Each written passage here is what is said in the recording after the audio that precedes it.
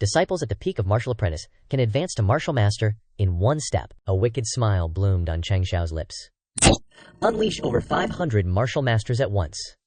Even if I walk sideways in the Ironbone sect, no one would dare to say a thing. Inside another manor, Changxiao stood dumbfounded. 3, 4 portions?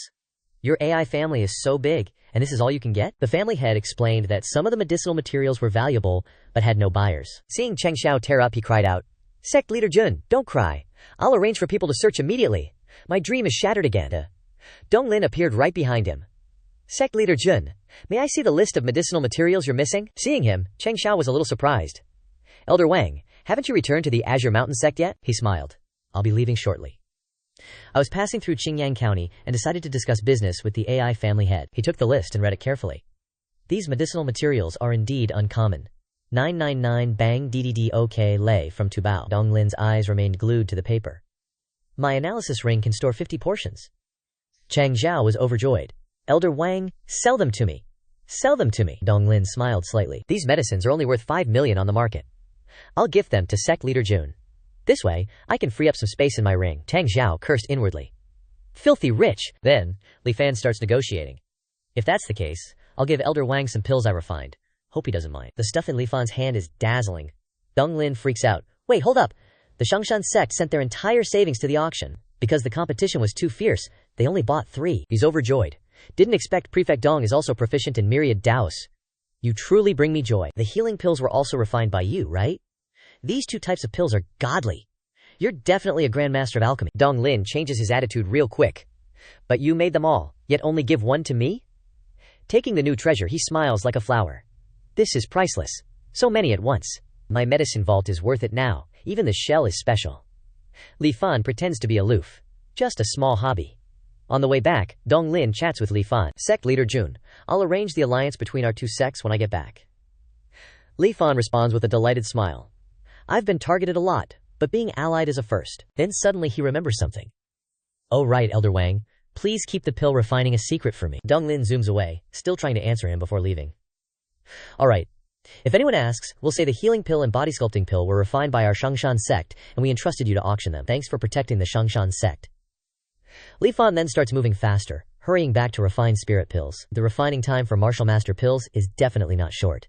Best to buy some more seeds from the materials so Wei can help me grow enough myself. While walking, something suddenly tugs at his leg. His whole body is suddenly surrounded by surging spiritual energy. Li Fan is dumbfounded and confused. What the hell? The spiritual energy speaks in a sinister voice. Finally waited for Wang Donglin to leave. A shady figure appears. This humble one feels there are some things this seat should discuss privately with sect leader Jun. He introduces himself. "Third-rate evil sect. Mosha sect Qingyang prefecture branch leader, Pu Zhongyao. Especially here to borrow sect leader Jun's head." Li Fan knows what's up and quickly draws his blade. "Branch leader of a third-rate evil sect, you sure are patient, only showing up now, but it's my first time being ambushed by enemies at a stream." He stands his ground. With a heroic aura. "Judging from your chi, you're also a peak martial overlord, huh? But I just defeated Sectmaster Huang, who is also at the peak. You're just a small fry martial overlord. Where do you get your confidence?" Suddenly, another stream of spiritual energy emanates from the forest. Another guy walks out from behind. "Who said we only have 1 person? Not to mention, Old Third hasn't shown himself yet. 3 peak martial overlords? Sect leader Jun, you should just give up." Another person appears with a sneer. "Sorry, but he probably can't show himself anymore." Confident steps move forward, voice slightly arrogant. "That old man's body wasn't in good shape, already kicked the bucket." The slender figure of a woman appears. Contrary to her alluring appearance, her hands are covered in fresh blood. The figure is none other than Shi Jinghuan. She takes the initiative to speak. "This little girl would also like to join the battle. What do you all think?" Seeing Jinghuan, Li Fan is extremely surprised. "You, Palace Mistress Shi," she says softly. Sect leader Jun, I wanted to visit your sect. Is that okay? Is it a bit abrupt?" Li Fan is speechless. "You came here with bloody hands just to visit? Something feels off." Just as he suspected, Jinghuan acts innocent. "Is the current atmosphere suitable for making this request?" "Sorry, my younger brother always says I don't know how to read the room." Then she laughs innocently as if nothing happened. "But I really didn't see it coming." A joke to lighten the mood. Li Fan thinks to himself, "So Palace Mistress Shi is built like this airhead?" Jinghuan then continues. "But my sister Li taught me a way to break the awkwardness." Before she finishes speaking, a cold wind suddenly blows past. Li Fan stands frozen. One of the smug guys from earlier has been dealt with swiftly by Jinghuan. Her charming face shows no mercy. Killing people who ruin the atmosphere is fine. Li Fan doesn't know how to react. He didn't expect this. Thinking to himself, 100% yonder. The remaining 2 quickly tell each other to kill this Li Fan first, then deal with the little doll later. They are both furious. You dare to sneak attack. Do you think our Mosha sect is made of paper? The two simultaneously launch their attack. Li Fan is excited. Palace Mistress Shi, let's each take one. I can handle it myself. The guy with the purple spiritual energy takes the initiative. Li Fan grins. Playing with electricity, huh? You've come to the wrong place. The guy shouts his move. Purple lightning tiger. Li Fan leisurely stands in front of him and introduces. My tiger is still a cub right now. Your move is a bit too high in calories, he's getting a bit bloated. He orders his teammate, Fatty, to combo up. Oorah! Changxiao busts out Fap Cu Fuk Dak. Space goes wild. Nothing but mixed up light everywhere. Changxiao smirks. That's the stuff. Done and done, he turns to Jinhuang. Creek Palace Master, we're done here. Can help you out. But his eyes widen a sec later. Before he can speak, Jinhuang finishes off the last dude herself. Sorry, kinda made this place a bit. Right, anyway. She stares blankly and chuckles. Didn't see nothing. Jinhuang keeps it chill. Right, Sect Leader Jun can't visit your sect today. She holds up 2 tokens. Found these dead as a doornail leader tokens on this guy. The Makashan sect knows. Just not sure if these recorded his last moments. Jinhuang calmly warns Changxiao, gotta head back and prep in case Masha sect bites back. Sect Leader Jun, you prep a little too, okay? A third-rate sect's counterattack ain't nothing to sneeze at. Changxiao ain't gonna refuse that. Creek Palace Master, chill. We got plenty of so-called big shots at Ironbone. One more Masha sect ain't gonna phase us. Meanwhile, in southwest Yangzhou, at the Masha sect branch HQ, 5th Elder's holding 2 tokens. A little leader's dead. What mission was he on? His minion reports. A 7th-rate sect got their hands on a divine blade with spiritual energy. Wielder's prob a rookie martial sect body, strong enough to beat peak martial sect. He laughs. A divine weapon like that? Masha sect is the only one worthy. If that peak martial sect little leader got murked, the minion continues, this subordinate believes we can send 10 peak martial sects to flatten Ironbone sect. 5th Elder waves him off. Nah. All we know is that blade can at least kill peak martial sect. No idea on its limits. Peak martial sects ain't precious, but can't waste. On a maybe. He ponders seriously. A divine weapon will attract a lot of greedy eyes. Gotta bring it back ASAP. Send Jiangxi. The minion immediately freaks. Grand Leader? A martial yang for a 7th-rate sect? Isn't that overkill? 5th Elder lowers his voice, a bit annoyed. Enough. I know you got beef with Jiangxi's methods, but the mission comes first. The minion shuts up, bowing slightly. Yes. This subordinate will inform Jiangxi to depart immediately. 5th Elder narrows his eyes, thinking, Jiang the beggar, don't give me any openings this time. Meanwhile, a sunny morning in Jiang family town. Jiangxi's voice is cold. Across the lands, the Tao respects my name, Jiang, the king of hell. I've fought countless battles, no one dares oppose me. He points with a determined look. I'll say it again. Put it down. Jiangxi snatches a kid's candy. I lined up all morning for this thing. Let go. The kid yanks back. The money you used was swindled from me. This candy's mine. Jiangxi glares. This king swindled it fair and square with this king's skill. Plus, what you call swindling? Just as the kid's mom calls from inside. Gao Huang, come home for dinner. Seizing the chance, Jiangxi snatches the candy and licks it tauntingly. The kid yells, Jiang the beggar, you sneak attack. He chomps down on the candy. Try to fight me? This king has never feared anyone below my cultivation level. He looks satisfied with his hard-won prize, a single candy. Someone walks up behind him and snarks, Jiang the beggar, scamming kids for pocket change? You're still trash as ever. The bald dude with the mark on his forehead is already throwing shade. Don't know why the Grand Leader keeps you around. He tosses something at Jiangxi, who snatches it up. Mission for you. Jiangxi unfolds the order and scoffs. Ironbone sect? I need to waste my time on some small fry sect? The bald dude reminds Jiangxi that the main target is the divine weapon. Gotta get it. Past missions, your slip-ups I won't mention. Jiangxi cuts him off. Gotta head out ASAP then. Next week I'm settling a turf war with Tong. He blasts off, creating a shockwave and disappearing in a flash. The bald dude's left choking. He coughs. Cough cough. That beggar did that on purpose. Night at Ironbone sect. They're having a bonfire party. Changxiao raises his cup enthusiastically. This complete victory over Holy Spring sect brings glory to Ironbone. Cheers! Everyone in the sect shouts in unison. Sect leader is mighty. Ironbone is mighty. Xiaomo happily raises her cup to toast. Thanks to sect leader Ji's guidance this past year. Little sister salutes you. Changxiao hands the cup to Tian Tian. Just a sip, won't affect tonight. Xiaomo was choked up with tears at the scene before him. Why do I have to eat a load of dog food when I'm just offering a toast? Lit Fei went over and patted him on the shoulder to comfort him. Get used to it. When did these two get together secretly? On the side, Changxiao tapped a few times on the system screen, and then he laid out a bunch of potion bottles as rewards. Today I'm in a great mood. Each of the disciples who participated in the Battle Saint Spring sect gets a bottle of aptitude-improving potion. Tonight, sober pills are unlimited. Xiaomo quickly accepted the reward and chugged it down. Shiki was skillfully grilling skewers on the side. In a corner, everyone was sitting around together. Changxiao Wuzihi spoke up. I'm a good person. No, I'm a werewolf. Xingyang blankly reminded him. Sect leader, didn't you invent this werewolf game? How is your technique so indescribable. The flames in the dark night still flickered, blending with the joy of the Ironbone sect. At this moment, Xingchen suddenly asked Changxiao, "Sect leader, you said Princess Xi is very strong?" He also frankly replied, "Not just ordinary strong, after all, my current strength is too weak to fight her." He crossed his arms, lowered his face, and sighed. 2 peak martial grandmasters can basically be said to be killed in seconds. Very brutal. You didn't see how awesome Princess Xi's moves are? Are talismans her moves? As he was speaking, Tian Tian appeared from behind him, and the atmosphere became extremely cold. "Explain clearly." Hearing her voice, he turned pale with fright, and didn't dare to say anything more. Changxiao angrily scolded the disciples, causing everyone to run away as fast as their legs could carry them. "You ungrateful brats, you didn't even remind me." Immediately afterwards, Tian Tian quickly grabbed his clothes. Tian Tian coldly grabbed his collar and asked, "You still plan to teach that bastard Xingyang how to defend you?" Changxiao was so scared that he didn't dare to say half a wrong word.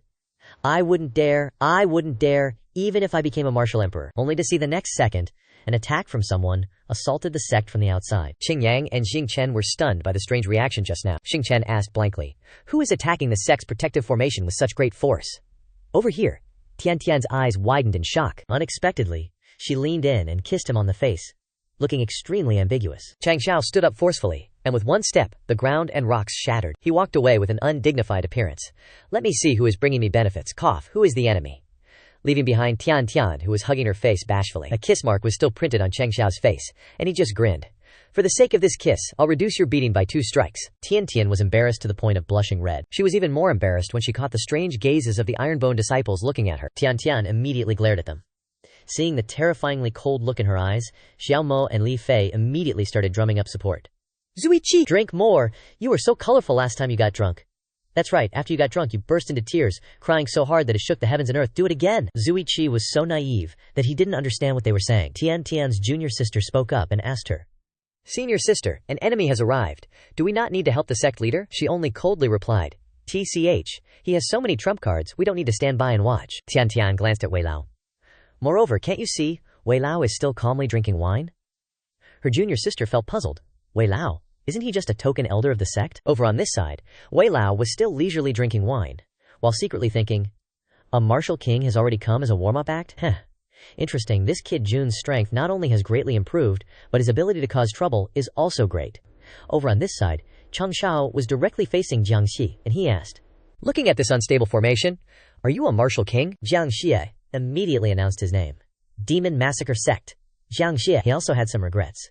"This defensive formation of yours is quite complicated. It still hasn't broken after taking a punch from me." Standing inside the defensive layer, Changxiao coldly said, "If you can't break it, then hurry back. We don't welcome the Demon Massacre Sect. We're still having a party. We don't have time to entertain you." Jiang Xi was hot-tempered, and he began to lose his patience so quickly, gathering his strength to prepare for battle. "Kid, you're not afraid because you have this formation, right?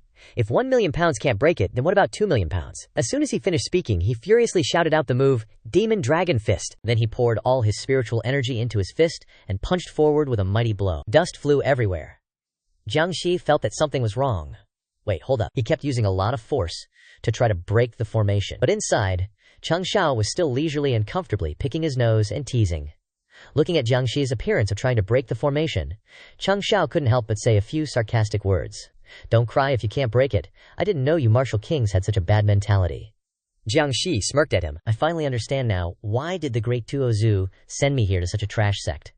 But that makes it even more challenging." In the next second, Jiang Xi used all his internal strength. His body was straining, creating a shocking source of spiritual energy. Jiang Xi roared, "Demon Dragon Flash Strike!" He continuously punched forward, and after a while, only a loud bang was heard, and no one was seen. Inside, Xing Chen and the others were still engrossed in drinking. Zuiqi and Xingyang were also dead drunk. Xingyang carried Zuiqi on his shoulder to go back and rest. "It's getting late, let's call it a night, everyone go back and rest." In the blink of an eye, it was the next morning.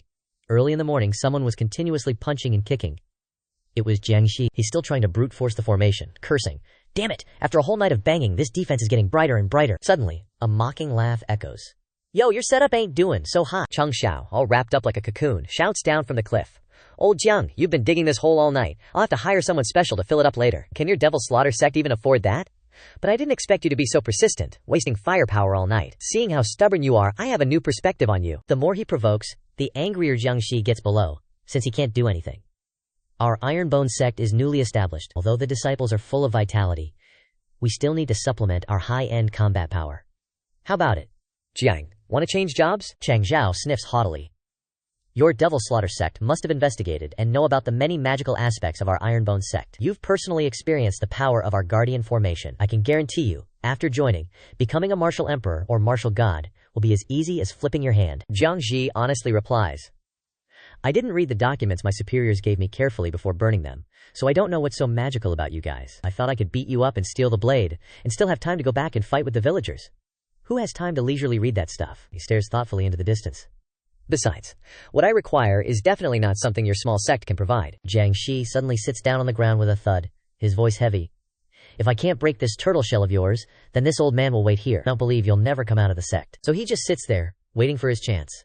Changxiao laughs slyly. If you have a requirement, that's easy. You'll definitely become one of my subordinates.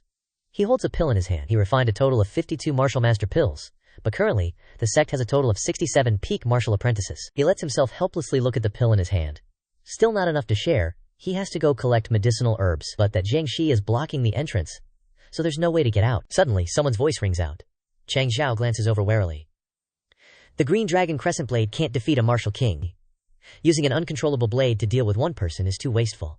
Besides, the Devil Slaughter sect will definitely send some other experts. Only then does he realize it. Changxiao turns his face around sharply. Huh? Xiaolonglong, you're awake? But something's not right. His eyes suddenly widen, reacting strangely. He deflates, looking at Xiaolong in horror. What kind of demon are you? A flame suddenly bursts out, until a large fire spreads before his eyes. Changxiao cries out in panic. The fire's reaching the ceiling! He gapes at the fire in fear. I'm dead. Qing Yang is going to ask me about the repair fees again. My private stash. Friendly reminder, as Xiaolonglong's owner, you can't avoid its fire. Hearing the screams inside the room, Qing Yang and Zui Ji also look towards the fire. Zui Ji looks terrified. What kind of fire-based martial art did the sect leader research now? Qing Yang pouts, but then becomes happy, and picks up a pen and paper to write down. From what I see, 4 trees and 3 walls have been burned. All of these must be calculated as repair fees. From inside, Changxiao walks out with the raging fire, cursing, Damn it, system! Looking at him, his clothes have been burned to ashes, leaving only his pants, which are also scorched. He looks sullen. You only said I'm not afraid of fire, but you didn't say that includes my clothes. The system replies, You didn't ask me. I thought you knew. The more Changxiao speaks, the angrier he gets, screaming, You want to see me naked, don't you? The system even teases him. No way, don't talk nonsense. Suddenly, his eyes widen in horror, his face ashen and ugly. Changxiao looks in surprise at the countless disciples in the arena. Why are there so many disciples in the training ground? The system replies, Forgot to remind you. Today is the competition between the sects. It doesn't forget to tease him. Oh my god, already naked. Then of course the more people the better. Changxiao looks at his burning body and wonders, why did Xiaolonglong suddenly get angry? When will the fire go out? The system replies, Xiaolonglong has probably started hibernation evolution. I can't predict when the fire will go out. Changxiao's expression suddenly becomes serious, and he says calmly, The fire is getting bigger and bigger. If I don't find an open space, it might cause damage. HMPH. Consider this me giving welfare to the entire sect. Thinking this, Changxiao uses all his internal force to loudly announce to the disciples, All disciples, disperse from the training ground. All female disciples, close your eyes and turn your backs. He rushes out into the arena like a moth to a flame, carrying the fire on his body. Male disciples, if you don't want to get beaten, then close your eyes too. The disciples are stunned, and they discuss with each other, Am I hallucinating? It seems like the sect leader is naked. Another disciple is also stunned. The sect leader is playing it big now? Changxiao rushes out with the raging fire and a naked body. He commands, The fire is getting hotter. All disciples, retreat quickly. Suddenly, a scolding voice rings out, causing him to freeze for 5 seconds. You pervert! One hand covering his sensitive area, he turns around to meet Tian Tian and quickly explains, Tian, listen to me, I can explain. Tian is furious and casually covers the face of the junior sister next to her. In broad daylight, Changxiao explains in panic, Tian, calm down, my little dragon is angry. Tian's eyes become even colder as she looks at him. She curses, Pervert! Ook! And then gathers all her strength in her palm. Changjiao one shot. Tian's power is released like a giant ice wave. The junior sister next to her worriedly asks, The sect leader won't be injured, right? Tian sulks, not caring. That pervert will soon be frozen solid. Cut to outside the formation. Jiang Ji twitches his ears slightly. He's sensing some sound. Looking inside from outside the formation, Jiang Ji is confused. This sect is so lively, glittering and sparkling. What's more, he could sense extremely hot and cold auras. Suddenly, boom! Something landed right in front of him. Jiangxi cautiously assessed the situation. WTF? It was blown all the way to him, and this hot and cold aura could actually pose a threat to him. Through the hazy mist, Jiangxi was a bit startled to notice something inside. Changxiao gradually emerged, his face somewhat frozen from Tian Tian's spiritual energy. Only Tian Tian pities me. Is this really just a slap? He appeared in ice armor with little dragon on top, looking totally badass. Is this because he's afraid I'll get exposed, so he gave me a set of armor? Changxiao said to little dragon with satisfaction. Little dragon, you've successfully evolved too. Your evolution isn't a fire dragon beast, but a 5-clawed divine dragon. He smirked with satisfaction. This is the true dragon of Huaxia. Right above where Jiangxi was standing, he immediately got in his face. Jiangxi, you've now witnessed the strength of my Iron Bone sect, haven't you? Changxiao cheerfully offered him again. This seat invites you to join again, how about it? Jiangxi stared blankly at the ice armor on Changxiao, thinking, extremely cold ice armor, a sect-protecting divine beast with terrifying heat. More importantly, he saw Changxiao with a punch-me attitude. This kid is too flashy. Suddenly, the ice cracked with a crack! It was about to shatter. Immediately afterward, the ice armor shattered, revealing his cocoon-like body right in front of Jiangxi. He stared at Changxiao in shock, speechless. Changxiao was dumbfounded. Tian Tian, you didn't remind me this skin expires so quickly? From inside, Tian Tian could be heard screaming. She indifferently replied, who told you to wear ice armor? And you're so close to little Jing Dragon who has such a high temperature. She held up 2 fingers, estimating his figure below. But you naughty bastard. Tian looked at him with sparkling eyes full of love. Your body isn't bad either. Changxiao leisurely tapped his fingers. You mean? Qingyang stood blankly, listening to him complain. Little dragon woke up. It's eaten a month's worth of the sect's meat reserves in just a few days. He sat with a serious expression, wearing the ignorant mask on his face. Looks like I have to avoid that Jiangxie. Take a detour down the mountain to buy more food. Qingyang naively asked. Then what does the sect leader plan to do? But why did you stick paper on your face? Changxiao felt embarrassed, and replied. This seat has no face to see you all right now. Then he held up a string full of rings. Just fill these rings with meat. Enough for you and little dragon to splurge for a whole year. In a corner, Jiangxi was pondering something. He was thinking to himself. These past few days, I've tried all kinds of martial arts, from external to internal. But this protective barrier hasn't budged. Could it be that only those at the martial emperor realm or above can break it? Suddenly, his expression changed. Had he discovered something new? Suddenly, Jiangxi burst into a sly laugh. Ha ha, finally the little turtle has to come out of its shell. On the cliff behind Boohoo Sect, a figure was flying straight down from the high cliff. His ignorant mask was pushed up, revealing a gleeful, triumphant face. After evolving, little dragon's strength has entered the 1st rank. This trip, this seat will definitely loot all kinds of meat within 100 miles. As he flew swiftly down the cliff, a voice rang out. Host, I just thought of something. I don't know if I should say it or not. He replied coldly. If you don't know if you should say it or not, then you better not say it. As Changxiao landed on a rock platform in the middle of the cliff, the system notified him. Since you have a spirit of inquiry, then this system will have to be benevolent and tell you. Because you haven't reached Martial King, you don't know that Martial Kings have a special skill, which is the ability to form spiritual thoughts within a certain range. All living things within the spiritual thoughts have nowhere to hide. Hearing this, Changxiao suddenly froze. You mean? At this moment, Changxiao saw someone below from above. That black shadow under the mountain was Jiangxi. Jiangxi was filled with killing intent. He gathered a surge of power, preparing to unleash a move. His eyes were sharp, and his mouth carried a provocative smile. This king has been waiting for you since the afternoon. Without hesitation, Jiangxi stomped, and the rocks under his feet shattered. The attack was launched towards Changxiao, a life-threatening move. Changxiao cursed unhappily. Damn system, why didn't you say so earlier? Very agile, Changxiao flew up to dodge the attack. However, when he looked back, Jiangxi's life-threatening move was indeed chasing him to the end. That light rushed straight at him, almost catching up. He froze, unprepared. Perhaps Changxiao had been hit. A loud explosion resounded in the air. Qingyang could only stand blankly, watching the thick smoke from the explosion. From within the hazy smoke, Changxiao still walked out valiantly. He breathed a sigh of relief as he returned valiantly, escaped by a hair's breadth. Fortunately, this seat's soaring cloud steps have reached great completion. Otherwise, there would be a deep hole in the ground now. His face darkened as he thought of something. But the most urgent thing now is... Changxiao points at Qingyang and orders him around. The dude's just standing there with his jaw dropped. Qingyang, hurry back and get me some clothes. After that explosion, I'm fine, but the back of my clothes are totally shredded. Can't let anyone see this. What the hell is with me in clothes these past few days? My back's still smoking, Changxiao whines. Just a graze and it hurts this much. If I took the full hit, I don't even want to imagine. Seeing his pathetic state, the system tells him, well duh, that's the power of a martial king. You're just a second-rank martial sect. Huge difference. He lays there and starts whining to the little dragon. Little dragon, I got beat up like this because of you. Changxiao curses it. Damn it, I almost lost my precious chrysanthemum because of you. Can't you show a little sympathy? The little dragon doesn't even care, turning its face away. Changxiao's even more pissed and yells, "Are you seriously ignoring me?" He stops talking to it and starts thinking, crap, can't go to the market now. How many days will the remaining dried meat last? Finally, he makes a helpless decision. Fine, no meat. Then we'll eat veggies. Hearing this, the little dragon jumps up, reacting strongly. Changxiao tells it, "No more meat!" Its eyes widen like it's heard a thunderclap, and anger flares up. Fire's about to burst out. Finally, its rage erupts into a huge flame. It burns the table it's sitting on. Seeing this, Changxiao cries out in despair, "My 100-year-old chrysanthemum-patterned wooden table." The dragon angrily shouts, "You can hit my master, but you dare stop me from eating meat." Changxiao's stunned, then curses, "Damn, this thing's rebelling." Something's changing in that crazy outburst of fire. The little dragon growls out each word. "Just a martial king ant, daring to force me to eat veggies." It transforms into a huge form. Changxiao's shocked, sweating buckets. Finally, he yells in a panic, "Hey, Grandpa Dragon, don't you dare burn down the house!" Changxiao rubs his temples in pain.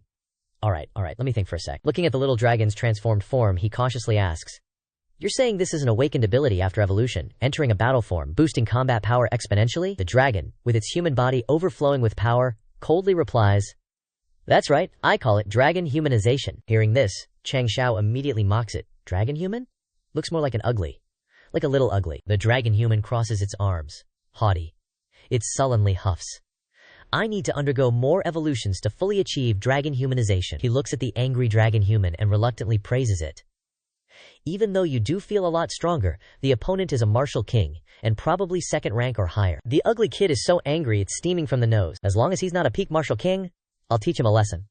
Then it turns around and angrily walks away. It trips over its own feet. It hasn't even made it out the door before it faceplants. And it was talking big about teaching a martial king a lesson. Get up where you fall. The dragon human gets up and defends its clumsy ass. "Nothing. Just not used to dragon humanization yet. I'm gonna go teach him a lesson." Takes a few steps. Gets to the door and eats dirt again. Its face is all messed up now, and the dragon human still points with conviction.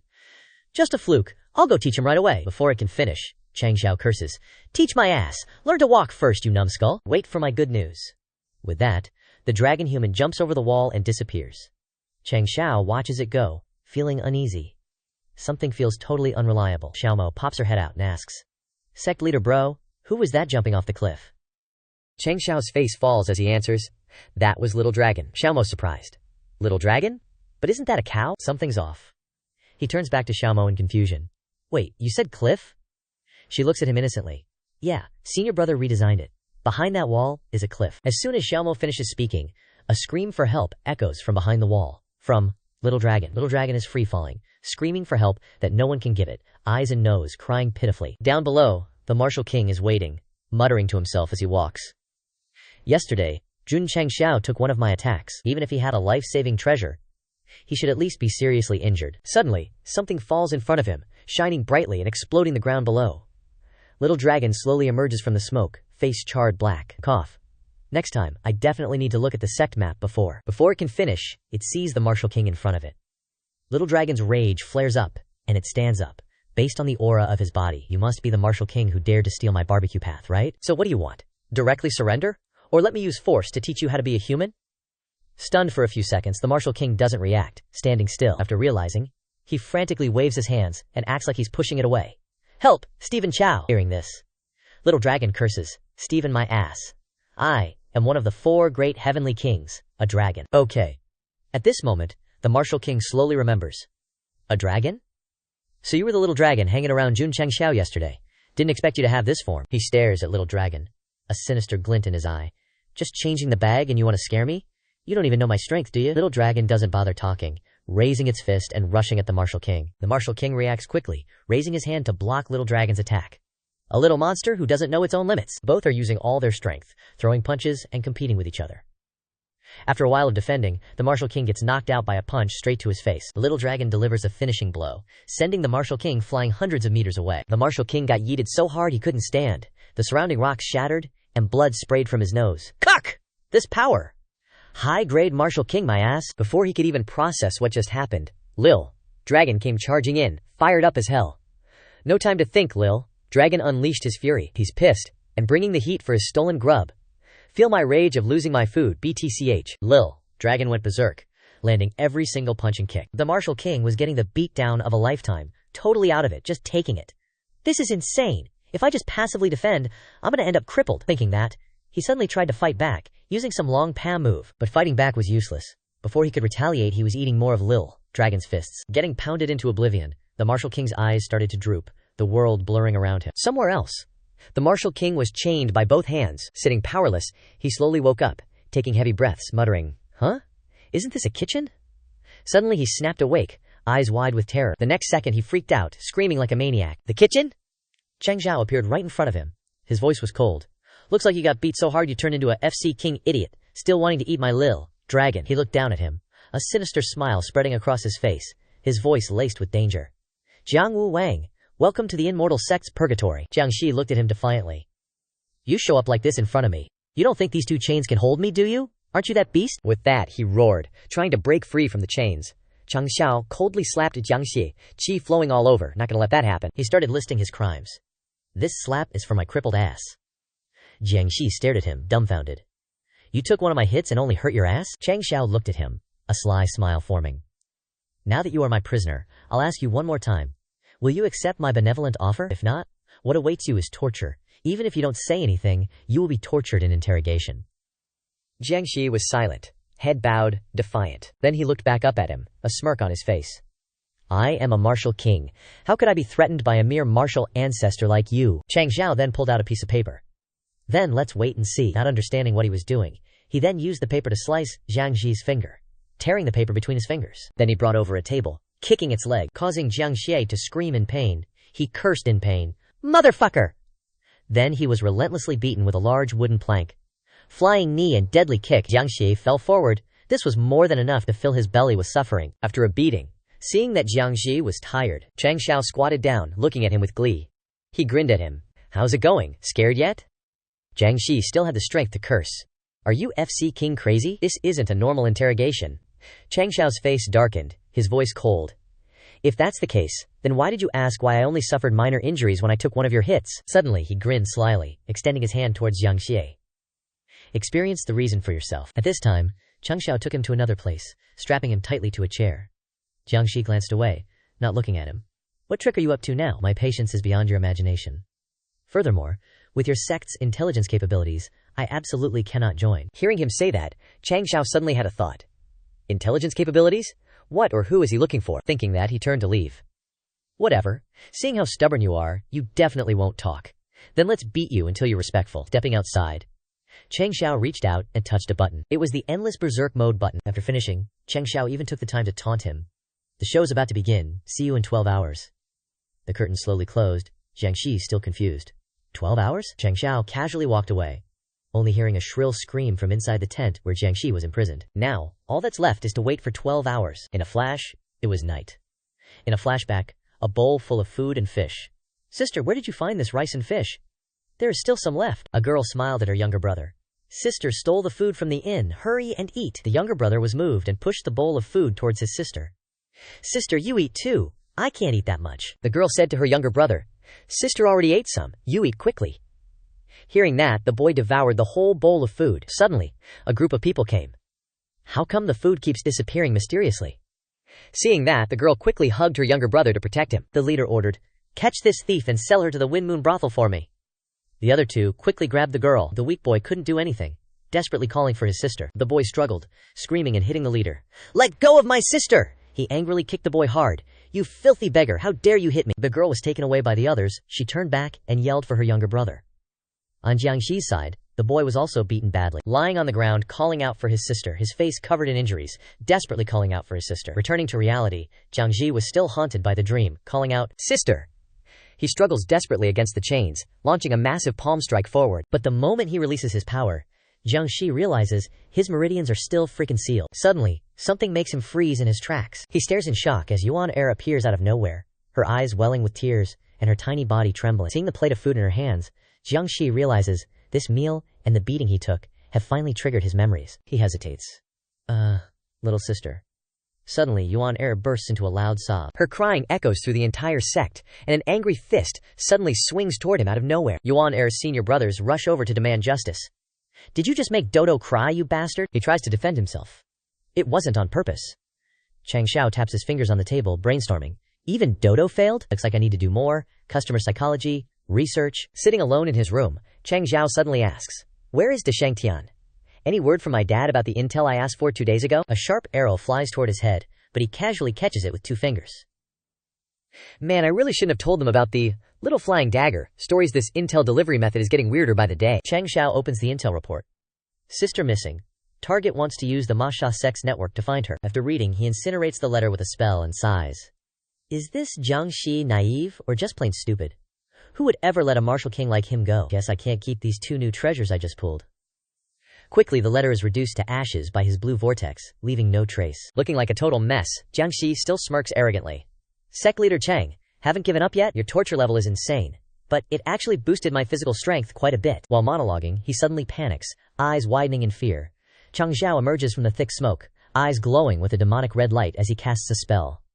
Jiangxi, let me remind you one more time. Put this golden hoop on, and you'll transcend your mortal self. Jiangxi cries out in protest. Huh? Since when did you remind me about this? He raises his hand, and a hoop resembling the golden tightening fillet appears.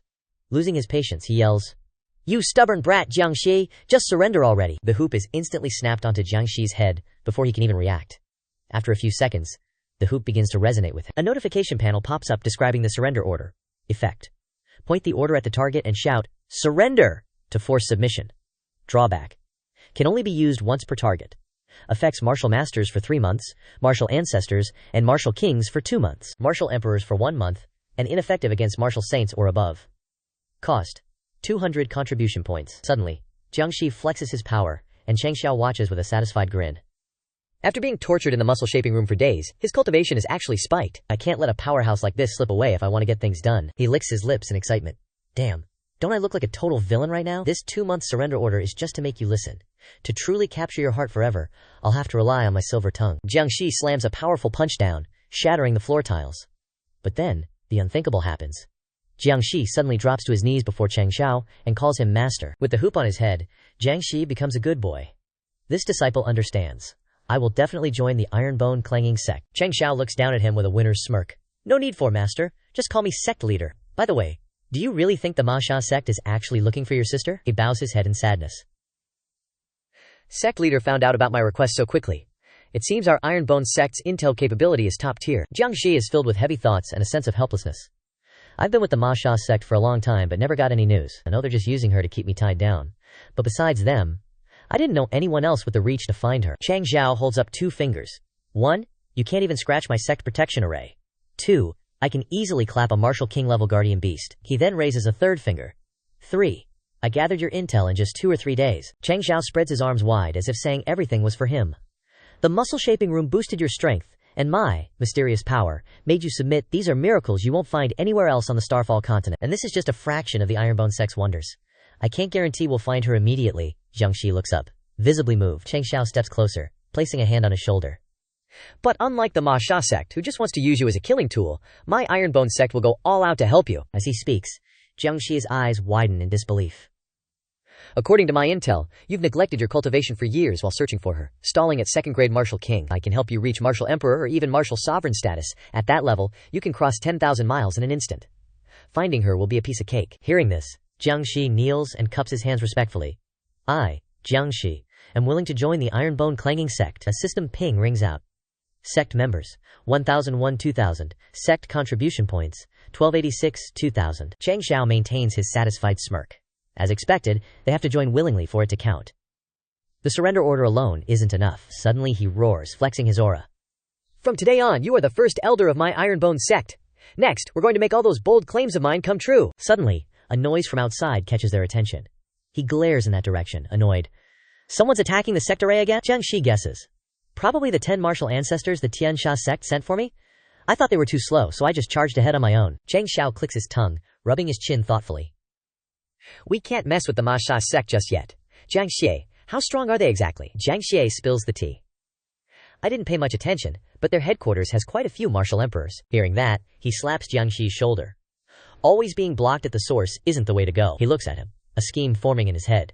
This sect leader has a plan, but it requires a little sacrifice from you, Jiangxi. Seeing Changxiao's devious look, Jiangxi feels a bit of a chill. Yo, there's a massive explosion happening outside the sect right now, and these guys stuck inside the formation are sweating bullets. How freaking tough is this sect's protective barrier? It's been days. Why hasn't Grandmaster Jiang come out of the Thorns and Bones sect yet? The head honcho of the Devil Slaughter sect tries to reassure them. No need to rush. The Grand Formation Master from HQ is on it. We'll be inside in no time. Over on this side, the Grandmaster they're relying on is focused on breaking the barrier when he suddenly winces in discomfort. Guess this master is sensing something inside the formation. Inside the formation, countless specks of light glitter in the darkness, like stars in the night sky. This formation. The master subconsciously opens his eyes, face covered in sweat. What the hell is this? Feels kinda mystical. Voices keep shouting. Grandmaster! Grandmaster Jiang! His eyes slowly open. Jiangxi's face is bruised and battered. Hearing the calls, he slowly wakes up. Grandmaster Jiang, wake up! Grandmaster Jiang, snap out of it. The old dude leading the Devil Slaughter sect anxiously asks, Grandmaster Jiang, who beat you up like this and tossed you out like a freaking ragdoll? Jiangxi slowly regains his senses, coughing a few times. Cough cough. Who are you calling a ragdoll? The old guy panics and explains, Grandmaster Jiang, you're awake. It wasn't me saying it. It was them who tossed you out. Saying that, Jiangxi freezes, remembering how he was thrown out. I'm throwing Grandmaster Jiang back to you like a piece of trash. Jiangxi is hopeless and defeated. Whatever. The old guy quickly orders, let's bounce. Suddenly, Jiangxi spurts blood, yelling, the Thorns and Bones sect has a hidden master. Seeing that, the Devil Slaughter sect guys quickly order, retreat back to the branch. Rewind a few hours, to when a hand reached out and grabbed Jiangxi's arm. Changxiao whimpers and clings to Jiangxi. Jiangxi, you've suffered. Hearing that, he takes one for the team. For the sect, what's a little suffering? The arm hugging Jiangxi suddenly bulges with muscles, and in a flash, slams him to the ground without mercy. Not stopping there, Changxiao's sturdy arm grabs him and hauls him up. Without hesitation, he lands a painful slap on Jiangxi's face, distorting it. Followed up by a Lianhuan kick, blasting a direct kick into him. Now Jiangxi is getting his ass kicked 6 ways to Sunday. Lying on the ground, eyes rolled back, blood spraying from his nose and mouth like silly string. After ruthlessly beating Jiangxi, he rubs his wrist and grins. You have to be injured to trick them. Our Thorns and Bones sect is too strong. The Devil Slaughter sect would be wary of attacking directly. Jiangxi, beaten to a pulp, struggles to sit up and complain. But sect leader, I feel like you're carrying a bit of a personal grudge. Hearing that, he immediately retorts, making up excuses. I'm generous and magnanimous. Why would I beat someone half to death just to avenge my ego? Now Jiangxi, with his disfigured face, regrets it. Was my decision to jump ship a little too hasty? Quick scene change to the Devil Slaughter sect's branch, nestled among tall green trees. Jiangxi, injured, is lying quietly in bed. Someone is using magic to heal him. The branch master asks him, puzzled. Qingyang County. Someone there could injure you so badly? What's the opponent's cultivation level? Jiangxi recovers slightly, sitting up and recounting. It was an old geezer from the Thorns and Bones sect. I was completely defeated, he recounts with a panicked look, remembering. At least a peak martial king. Even, Jiangxi hesitates for a long time before speaking. A martial emperor! Hearing this, the branch master is shocked. He frowns slightly, wary. A martial emperor, such a powerful figure, is rare even in Tianyu Royal City of the Southwest Yang Province. The branch master is puzzled. But the injuries on your body don't show any traces of spiritual energy. Perhaps the opponent didn't want to kill you. Jiangxi pretends to cough, raising his hand to his mouth. That's right, the old man spared my life so I could come back and deliver a message. Don't mess with the Thorns and Bones sect. Hearing that, the branch master reveals an uneasy expression. Is that so? Thought he'd be scared or something, but he's actually plotting something else. Looks like I have to contact HQ and send another martial emperor here. Jiangxi is screaming internally. I'm screwed. Seeing the situation is bad, Jiangxi coughs a few times. Cough cough. Then tries to change the subject. Is it that easy to get a martial emperor from HQ to come over? The branch master sighs, sarcastically. You don't know those martial emperors spend their days drinking tea, playing with birds, and bullshitting. They're just waiting for something to do. Damn, Jiangxi can only sit in a corner and chant Buddha's name. This is bad. Just then, a subordinate runs in urgently. Branchmaster, HQ, is sending an urgent message. The subordinate kneels down and reports. A third-rate sect, the Tycoon sect, suddenly attacked our sect's mineral vein. HQ requires our Southwest Yang Province branch to send some experts to support them. The branchmaster gets angry and scolds. The Tycoon sect has some nerve. This is a declaration of war. Jiangxi in the corner breathes a sigh of relief. The branchmaster turns to instruct him. Jiangxi, no time to deal with you. Go back to Jiangjia town and slowly heal your injuries. He obediently agrees. Jiangxi doesn't linger, preparing to leave. He's still pretty pissed off. After all, he got injured for the Devil Slaughter sect. Even if it was faked, they actually alerted everyone. Evil sects are indeed evil sects. If you're useless, you're left to fend for yourself. Jiangxi glances at the Devil Slaughter sect. Disgust is evident. If that's the case, there's nothing shameful about Jiangxi leaving. Suddenly, Jiangxi remembers Changxiao's instructions earlier. That's right, the sect leader said. After I deal with the branchmaster, I can take these 2 pills. Changxiao holds out 2 pills and asks him, Jiangxi, do you want this mid-grade healing pill or this body sculpting pill? A grown-up doesn't choose, a grown-up takes everything. Jiangxi says nonchalantly, I'll take them both. He quickly swallows both pills. As soon as he swallows them, Jiangxi feels it clearly. The injuries seem to have disappeared instantly, but I don't feel anything else. Someone comes up behind him, a spiky-haired guy with a mark on his forehead, grabs Jiangxi's shoulder, and says mockingly, Jiangxi? I heard you were dragged back like a dead dog. You've really lost all the face of us martial kings. Jiangxi, annoyed, raised his arm and flung his hand away. Get lost. I'm not in the mood to fight you. Seemingly just a light flick, but that dude got sent flying. He was launched so hard he face-planted into the freaking gate, proving the force was pretty damn strong. Looking back at that swat, Jiangxi was still kinda dumbfounded. This is my power. Jiangxi could feel a hidden power in his fist. To confirm, he grabbed the dude and smashed his head into a rock. The dude got beat down so bad he went crazy, spouting nonsense. Chip, you're beautiful. Lil, Blackie's showing his chicken feet. Jiangxi stood there stunned, unable to believe it. My power. How did it increase so much? At least 1.9 million now. Is it the Suti Dan pill? He was freaking out, not believing he possessed such formidable power. Calling this a divine pill isn't an overstatement. Realizing this, Jiangxi was super hyped. Changed jobs. Made the right choice. Next, he returned to the Tai Ji sect. Seeing Jiangxi return, Changxiao, casually chilling in a tree, called out, Elder Jiang! He greeted him warmly. Welcome home! As soon as he returned, Jiangxi clasped his hands respectfully, reporting, Sect leader's recruitment. Jiangxi is terrified and will definitely be completely loyal to the Tai Ji sect. Changxiao quickly jumped down from the tree and asked, bewildered, Recruitment? I don't think I've done any recruiting. Jiangxi politely said, That divine pill? Perhaps it's the sect's inherited treasure? He seriously described his current strength. That divine pill directly increased my strength by 200,000, directly boosting me from mid-tier rank 2 martial king to high-tier rank 2 martial king. Hearing him marvel at the divine pill, Changxiao excitedly exclaimed, You mean our crazy 4th course meal? We can get Suti Dan whenever we want in our sect. Hearing the 3 words course meal, Jiangxi was a bit stunned. To make Jiangxi completely believe, he looked at him with a smile and suggested, If you don't believe me, that's fine. Today happens to be the sect examination. Let's broaden your horizons. At this moment, a competition was taking place in the Tai Ji sect's arena. 2 disciples were fiercely competing with each other. The 2 moved constantly, switching from attack to defense. Changxiao and Jiangxi were watching the competition. Jiangxi looked for a while and then evaluated. Although these 2 disciples have a slightly lower cultivation, they are both of the same mid to high tier level, which is extremely rare. He continued. These 2 are probably disciples who are specially nurtured in our sect, right? They definitely have a bright future. Looking back at the arena, 1 person had already been defeated. Qing Yang raised his hand and announced the results. Team C ends. Lu Oxiang defeats Zhang San, becoming the second to last of Team C. Jiangxi, hearing this nearby, was confused. He started reacting indignantly, saying, You're stuttering and stammering. What's wrong with you guys? Changxiao leisurely ate snacks, acting like it was no big deal. Calm down, our sect isn't short on geniuses right now. He introduced more of Tai Ji sect's special features to Jiangxi to broaden his horizons. In addition to the Suti Dan and the body sculpting room that you've already tried, our sect also has a body art room, a training tower, and other miraculous cultivation methods. If you can't become a top-tier genius at Tai Ji sect, it can only be said that you're too trash. He leisurely peeled open a cup of snacks. Oh yeah, this competition is to select new inner disciples. You're an elder, you can go get acquainted with the true elites of our sect. Suddenly, a blade appeared, and Li Shangtian, the tearful god, stepped onto the stage with a knife. Senior Brother Long, this is a position for the new inner disciples. I, Li Shangtian, must take the next spot. Another spear tip scraped across the ground. Long Xiang stepped up to meet the challenge with fiery enthusiasm. Then you can only blame your bad luck for drawing us.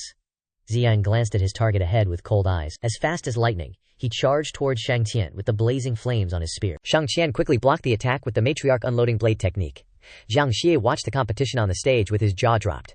Both of these are top tier. Shangtian grabbed Xianyang's spear, one short and one dangerous. The strength in Xianyang's hand holding the spear was also increasing. The spear with blazing flames slashed straight down at Shangtian, who dodged the attack. Zhang Zhang watched the match with satisfaction, exclaiming, If the inner disciples all have such aptitude, it's not a problem for our sect to become a top-tier 4th-rate sect. Changxiao coldly chuckled. Elder Jiang, you still don't deeply understand the Tai Ji sect. I don't blame you. As the Grand Elder at the head of the Tai Ji sect, the situation won't be this small in the future. He smiled with arrogance. The goal of our Tai Ji sect is to be the strongest sect of all time in the Xingyun continent. Hearing him say that, Jiangxi was stunned. Sect leader has such a huge plan. A moment of shock flashed in his eyes as he heard Changxiao exclaim, Li Shangtian is about to lose. The venomous snake probably needs to train him more. In the arena, Xinjiang swung his spear, knocking both weapons out of Shang Tian's hands. As the spearhead shot straight forward, aiming for his neck, Shang Tian surrendered. I lost! At this moment, now that the victory had been decided, Changxiao stepped onto the stage. Alright, congratulations to the new inner disciples. The number of inner disciples in our sect officially expands from 7 to 22. He also encouraged the disciples. But I have seen the efforts of the disciples. Losing to your own family this time is not shameful. Come again, in the next battle. Shang Tian was blaming himself. I didn't get a spot. I don't know how my master will scold me when I get back. Changxiao approached and called his name. Shang Tian glanced at him. Changxiao. Do you know where you lost? He raised his hands in a mocking tone. Because the times have changed. The strong have changed their hairstyles. Shang Tian was stunned for a few seconds after hearing this. Changxiao put his hand on Shang Tian's shoulder and comforted him. You didn't lose out by losing to Xinjiang. After all, he has both sect martial arts and family inheritance. Shang Tian sighed sadly. Although my GU Hall is a combat unit, we're bringing back Zero like the medicine hall. At this moment, seeing someone coming, Changxiao shook him to his feet. Safe travels, Wei Lao grumbled, eyeing him with one eye. Mocking my medicine garden, huh? Lie, looks like your Jinyu Hall's elixirs will be halved next month. Ace. Shang Tian immediately owned up to it. Wei Lao, my bad. I'll go water the garden right now. Just kidding. Wei Lao wasn't really blaming him. Just teasing. I'm not a demon. Go cultivate. Shang Tian zoomed off with a, yes sir! Then, Wei Lao realized. Did your sect leader just recruit a martial king? Jiang Xie quickly greeted him. Greetings, Wei Lao. He looked calm, but internally he was like, damn, this Wei Lao is unfathomable. He saw through my cultivation instantly, and his tone is so chill. More importantly, Jiang Xie sensed Wei Lao's aura was calm yet fluctuating, impossible to gauge. Wait, was my lie about being a martial emperor actually true? Suddenly, a hand grabbed Changxiao's wrist. Wei Lao snatched Changxiao away. Sect leader, got some great news to report. Panicked, he realized old Wei's hand was shaking. What's got him so hyped? Wei Lao dragged Changxiao at warp speed to the medicine garden behind the mountain. Changxiao, hair a mess, asked blankly. Old Wei, why the rush to the garden? He pointed. Sect leader, look at the ravine. Following his finger, a vibrant red-pink glow filled the air. Changxiao and Jiang Xie gaped. This is... Changxiao was mesmerized. A circular rainbow? That's kinda special. Too bad I can't post it online, it'd go viral. Luckily, Jiang Xie facepalmed. Sect leader, what are you on about? It's the sign of spiritual chi revival. Changxiao froze.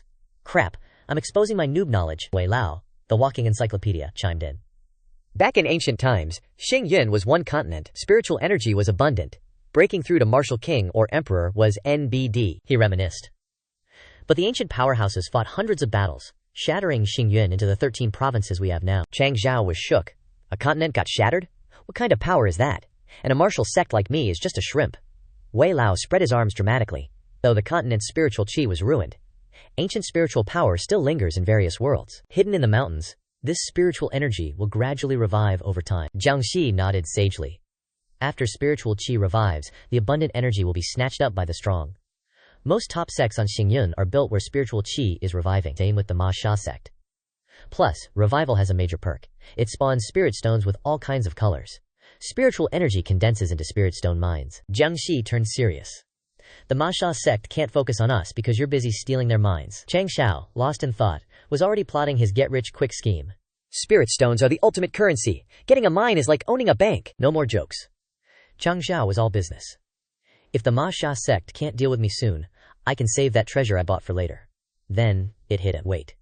If spiritual chi revival is so hot, we're not just getting free gold, we're also attracting trouble. Wei Lao was calm. True, this 5-colored light is just the beginning. In a few days, it'll light up the whole mountain. Reality dawned, and Changxiao clutched his head in panic. Then we can't hide it. We can't handle a beatdown from the major sects. He stared at the fading spiritual chi, then wailed. Don't fade away. I was just kidding. 5-colored light, come back. I'll fight Chen Hao Nan Huo for you. Changxiao declared. Let's go check it out. The trio zoomed off. Cut to behind Iron Bone Mountain, where the three had arrived. Looking at a red spark on the ground, Changxiao asked, Old Wei, why does it look like it's about to burst into flames? Wei Lao leaned closer. Probably didn't meet the revival conditions, so the 5-colored light scattered halfway. Standing in the clearing, Wei Lao suggested. Maybe there's not enough spiritual chi here. The revival ran out of juice. I'll plant another spirit herb garden to improve the situation, Jiang Xie added. We can also set up an isolation formation here. Strong as a sect defense array. Sect leader must be a grand master of formations. Changxiao's face turned pale. Jiang Xie and Wei Lao agreed enthusiastically. Great idea! With a top-notch formation, we can fully absorb the revival into Iron Bone's sect. They were going off, leaving Changxiao unable to interject. He mentally facepalmed. I'm a complete formation idiot. System, help! Changxiao focused as the system analyzed. Formation-related treasures are available, but scarce in the beginner shop. Should I search the intermediate shop? He groaned. The intermediate shop costs 100 contribution points per visit. I only have 1,200. Not enough. Just then, Qing Yang rushed in. Sect leader, someone's here seeking to join the sect. Changxiao lit up. Someone's here to give me contribution points. As he left, he told Qing Yang, you're in charge of recruiting, you've done it a bunch of times. Qing Yang replied nonchalantly, Sect leader, you should see it for yourself. Changxiao's eyes widened. What was wrong? He saw a huge line of people waiting to join, stretching from the sect entrance as far as the eye could see. Qing Yang whispered, Sect leader, the news of us flattening the Holy Spring sect has spread. Changxiao was loving it. That line is as long as a COVID testing queue. He grinned.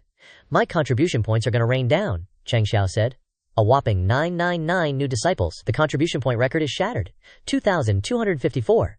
Plus, the sect meets its quota. Time for a quest board update. After these disciples complete their quests, I'll earn at least 2,000 more contribution points, he mumbled gleefully, radiating nouveau rich vibes. System, keep gachaing until I get a divine artifact. System, 2,000 contribution points received. Changxiao cursed under his breath. Damn it, back to square one.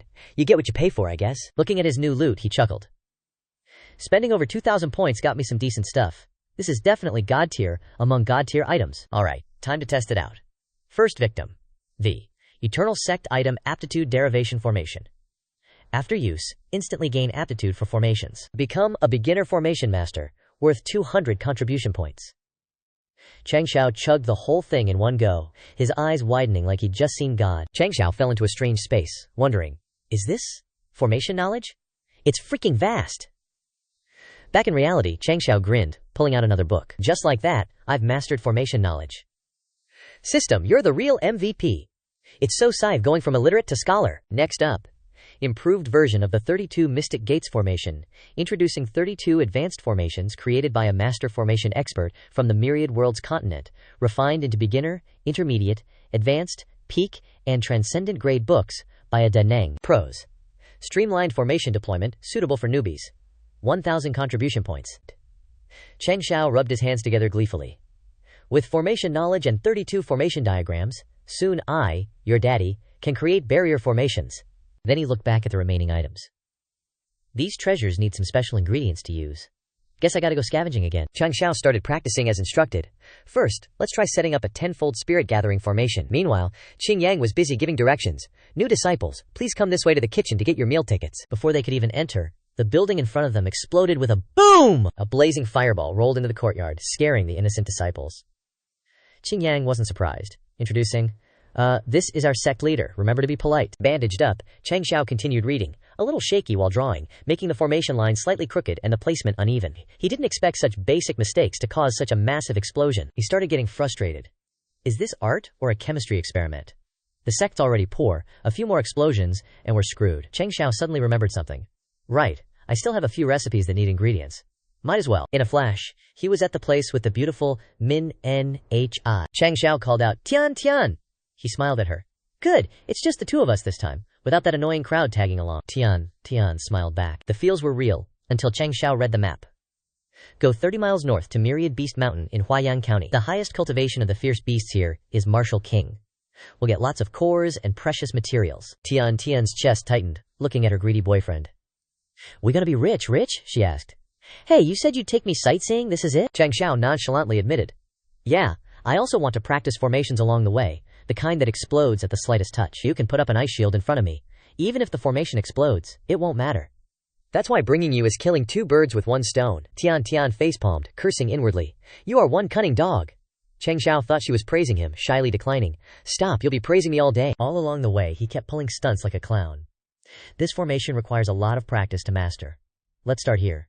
Tian, prepare your ice shield. Sometimes he'd panic and yell, Shit! I drew this part wrong! Changxiao showed no signs of slowing down. He turned to smile and said, Tian, ice. But she had already blocked a whole ice pillar in front of him. Deep in the dense wilderness, a wolf was gnawing on its prey.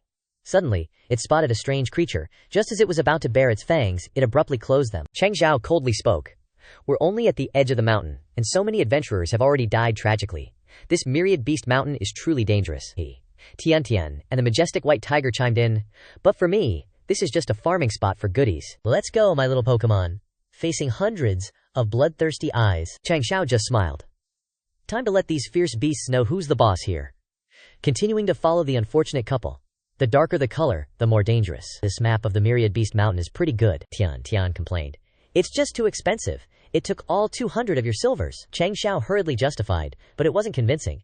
This is after I bargained my ass off. Jian scalped me for 20. Ignoring the money talk, he raised his hand and said, "Let's go. Our target is the most dangerous place." Two hunters who saw this scene commented, "Which young miss is this, bringing her servant out to play? Want to go to the most dangerous place? Just one fierce beast is enough to kill them." Changxiao was pissed. "What's wrong with your eyes? Young miss, my ass. Servant, my ass. I'm the sect leader of the most dangerous place. I can walk through it normally." Tian suddenly said, "I'm thirsty." Changxiao instantly turned into a servant in a flash. "My queen, please have a drink." Tian took it and replied, "Step aside." The two hunters were speechless. And they say they're not servants. Suddenly they noticed something.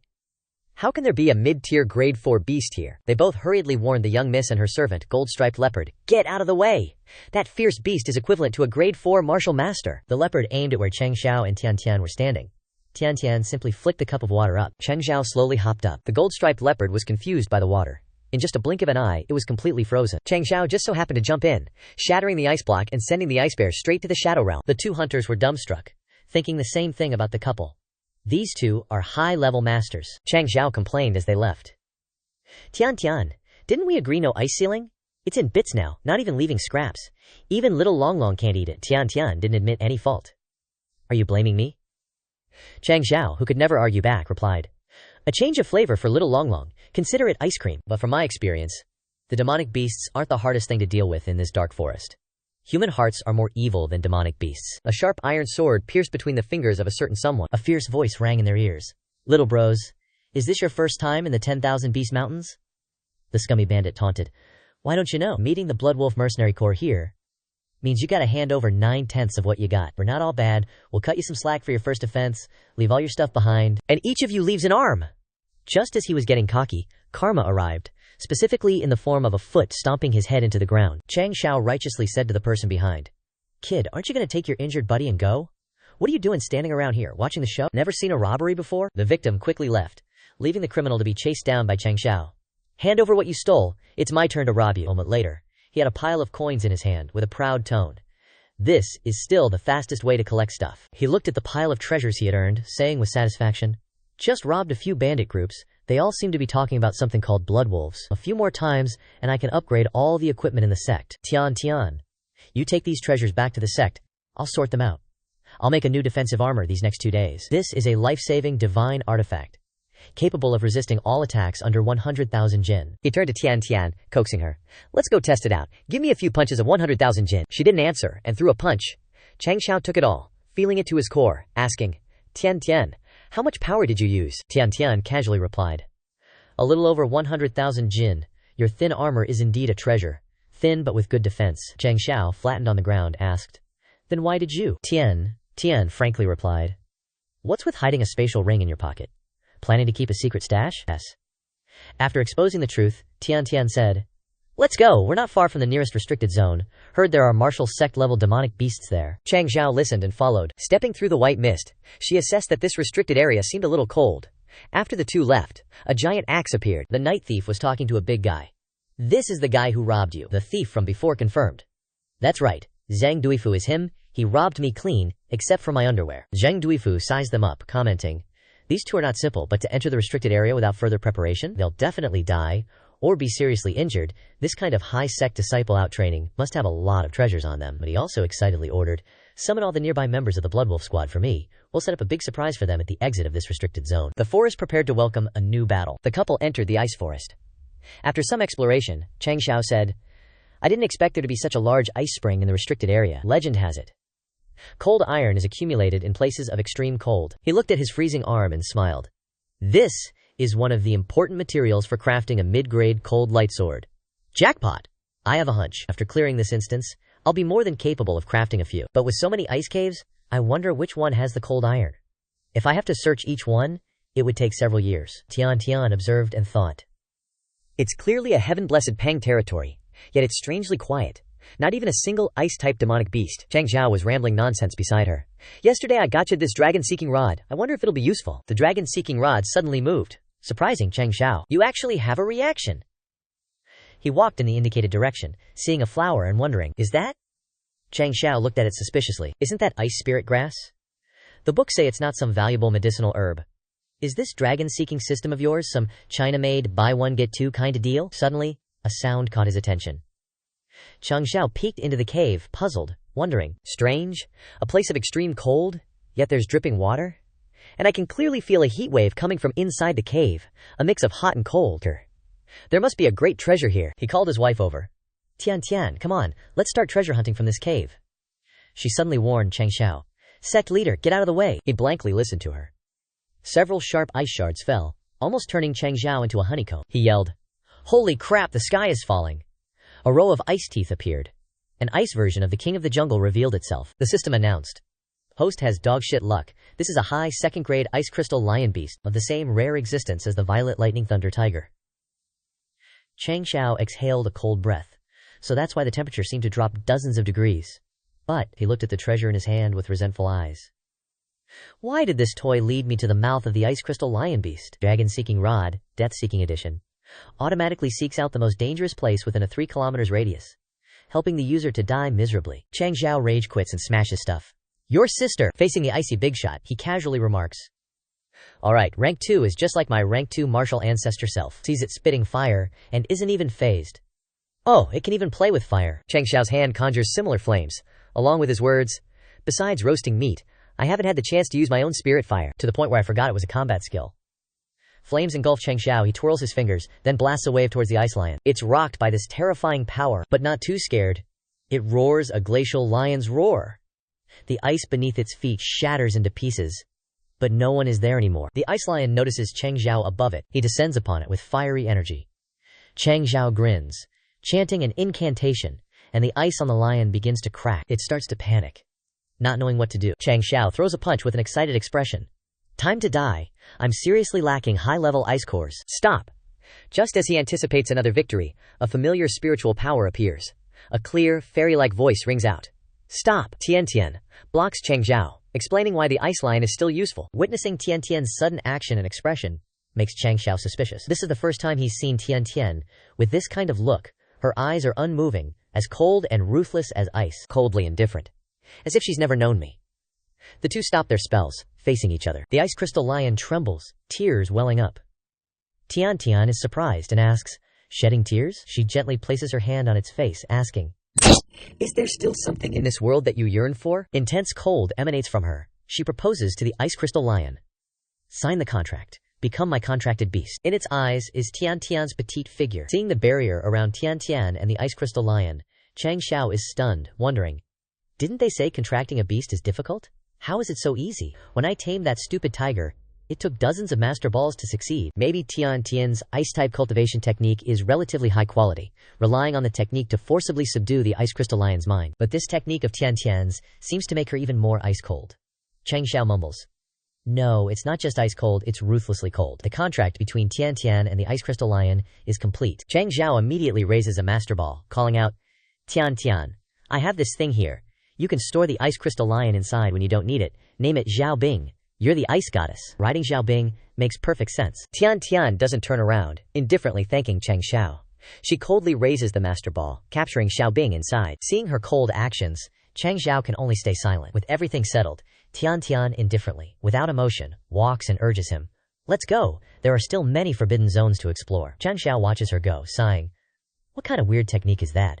It's like all of Tian's emotions have disappeared. Suddenly, he loosens his collar with a grin. Good, in that case. He runs his hand through his hair, a smug look on his face, saying to himself, then let this Jun Changxiao be the first to reignite her heart. In the forest, a serpent opens its mouth wide, revealing 4 sharp fangs. Changxiao easily grabs its neck. He ties it into a 4-legged animal, raising it high with joy, showing off.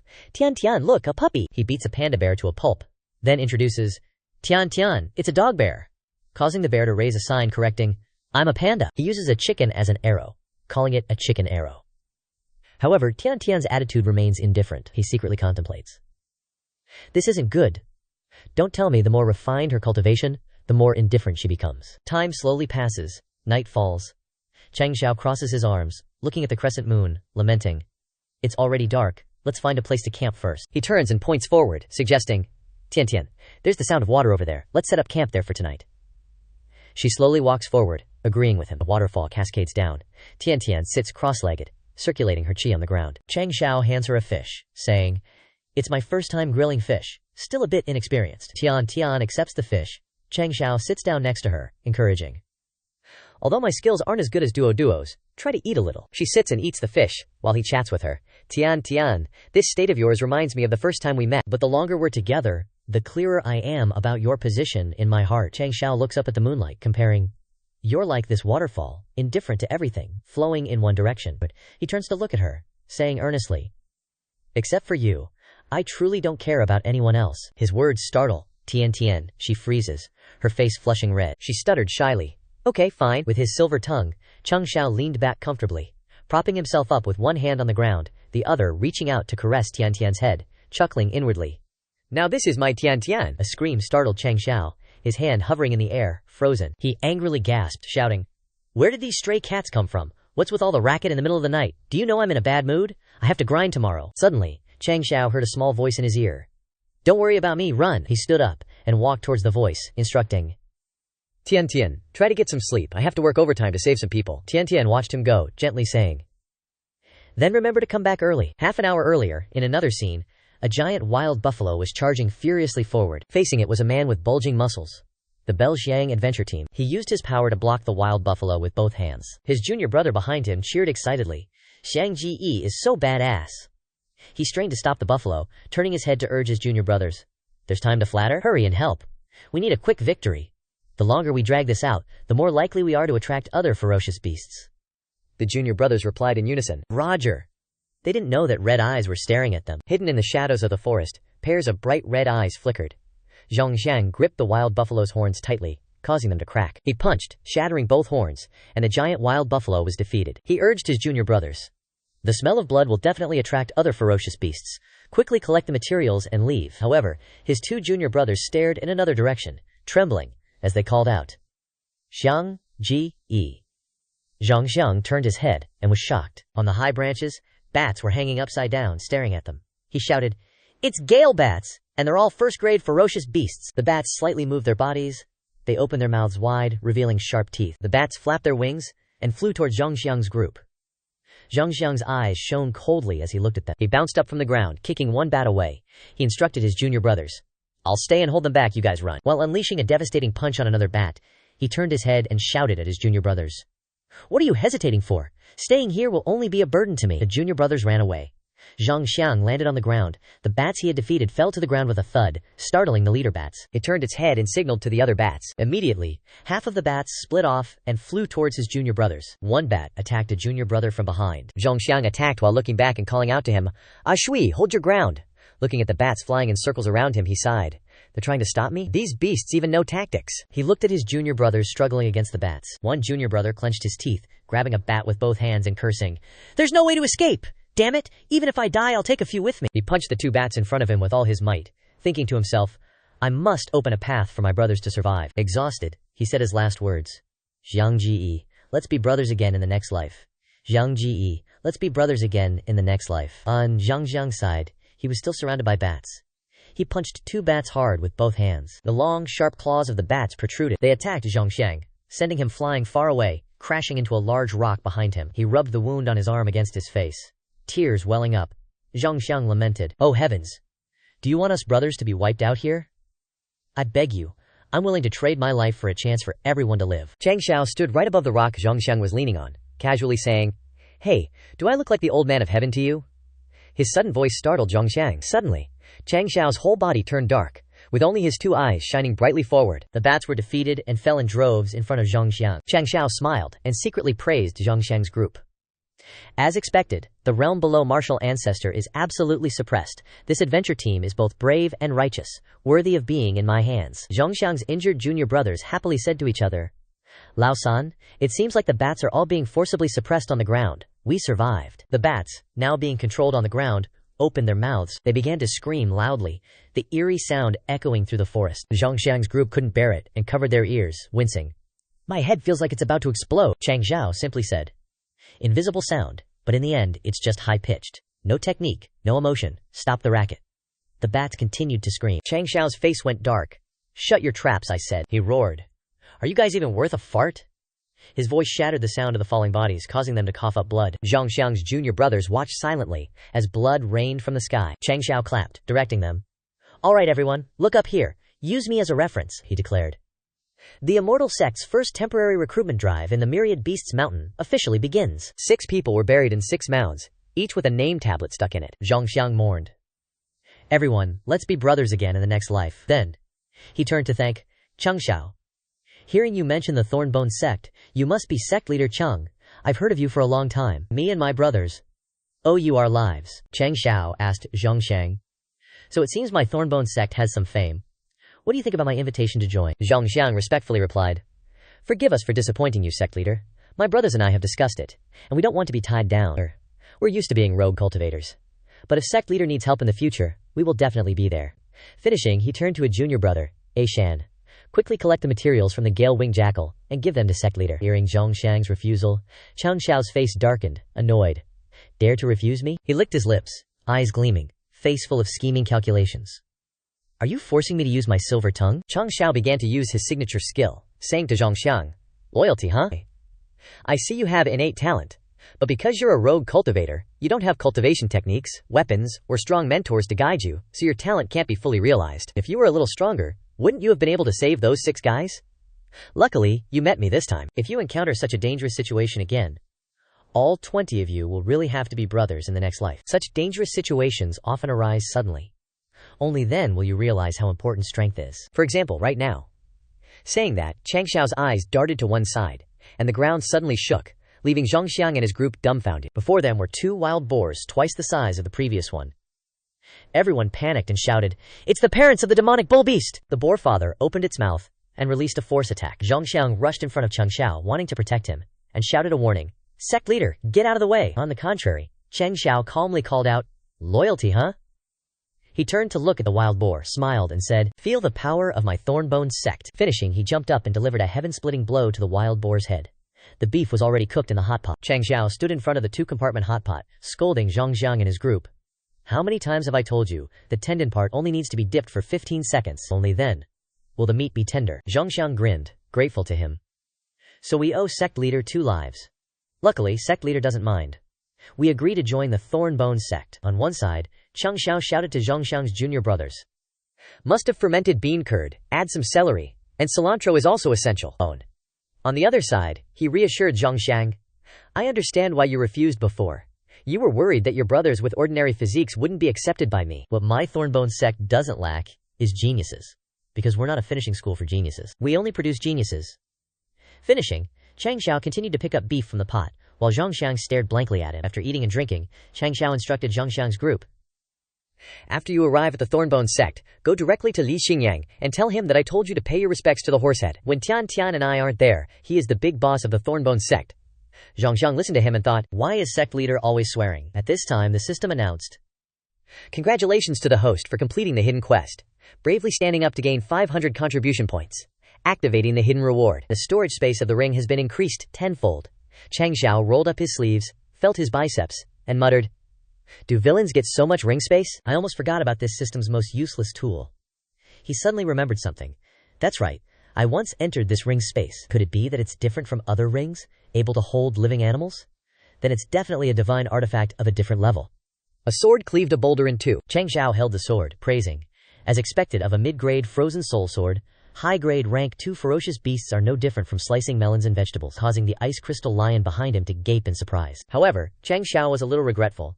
But it's a pity it's of the ice element, conflicting with my attributes. I should still give it to Tian Tian. He turned his head and said to Tian Tian, riding on the back of the ice crystal lion.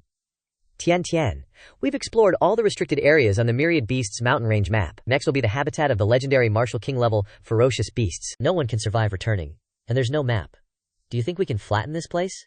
And then establish new territory on the map? The two walked and talked without knowing that a dark shadow was watching them from behind. The large dark shadow laughed. You aren't afraid of death? Beast footsteps were approaching step by step. They were spirit wolves, led by a wolf with a mark on its forehead. It was a gathered windwolf, an advanced ferocious beast of the Gale windwolves. Their strength ranged from mid-rank 5 to high-rank 5. Changxiao frowned, wearily complaining to the system. More wolves? Am I gonna have to slaughter all the wolf tribes of the Star Abyss continent? Even Little Long doesn't think wolf meat is tasty. There must be 400 or 500 of them. Not worth the effort. The spirit wolves surrounded Changxiao on all sides. The system said to him, "Does the host seem to be allergic to wolves?" Changxiao begged the system, "Hellfire wolves, gale wind wolves, gathered wind wolves, nothing new. Let me fight a spirit stone monkey." The system immediately shouted, "Spirit stone monkey? If the host wants to die, don't take me with you." The host forgot one thing. Wolves, besides killing, also have the attribute of concealment. Changxiao was startled and asked the system, "You mean wolf cavalry?" At this time, he saw a masked person holding a spiked mace riding on the back of a wolf. He scratched his neck, considering, looks like just being injured is enough. No need to die, more work. Immediately he used flame incarnation, declaring to the pack of wolves, "I, the general of swift cavalry, declare that your tribe will henceforth be an important force in my sect." Changxiao reassured the pack of wolves, "Don't be afraid, this general will gently subdue you." The wolves' eyes widened, and they broke into a cold sweat. One wolf tucked its tail and ran, fearfully glancing back. It screamed in terror as Changxiao, grinning, leaped towards it with a rope. Swish! All 4 of its legs were now tied together. He held up his spoils, showing off. Number 100. Success! Tian Tian, sitting on the ice crystal lion, waved at him. "You dog thief, hurry up!" Changxiao sighed, muttering, "Aya, Tian Tian's unique title is just so lacking in aesthetics. How did the sect leader become a dog thief?" Tian Tian pointed to the frozen wolves, asking, "Is 200 enough?" Changxiao shrank back, sweating buckets, mentally calculating. "My monster grinding efficiency is completely crushed by her. Guess I can only make up for it in quality." With that, he decisively changed direction, saying, "I can sense that the strongest ones have stealthily escaped. It must be the Wolf King and his close minions." Changxiao zoomed off in one direction, shouting, "You ain't getting away today!" The entire forest erupted in noise. Startled birds took flight. The pack of wolves abruptly stopped. The leader stepped forward from the middle. It angrily cursed. Which dumbass said these 2 humans were just a loving couple experiencing the forest, easy to eat alive? The wolf timidly spoke up. "Bro-in-law, I didn't expect them to be this freakin' OP." The leader urged the pack. "Quick, full speed to the sacred ground. Only that place can save our hides." The pack of wolves replied in unison, "Roger." Suddenly, a wolf loudly warned everyone, "Wah wah wah wah wah." The leader turned to scold it. "Why are you so scared that you can't even speak properly? What a disgrace." Changxiao, holding up the wolf with its legs tied, replied, Sorry. It took some effort to catch a rank 5 elite gale wolf, so it made a bit of a commotion. You guys continue running, don't mind me. I still have the energy to catch up." Immediately, the 2 wolf leaders opened their mouths and used wind bullets. Changxiao held 2 spirit talismans in his hand. The 2 forces collided, causing a loud explosion. As the smoke cleared, the wolves were still growling, when one wolf's eyes widened in shock. Right in the area that had just exploded, a wolf lay motionless. Changxiao mockingly said to the wolves, "Oops, accidentally hit a family member." He launched his hands to attack the wolves. Wherever he struck, the ground cracked and shattered. The wolves nimbly dodged. Changxiao suggested to the wolf leader, "Although the strength and speed-enhancing talismans I made myself are only half as effective as the system's genuine products, they last for a full Shinshin. Wolf King, right? How about a negotiation?" Holding the heads of 2 wolves to the ground, he stared at the wolf leader and negotiated. "You submit to me, and in exchange I'll spare your minions. Take your time to consider. I know you understand human speech." The wolf leader angrily growled, baring its fangs. The markings on its fur gradually appeared, and spiritual energy powerfully spread throughout its body. Changxiao nodded in praise. As expected, a rank 9 ferocious beast has its own pride. It won't be easily subdued. Looks like I'll have to suppress you with absolute strength. So you know. He threw a powerful punch at the wolf leader's head. It took several steps back, opened its mouth wide, and used total wind. A tornado shot out of its mouth, powerfully attacking Changxiao. He stood firm, calmly telling it, "Let me give you a basic physics lesson." He swung his hands from bottom to top in an arc, explaining, "A vacuum has no wind." He smiled, and used his custom-made mountain-splitting palm, which was actually mountain-splitting Buddha palm. He launched a palm strike towards the tornado. The tornado was dispersed, disappearing without a trace. The wolf leader gaped in astonishment. Changxiao, completely blackened, smiled brightly, smug. "Pretty powerful, right? Next up, speed." Many Changxiao figures appeared around the wolf leader and above its head. He coldly smiled and told it, "Experience what it's like to be surrounded by one person." Changxiao punched the wolf leader hard in the face. Some Changxiao figures simultaneously attacked it. Some other figures stood outside cheering it on. The wolf leader collapsed to the ground. Changxiao stood before it, raising his hand triumphantly. "I remember back then, a rank 5 fire dragon beast made me use the Nanmu branch. Now, I can beat a rank 9 with my bare hands. At the same level, I'm invincible." Seeing the wolf pack leader still growling, eyes full of killing intent, Changxiao asked it, "Beaten up like this? And still won't submit? He propped his hand, contemplating. My current soul strength still can't withstand forcibly extracting memories of the 9th rank. Intimidation won't work. Guess I'll have to switch to seduction. He softly persuaded the wolfpack leader. Little Wang, you've seen my strength. Come with, bro. I guarantee you'll eat well and be comfy for life. As he spoke, Changxiao sat down, flashing a bright smile. However, his scheming grin only made the wolfpack leader tremble even more. Suddenly, loud howls startled Changxiao and the wolfpack leader. He turned his head towards the sound and realized it was coming from Tian Tian's side. Could she be in danger? Both Changxiao and the wolf Little Wang zoomed towards her. He analyzed the situation in his head. Tian Tian wouldn't abuse wolves for no reason. These sounds are so miserable, she must have encountered a tough enemy. Please, don't let anything happen. The ice crystal lion growled, its eyes glowing, baring its sharp teeth. It let out a roar, and sharp ice shards shot out from its side. The ice shards rushed towards a round, furry figure. A hairy hand threw a punch, shattering the ice shards with a single blow. Teeth still stained with wolf fur. The giant gorilla grabbed a wolf with one hand and held a wolf leg with the other. It threw the wolf to the ground. Tian Tian jumped onto the gorilla's head. She raised her hands high, gathering the power of ice. She used the move Ice Shackle. An ice blade, connected to an ice chain, attacked the gorilla's head. However, when the ice blade touched the gorilla's head, it shattered into pieces, just like a tickle. It looked up, reaching out to grab Tian Tian, who was caught off guard, and exclaimed, "Too fast." It held her tightly in its palm, its eyes glowing, grinning at Tian Tian. She looked down, her whole body radiating spiritual power, trying to scare the gorilla. But a beast is still a beast, unable to distinguish between real and fake. Tian's whole body turned into ice. The gorilla startled. Seeing its hand covered in ice, the ice shards shattered, leaving nothing in its hand. Tian Tian then appeared behind the gorilla's neck. She attacked it with her sword. The tip of the sword scratched a line on the gorilla's shoulder. It was unfazed, turned its head to glance at her, and smiled. Tian quickly jumped back, worried. Its defense is so strong, the gorilla growled, opening its mouth wide towards Tian Tian. It wanted to bite her to pieces. At this moment, Changxiao rushed to the scene. He used his shoulder to slam hard into the gorilla's cheek. It took a few steps back to regain its balance. Changxiao and Tian Tian then landed on the ground. He stood in front of Tian Tian, shielding her, angrily scolding the gorilla. You dare touch my woman! The gorilla scratched its cheek with its finger, looking at him blankly. Then it roared back at Changxiao. You son of a bitch, I'm here for the buffet. Hearing those words, Changxiao's face lengthened in surprise. How does this beast even know how to speak human language? The gorilla turned black with anger, gnashing its teeth and cursing at him. You're the beast, your whole family is a beast. The divination sticks kept shaking. Changxiao helplessly consoled. Too many trump cards aren't good, you know. Relax, monkey, your fate depends on this divination thing. Hearing him say that, veins popped out on the ape's forehead from anger. It angrily shouted, your whole family are monkeys. After shaking the divination sticks for so long, there's finally a result. Grabbing the divination sticks in his hand, Changxiao exclaimed, It's out! While the ape was taking action in the back, Changxiao was still focused on the shaken divination sticks. Is this it? Well, at least the form isn't bad. The ape angrily punched the ground with a mighty blow, cracking the earth and sending rocks flying. It was extremely angry, tensing up and letting out a roar. Changxiao mused, as expected. Ye didn't lie to me. The divination Changxiao cast is, I am Yan Yu is me. Changxiao calmly said, This is the move that Ye only agreed to teach when I became a martial ancestor. He lifted his foot, then slammed it down with raging energy, cracking the ground beneath him. Changxiao said, First time in actual combat combining with the Azure Dragon Yan Yu blade. Man and blade as one. Still a bit unrefined, so I apologize in advance. He clasped his hands together, announcing with an excited look. There's a good chance I might accidentally turn you into a monkey with no arms or legs. The ape was stunned for a few seconds, then got even angrier, punching hard at the solid rock ground. Changxiao started circulating his energy, quickly seeing its intention. What's up? Feeling threatened? Gonna unleash a super move? Strange vines wrapped around its biceps. It smugly said, Go die! The ape seemed buffed. Its arms were wrapped and looked freaking huge. It didn't hold back at all, swinging its arm. The fist landed on the ground with extreme force. Because of its punch, the rocks under Changxiao's feet kept cracking and flying. He tried to keep his balance, his aura not bad either.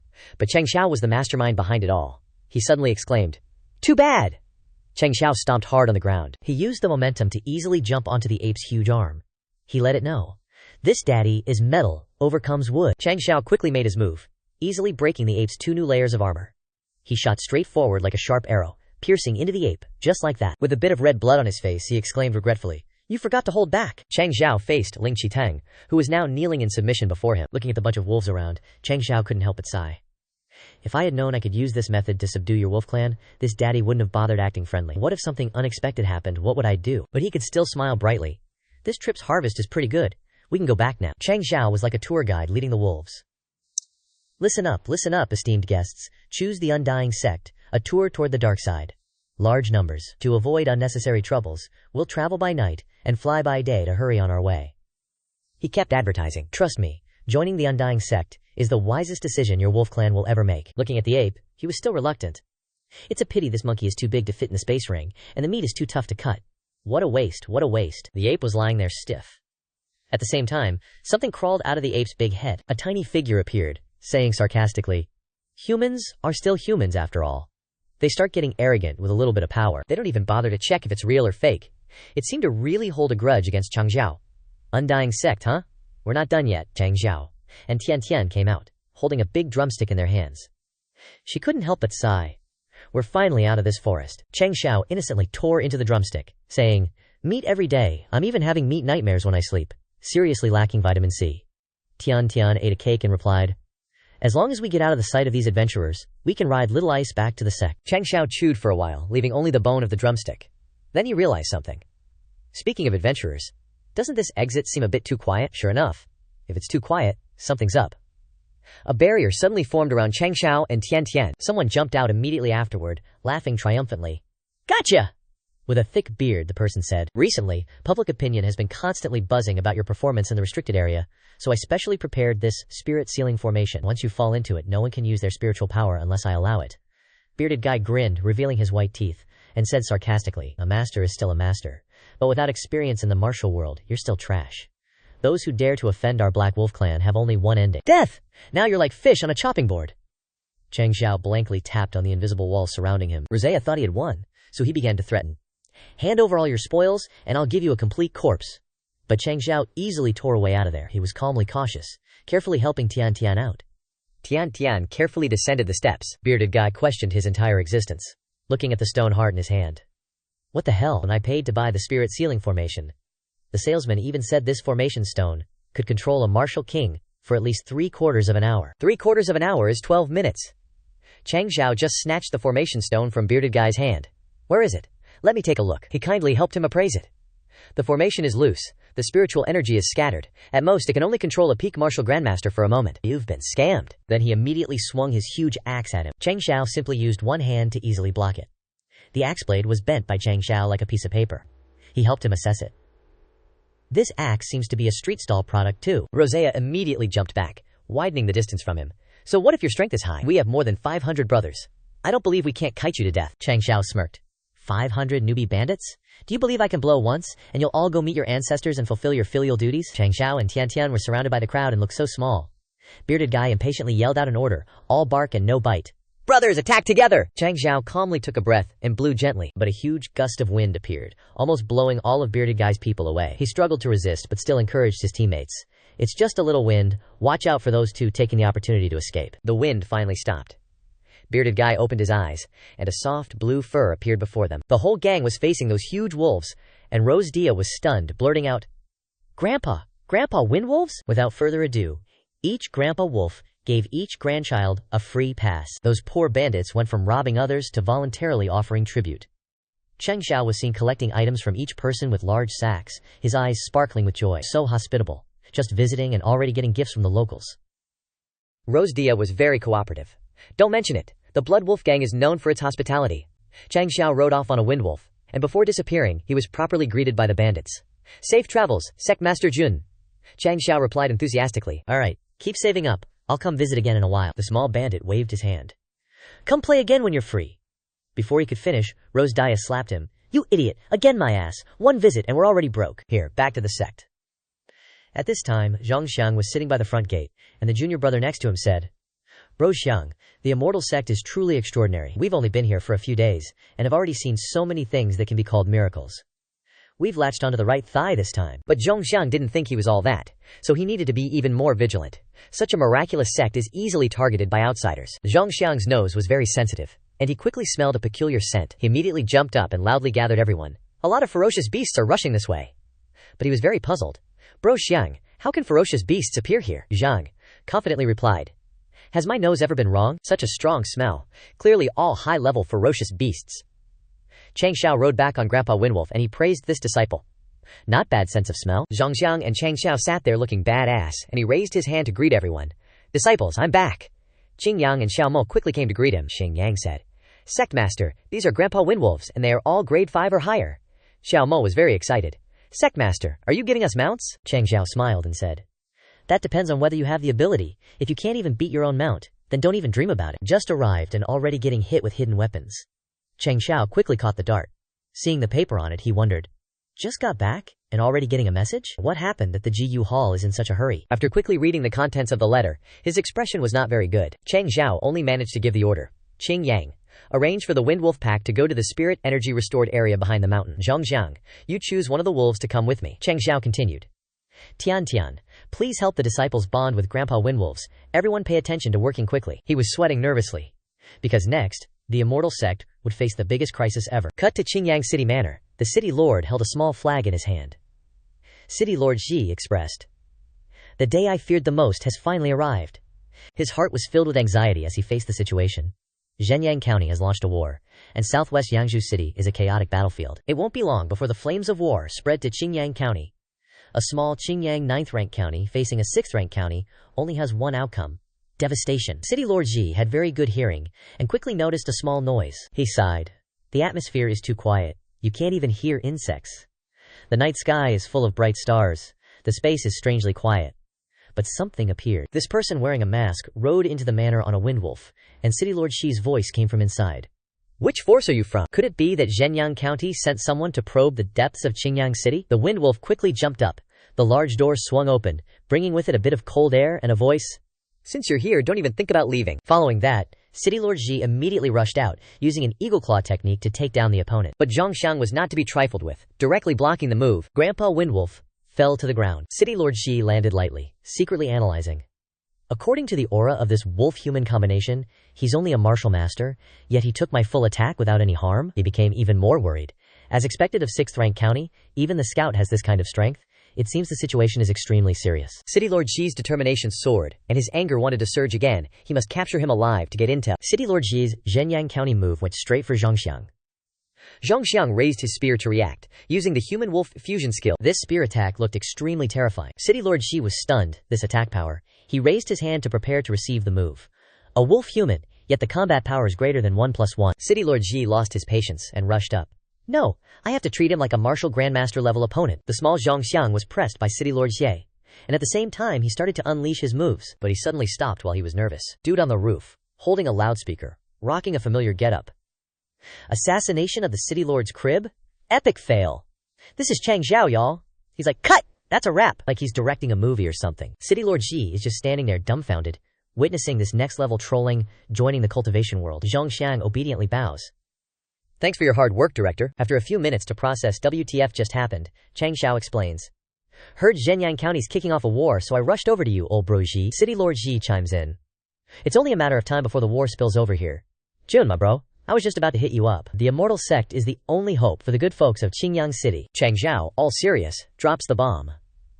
On the way here, I saw you reinforcing the city, recruiting fighters, setting up a reserve army. But forgive my bluntness, old bro Xi. Against this kind of war, it's like putting a band-aid on a nuke. City Lord Xi is stressed AF.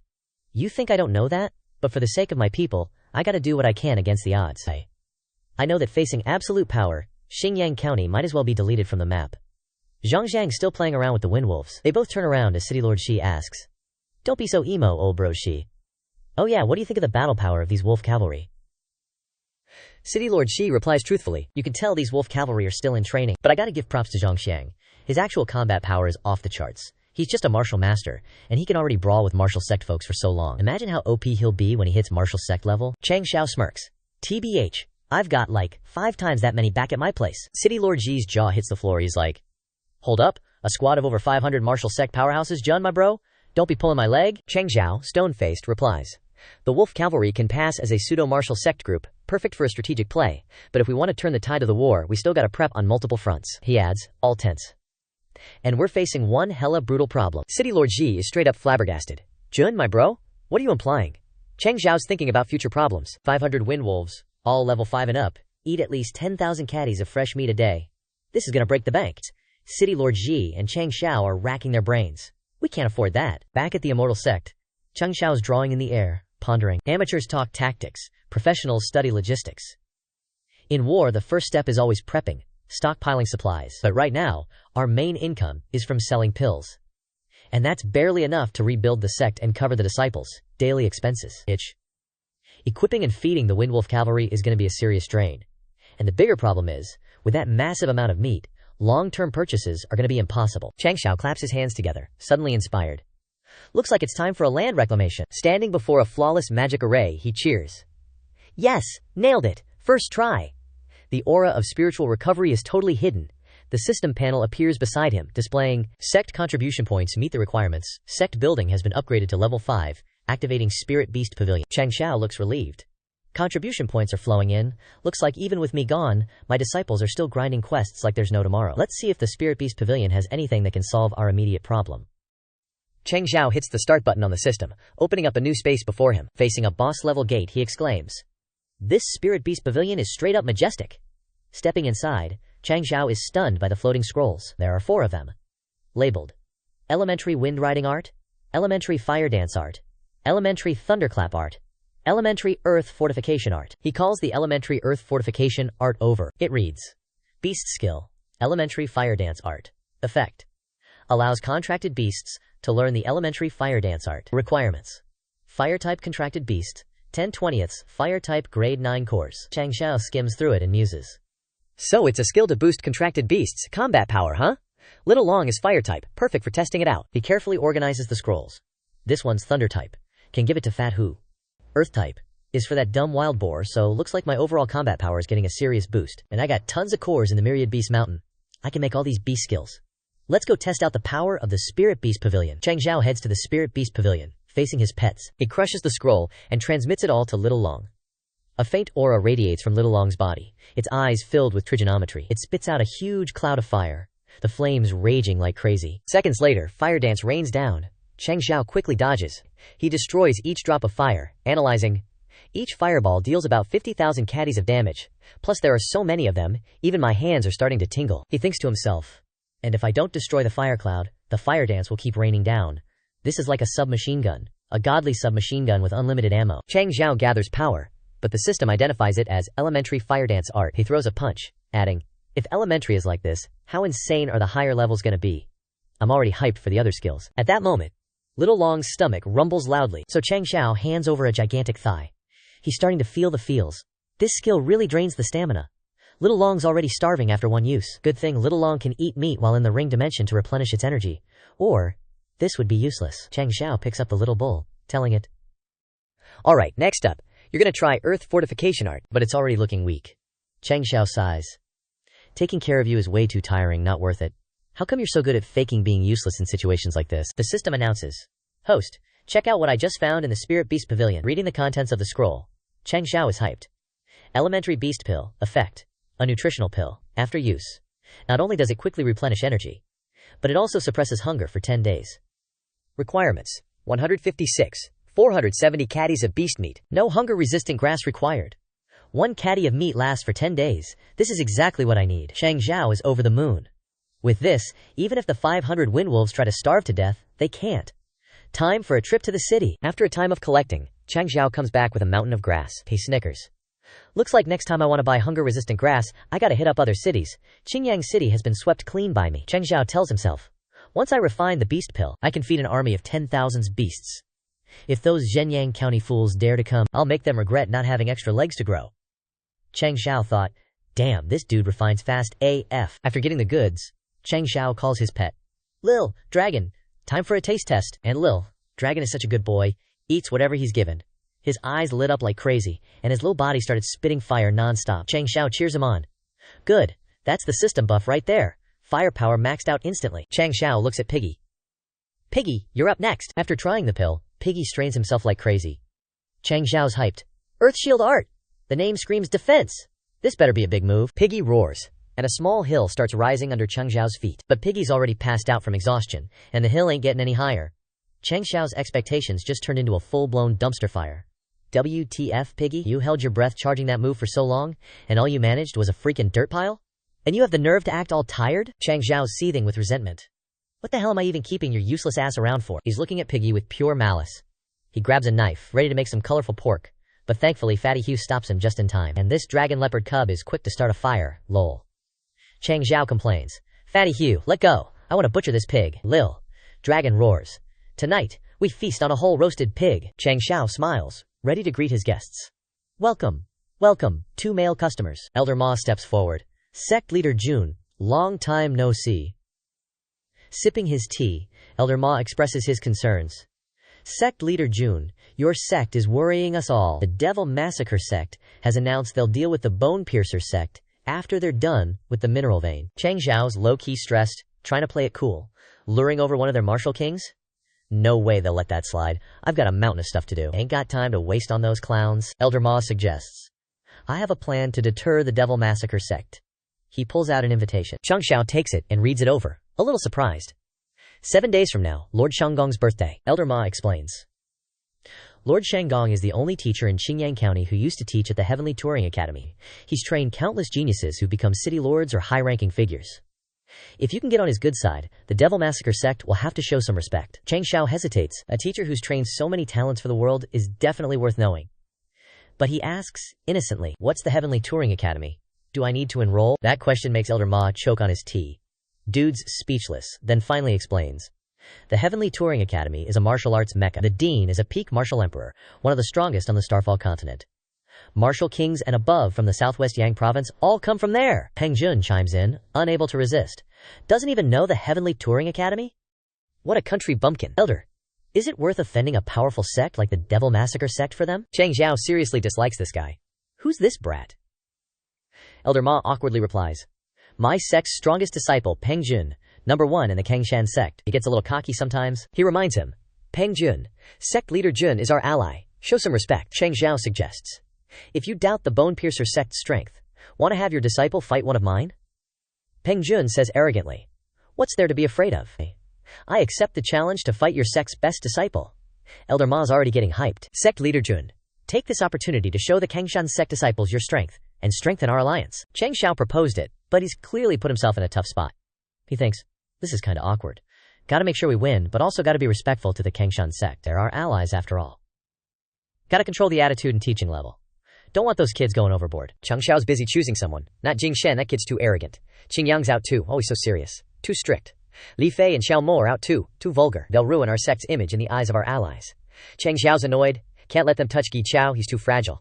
Don't want to give Peng Jun nightmares. Li Shangtian only knows emergency moves. Long Ziyang only knows how to use a spear like a dragon, and he doesn't know when to stop. Too many talented disciples is also headache. How am I supposed to have a friendly match? He suddenly remembers. That's right, there's still him. Like finding a flower in the middle of winter, Changxiao claps his hands in excitement. All right, it's settled. The young man fighting will be Tianqi. Before going on stage, Changxiao carefully instructs him. Tianqi, you're the most normal-looking disciple in our sect. Aren't you not abnormal enough for the readers to remember? Now, seize this friendly match opportunity to show off your acting skills. As soon as he steps onto the stage, Peng Jun asks, You're the Bone Piercer sect's strongest disciple, Tianqi, right? Changxiao had told him earlier. You're the Bone Piercer sect's best actor. Tianqi reluctantly replies, In a way, I guess so. Peng Jun starts to move. All right, then allow me to show my strength. Tianqi immediately retreats, dodging the attack. Tianqi's thinking, too fast. Weren't we supposed to go easy on them? Peng Jun doesn't know he's being played. He's actually putting in effort. Great Eagle Talon. Tianqi dodges without any difficulty. As he gathers his fist, Changxiao's words seem to echo in his ears. Why go so hard? You want to punch him into next week? Be mindful. So the punch that would normally be thrown has its power reduced significantly. He hasn't even put in any effort, but from Peng Jun's perspective, it feels like this. Not bad. No wonder Elder Ma praises you so much. Tianqi urges himself. Don't just stand there like a statue. At least say something. He even tried to flex his arrogance. Good for you, keep it up. But this forced attitude made Peng Jun freeze up, and Tianqi's expression became even stiffer. Peng Jun threw another punch, seemingly super confident about it. Tianqi was internally screaming, should I dodge? If I keep dodging, how can I show him who's boss?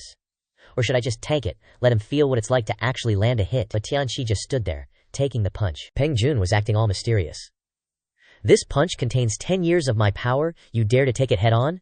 Talk about being dramatic. But Tianqi was completely frozen, his face showing absolutely no pain. Peng Jun froze up again, getting zero reaction. Tianqi internally screamed at himself. React, damn it. If you don't feel pain, how can you act? So after a few silent minutes, he pretended to clutch his stomach and groan in pain. Peng Jun was pissed. Are you mocking me? Tianqi scratched his head sheepishly. Actually, Respecting your opponent means going all out. My bad. I'll get serious now. He changed his expression to a serious one, gathered his strength, and sent Peng Jun flying with a single punch. Peng Jun flew backwards for dozens of meters, seemingly without stopping. Luckily, Tianqi rushed forward and caught him. Tianqi said softly, "To take one of my hits without vomiting blood, you're not bad. Good thing you didn't hit the wall, or Qingyang Shixiong would dock my food allowance." Finally, Peng Jun gave up, smiled, and said, "All right, you win. I, Peng Jun, am convinced. You must be the strongest disciple of your sect, right?" Tianqi humbly replied, "I'm not sure if I can even make the top 10, but you definitely can't get into the top 100. Changxiao was helpless with his honest disciple. "This kid's too blunt, straight up savage," Peng Jun declared. "Sect leader, rest assured. Today, I, Peng Jun, have found my purpose in life. I will return to Changshan sect and cultivate diligently, striving to get into the top 100 of Biyuhu sect." Changxiao waved to him. "Go for it, Xiaopeng. I believe in you." But Elder Ma was just focused on dragging the disciple back home. "Hurry up and leave, stop embarrassing me." Changxiao smiled. Although he lost in strength, he didn't lose in heart. It seems the disciples of Changshan sect are not bad. Alright. No time to waste. It's time to roll out the money-making plan. Changxiao stood on a high mountain peak and mysteriously said to Qingyang, "Qingyang, as the second chief disciple, you're also the chief planning engineer, construction supervisor, chief accountant, and marketing CEO. You understand our sect's current finances best. The hype for our elixirs is already hitting the ceiling." Qingyang, still dazed, was dragged into business. "Sect leader, haven't you been going out stealing and robbing lately? The income isn't small either." Changxiao coughed awkwardly, hinting, "What's stealing and robbing?" "It's called poverty breeds thieves, not a long-term plan. You come from a rich family? What do you know about horses?" Back to his specialty, Qingyang immediately pulled out his abacus. This guy entered his own world and started calculating. "You want to get into breeding horses? I happen to know a little bit about that. Dejik County horses are raised with very strict processes, and their physical qualities are excellent, but they are a bit pricey. Xiori County horses consume less grass, but their physique is quite small. However, in terms of speed, it's the ones cultivated by private horse racing tracks, but they are very expensive. All from 100,000 taels and up," Qingyang said honestly. "Actually, I once bought 6 of these. They can run 100 miles in an instant. Definitely worth the money. However, buying horses is expensive, and 100 horses is even more expensive. The feed and herbs are all top-notch, and our sect's finances really can't support raising that many." Changxiao felt extreme shock. "Living together for a while, I've gotten used to you being the vice sect leader, and forgot that your family is actually a big shot in Qingyang County." But he still had to say, "However, your vision is still a bit short. I don't want to buy horses, I want to make money based on horses." Qingyang immediately understood. His fingers flew faster on the abacus. "You mean opening a horse farm?" "Indeed, the horse sales market is not small." The kids. "The price of even the most ordinary horse starts at 50,000, but it takes at least half a year for a foal to mature, not to mention breeding. The hay alone costs 30,000. Those horse farms can sell horses at high prices because of their long-standing brand and reputation. Otherwise, it's easy to lose money." Changxiao smiled sinisterly. "I'm aiming for the horse feed, the thing that all horse farms want to buy." Qingyang was confused. Selling horse feed, but in the eyes of the world, the profit margin is too low. Changxiao couldn't help but yell at Qingyang, "The world is ignorant. Feed is what? It's a necessity. It's otherworldly crude oil. Do you know how rich you can get selling that stuff? Rich enough to wave your hand and have the right to host the biggest soccer event in the world. And Changxiao's not even talking about weed, BTW, but they are deliberately not selling it to manipulate the price. I lined up for days to get 30K's worth of that crap." Scene changes to Aifu. Shang Yi approached his hidden stable of demon horses. "My little darlings, today I'll let you try something new." He brought the elixir to the mouth of the red horse, constantly reminding it, "You should know that Jun Zongju is a weirdo. The beast elixir he refines must be extraordinary." The gullible red horse bit the elixir, and after tasting it, its whole body started to blaze. The red horse chewed on Shang Yi's clothes, making him even more terrified. Then, it lost control and dragged its owner up. The old master was forced onto the horse's back. The horse ran around the yard several times at breakneck speed, only to hear Shang Yi's cries for help. As dusk fell on the gate of the master's mansion, the servants watched the horse and its owner running all day and gossiped. "This thing has been running continuously for 7 or 8 hours, and the speed is still damn fast. Is it using supplements? Even supplements can't be that effective." "I heard that Biyuhu sect just opened a shop. The elixir sold is crystallized from a kind of grass. This grass contains methanol or something. They just gave the master a sample this morning, saying it was a sales pitch." Shang Yi's tears were flowing. He was about to kick the bucket. He cried weakly, "Stop, I can't take it anymore." Meanwhile, at the BS store of Biyuhu sect, there's a super grand opening sale. Leaning against the wall, Xiao Mo wondered, "Sect leader? People raise horses with hay? I've never heard of any beast elixirs. No wonder half a day after opening." there's not a single customer. Changxiao, still brimming with confidence, leisurely plays with his figurines. Just you wait, we sent out samples to every bigwig this morning. Gotta give the customers time to experience the effects. His eyes betray his ambition. After countless experiments, I've discovered that beast cores aren't just a one-meal ticket to 10 days of no hunger. Their true efficacy will be irresistible. Zhao Mo mutters in dismay. You make it sound like these beast cores can turn a horse into a dragon. Wait, hold up. A mob is storming the gates. It's the clan leaders. They're looking haggard but still shouting, Sect Leader Jun, hurry! I want 20 beast cores. This old man's buying 50. I want 100. Cold hard cash. Changxiao smirks, eyeing their hairstyles. Looks like they've experienced the effects. Shang Yi says, don't know about 10 days without hunger, but our main man, Sect Leader Jun, wouldn't lie. Shang Yi's eyes sparkle. After eating one, my little red ran all afternoon without even panting. More importantly, he's gotten bigger, and his fur is shinier. Feels like he went from a 10,000 value horse to a 30,000 one. Changxiao curls his lip in smugness. Methanol beast cores help savage beasts grow quickly and even break their limits. But to achieve that, you gotta eat a lot. That's right, eat more, buy more, so I can get rich. Following the script, Changxiao states the price. 500 taels per core, no credit.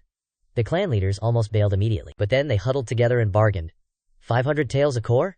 Sect Leader Jun, that's too cheap. It'll make those famous horse farms start hoarding. Beast cores are so effective, the crafting materials must be super precious.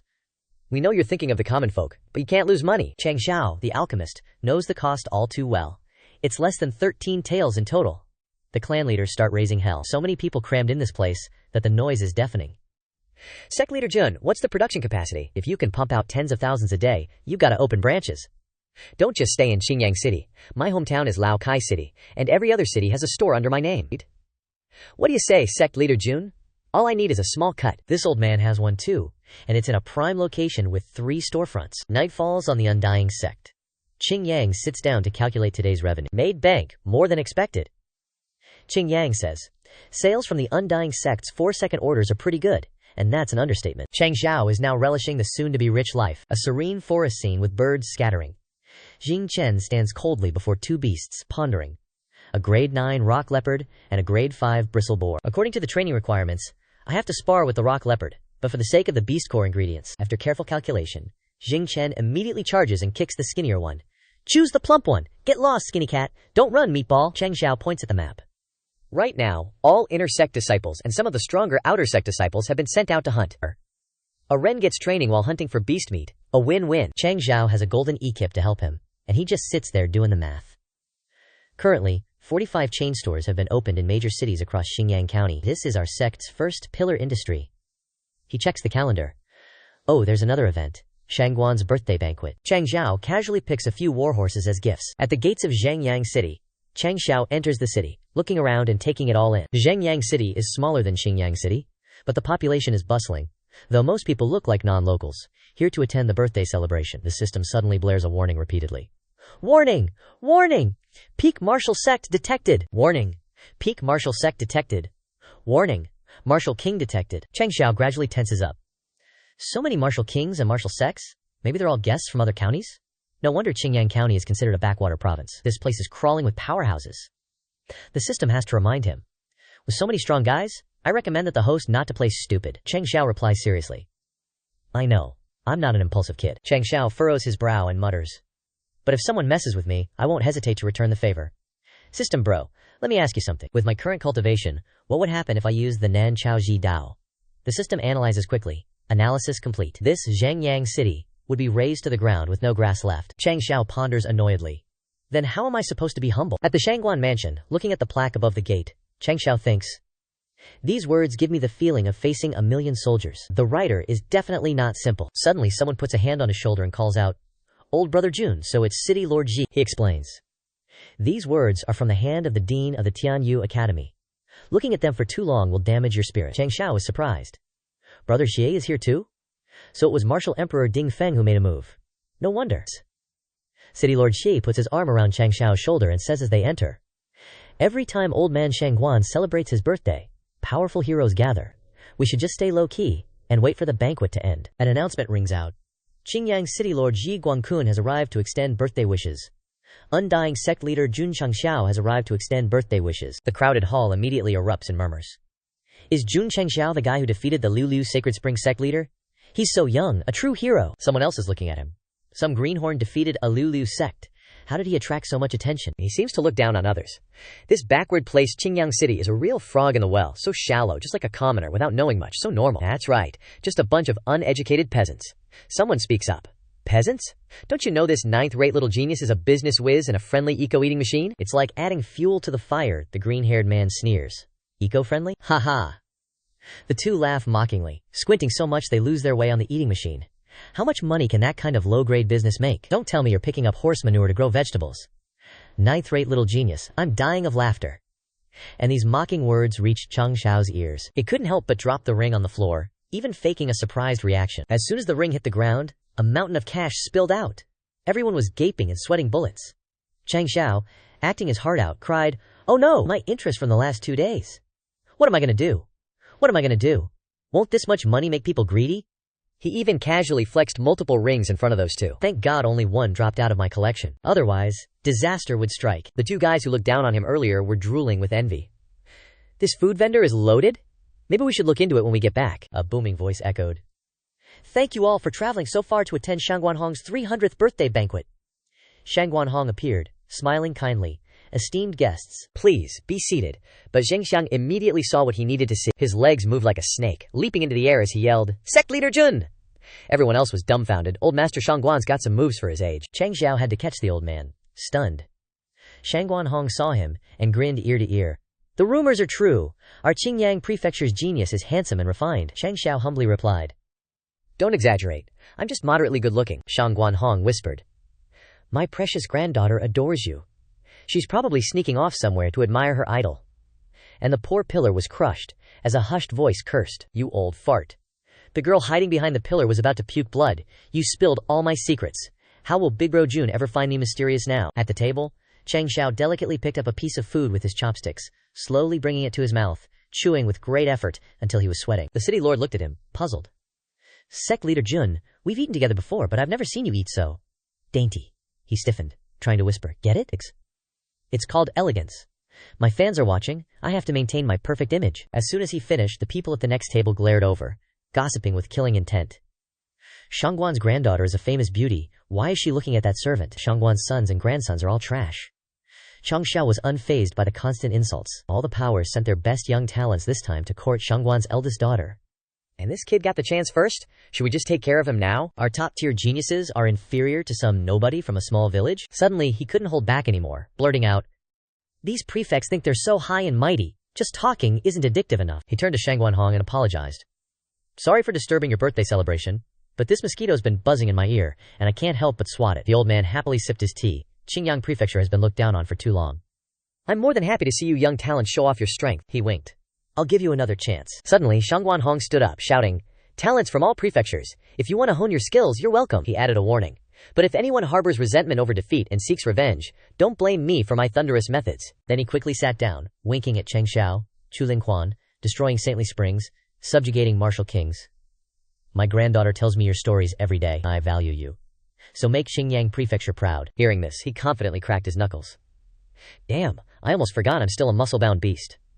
Changxiao dragged his foot across the ground, creating sparks. And to avoid you thinking I'm bullying you, he gently pushed his chair into the open space between the tables, grinning wickedly as he announced, "I'll sit here and take on all your high-level moves.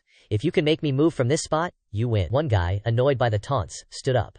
"A small 9th-rank prefecture thinks it's all that. This is madness." Without another word, he kicked straight at him. "Let me teach you a lesson. I'm from Liang Prefecture." But Changxiao easily crushed him with one hand. "Too many names. Can't remember them all." "Next!"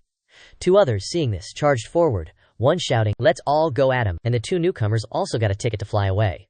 Others, not willing to lose, kept coming. As expected, Changxiao gave them each a punch. His hands moved so fast, the attackers didn't even have a chance to use their moves.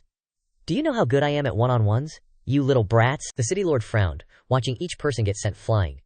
Sect Leader Jun only hits faces. Isn't he making enemies of all the powers? Suddenly he realized something. Could it be that Sect Leader Jun is deliberately acting arrogant to show off Zhenyang Prefecture's strength, so they won't dare to easily start a war? Thinking this, he secretly gave him a thumbs up. "Sect Leader Jun, I understand your struggle." Meanwhile, Changxiao was beaming with pride. That was a satisfying fight. Finishing up, he lightly dusted himself off and spoke. "Everyone!" He grinned wickedly, looking at them sprawled on the ground. "Get out of the way!" The elders, seeing this, were a little hesitant. So young, yet he has this cultivation. Such talent. I wasn't this good at his age. Shang Guanhong sipped his tea, secretly assessing him. His footwork is profound. Every move is just painful, not damaging.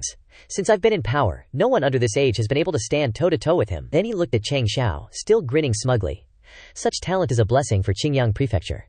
My precious granddaughter has great taste. At the same time, Xinjiao was scribbling something on paper in a corner, admiring. I can't believe I witnessed Sect Leader Jun acting so cocky. Finishing up, the girl looked at the portrait of Changxiao she drew. My sisters will definitely be insanely jealous. As the feast ended, Shang Guanhong sincerely thanked the guests. Thank you all for coming to celebrate my birthday.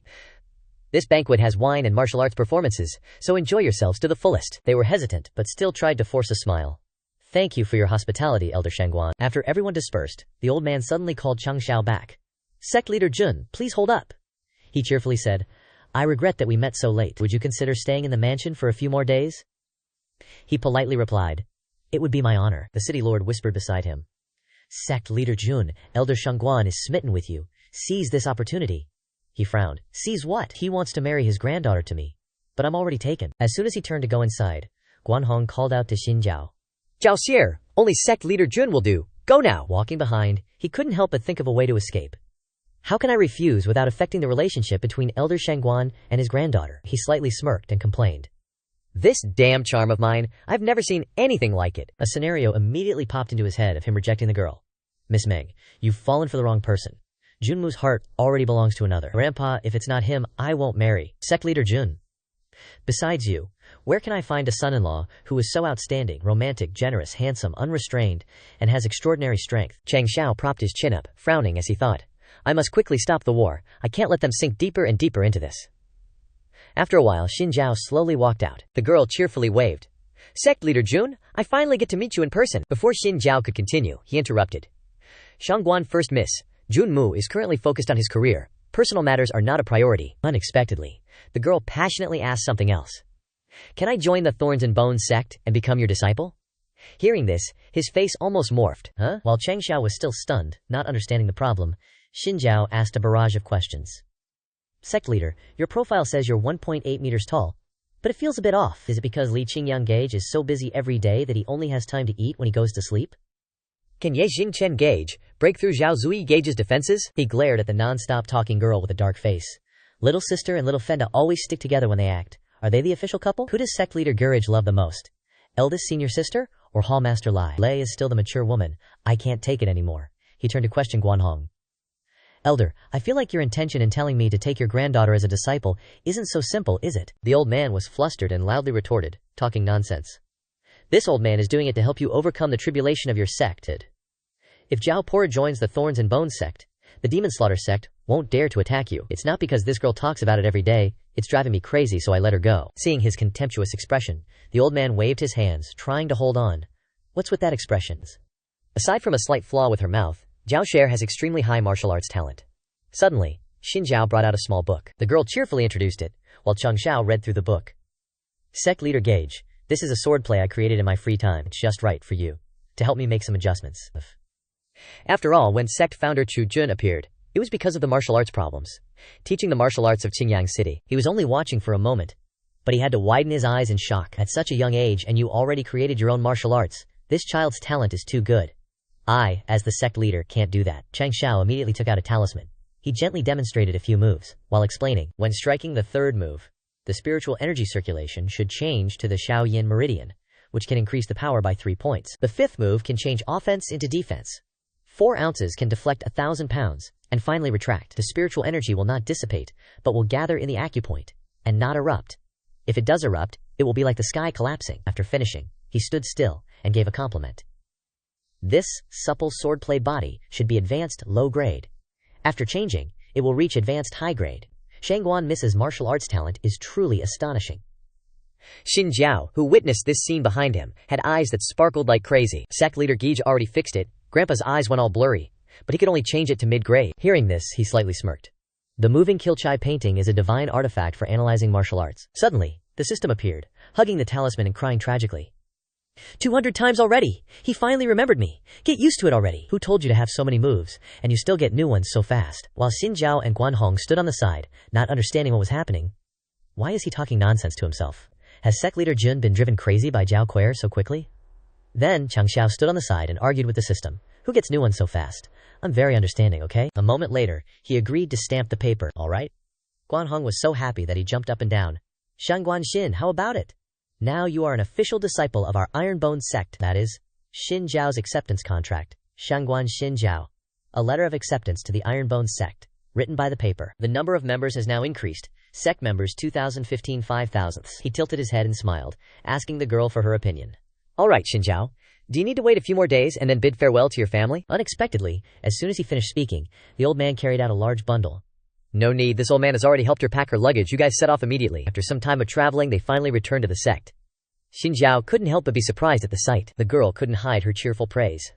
The sect is even more magnificent than what I heard in the news. It must be from Li Qingyang Gage's money. As soon as she finished speaking, the girl started asking questions again.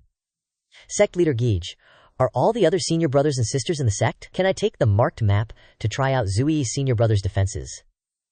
Fei's senior brother is happily kicking the ball. Will it not hit my head? Is eldest senior sister the official couple of sect leader Gage? Chang Zhao broke out in a cold sweat after hearing it. They're finally home. She can go bother over 2,000 other people now. At this moment, Tiantian stepped out of the door to greet them. Sect leader Zhao. As soon as she saw Xin Zhao, she immediately stopped, sarcastically questioning. Is this going to wish someone longevity? Or is it to receive a little sister? Hearing this, he rushed over crying and whining. Tiantian, the journey I went on this time was too hard. Unexpectedly, Xin Zhao was one step faster. The girl like a wind rushed in front of Tiantian even before him. Tiantian she. Suddenly, the girl paused as if she remembered something. That's right. Tiantian's senior sister is sect leader Guess. That's right. Tiantian's senior sister is sect leader Guess. Thinking so, she quickly changed her title, making her blush shyly. Sister-in-law, I am a new disciple of sect leader Gay, Shangguan Xin Zhao. I am a true fan of the two of you as a couple. Well, with just that, she successfully won Tiantian over. She shyly praised. The new disciple is so lovely. Sister-in-law, no. Senior sister will take you to your residence. I will call you Zhao Care from now on. I will take you to get your uniform later. The girl quickly nodded, agreeing repeatedly, ignoring Changxiao standing on the side. He followed behind, complaining loudly. No one takes care of anything. Dust is everywhere, and I have to hug Shitang and cry. But in the end we escaped that girl. Before he could finish speaking, someone bumped straight into him, making him dizzy until he was dizzy. It took him a hot minute to regain his balance. Changxiao checked on the gang and zoomed in. Li Qitang, where the hell y'all going? One of them turned around and said, Sect leader, perfect timing. Just got a message from Ji Yutang. He gave a quick rundown. Death Valley's surrounded by a bunch of Flower Blossom County's heretics. He was like, wait, hold up. After wiping out the Black Eagle gang, someone actually dares to mess with us? Who are the disciples trapped? As soon as he answered, his face turned into a murder scene. It's senior brother Zhao Zuiyi and junior sister, that's who. Before he could even finish, Changxiao hopped on Li Qitang's back like lightning, barking, orders. Get a move on, he's fuming. These noobs don't know their own strength. If we're late, y'all gonna miss your chance for some real combat. Meanwhile, at the edge of the woods, a squad was facing off against some beefy dude. He flashed a sly grin and commanded. Ironbone Sect's been flexing hard lately. Word on the street is your gear and techniques are top-notch. How about you lend them to us for a bit? Zui Qi, not even fazed, clapped back. 2 6th-rate sects and 2 7th-rate sects. Acting like bandits, are we? He smirked, threatening. If that's how you see it, can't help ya. Hand him over willingly, and we wouldn't call it robbing, would we? But as he was saying this, he suddenly froze, eyes wide. He felt a chill down his spine, kinda spooked. Ignoring his gut, he flexed his meaty arm. Nah, just a bunch of newbies. At the same time, he showed off his bulging muscles, dared to smirk. Seriously hasn't seen a coffin yet. He flaunted his mighty power. Let me enlighten you on how badass our Bloodflame sect's techniques are. Totally ignored someone shouting, Elder, you're so powerful! He proudly raised his fist and charged forward. Open your eyes wide, you little pups, and witness the flashy ancestral move of yours truly, Li Jin. But Zui Qi just stood there, cool as a cucumber, not even trying to dodge. Before his fist could even touch him, he punched himself in the face. He was dazed by his own attack. Wait, what? Who am I? Where am I? I punched, right? How did I get punched? The onlookers gaped as he fell. Whoa, talk about a family secret technique. The backlash is real. An old dude stepped forward, clicking his tongue and sneering. What a trash Bloodflame sect! Can't even handle a junior! Before he could finish, Zhao Mo kicked him flying. Let us Windrain Pavilion show you what's up. The rest were speechless, seeing two guys laying next to each other instead of staying home and retire. They want to butt in. The beefy guy woke up and warned. Elder New, watch out, these two ain't normal. The old dude weakly struggled to his feet. Figures. You guys from the Undying sect are kinda sus. But the Martial sect ain't weak either. Then they both shouted. Disciples, all in! No way we can't take down these 30-some greenhorns. At this moment, Zuichi's gang was ready with their shields. They also flashed their sharp spears, ready to stab. They shouted in unison, "Undying formation!" Zuichi told his brothers, "Junior brothers, leave the low-level heretic mooks to you guys." He, Xiao Mo, and another disciple stepped forward. "We'll deal with those wrinkly elders." His bros challenged each other smugly. "Let's see who finishes their side first." He agreed, and without another word, they all charged at the same time. The other guys were caught off guard by this sudden attack. Then both sides clashed, Zuichi charging straight at the elders. But in that moment, he seemed like a different person. Xiao Mo seized the opportunity, kicked, and another dude unleashed a raging dragon kick, sending the ball flying. The ball flew toward them, shocking them. "No way! How do they know Elder Li Xin's signature move?" The others, instead of being scared, charged smugly. "What a lucky day, I'll keep one alive to ask for the secret technique," Zuichi muttered under his breath. "Those two are the elders of the Thunderclap Hall and Little Demon Sect, right? Just some 7th-rate sects, peak martial artists. You two are annoying." Then he gently pushed them away with a palm strike. "Go play somewhere else." The guy's face was all messed up. He kept striking, not forgetting to sneer.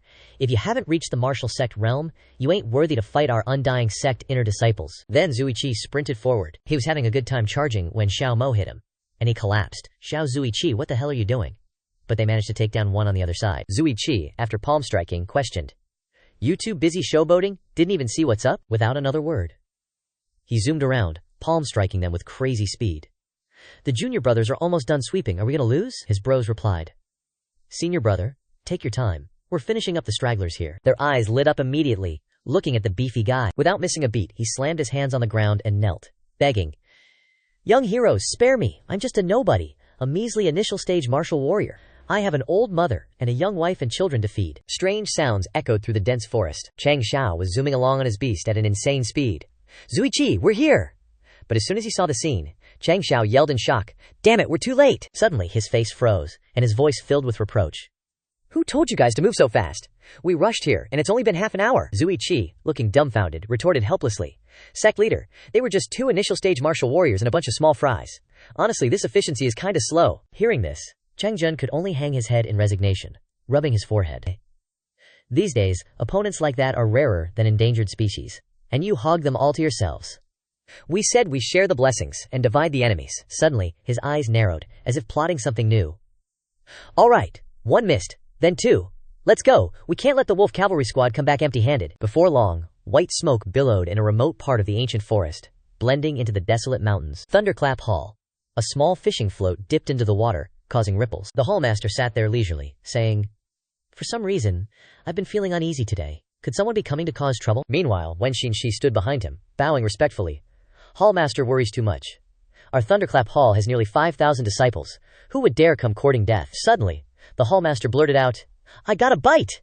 Immediately, the unlucky servant was pulled out of the water, along with a huge beast. "That's right, if someone dares to come." A cruel, cunning look crept onto the hallmaster's face. "I'll show them the consequences of offending our Thunderclap Hall." Suddenly, loud shouts erupted outside. "Who are you? Identify yourselves! You're really wolves?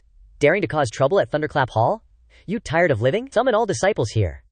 However, a Chow thought it was normal. Looks like just a rabble. Hearing his smug tone, the hallmaster simply reminded him, "Wen Chow, go clean up the mess." Immediately afterward, he focused on fishing again. "Don't ruin my mood." Suddenly, Wen Chow stuttered. "Hallmaster." A tall figure quickly approached him.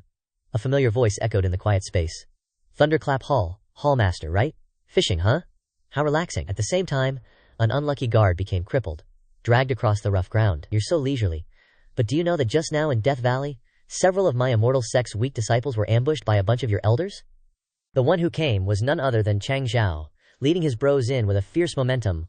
Almost ripped my clothes. "As the hallmaster, you should understand the reasoning, so I brought people here to ask for compensation." This scene scared Wen Chao, who reported in confusion, "Immortal sect, we've never had conflict. Is there some misunderstanding?" Now, the hallmaster also realized the seriousness of the matter. He whispered to his subordinate, "Wen Chao, they are obviously coming for trouble." In an instant, the hallmaster's body emitted a powerful killing intent. He made a large space blurred.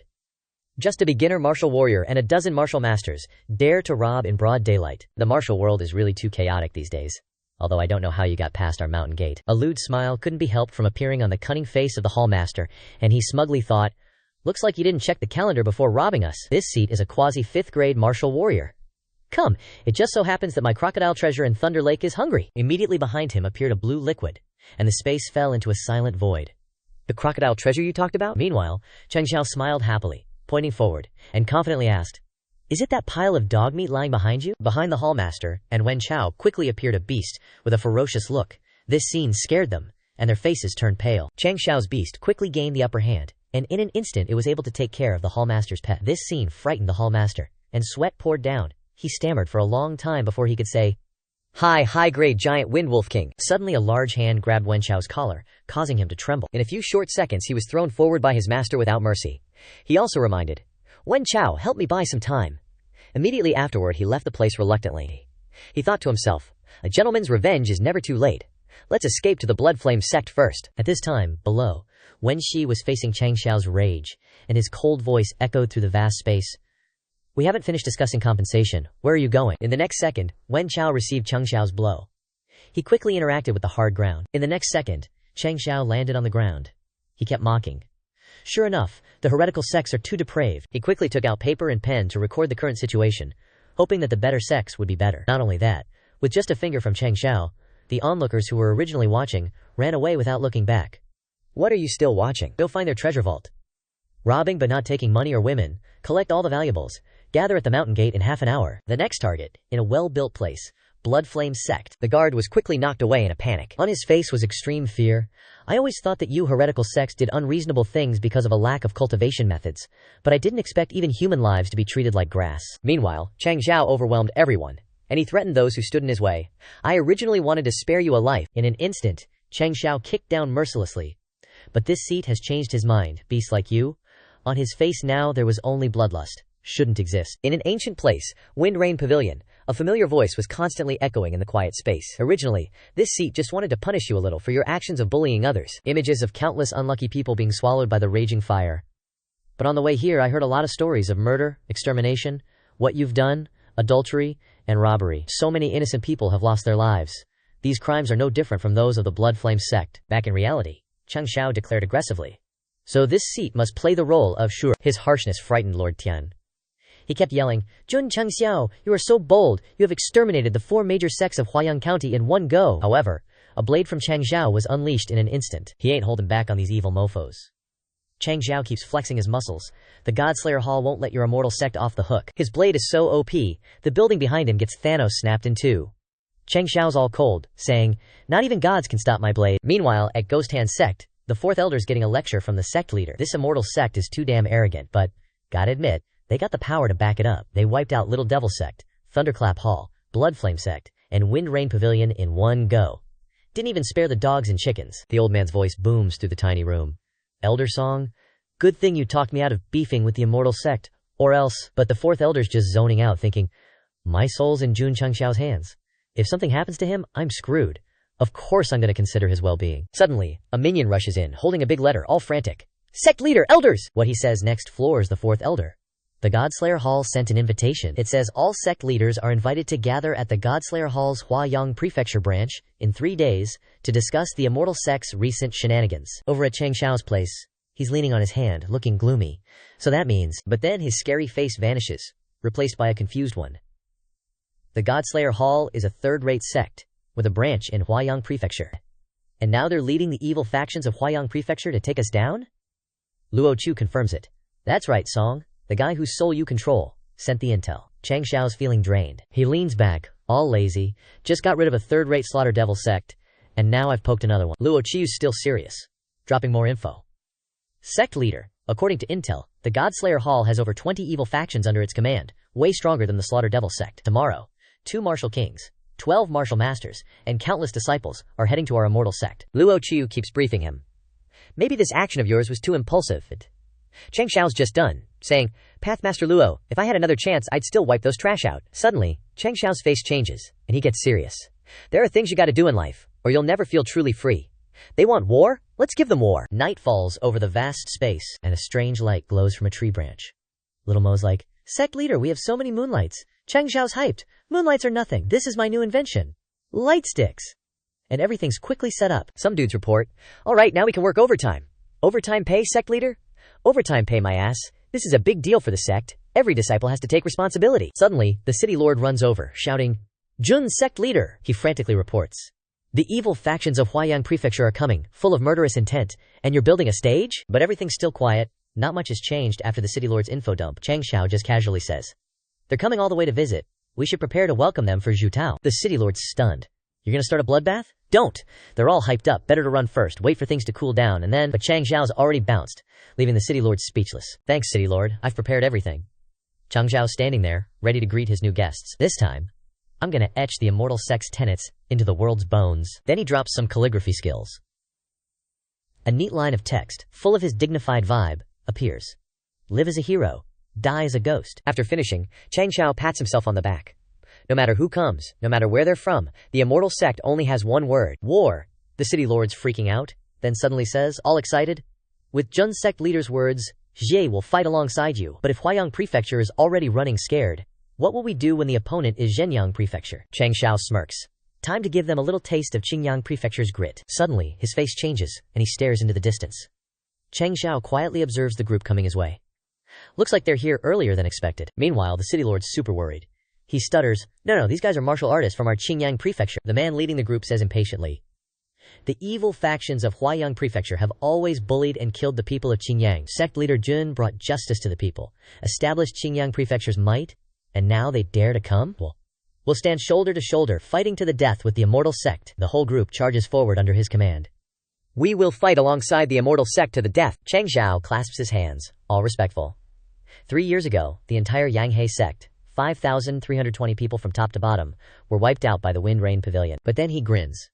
A year later, all 36 members of the Miaoyang City royal family died tragically at the hands of the Thunderclap Sect. The Huaiyang evil factions have oppressed Qingyang Prefecture for so long. Eliminating evil and punishing the wicked is something our immortal Sect must do. This stuns the approaching group. They stand still, listening to Changxiao. I know you all want to eliminate evil and bring justice to the people. Changxiao bows his head, looking sad. But this battle should be borne by our immortal Sect alone. But his eyes are full of determination. The enemy is sending several martial masters, even martial kings. You are all heroes of Qingyang Prefecture. You can't just throw your lives away. Changxiao's words make the crowd angry, and they roar, We're not afraid! We're willing to share life and death with the immortal Sect. Suddenly, a dirty foot steps out, and an old voice echoes, Oh my, today I've learned something. Everyone says people are afraid of death, but here are people lining up to die. The mysterious figure happily approaches the crowd, and there are so many of them. The person is an old man in black clothes, which makes him even more mysterious. Wan Tu Xian of the Star Point Valley, here especially to send off the immortal Sect. Suddenly, he throws a skull forward, shouting, Here we go. This scene horrified everyone present. They screamed in panic. High-grade martial overlord. And in the blink of an eye, that skull landed on the ground, causing a massive explosion. The explosion quickly swept across a large area, and the unlucky ones nearby couldn't escape being injured. Suddenly, the mysterious old man's eyes narrowed slightly. He kept exclaiming, Oh, you can block 7 parts of my power. Who are you, brat? A sturdy hand was propping up the rock next to him. Qing Yang's familiar voice sounded. You broke our gate. In a few short seconds, he poured all his anger into the counterattack. And you dare to ask me who I am? However, the mysterious old man quickly retracted his weapon. A few traces of fear appeared on his face. He thought that just one palm would smash my skull. Qing Yang stood there nonchalantly. He even kept provoking the opponent. Undying Sect, Li Qing Yang. This scene left Changxiao speechless. Damn, why does he feel more handsome than me now? This made the mysterious old man feel disheartened. He kept saying, So young, and already able to unleash such powerful force. However, the other party laughed heartily. Wan, you old fart, you were scared by a junior right after you came out? Strange magic gradually appeared around him.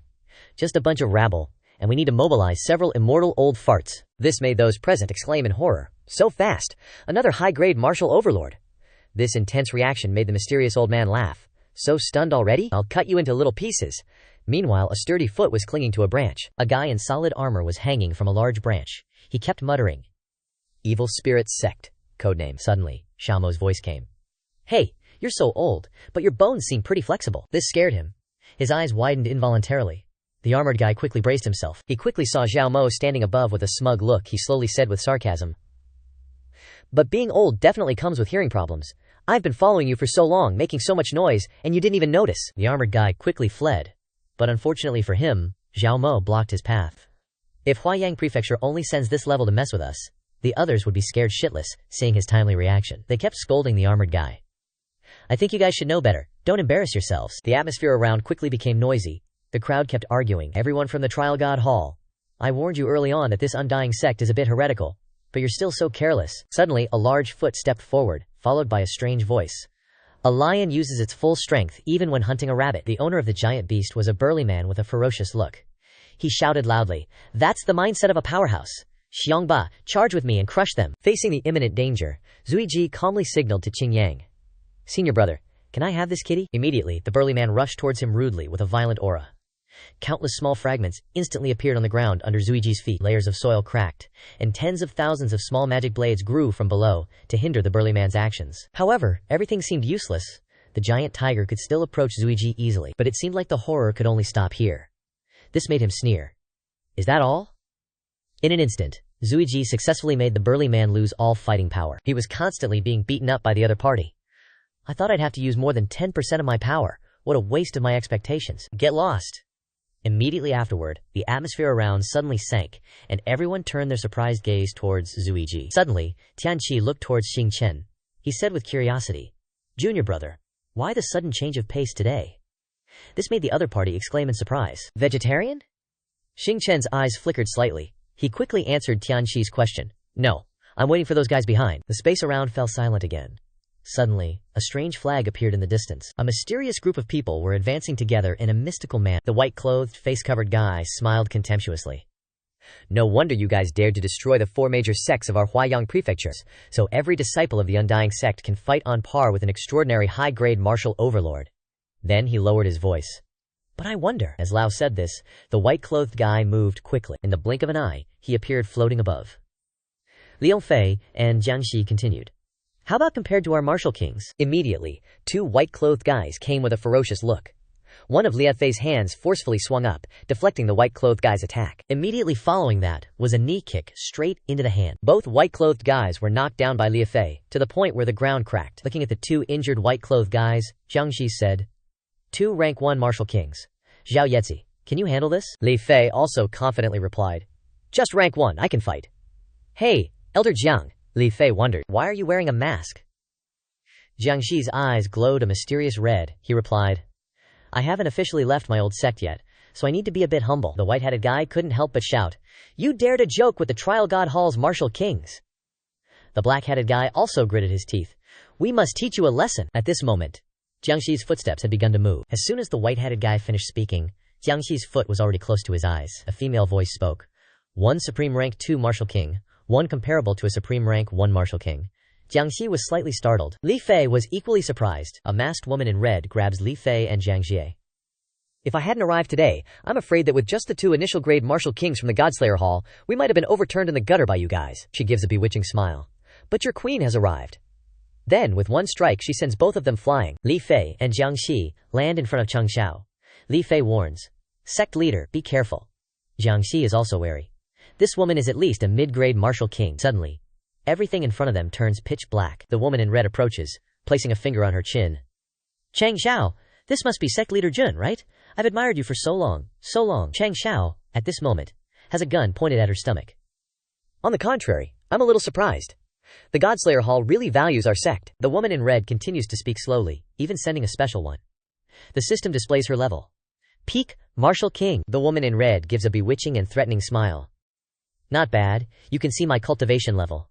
Good, now stretch your neck and die." At this moment, Jiangxi and Li Fei rush towards her from behind. The woman in red lifts a hand and waves it slightly. A massive force blows both of them away. Li Fei and Jiangxi are sent flying back into the 2 white-robed guys from before. One of them yells, "Daring to sneak attack our peak martial king Elder Bai, you really overestimate yourselves." Immediately, both of them get up and say in unison, "So, sneak attacking you guys isn't a problem, right?" Both of them are beaten black and blue. Jiangxi says, "Sect leader, leave that peak martial king to you." Li Fei adds, "We'll take care of these 2 chicken martial kings." Changxiao forces a smile. "You want me, an initial grade martial grandmaster, to fight a peak martial king? Are you guys trying to rebel? But all the disciples can fight above their level. If I can't, I'll really lose face." He opens his mouth to ask for help from the system. The system immediately provides information.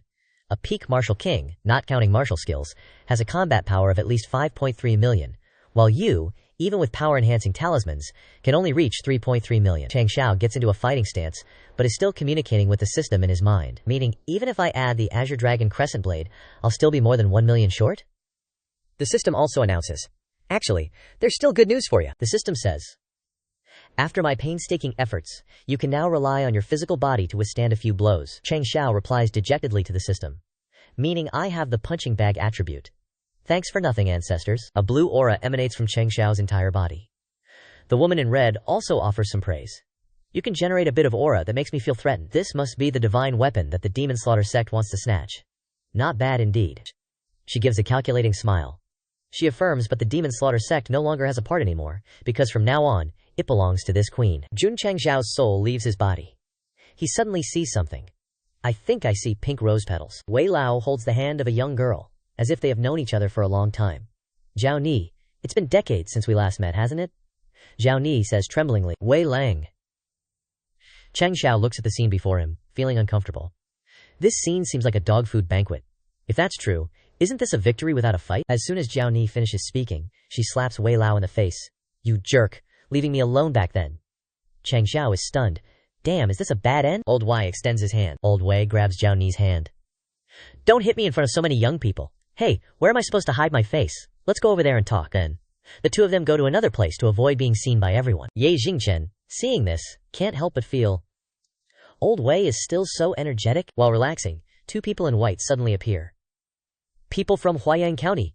Charge! You dare capture Elder Bai, will flatten the immortal sect. Changxiao, seeing the crowd approaching him, just clicks his tongue. As expected, they brought a lot of lackeys. Ahead is a mighty army, looking extremely ferocious. The martial artists from Huayang County participating in this battle are at least martial masters. There are thousands of you. If you know what's good for you, kneel down and beg for mercy. I promise to let you die a complete death. Seeing such a large army, fearing they can't win, they can only advise Changxiao to retreat. Brother Jun, the number of enemies is too great. Let's retreat for now. As long as the Green Mountains are there, there's no worry about firewood. But Changxiao doesn't listen. Retreat? This is a great opportunity for my disciples to practice real combat, which can be comprehended, but not sought. Changxiao smiles wickedly, his eyes wanting to devour the entire army, not letting anyone escape. Zhao Hong, Ma Yongning, listen to my orders. Changxiao stands before them without fear. Changxiao speaks softly but loud enough to scare people. Close the door and beat the dog. The two listen to the sect leader. Yes, sir. The two draw their swords together, their momentum extremely powerful, fearing no one. The two draw a line. Anyone who crosses this line dies. The people on the other side are dumbfounded. This huge pit, they call it a line? The two white-robed guys are still tough. Don't panic, it's just a few inner disciples who are a little strong. We can use the human wave tactic to crush them. Zui Qi cracks his knuckles to warm up. Human wave tactic? I train my body every day. If you can scratch my skin, Zui Qi will use all his strength. Su Xiaomo, standing next to him, can only open his mouth. I give up. Is Zui Qi going to open the beast mode? Zui Qi's eyes light up. Anyone who dares to touch the people of the immortal sect dies. Zui Qi, with his strong body, rushes quickly towards the crowd. He charges in like a beast, crushing dozens of people alone. Suddenly, two guys try to sneak attack him from behind. Die, kid! He doesn't bother turning around to defend. The two swing their weapons at him. But what the two didn't expect is that the weapons shatter when they hit him. He uses his strength to push dozens of people down the abyss. The others watching are sweating profusely, pushing dozens of small lives into the pit in one breath. Invulnerable to weapons, with extraordinary strength. Is this even a human? Changxiao, watching, can only smile wryly because his disciple is too good. Zui Qi, from a meat shield, you've evolved into Thor's hammer. Zui Qi is about to kick the guy down when the two white-robed guys from before approach him. They looked menacing, but before they could do anything, they got wrecked. The white-robed dude was beyond shocked, couldn't believe he was helpless against Zui Qi. What kind of dark energy is this that can hurt this martial kings? No sooner had he spoken than red dots appeared on him. He knew he was being targeted, and shut his mouth. But it was too late. Bang! Went off repeatedly. Small bullets flew at the speed of light, but the white-robed dude could nullify them with one hand. He wasn't worried about these bullets, but he wasn't sure about this dark energy for those of lower ranks. If he had been on guard, it would be nothing to this martial king, however. As he predicted, those below martial sect. The guys next to him fell one by one, either dead or seriously injured. He realized where the bullets were coming from. The attack came from that mountain. On some mountain not far away, on the seemingly peaceful mountain, countless camouflaged people with sniper rifles were waiting to tear apart their prey. Couldn't inflict damage on the martial king? Shuji Tang, listen up, switch to plan B. The main target is martial masters, Shuji ambush. The commander of Shuji Tang analyzed the situation while looking through the scope. Might as well make good use of it. It's not every day you get thousands of living targets to practice shooting. The white-robed guy warned everyone to be wary of bullets from the mountain. Everyone, pay attention to attacks from that mountain. Don't panic, it's just some petty tricks. Then he strained his voice and shouted, All-out attack on the life and death stage. Snatch the head of their sect master first. 1 second he was shouting, the next he was silent. Turns out, in front of him was a pack of extremely ferocious summoned beasts. Everyone could only freeze. Changxiao chuckled. Snatch my head? Wolf cavalry team. His voice was soft but full of killing intent. Go, snatch their heads for me. A pack of wolves charged forward, looking extremely ferocious with sharp teeth. Su Xiaomo rode a powerful wolf cavalry, advancing towards the enemy. The wolf cavalry coordinated well, 2 against 1, leaving no one unharmed. Despite being attacked like that, the guy was unfazed. Each wolf cavalry actually had combat power equivalent to a martial sect. Too bad a skeleton also possesses strength comparable to a martial sect. This old man isn't a pushover even among peak martial sects. Li Shengtian suddenly appeared behind him. The guy who was just trash-talking was now speechless. Aren't you a pushover? I don't think this line should come from a side character. Then he chopped off his head with 1 slash. Xiaomo also easily defeated the skeleton, while Zuiji used his strength to lift an opponent who weighed hundreds of pounds more than him. Yu Lian, with her eyes half closed, effortlessly defeated dozens of people. The subordinates fell to the ground one after another. The 2 white-robed guys were stunned, unable to do anything. What the hell, aren't they just a 7th-rate sect? Everyone is as strong as a monster. One white-robed guy was so angry that he couldn't stand the sight anymore. He decided to use his ultimate move. At this rate, we'll all die. De Gang, I'll activate a secret technique to stop them. You take the chance to run first. De Gang was worried about his brother, Qian Gei's. But if that's the case, won't you? Qian Gei channeled his energy, and a demon appeared behind him. Oh shit, Dharma body? Suddenly, someone from behind put a hand on his shoulder. It turned out to be Changxiao. Your skill seems pretty good. Impossible. The secret technique allows me to reach the 3rd grade martial king. How can you still approach me? Changxiao honestly replied. That's because, before Changxiao could finish speaking, Qianji landed a thunderous blow on him. He laughed contentedly, thinking he had defeated him. Taking a direct hit from a Dharma body at close range, you're definitely minced meat. But soon after, he had to suppress his smile. Changxiao's voice rang out, making him freeze. You're playing dirty, man. I was trying to have a heart-to-heart with you, and you pull a sneak attack? I was about to tell you that suddenly, a huge force surged from the ground. Qian Gei was scared shitless. Changxiao stood inside a large puppet. This daddy also knows Dharma body, Changxiao said with extreme contempt towards the guy. And it's much grander than your tiny 1st grade martial king. De Gang couldn't bear to watch anymore. He immediately rushed towards Changxiao. Qian Gei worriedly shouted to him. Acting mysterious, I'll fight you to the death, De Gang, no! Suddenly, a kind of aura emanated from somewhere, causing everyone to pause for a moment. Wei Lao's voice came from somewhere. Jiao Wei, don't be naughty. Qian Gei trembled in fear. This aura is... Suddenly, this system notified Changxiao, who didn't understand what was happening. Warning. Encountering high-level suppression. Azure Dragon Crescent Blade is automatically retracted. High-level suppression of the system. What is happening? The system continued to explain. Detecting the aura of a super powerhouse appearing in the Undying Sect. Assessment completed. His cultivation is at the 4th grade Martial Emperor level. Jiao Er dodges Wei Lao's attack, causing the surrounding rocks to shatter. Jiao Er smiles. Wei Lang, you've become a Martial Emperor, but you're still as gentle as ever, completely holding back when attacking me. Wei Lao calmly warns Jiao Er. Jiao Er, you all should retreat. With me here, you can't make a move. Besides, my subordinates have quickly assessed the situation. It seems like not a single one of yours can still stand. Wei Lao smiles kindly, giving everyone a chance to retreat. Everyone, life is precious. Scatter. Changxiao staggers to his feet next to Wei Lao, admiring him. Wei Lao, you're actually a martial emperor. Just one sentence and everyone scatters. I really want to latch onto your thighs. Wei Lao and Changxiao chat. Luckily, the Teton Palace sent Jiao Er this time, so there's no need for a life or death battle. Thinking back, I was quite the player in my youth. Changxiao is dumbfounded.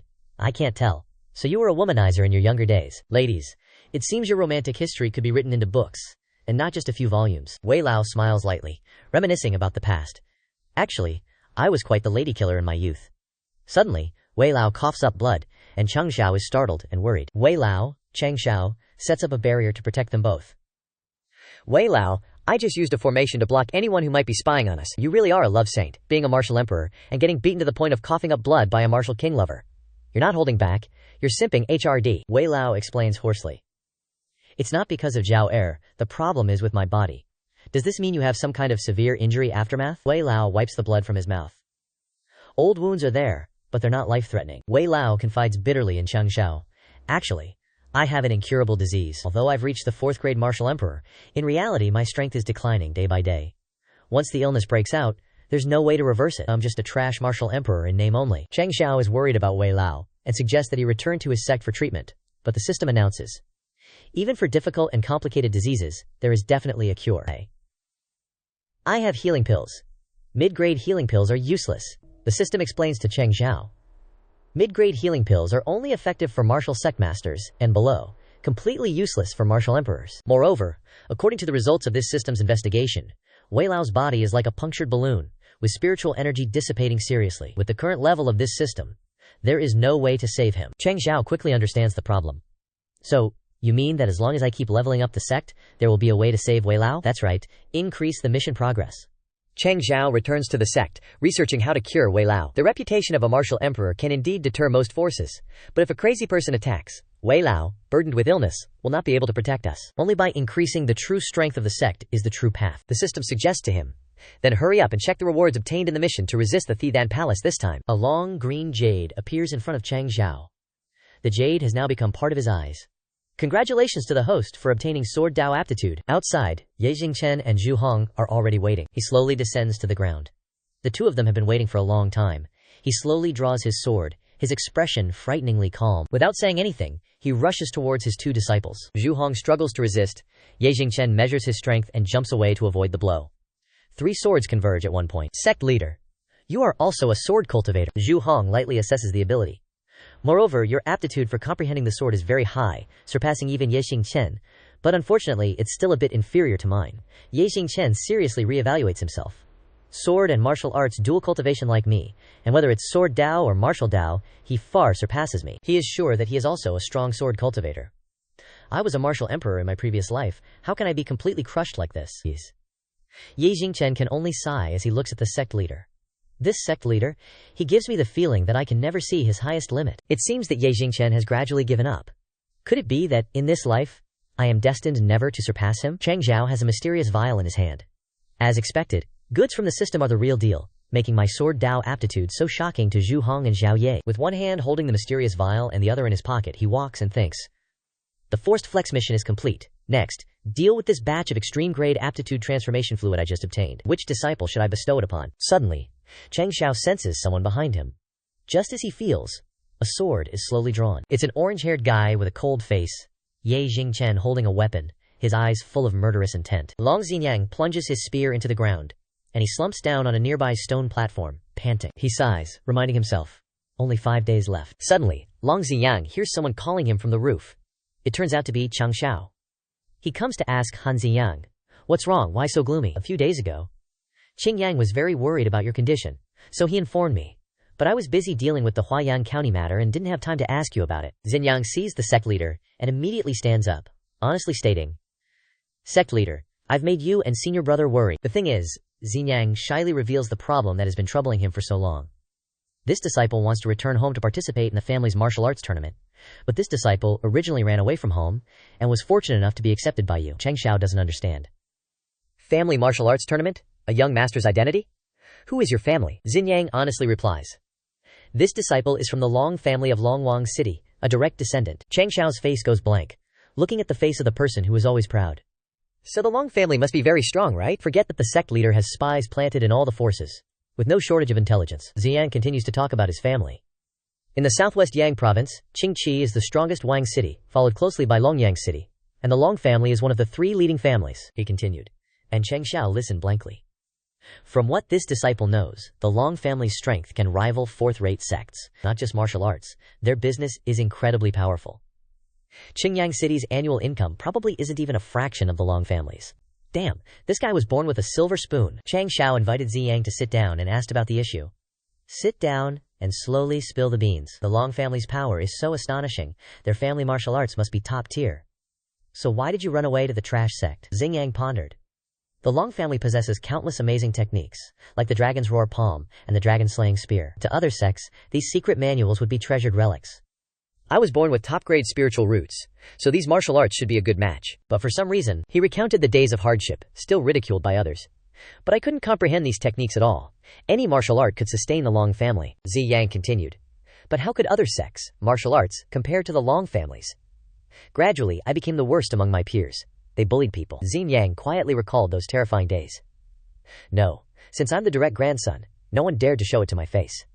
But those contemptuous gazes became unbearable. Changxiao grew angrier as he listened, clenching his fists. Until one day, the elders made a proposal to revoke his right to learn martial arts, Ziyang bitterly recounted. Changxiao felt even more injustice. They actually wouldn't let you, the direct grandson, learn the family's martial arts? The elders' decision must have been to strip you of your heir status. Xinjiang was like the last straw. They wanted me to give up martial arts, forcing me to take over the family's trillion-dollar business. But I don't want these fleeting things. What's a few trillion? Does it even matter? Changxiao's brain short-circuited, and he yelled. The system also felt injustice for its host. The hell you mean fleeting? Trillions? In my past life, I slaved away and barely made a dime. Host, this guy's being too damn disrespectful, just kill him. Ziyang looked at Changxiao tearfully. A man should wield a sword and slay the supreme experts of Tianya. Who wants to earn petty cash? Sect leader, you must understand me, right? Not just Changxiao. But the system also felt this guy deserved to die. Huh? Why do I feel like 4 angry eyes are glaring at me? Seeing Ziyang not appreciating his good fortune, Changxiao grabbed his head and slammed it against his forehead. You disrespectful brat, daring to flaunt wealth in front of me? Do you know how hard I have to work to earn a few bucks? Xinjiang whined, making Changxiao even angrier. Sect leader, I'm not showing off. It's just that my business talent is far inferior to my martial arts talent. Xinjiang recounted having to learn some weird stuff. Back then, my father even tricked me into learning some Great Number Heart Sutra or something. Basically, market analysis. But after hearing a few sentences, my head spun. After a few months of studying, I even deviated and fell unconscious. Xinjiang sighed. My father can still use knowledge and force to maintain the Long family's business. But what about 100 years from now, if I, Long Xiang, am incompetent? Not to mention external competitors. Changxiao listened calmly as Xinjiang continued. Even the elders, aunts, and uncles within the Long family could devour my direct line. In the face of absolute power, money is just a fat sheep. Changxiao stood up, hands on his hips. An innocent man is guilty because of his wealth. I, myself, have recently experienced this saying, Changxiao said as a sect leader. You've been in the trash sect for a while. The trash sect's martial arts shouldn't be inferior to the Long family's, right? He turned to look at Xinjiang and smiled. The trash sect has a martial emperor now, that's been spreading. I've decided to go to the Long family with you, though I'm untalented. Helping you slap some of the unruly Long family members won't be a problem. Changxiao stood with his hands behind his back, looking into the distance. Although our sect walks the righteous path, the tradition of double standards and protecting our own is a must. Mobilizing the entire sect would cost too much, I can't afford it. I've decided to bring a few inner disciples to cheer you on this time. Ziyang was saved, crying, Thank you, sect leader. Thank you. But as soon as he entered the sect, Xinjiang's dreams shattered. He was assigned to a wolf cavalry, surrounded by his fellow Long disciples. How's Longyang City? You're so rich. Is it all from corruption? Long senior brother, are there many beauties in Longyang City? You must have many admirers, huh? Long senior brother, I heard the men of Longyang City have some new and strange hobbies. Are you? Xinjiang almost strangled Xiao Mo, not giving face to his senior brother. Senior brother, you can go die for saying stuff like that. So tense? Don't you usually ignore the senior sisters and junior sisters? Get lost. I'm straight. Even Changxiao suspected Xinjiang. Actually, I'm also curious why you single dogs are so curious about this. Sect leader. Changxiao returned to his position as sect leader, reminding everyone. All right, we're in front of Longyang City. Put away your playful attitude. We're here to support Xinjiang, not to check in for sightseeing. He smiled slightly, captivating many young girls, and turned on his serious mode to show the trash sect's momentum. Ahead was the gate of Longyang City, and one of the 2 guards recognized something. Those 2 guards immediately became wary of Changxiao's wolf cavalry. A crazy demonic wolf is attacking the city? Looks like there are people on its back. The wolf cavalry advanced toward the gate with murderous intent. Xinjiang, on the wolf cavalry's back, made a grand entrance upon his return. Everyone around stared at him with wide eyes, as if he were an alien. Xinjiang announced clearly. I, Long Xiyang, am back. The 5 entered the city together, and Changxiao spoke. Xinjiang, you've been in the trash sect for so long, you know the sect's potential. Why don't you have a little heart-to-heart with your parents, and have them invest some pocket money? Suddenly, a gust of wind blew through the slightly open door, and a golden toad with money in its mouth burst out of the door, hitting Xinjiang in the head. A voice cursed. You unfilial son, you dare to come back? The 2 people behind tried to dissuade him. Old master, calm down. Big brother, don't be angry. Xinjiang is just young and doesn't understand. The angry big brother gritted his teeth, daring to throw away the Long family's business and run off to cultivate. And you call this young? He pointed directly at Xinjiang and ordered, Which cheap sect did you run off to learn martial arts and bring back a bunch of riffraff? Xiao Mo whispered. The sect leader is pure gold. Good, Changxiao replied. Put it away, we'll split it when we get back. The second uncle on the side smiled kindly, trying to defend him. Big brother, Xinjiang has always been promising. Maybe he was accepted by an extraordinary sect, like the one that's been crushing other sects recently, the one with all the fame. The second uncle suddenly emphasized, making Xiyang flinch. The trash sect, for example. Changxiao had no choice but to hand the golden toad to Tian Tian. Yes ma'am. Zi Yang anxiously pointed at Changxiao's confident figure. That, second uncle, I was indeed accepted by the trash sect. This is the trash sect's sect leader, Jun Changxiao. Both the big brother and the second uncle frowned. Sect leader Jun Changxiao smiled brightly, exuding confidence. Young, inexperienced, hasn't seen the world, openly admits the golden toad is his, and even haggles with his disciple. The big brother laughed loudly, saying disdainfully, HMPH, you didn't learn any skills, but you sure got a lot thicker skinned. Changxiao thought uncomfortably. Damn, why does it feel like this old man is scolding me? Second uncle lowered his head and said in a deep voice, Xingyang, second uncle knows you want some face when you return to the Long family, but you shouldn't just lie like that. And since you're lying, why not go all the way? Say you invited the strongest martial emperor from 1,000 years ago to the Long family. Xing Chen suddenly broke out in a cold sweat when his name was dropped. The famous Ye Di, Ye Jingchen. Xing Chen thought to himself that this Long family's second son has got some serious game with that mouth of his. The eldest brother clasped his hands and suggested, we don't know what benefits Ziyang promised you to get you to agree to put on this show, but right now the Long family wants to hold an internal meeting. Please leave, everyone. Changxiao turned to nudge Ziyang. No wonder it's a big clan, so full of schemes. Looks like if I don't show off some skills, I'll be a fraud. Ziyang just forced a smile and replied, sorry, sect leader, for putting you in such a bad spot. Changxiao suddenly clenched his hand. It's nothing. Who told me to be born with a handsome face and be so young? A lot of people are jealous. Long family head, I am Jun Changxiao. He unleashed his full power, his face full of vigor, and shouted, specially came to pay a visit. The sound reverberated through the heavens and earth, and the eldest brother and second uncle were both shocked and couldn't believe their eyes. A second-rank martial king? Could he really be? The second uncle revealed a worried look, sweat beading on his face, thinking to himself, I worked so hard to come up with 100 plans to get Long Ziyang out of here so that my son, Long Zishan, could become the next heir of the Long family. If Ziyang really has a big backer, then Zishan's status will be in danger. His mind was in turmoil with countless thoughts. No, even if it's true, I have to find a way to make it false. The eldest brother hesitated. So it's sect leader Jun. Just now there were many. The second uncle turned to dismiss it.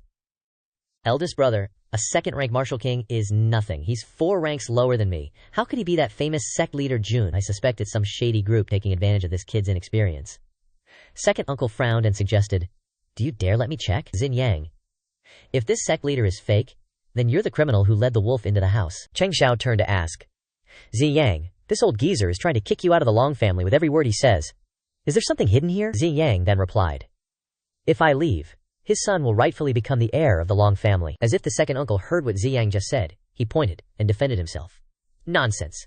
I'm doing all this for the future of the Long family. Xing Yang then said, sect leader, second uncle, is a 6th-rank martial king, and he's also cultivated the Long family's ultimate skill. He continued, his strength can be said to be enough to fight an 8th-rank martial king. The second uncle suddenly flared up with a fighting spirit. Did you hear that, kid? You're only a 2nd rank. You better give up on trying to scam my Long family. Xin Yang bowed, with his hands clasped in front of his chest, and said humbly, but sect leader, after all, we're relatives. It takes a lifetime of cultivation to reach the 8th rank. I beg you here to go easy on him. Give the Long family a little face. Changxiao was puzzled when he saw this. How much is a little? How much is enough? Xing Yang tried to gesture with his hand, his voice a bit playful. About this much. Ignoring the second uncle who was still standing there in anger, Xing Yang casually made fun of him. Remember every time the family held a martial arts competition? That Long Zishan beat me up real bad. You can beat him however you want, sect leader. I believe you'll uphold justice for me. Unable to bear it any longer, the second uncle unleashed his power and shouted, you're going too far! He shouted the name of his next move. Long Xiao Ju Tian. The flames flared up and rushed quickly toward Changxiao, but he still stood firm. He calmly smiled contemptuously. Ha! I just wanted to try out some new martial arts I got recently. As soon as the flames got close to him, Changxiao laughed wildly. A gust of air caused the flames to go in a different direction. The second uncle couldn't believe his eyes and shouted, impossible! My martial skill evaporated. The flames in his hand gradually disappeared, and Changxiao froze them. The frozen flames formed a strange shape. Chixiao Lian Zihan. Changxiao smiled triumphantly. The appearance is not bad. Chixiao Lian Zihan is a martial skill that uses spiritual power to create a form created by Emperor Chixiao. The murderous aura is overwhelming, fierce, and powerful. The longer the power is gathered, the greater the power. It's easy to bully opponents above your level. If it's a fire-based martial artist who cultivates it, it can be said to be like a fish in water. No. Like fire meeting gasoline, the level is a mid-level divine grade. I'm very curious why you were able to cultivate it. You must know that this martial skill requires extremely high masculinity. It's not suitable for women, let alone gays. Changxiao flexed his arms to reveal his muscles to prove it. You're going too far. I'm 100% straight, he sarcastically asked, the Long family's second son. Is this enough to prove my identity, or do you still want to experience a slash yourself? Only then will you admit that I am the sect leader of the immortal sect. Facing the sharp point of the scarlet sky raging flame slash, the second uncle fearfully hesitated and waved his hand. No need. It's that I have eyes but couldn't see. Please, sect leader Jun, show mercy. The eldest brother, who was witnessing this, also gradually became afraid. The aura that the sect leader Jun just released made even me feel weak in the legs. Doesn't this mean that Ziyang has met a benefactor? Changxiao proudly showed off. What do you think of the martial skill I just created? All the male disciples can learn this. He was surprised when he saw that everyone didn't react as he thought. What's with those expressions on you two? Xingchen glared at him as if he couldn't believe his eyes. The techniques in my body are uncontrollably running at full speed. Tian suddenly felt strange. In Legends, only when encountering similar top-quality techniques would the state of confrontation automatically appear. She looked at Changxiao's cunning smile and wondered, how many divine-grade techniques does he still have hidden? In the back garden of the Long family, Ziyang coldly placed Yang Wuqi in front of him. Suddenly a voice rang out. Standing like waiting for your husband at night, unstable aura, restless spirit. Changxiao asked, Xinyang, are you worried about tomorrow's family competition? Xinyang sighed and replied, yes, sect leader. Although every technique of the immortal sect is very magical, I have only just joined the sect, and the Long family's techniques are also very powerful. But I don't feel like I have much of an advantage. If I had a few more years to practice. He slumped to the ground and closed his eyes. His words seemed like he wanted to give up. I heard that because they knew I was coming back, many of the Long family's descendants have emerged from seclusion, preparing to fight. They are all the chosen ones of the Long family, and their cultivation is at least a 7th rank martial master, while I only recently broke through to a 4th rank martial master. Changxiao jumped down and smiled lightly. This must be a trick of the second uncle, deliberately letting you know that those trash chicken shits have come out of seclusion in order to disrupt your mind. Indeed, in this world, I am the only kind sect leader. He flashed a wild smile. And the kind sect leader has always treated his disciples very well, so naturally I won't make an exception for you. Here, let me give you a late-night snack. Changxiao whips out some kind of miracle drug. Clan tournament? Cheat device? Xingyang, sweating bullets, is all like, sect leader, cheat device? WTF are you implying? Changxiao's like, don't sweat the details, just know it's good stuff. Chug it! Xingyang, the obedient simp, doesn't hesitate. Suddenly, his eyes pop wide open, unleashing some mysterious power. Long Family Arena, the ref shouts. Long Family Elite Tournament, Round 1.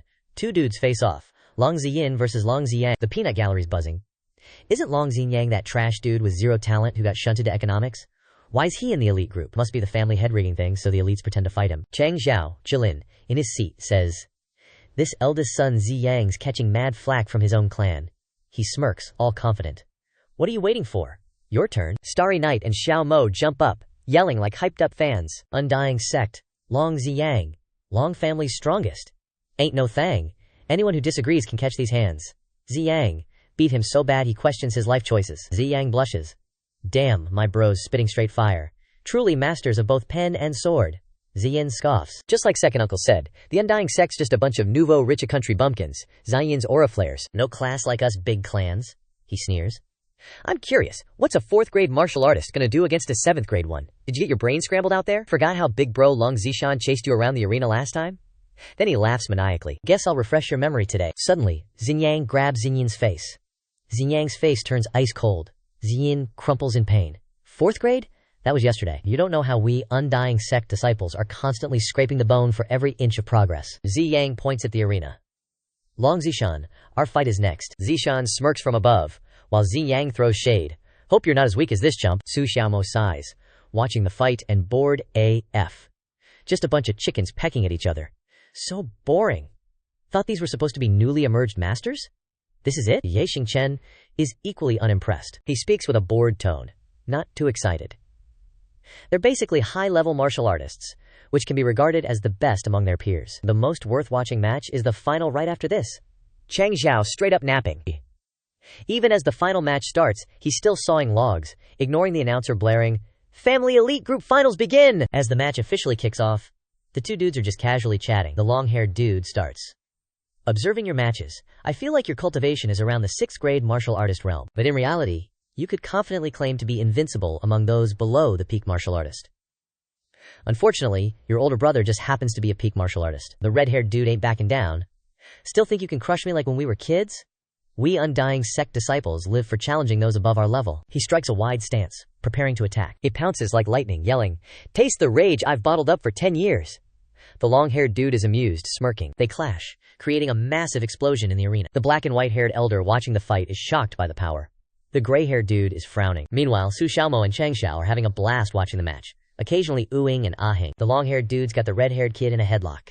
Suddenly, the fight gets weird, like brothers brawling. "You little punk, running off without a word. With your level, you'd get scammed and sold off."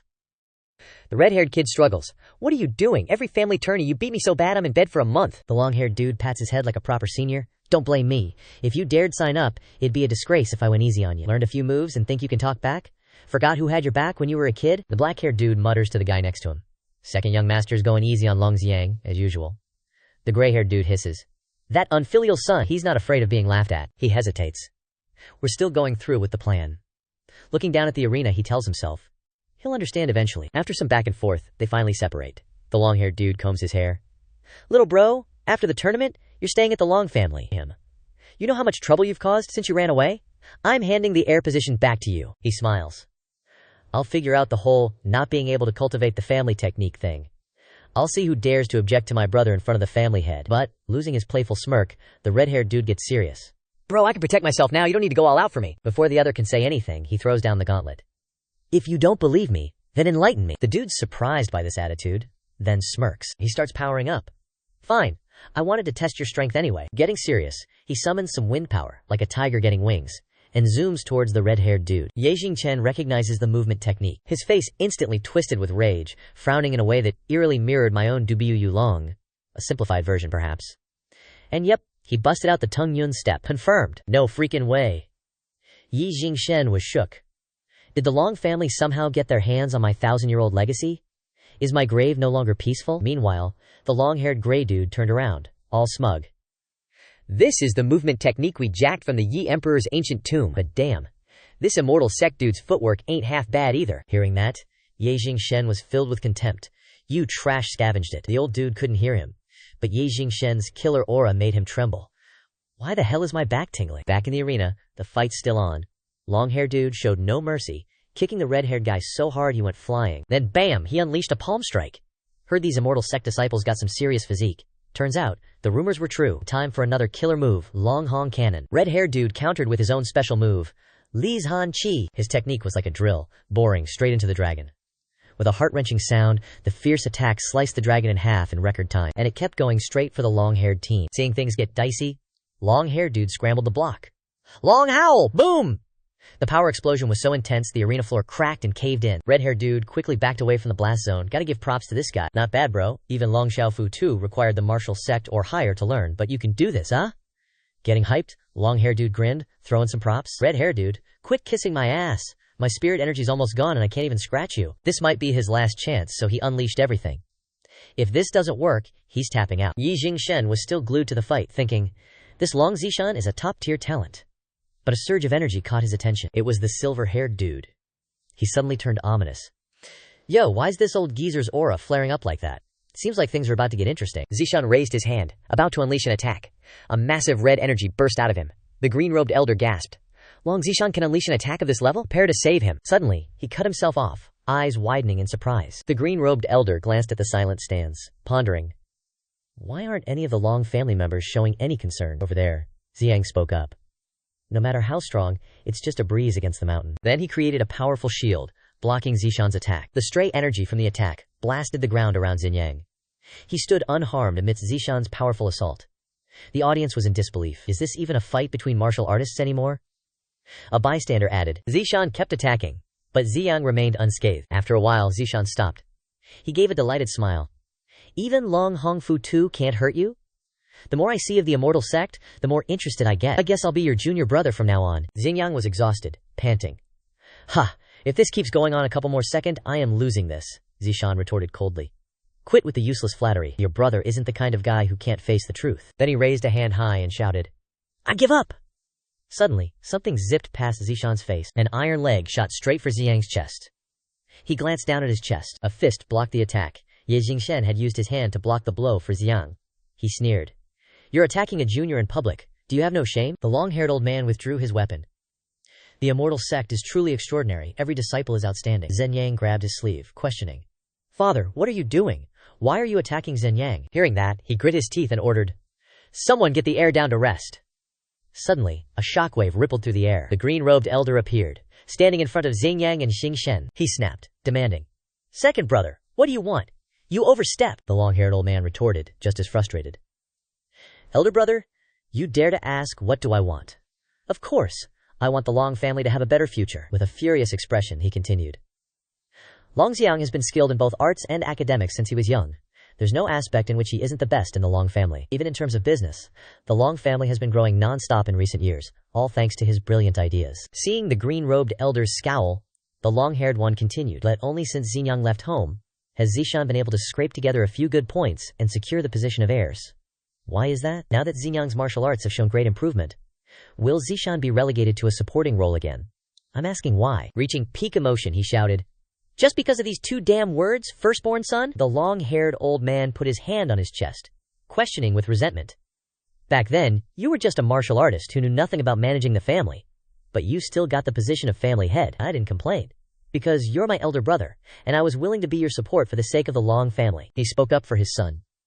But my son Zishan is a once-in-a-century genius, a genius in every aspect, yet he can only ever be the subordinate. Then the long-haired old man lowered his voice slightly. The Long family declares, things must change. The green-robed elder hesitated after hearing his words. Suddenly, a subordinate announced, Family head is in danger. Then he whispered something into the green-robed elder's ear. After hearing that, the old man's face did a complete 180, eyes bugging out. Suddenly, the green-robed geezer decked the attendant, sending him flying. A dagger went straight through the green-robed dude. He could only wheeze. Gelao, you. The attendant bowed, owning up, but not sorry. Master, don't blame this old servant. If not for Xingyang's schemes these past years, the Long family would have been toast. Young Master Zinshan deserves the throne, but, cause of your martial king rep, we had to resort to this. At this moment, the long-haired old dude chimed in. Bro, chill. I swear, I won't off your 2 brats. Just step down and let Zinshan take over. His face twisted into something scary. I swear I'll kneel at the ancestral hall for the rest of my life, causing no more trouble. Bro, don't force me to get physical. Zinshan spoke up from behind. Father, why are you doing this? Then he strutted up to the long-haired dude. Is the family head position that important? As long as I'm strong enough to help the Long family, it's worth all my effort. Besides, everyone says only the head can achieve eternal fame. He glanced back at his dad, still grinning. Everyone knows Prime Minister Jia Ge was the GOAT, but he still simped for Liu Huang. Though I'm not some super scheming mastermind, I won't let others walk all over me. Also, I've been protecting Xingyang since he was a kid. He wouldn't betray me. Changxiao watched from afar, thinking, not bad with the words. Xiao Mo asked beside him. Sect leader, what's he yapping about? Who's Prime Minister Jia Ge? Changxiao was also dumbfounded. Zishan, despite what he said, was secretly tired. AF. Didn't expect fighting would be so exhausting. And I gotta deal with family drama too. Shuo Xiao approached from the distance. The sky is clear, but I still see you frowned. Zishan turned around instantly and finished the line. Longxi, you should probably pray for luck. The 2 young men looked at each other in amazement, secretly surprised. The inside of the dragon family has 2 people arguing with each other. The white-haired one grabbed the black one's neck, and the long-haired one shouted, You are so old, and you still want to rebel! If Zingshan hadn't begged me to withdraw from the position of successor, do you think I would favor Xingyang? You stabbed me. Who gave you the guts? The long-haired man refused to give in. Who told you not to say it sooner? Gelao's stab was something we practiced carefully. At most, it will suppress your cultivation for a few hours, and then you will recover as before. The 2 kept bickering and fighting. Gotta say, the Long family is truly something else. Up above, Changxiao and Long Zishan were chillin', watching them. Long Zishan sighed helplessly. These old dudes are usually at each other's throats, but when they start brawling, they turn into kids again. Changxiao propped his chin up, looking bored. I died from overwork in my past life. What about you? He casually replied. Lottery and sports betting. Couldn't pay the bills, so I took a shortcut. Changxiao chuckled. So, you're a gambler, huh? Reincarnated into this life? Got any grand plans? Long Zinshan answered seriously. When I first got here, I thought my 12 years of basic education would let me stomp everyone. Turns out I was wrong. This Xuan world is overflowing with talent. I'm just a bit more developed than the average Joe. No cheat system or Goldfinger BS like in the novels, and no brain-dead rivals trying to kill me. Hearing this, Changxiao almost coughed up blood. He continued calmly. So, I decided to be a chill dude, quietly enjoy the good life, like a fake gem. After all, I don't need to pay off any loan sharks from my past life. Changxiao felt a growing pain in his chest. Then, his face turned serious, and he spoke solemnly. But if you ask about my goal in this life, I actually have one, Long Zishan declared with ambition. I feel that because I was Vietnamese in my previous life, a descendant of the dragon and fairy, I was able to reincarnate into the Long family. Since I am a descendant of the dragon and fairy, then I must live like a dragon, so I want to lead the Long family, to become a noble family, he sadly said with regret. It's a pity that my spiritual root is only of medium grade, and my current strength has reached its limit. If the family head does not have the strength, he will not be able to lead the family to fly high. But Xinjiang is different. Mentioning this, Long Zishan's face lit up and his lips curled up. With Ziyang's spiritual root, I can collect various martial arts secrets from other families for him, help him become a great powerhouse. He has strength, I have modern knowledge. The Long family will definitely soar into the sky. Changxiao asked him and expressed his opinion. But didn't you just say you wanted to be a fake gem? The position of the Long family is not weak now. Wouldn't it be good to continue like this? Why must you? He smiled and replied innocently. This world has a principle, that weakness is a sin. I can't just sit and wait for the Long family to decline to nothing before I start trying to work hard. Besides, I also need to protect my image. Yugger stood lurking in the crack of the door, suddenly said, Zishan Gerge, I heard that you lost the martial arts competition today. Hearing the call, Long Zishan turned to look at it. Yugger said, and she ran to him and cheered happily. Zishan Gage, don't be discouraged. Anyway, Gage always said that he is not good at martial arts. After hearing this, Changxiao sneered, Heh, my fellow countryman integrated into this world is not bad. Then his face suddenly turned so shocked that he cursed. Damn. He looked at the people in front who were chatting, and muttered to himself.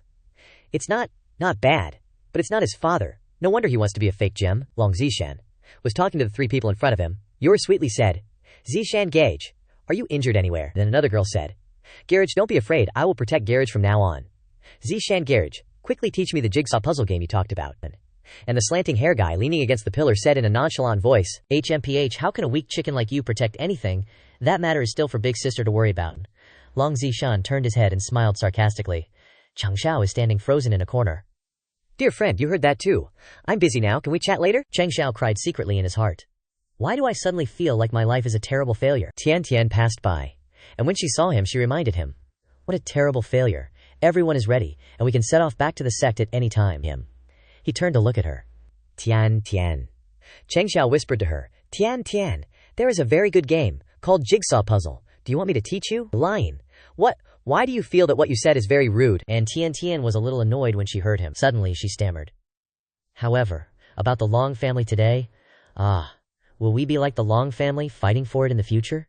Fighting for the position of family head? Changxiao was surprised when he heard her say this, and deliberately asked again, fighting for the position of family head? You mean our children? Tian Tian's face turned red with embarrassment. Changxiao laughed when he saw her current appearance. Tian Tian is also shy, and she has been standing here. He reached out to comfort her. Don't worry, I won't let the children kill each other, he said and smiled innocently. For the sake of these future beautiful and lovely children, I will conquer a big world, so that after they grow up, each of them will be assigned to manage a city, or even a country, so that they don't have to fight each other. Tian Tian looked up at him with a blushing face. He spoke to her. Oh, that's right. Xinjiang said that his uncle has 7 or 8 children, and the 2 of us can't lose either. After hearing this, she stood in embarrassment, until the cold wind could not say anything. Suddenly, it rained heavily outside, thunder and lightning struck, and there was a voice inside the mansion. Sect leader, why do we have to rush on the road in the rain and wind in the middle of the night? A voice replied. The affairs of the Long family are over, and we should not take the opportunity to go home to practice, but enjoy the pleasure of flowers here. It was Su Xiaomo and Changxiao walking in the rain. Xiaomo wondered to him. Then Long Ziyang didn't come back with us? He replied calmly. Some things can only be decided by himself. Then he went inside, asking as he walked, Sect leader, when are we going back? Sect leader, where did Longzi Mountain come from? The sect leader seriously reminded him.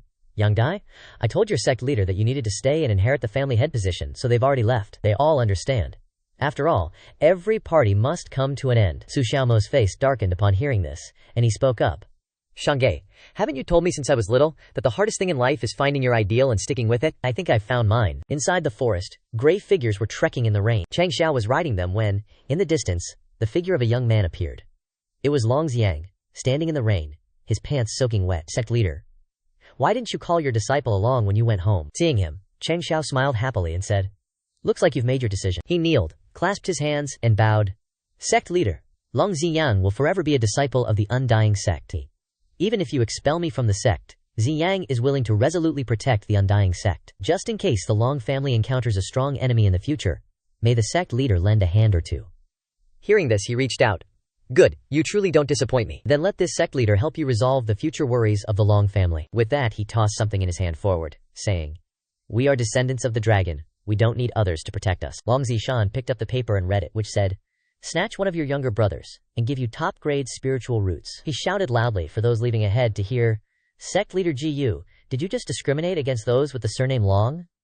It's not about the Long surname. Long is just a name. Anyone can have it. Lineage is what matters, understand?" Inside a grand hall, Changxiao plopped down on a chair. Phew, finally back home. But after all, it was thanks to this trip that he discovered a harsh truth. The foundation of the Undying Sect is currently trash. He sharply commented that the martial arts available to the disciples were too scarce. They even had to create their own cultivation techniques to deal with special combat situations, unlike the big clans like the Long family, where cultivation techniques were stacked to the rafters. Suddenly, a system notification popped up. "Host, you've finally activated the 1% intelligence buff." That's the system reminding Arkibo. What are you waiting for? Go shopping with your contribution points. You're so damn stingy. How will the disciples ever be able to hold their heads high? At this point, the system was so angry that it was ranting in Changxiao's face, making him feel guilty and also tempting him with a big sale. "It's been so long since you've proactively bought anything for the house. What are you saving the points for? Do you know that because of you, I lost the title of Best Retailer in February? And since it's almost June 1st, this system is having a super-duper sale on everything." While the system was nagging, someone outside called out to announce, "Sect leader, the steward from the Sect certification organization, is here seeking an audience." Being interrupted mid-sentence caused the little system to lose control of its language. "Damn it, I almost tricked this cheapskate into spending money." Steward Zhao handed Changxiao a piece of paper with strange patterns carved on it, saying, "Sect leader Gu, the Undying Sect's strength has long surpassed the conditions for a 6th-rate sect. The only issue was that the number of sect members wasn't enough. But with your recent sect image promotion campaign, the issue of numbers has also been resolved, so I've come to deliver the certification." He took what the steward offered and politely replied, "You've come a long way, steward, and even delivered it yourself. I'm sorry for the trouble." "Don't be polite," he respectfully replied. "The Undying Sect is evaluated and valued by the three armors. It is what Zhao should do." The system reappeared, but it was no longer angry. "Congratulations to the host for upgrading the sect to 6th rate. Reward: 2,000 contribution points, 200 achievement points, experience charm x1. Sect contribution points, 6,000, 605 thousandths. Sect achievement points, 2,000, 205 thousandths. His smile gradually became twisted, thinking slyly.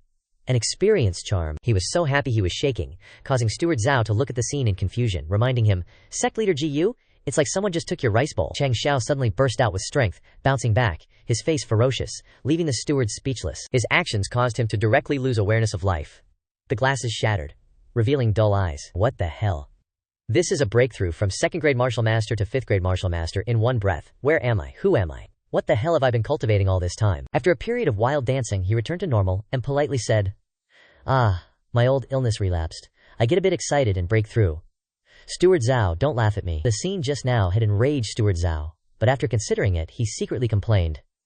"What do you mean, relapsed?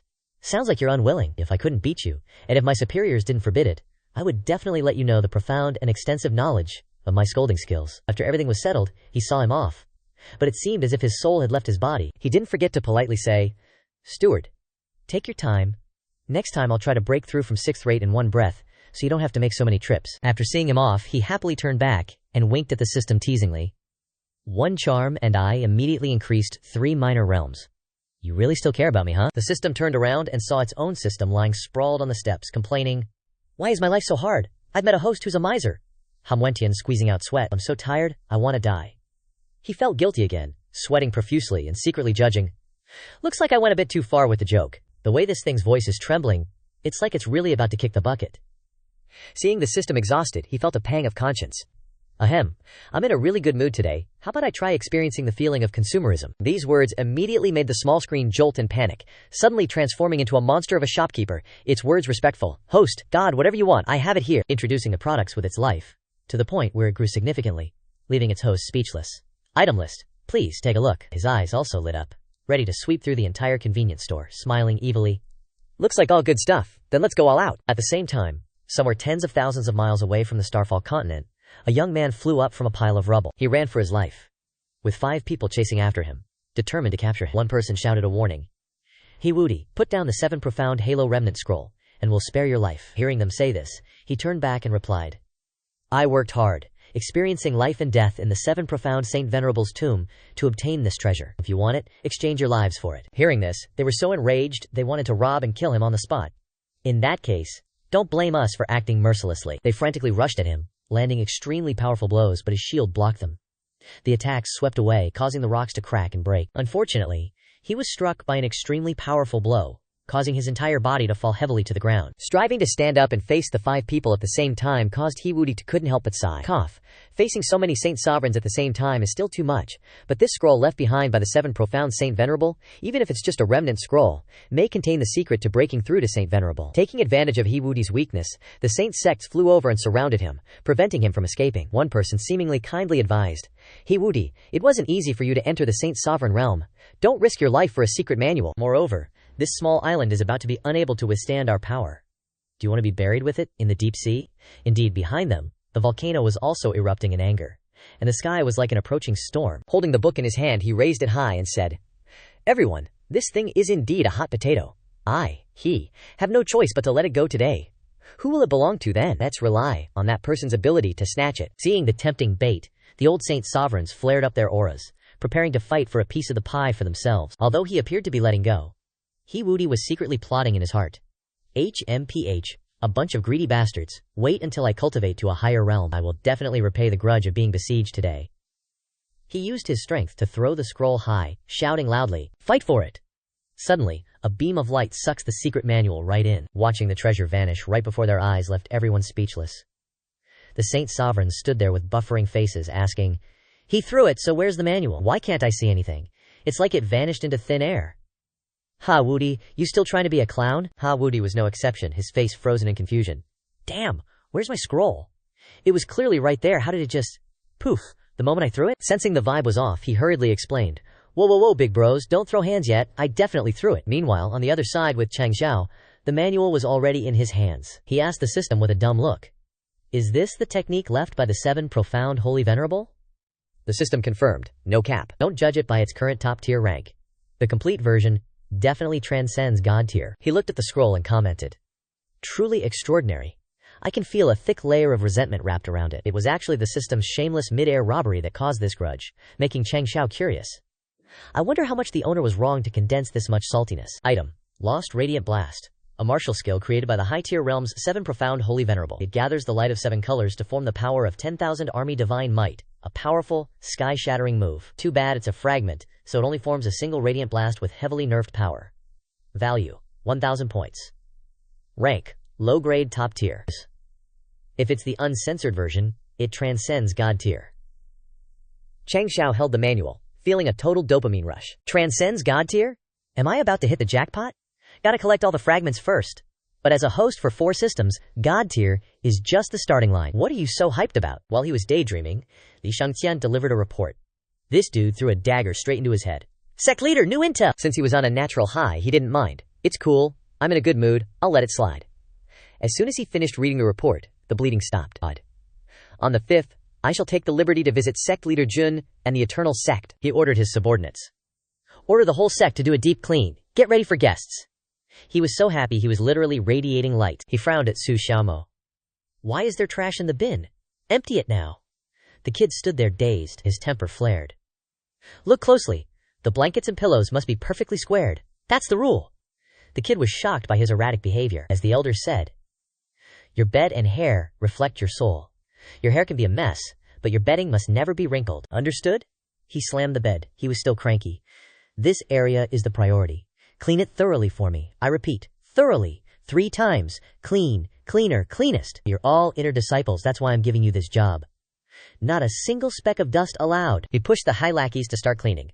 "Move it. No half-assing." Li Shangtian and Su Xiaomo sat there soulless, talking smack. A whole-ass martial emperor, reduced to cleaning toilets. "If it wasn't for those 2 new techniques he bribed me with, I'd definitely..." The kid said, "Brother Zishan, I was wrong. I want to go home and inherit the family business." The subordinates met him. Seeing these luxury buildings, they thought he was just a shallow dude who slacked off on cultivation to play around. Li was arrogant, but she did give him a tiny compliment. "If he wasn't somewhat handsome, I wouldn't want to look at his face for another second." Shi Jingxuan, the palace master at Manhwa Palace, was hyped to see him. Hey, Li Er, your prejudice against sect leader Jun is still pretty heavy. The girl sulked. Palace Master, I seriously don't get why you're so good to him. As far as I remember, you've never been like this with any other man. A bunch of smelly guys starting a sect is bound to be a messy dump. What's so great about visiting? She warned little leader Er. Absolutely do not underestimate the Eternal Sect or sect leader Jun. For the Eternal Sect to rise so dominantly, and with such Chad energy, they must have something special. This trip is a formal visit, but the main goal is to learn from them, so we need to stay classy. Fireworks went off. Welcome, distinguished guests. The whole sect greeted them. He happily went out to meet her. A warm welcome to Palace Master Ji. She wasn't paying attention, and walked straight into a wooden pillar. Palace Master, the path is this way. She blushed. Sorry, I'm so sorry, I was so rude. I got distracted by the cheering, and lost my footing. I'll pay for the broken pillar. He felt awkward about her taking the blame. Sect leader Jun, I've been looking forward to this meeting for ages. She shook his hand enthusiastically. Whoa, sect leader Jun's hand is so soft, smooth, and delicate. For a moment, I thought it was a woman's hand. He was speechless. The hand you're holding belongs to my disciple. Lu Qianqian shyly bowed to apologize again. Oh my, so sorry, I messed up again. The bystanders noticed. That elasticity is top tier. Because of my eyesight, I often rely on hearing and smell to identify people. I remember sect leader Jun because your scent is very unique. Surprisingly, Miss Qianqian's scent is exactly the same as yours. He and she both got awkward and shy after hearing Shi Jingshuan's words. Cough, cough. She blushed and blamed him. It's all your fault. He ignored her and tried to fix the situation. Palace Master Shi, you've traveled far. I'll be your guide and show you around our eternal sect. In the middle of the crowded path. Over here, everyone, check out the flyers. These are the tour spots recommended by our top disciple, Ye Xingchen. Shi Jingshuan and Li Er went exploring. Li Er, anything interesting on the list? Except for the word toilet, written in massive letters, everything else is mid. Under the clear sky, she gave her real take on him. Sect leader Jun, although everything looks simple, I've spotted quite a few extraordinary things. There were lush and unusual herb gardens. In the herb garden, even though most look like common herbs, the spiritual energy in each plant is at least 10 times denser than usual. Even his training field didn't escape her notice. That martial field has marks from things being recently moved. If I'm not mistaken, the things you temporarily hid are the real secret to training such strong disciples. She spoke from the heart. I know it's a long shot to expect sect leader Jun to trust me and show the eternal sect's true secrets after just a few meetings, but I believe our sects will definitely become allies in the future. He was currently evaluating this deep woman. Just a casual walk, and she saw through so much. It seems Palace Master Ji, just like Ran, shouldn't be judged by her cover. She smiled playfully. After all, sect leader Jun has such a unique and likable vibe. You definitely can't be a bad guy. He was totally done with her.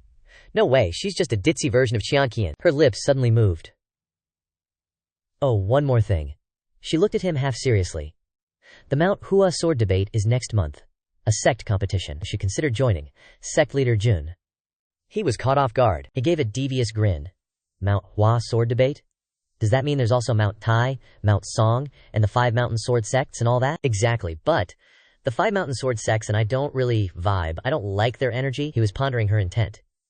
Mount Heng, Mount Song, Mount Tai, Mount Heng, and beefing with the 5 mountain sword sects. Female, high cultivation, born with a disability.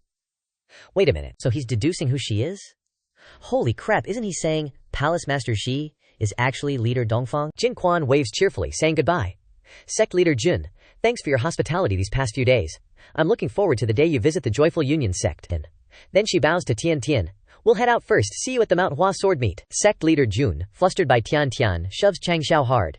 I told you to stay away from me, but you just wouldn't listen. He trembles in pain, but still spouts nonsense. I've heard of identifying women by their scent, but I never thought I'd witness identifying pretty boys by their scent. Even the system can't help but protest. Pretty boy my ass. But Changxiao shamelessly continues to simp. Objection overruled. Palace Master Shi is a genius. Suddenly, a hand pats him lightly on the shoulder. It's Xing Chen. Changxiao turns around, puzzled. Yes, Xing Chen, what's up? And he casually teases. Are you talking about the 7 profound aura destruction that I promised you for cleaning the toilet? Shang Chen's eyes light up with anticipation. Changxiao, feeling helpless. I know you're eager, but let's talk about it later. But those bright, innocent eyes are too much for him to bear, so he blurts out, Fine, let's go to the back mountain. And from now on, stop looking at me with those nauseating eyes. On the back mountain, Changxiao is drawing a battle formation and says, the complete 7 profound aura destruction is of a grade beyond even the god level, with overwhelming power. Even the incomplete version is not to be underestimated. Immediately, a beam of light surrounds them both, so let's practice in this barrier for safety. Xing Chen frowns, thinking, This technique isn't just powerful. Judging from my past life's martial arts experience, its profoundness surpasses imagination. Moreover, I can sense that this technique hides the secret to realms beyond the martial emperor. Changxiao begins to explain. The 7 profound aura destruction uses the body's spiritual energy to guide the various attributes in heaven and earth, gathering them into an energy shockwave. I remember when I got this secret manual, I didn't understand a thing. Time passed day by day. The other guy marvels. True. Such an advanced martial art would take even me half a year to study before I could find a clue. Suddenly, he turns around, creating a red force in his hand and showing off, startling Xingchen. It wasn't until the 3rd day that I understood. Although I've never tested its power, I can already condense the crimson aura. Changxiao grins smugly and controls the aura to create an energy ball. The other guy stares blankly. A spherical energy form condensed in a super pure way, and Xingchen is further stunned by this pose. Could it be the secret to cultivating the 7 profound aura destruction? But it's not mentioned in the secret manual. Did the sect leader figure it out himself? He continues to hold the ball in his hand, adopting a fighting stance and laughing. I didn't expect reading so much manga in my past life to be so helpful. Then Changxiao mumbles. A-me-ro-ko-ro. Then he shouts and unleashes the attack. Xingchen watches in astonishment. But it seems the move is a bit off, and they both stare helplessly. Changxiao asks suspiciously. Huh? Why is it so limp? Could the incantation be wrong? He hastily withdraws it and tries to cover it up. Everyone has a first time. Maybe I didn't grasp the intensity well. This time will definitely be no problem. Not giving up, he tries again, shouting, KMEC, but it's still a complete failure. Changxiao panics, not knowing what to do. Why is it so limp and useless? I'm young and healthy. He starts to get annoyed and clenches his teeth. This daddy doesn't believe it. He tries the move again, but it fails every time. The ball even falls to the ground, startling Changxiao. Then a series of balls are fired, but still no luck. Finally, he's exhausted, panting. Damn it, this is definitely a fake technique. System, where are you? I need an explanation. The system appears, annoyed, and asks. Host, I highly suspect that you spent more than 180 minutes reading manga in your past life. Only an idiot would announce the name of their move to the enemy, and you even drag it out, taking half an hour to finally unleash it. But Changxiao stubbornly insists. What do you know? You have to shout the name when you fight to have momentum. Silently unleashing it is both cowardly and lacks awesomeness. Besides, the readers wouldn't know what move this daddy is using. As he speaks, he raises his hand to attack. In short, this 7 profound aura destruction of yours is too cheesy, with its anime-style choo-choo. And just like that, the true power explodes and shoots out in a terrifying manner like a laser beam, destroying everything in its path. Both master and disciple stare dumbfounded. Holy crap, this barrier can block attacks from martial kings and below. Immediately, someone reports. Sect leader. The attack just now broke a large area of the rear mountain's grand formation, causing Elder Wei to panic. The spiritual energy has begun to recover. If we don't cover it up immediately, Changxiao freezes in disbelief. The entire Qingyang city will see the heaven-defying phenomena, and he quickly flies away. The barrier has been destroyed by the attack. Changxiao hurries to fly over. I'm here to patch the sky. Then, he flies to Elder Wai's location to deal with the situation together. When he arrives, he pretends to be innocent. Wasn't the spiritual energy supposed to start recovering in another half-month? How is it so intense here now, like boiling water? After hearing him, the elder's expression becomes increasingly ugly. It's true, but just now, a ball of extremely pure spiritual energy came from somewhere, and caused the spiritual energy here to resonate and explode. He's furious about this. He doesn't know which brat in the sect is messing around. If Wei catches them, HMPH. Changxiao can only feel awkward to him. The elder changes his tone when he realizes something more important. However, thanks to this, I discovered that we were too complacent before. The spiritual energy here is off the charts. I bet Buxu Mountain is sitting on a freaking huge spiritual stone mine. Image of glowing blue spiritual stones. Bro's eyes lit up like a Christmas tree. He's thinking, spiritual stone mine? Tianjun Financial is gonna be a freaking money printing machine. I'm the CEO, and Tian's the chairman. Old dude's like, the current barrier ain't strong enough to contain this much spiritual energy. Sect leader, let's take this chance to upgrade it, at least one level, and make it cover the entire Buxu Mountain. Cracks knuckles.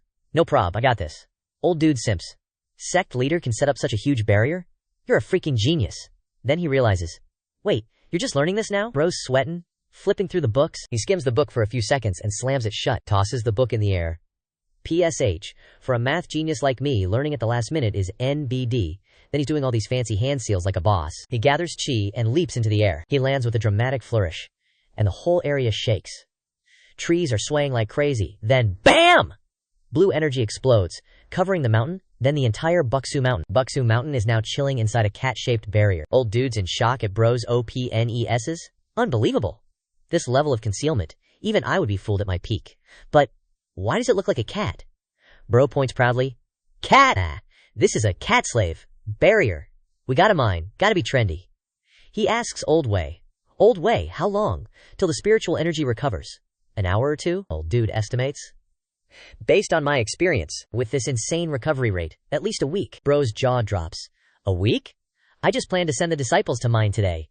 Guess I'll go take a nap then. He tries to leave, but he's frozen solid. Huh? What the hell? System pops up and tells him to read the damn book. Bro's face turns green when he finds out the spell's effects and drawbacks. The book says this formation is cheap AF but has top-tier concealment. Only one tiny flaw. After activation, the caster can't move. One step, and the whole thing collapses. Bro and Old Dude are both speechless, like a bucket of ice water just hit. Bro tries to play it cool. PSH, it's just a week without going to the bathroom. I can handle it. Old Way, go get me some hemorrhoid cream. And keep it on the DL, ya hear? Old Dude. Sect leader, you can trust me. I'm discreet. Bro's just gonna chill like he's sleeping? It's just a nap, right? Just this position. He's regretting not setting up a comfy bed beforehand. The scenery around him is beautiful thanks to the spiritual energy. Bro's drooling in his sleep. Suddenly he wakes up, all dazed. Ugh. Not a soul in sight. Crickets chirping. Moonlight. It's like a freaking lullaby. Bro freaks out when he realizes everyone's gathered around him. Yi Xingchen is trying not to laugh. Sect leader's awake. I brought your hemorrhoid cream. Su Xiaomo's being a little SHT. Sect leader's sleeping expressions are so diverse. I've been watching for 2 hours, and no two are the same. Bro's just grinding his teeth. Old Way, he yells. You said you were discreet. After asking around, turns out Old Way told Sun Wukong, then that little brat told Zhao Zuiji. Zuiji told Ye Jingchen. Jingchen gossiped via sound transmission. Bro's blaming Su Xiaomo. Then you just blasted it across the entire sect? Was that accidental, or on purpose? He tries to deny it, but his eyes scream, Liar! Sect leader, it was totally accidental. I only told Tianqi. I don't know how the whole sect found out. Meanwhile, in Qingchengyang, 2 dudes are secretly watching. One asks his servant, what's the deal with that mountain? The servant's done his homework. My lord, that's Buxu Mountain, home of that up-and-coming sect. Buxu sect. My lord, I think you're worrying too much. They're just a 6th-rate sect. How could they possibly? His master waves him silent, staring weirdly at the cat-shaped barrier. There's something evil. Wicked about this Buxu sect. A typical week for Bro. Trapped in a barrier cage while his disciples come to hang out and watch him. Day 2, his disciples are roasting him. New disciples, this is our sect leader.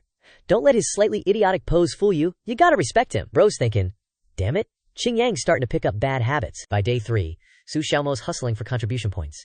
He announces, only 5 contribution points to draw a portrait of the sect leader. One-time offer. Get your brushes ready, we're gonna make bank. Bro's just standing there, frozen. On day 6, Tian brings him food, but he's blushing and smiling bitterly. Tian, I've been avoiding eating and drinking all week to avoid needing the bathrooms. On the final day, after being freed, Bro's limbs are cracking.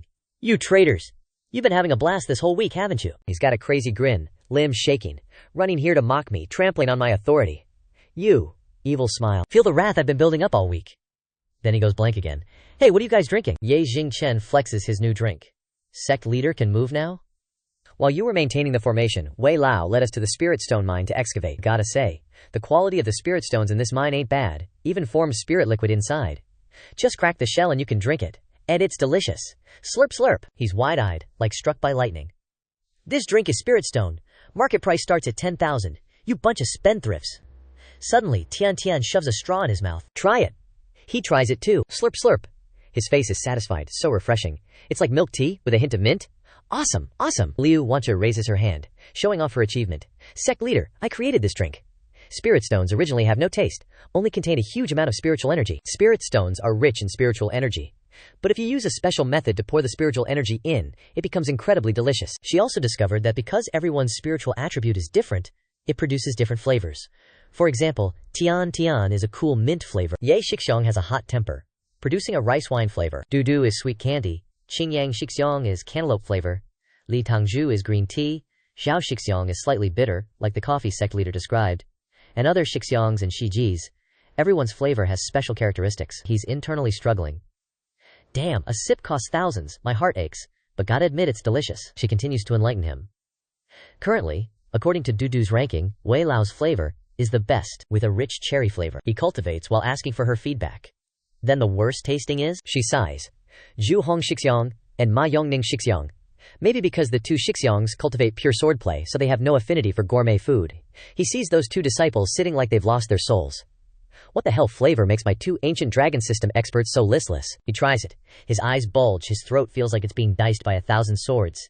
And it's a little sour. No, not sour, but the taste of steel soaked in water for a long time.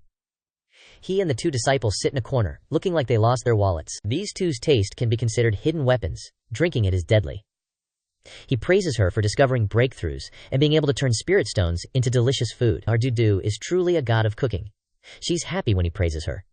No. The title of God of Cooking can only be earned by winning the God of Cooking competition. It is the biggest competition for chefs in the Starfall continent. Only true master chefs are qualified to participate. She blushes shyly. Participating in the God of Cooking contest is Dudu's childhood dream. He brightly encourages her. In my heart, Dudu is already a unique God of Cooking. But, since it's Dudu's dream, this seat will take you to participate in the God of Cooking contest. How about it? When does the contest take place? She excitedly asks when he says that. Really? Sect leader? But it's a long time before it starts. Before that, Dudu needs to pass the qualifiers in Southwest Yangzhou first. Only by achieving one of the top 10 positions can one qualify to participate in the All-Starfall Continent God of Cooking contest, held half a year later. He gently encourages her. Then you need to practice hard, create more delicious dishes for the sect. She's determined. Currently, the spiritual energy in the sect is no less than 20 times denser, and the ingredients are even better. Dundu will definitely make it. He suddenly realizes. That's right. I've been talking and haven't had time to feel it carefully. The scene of spiritual energy enveloping the entire sect. Spiritual energy so dense and pure. Our immortal sect will definitely prosper in the future. He speculates about the future of the sect. Suddenly, she senses his aura. Sect leader, your aura seems to have suddenly changed. He laughs. His state of mind fluctuated a bit, accidentally broke through again. He's determined to tell the disciples. For our immortal sect, to end the oppressive system of the power factions, I won't allow myself to rest. Not even for a moment. He clasps his hands and gathers energy. Okay, after many rounds of screening, we finally finalize the team to participate in the Mount Hua sword debate. He asks the disciples for their drawings. Give me 500 lights. Unmatched scholars debating. The disciples with the highest IQ in the immortal sect. The honor student team, he yells, introducing the cheerleading squad. And over here are the future seedlings. Although their IQ is a bit trash, their mission is just as important. Ye Jingchen sulks at Xiao Zuiki. Xiao Zuiki, you're secretly reading books. Don't pretend to be as dumb as me. He points, signaling the entire sect. Let's go! When the immortal sect takes action, even rice turns to bran. The next day, the entire sect began to set off. Majestic Mountain! Wow! He starts showing everyone the map. Then he gestures wildly to the disciples. But it seems no one can understand. Su Xiaomo asks Ye Jingchen about this language. Big brother, what does sect leader mean? He's clueless. You ask me? Who do I ask? Waving his hands without saying a word? Who the hell knows? But in the end, it probably only means one thing. That is, he picks up his gun and pew-pew eradicates these beasts. A few days ago, he went to investigate. Old man, what delicious specialties does your village have? The old man is only afraid. Then he puts on a demonic face with a fierce mount. We pay high prices. That makes him scared and hide in the house. Then everyone in the sect chases after him, and he runs over to reprimand him. Yi Jingchen, I told you to inquire, not to scare people away.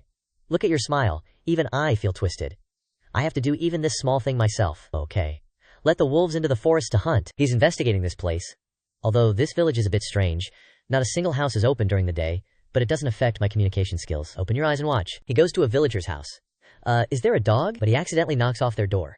Forgetting that he's been drinking too much milk tea lately.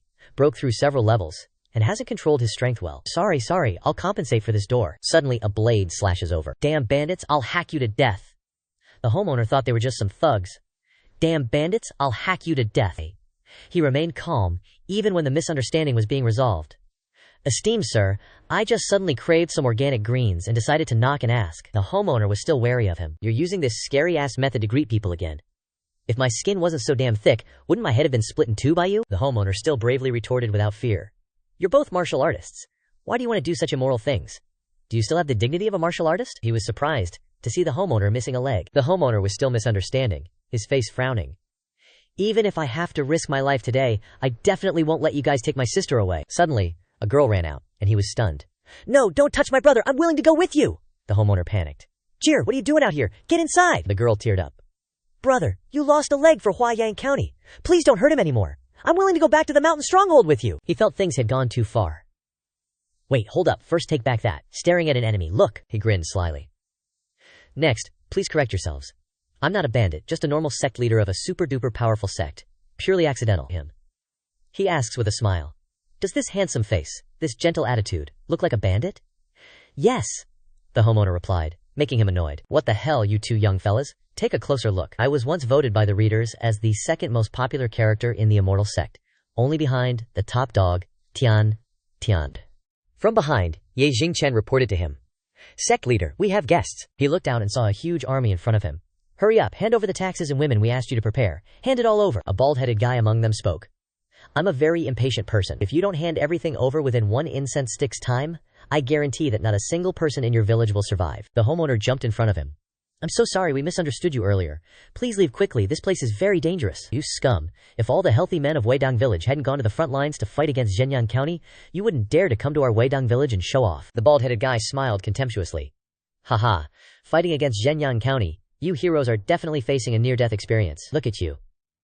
Didn't you only save your life by losing a leg? He and his accomplices laughed lewdly, since they weren't coming back anyway. Such idle women and money are such a waste. Wouldn't it be better to give it to us?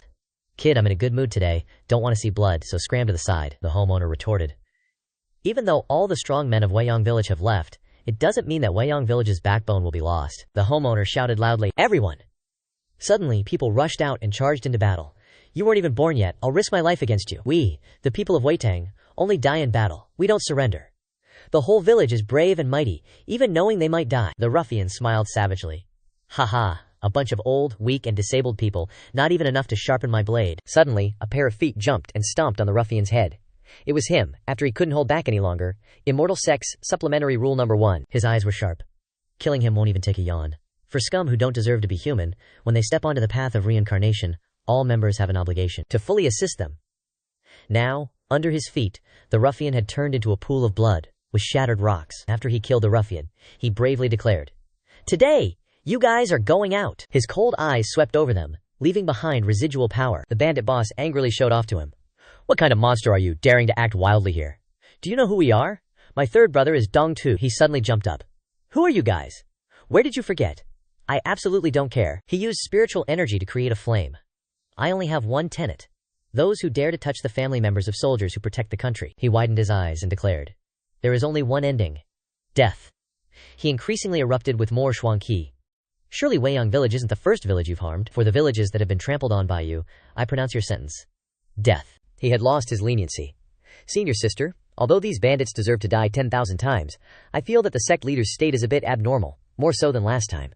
Tian also felt that his mind was indeed a bit unstable. Perhaps it's because his realm has increased too quickly recently. But ultimately it's because the crimes committed by these bandits have touched his reverse scale. She recalled the last time, after visiting the Long family to see Long Zishan, he often muttered some things, as if he still had complete memories of a past life when he once got drunk on milk tea. He told the predecessors in his past life that they spared no effort to resist for over 1,000 years to exchange peace for their generation. The predecessors sacrificed themselves selflessly.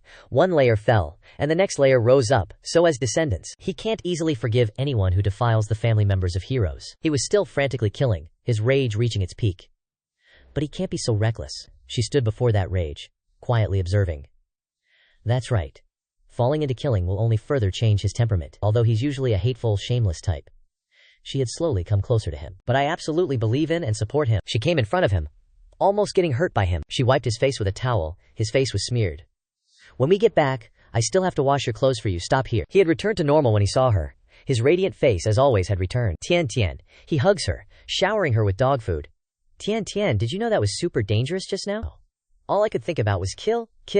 I almost didn't recognize my own waifu. Li Qingyang is digging up old dirt. Alright, the eldest martial sister has calmed down the sect leader, so we don't need to use Ye Jingchen as a meat shield to stop the sect leader anymore. He froze when he heard Qingyang say that. Then the homeowner respectfully thanked him. Many thanks, hero, for your help, saving our old and young Weiyang village. He blushed awkwardly. No problem, just give us some organic food, you know? In my previous era, it was harder than climbing to the heavens to eat pesticide-free vegetables. He was stunned, not knowing what he was talking about. Organic? Pesticide in the previous era, he excitedly continued. Pesticides and herbicides must be eradicated at the root. You know the hideout of those bandits? Even a rough location is fine. I'll lead people to wipe them out. Then he and the homeowner sat down, pointing out the location of the bandits' lair. He bids farewell to everyone. Everyone, stop here. We really have things to do, can't stay and play. Of course, we'll take care of that bandit den on the way, so you won't have to worry about them anymore. Before leaving, he also gave the homeowner a pill. Kid, here's this for you, it'll definitely help your leg. After all, I still need you to protect everyone in the village. The instructions are a bit complicated, listen carefully. He was confused looking at the pill, unwrapping the bandage on his leg. Eat 2 pills, wait 3 shoes. Then, when he returned to his room, his face darkened. Bro, why are you hiding in your room? Come out and eat! She was shocked when she saw him. He turned back, happy in tears. Little sis, my leg is healed. Scene cuts to a gun being cocked. Ye Jingchen was also surprised. The aura of the people in this bandit camp was not weak, they must be elites. He scoffed. Elites? He laughed with relish. I love bullying elites the most. Charge. The people from the sect broke down the door and rushed in. Before the enemy could react, several were already dead. Report, we're under attack, he chuckled. Ah, system, this is what you call an AK-47? This power is even stronger than an anti-tank gun. This kind of power is really suitable for starting an all-out brawl. I wonder if I was a game addict in my previous life. Following that, the sect members broke down the door and rushed in. I want the location of all the bandit camps around here. The gatekeeper cowered in fear. Then just kill me. If I reveal the location of the other camp leaders, they will definitely cut me into 1,000,000 pieces. He looked at him, moving closer. Oh, so you're afraid of them, not me. You must see that I'm not exactly a good person, right? He angrily unleashed a cultivation technique. A memory restoration spell. He held the map in his hand. TCH, wouldn't it have been better to cooperate? The gatekeeper was already lying on the ground. At least I gave you a painless death. Qingyang came to report to him. Sect leader, we have swept all the bandits. What are you holding, my lord? He replied. A map I just got from that guy. He frowned suspiciously. Looks like this trip to Hua Mountain will be a bit busy, he ordered. Qingyang, remember to distribute all the wealth and food that the bandits stole to the villagers. Sect leader, rest assured, after finding the treasure vault, I've already arranged for the junior brothers to do it. While cleaning up the treasure vault, he found a Bamed. Right, while searching the treasure vault, I found something very strange, like a compass. He carefully examined the compass. This compass. Like a Chimen Dunjia compass. He curiously twisted it, and it emitted a faint green light. He suddenly realized. This is a treasure map on the compass. Others covet my treasure, so come and find it. He stared blankly, expressionless. Why do I have a bad feeling? He withdrew his aura. Alright, I'll study it when I have time later. Ding! The system appeared. Congratulations to the host for completing the hidden quest, eliminating harm for the people too, earning 500 contribution points. This is a quest chain. It is recommended that the host strive to unlock more hidden quests. He scoffed. Quests. There are some things that I would do even if they weren't quests. Then Qingyang swung his sword and blew away the city gate. Yi Jingchen burst out his aura and roared, Qingyang, get out of the way! Violent first followed by his palm strike, smoke filled the air, rocks cracked, and the city gates fell one after another. He marked the flattened locations. Swish, swish, good. Basically all the bandits have been wiped out, only this last Zhu family camp remains. We had already sent Ji Yutong to scout the previous bandit camps, conveniently investigating their crimes. Only this Zhu family camp, the 3 scouting teams were discovered as soon as they entered within 10 miles. He sat and discussed how to infiltrate, but according to the news reports, the surrounding villages all said that they didn't have any plundering behavior. Could it be that they're simply occupying the mountain as kings? This is a bit unreasonable, isn't it? He gave instructions to Xingchen. Ye Jingchen, your movement technique is the best. Go investigate a bit. Pay attention to concealing your tracks. Everyone turned to look at each other. Hey, where's senior brother Yi? I don't know, he was still standing here when the sect leader said there was no way to approach. He twisted his body, alone, entering the enemy's lair. Dealing with a small bandit camp, and he still wants to investigate 5 or 7 times. The sect leader is being too careful. If I just flatten them directly, wouldn't we save a lot of time? He laughed triumphantly. In my previous life, I always acted alone. This time, I can finally let loose, not afraid of accidentally injuring my senior and junior brothers. Does what I'm saying make sense to you two lurking in the trees? The 2 trackers were startled when he discovered them, and immediately jumped back to report. He switched to hunter mode, his fierce eyes emitting a red light. It seems they're well trained. After being discovered, they immediately returned to report without saying a word. He sped in front of one of the 2 enemies who were running. Unfortunately, before absolute strength, you guys can only... Wait, hold up, he stops and retreats. Those 2 launched a surprise attack. Even though he reacted in time, he still took some damage. He's surprised. They even set up traps? Seems like the 3 previous Taiyutang reconnaissance missions put you guys on high alert. Alright then, bring out everything you've got. He's shocked to realize he's walked right into their trap. Surrounded. He's stunned to recognize the identities of those surrounding him, taking hits from tree trunks without a single groan. This breath-holding, aura-concealing technique, and those weapons. You're Imperial soldiers. Next up is his confrontation with the Imperial troops. He's surrounded, and the leader signals to activate the formation, trapping him. Then they use speed to create a barrier, encircling him. Suddenly, Ye Jingchen accelerates and kicks the first guy. You think you can trap this sovereign with that kind of speed? Soldiers are coming from all directions to reinforce. He surprisingly praises them. Not a bad tactic. Ye Jingchen, even with one leg pinned, sweeps the bandits away with the other. Whoosh, they're knocked back, taking considerable damage. He's also surprised. Burned by my raging flames, and not a peep. And they quickly adjusted back to fighting condition. If they're really from the army, then this group is definitely an elite squad. As more guys rush in, he gets serious. Looks like I need to retract my earlier underestimation of you. Suddenly, a set of claws dug into him. He roars, "Unleash all your power, and let's have one hell of a fight." He quietly observes the battle. This is the strength of the army. Under Ye Jingchen's absolute suppression, these dozens of men can still hold him back for so long. He frowns, rethinking his strategy. Looks like I need to reevaluate our ability to withstand the army before fighting Zhenyang County. Suddenly, he recognizes someone, a guy riding a horse in battle armor. It's Zhang Zunjiao, 5-star general, military sect master. "You've come from afar. Are you not willing to come down here and exchange a few words with me?" He coldly lands in front of him. Bup, he's like, "Yeah, you. Stop fighting, faking it is enough. Everyone knows you are the strongest." He pouts like an old man. "I'm not convinced. 5 minutes. Give me 5 more minutes. I guarantee to kill them all." "Seriously?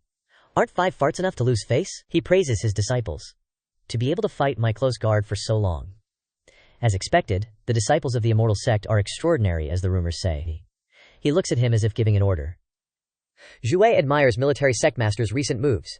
"Thank you all for eliminating bandits and protecting the villagers." He looks up at him. "Damn, he's tall. His aura must be at least martial sect. Looking at your attitude and actions, you must be from the Imperial Army. Furthermore, with your cultivation, you must be a general. Why is General Shu here, pretending to be a bandit? And if you think those bandits deserve to die, why didn't you take action yourself?" Zhang Zunju frowns. "General, that title is a thing of the past. As for why Zhu didn't personally take the heads of those trashes, it's because he introduces everyone in the bandit camp. Shu and the 500-plus brothers in the camp are all deserters from Huayang County. Making too much noise would lead to exposure. Huayang County would send a large army to wipe us out, so we could only try to protect a few villagers around here." He is surprised. Deserters? Seriously, you guys are so strong, you must be considered an elite squad in Huayang County. He's shocked, thinking, could it be that the Yang County army is so strong that you can only scout and run away? He frowned, revealing his battle lust. "Military sect master, Zhenyang County is strong, but on the battlefield the Zhu family has never feared anyone. Isn't it just death? What's there to fear?"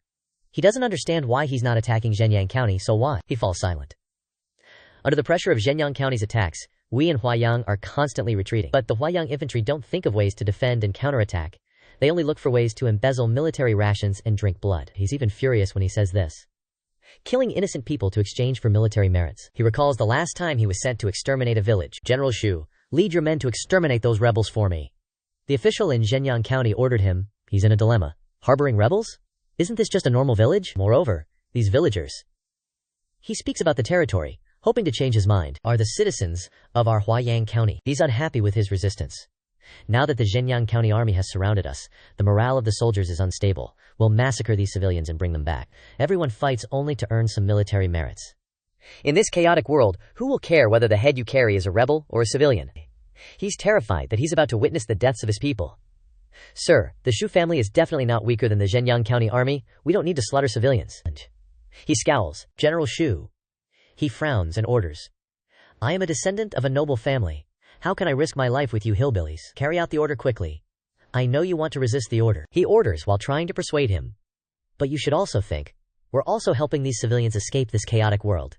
2 innocent children playing suddenly see him. Joyfully, "Great general!" Suddenly he turns and chops the corrupt official to death, his eyes sharp. "The Shu family values me as a soldier, not a butcher." Suddenly, Changxiao raises his hand. "Wait, hold up." Changxiao points at Zhu Mo, turns to Rengi, and asks, "General Bai Pao, war god of the Great Tang, aren't you familiar with Tang Taizong?" The guy honestly replies, "Sect leader, I'm just a rebel general, now just a mountain bandit. How can I talk about being a war god? Also, what's a Tang Taizong?" Hearing this, Changxiao sighs in relief, clutching his chest. "Phew, I thought there was another isekai dude here." Suddenly, his eyes catch something off. The soldiers keep asking, "Where did you learn your joint attack technique? How many soldiers of your caliber are there?" Annoyed at being treated like air, Tingshan says, "Pay attention to me. We're practically acquaintances now." Changxiao elbows Rengi and suggests, "General Shu, it's such a waste to hide your elite troops deep in the mountains. Interested in coming to our Gu Tai sect to develop a new area?" Contrary to his frivolous demeanor, Rengui's eyes are deep. "I originally planned to garrison here. If Lord Zhenyang conquers Huayang, We'll fight them to the bitter end. Changxiao immediately changes his tone. General Shu, your vision is too narrow. With the situation in Huayang worsening, you need to.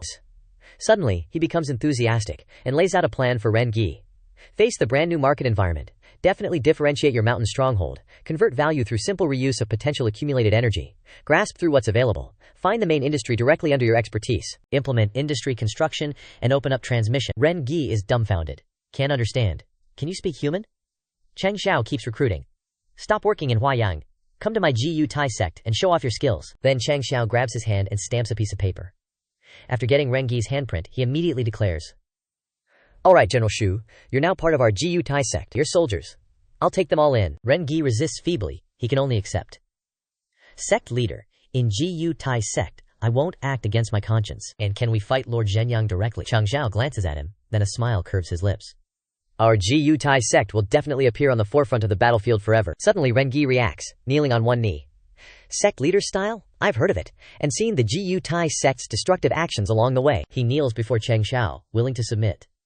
General Shui Ren Gi is willing to serve you, and is willing to go through fire and water for GU Tai sect, and die without regret. Changxiao grins at him and asks, Where's Yin Dog? Just then, a pack of wolves comes out from behind the trees. Their claws are sharp, and their steps are quite firm and strong. Changxiao looks at them with satisfaction, then turns to Ren Gi and asks, General Shu, your bodyguards are probably all cavalry, right? Replacing your warhorses with these windwolves is also considered an entry gift for us. Ren Gi bows politely. I haven't done anything of merit yet. This gift is too precious. Changxiao replies indifferently. Whatever, we have thousands of these behind the mountain there. If they're not trained, they'll become huskies. Ren Gi doesn't understand the word husky, so he emphasizes and asks again, Husky? He casually replies, Ancient mythical beasts in my hometown, extremely fierce. Then, Changxiao gives him a token and instructs. General Shu, with this ironbone token, lead your troops back to the GU Tai sect first. Later, you can find Wei Lao to arrange for you to learn how to ride. He also places his hopes. General Shu, perform well when you return. I still expect you to bring me the strongest ironbone cavalry. With that, he happily turns and leaves. Ren Gi is still staring blankly at him, the sect leader behind Changxiao. He immediately shows determination. I will definitely train a husky troop for you. Changxiao is extremely confused. Why do I suddenly feel a chill down my spine? Scene changes to Huashan, where the hills and mountains undulate. Two sect leaders are stepping up the stairs. The person in front speaks. Sect leader Wang, the upper realm martial arts competition. My sect has been one step behind. This time, we must wipe away the past shame.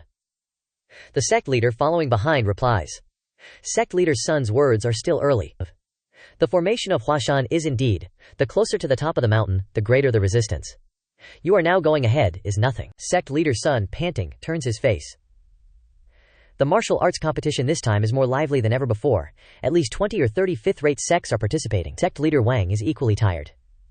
We old-fashioned fifth-rate sects have to work hard. Being caught up by newcomers is too embarrassing. Following behind them, everyone is panting because they have to walk. A young man speaks. Elder, the walking restriction on Huashan is really too difficult. The elder, breathing, replies, Of course, this is arranged by several powerful people together. He is tired and bored. The highest can even reach 5 times the gravity. This can eliminate the 6th and 7th-rate sects with insufficient ability. They can't even reach Huashan, let alone talk about martial arts? People from the Thornbone sect appear and taunt. 5 times the gravity? No wonder. Zhao Mo glides lightly on the stairs as if walking, so light. The gravity of the first floor of the training tower is already 10 times.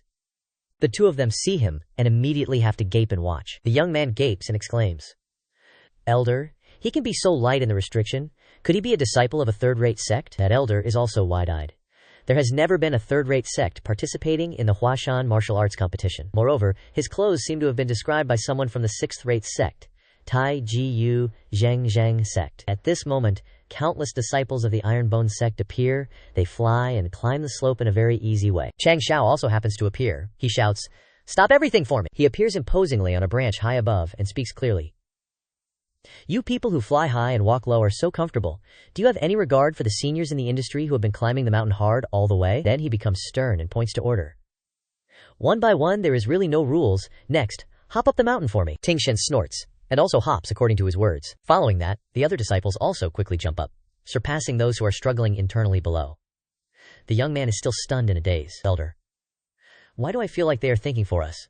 But I want to hit someone even more. Changxiao lands in front of the two of them, turns his back and says, Young friend, remember that this behavior is called... Suddenly he turns his face, gives a bright smile. but his body is already drenched in sweat. Sect leader, let's go to the top of the mountain quickly. Elder Lin is also tired, but still smiles confidently. Haha, this time the top must be our Changxiao sect. He was getting hyped just thinking about winning. We'll secure the top spot among the fourth-rate sects, and soon we can level up to third-rate. And those two, Xiaomo and Xingchen, were already right beside him. Six eyes met, and Elder Lin could practically see their first-place prize getting snatched away. Sure enough, those two didn't waste a single second and bolted like they'd never run before, leaving Elder Lin utterly helpless. The announcement boomed from the mountaintop about our soon-to-be-claimed first place. Tai Jiu Zhang Sect takes the lead. Changxiao heard this and smirked confidently, like he'd already predicted it. The formation is practically identical to the training tower. How could we not win? This is an advantage comparable to having the midterm exam answers. A woman's voice drifted over from the side. Jingquan. Sect leader Jun. The disciples in your sect could crush the sect leaders of fourth-rate sects. It's truly terrifying.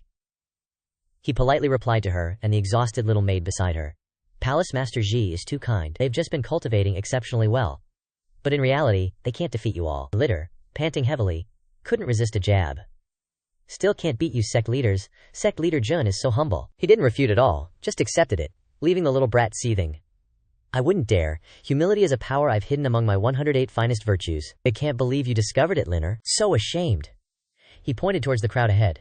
They're definitely planning something. The people from Changxiao sect are about to reach the top. Palace Master Shi. Interested in overtaking them? He said with full bravado.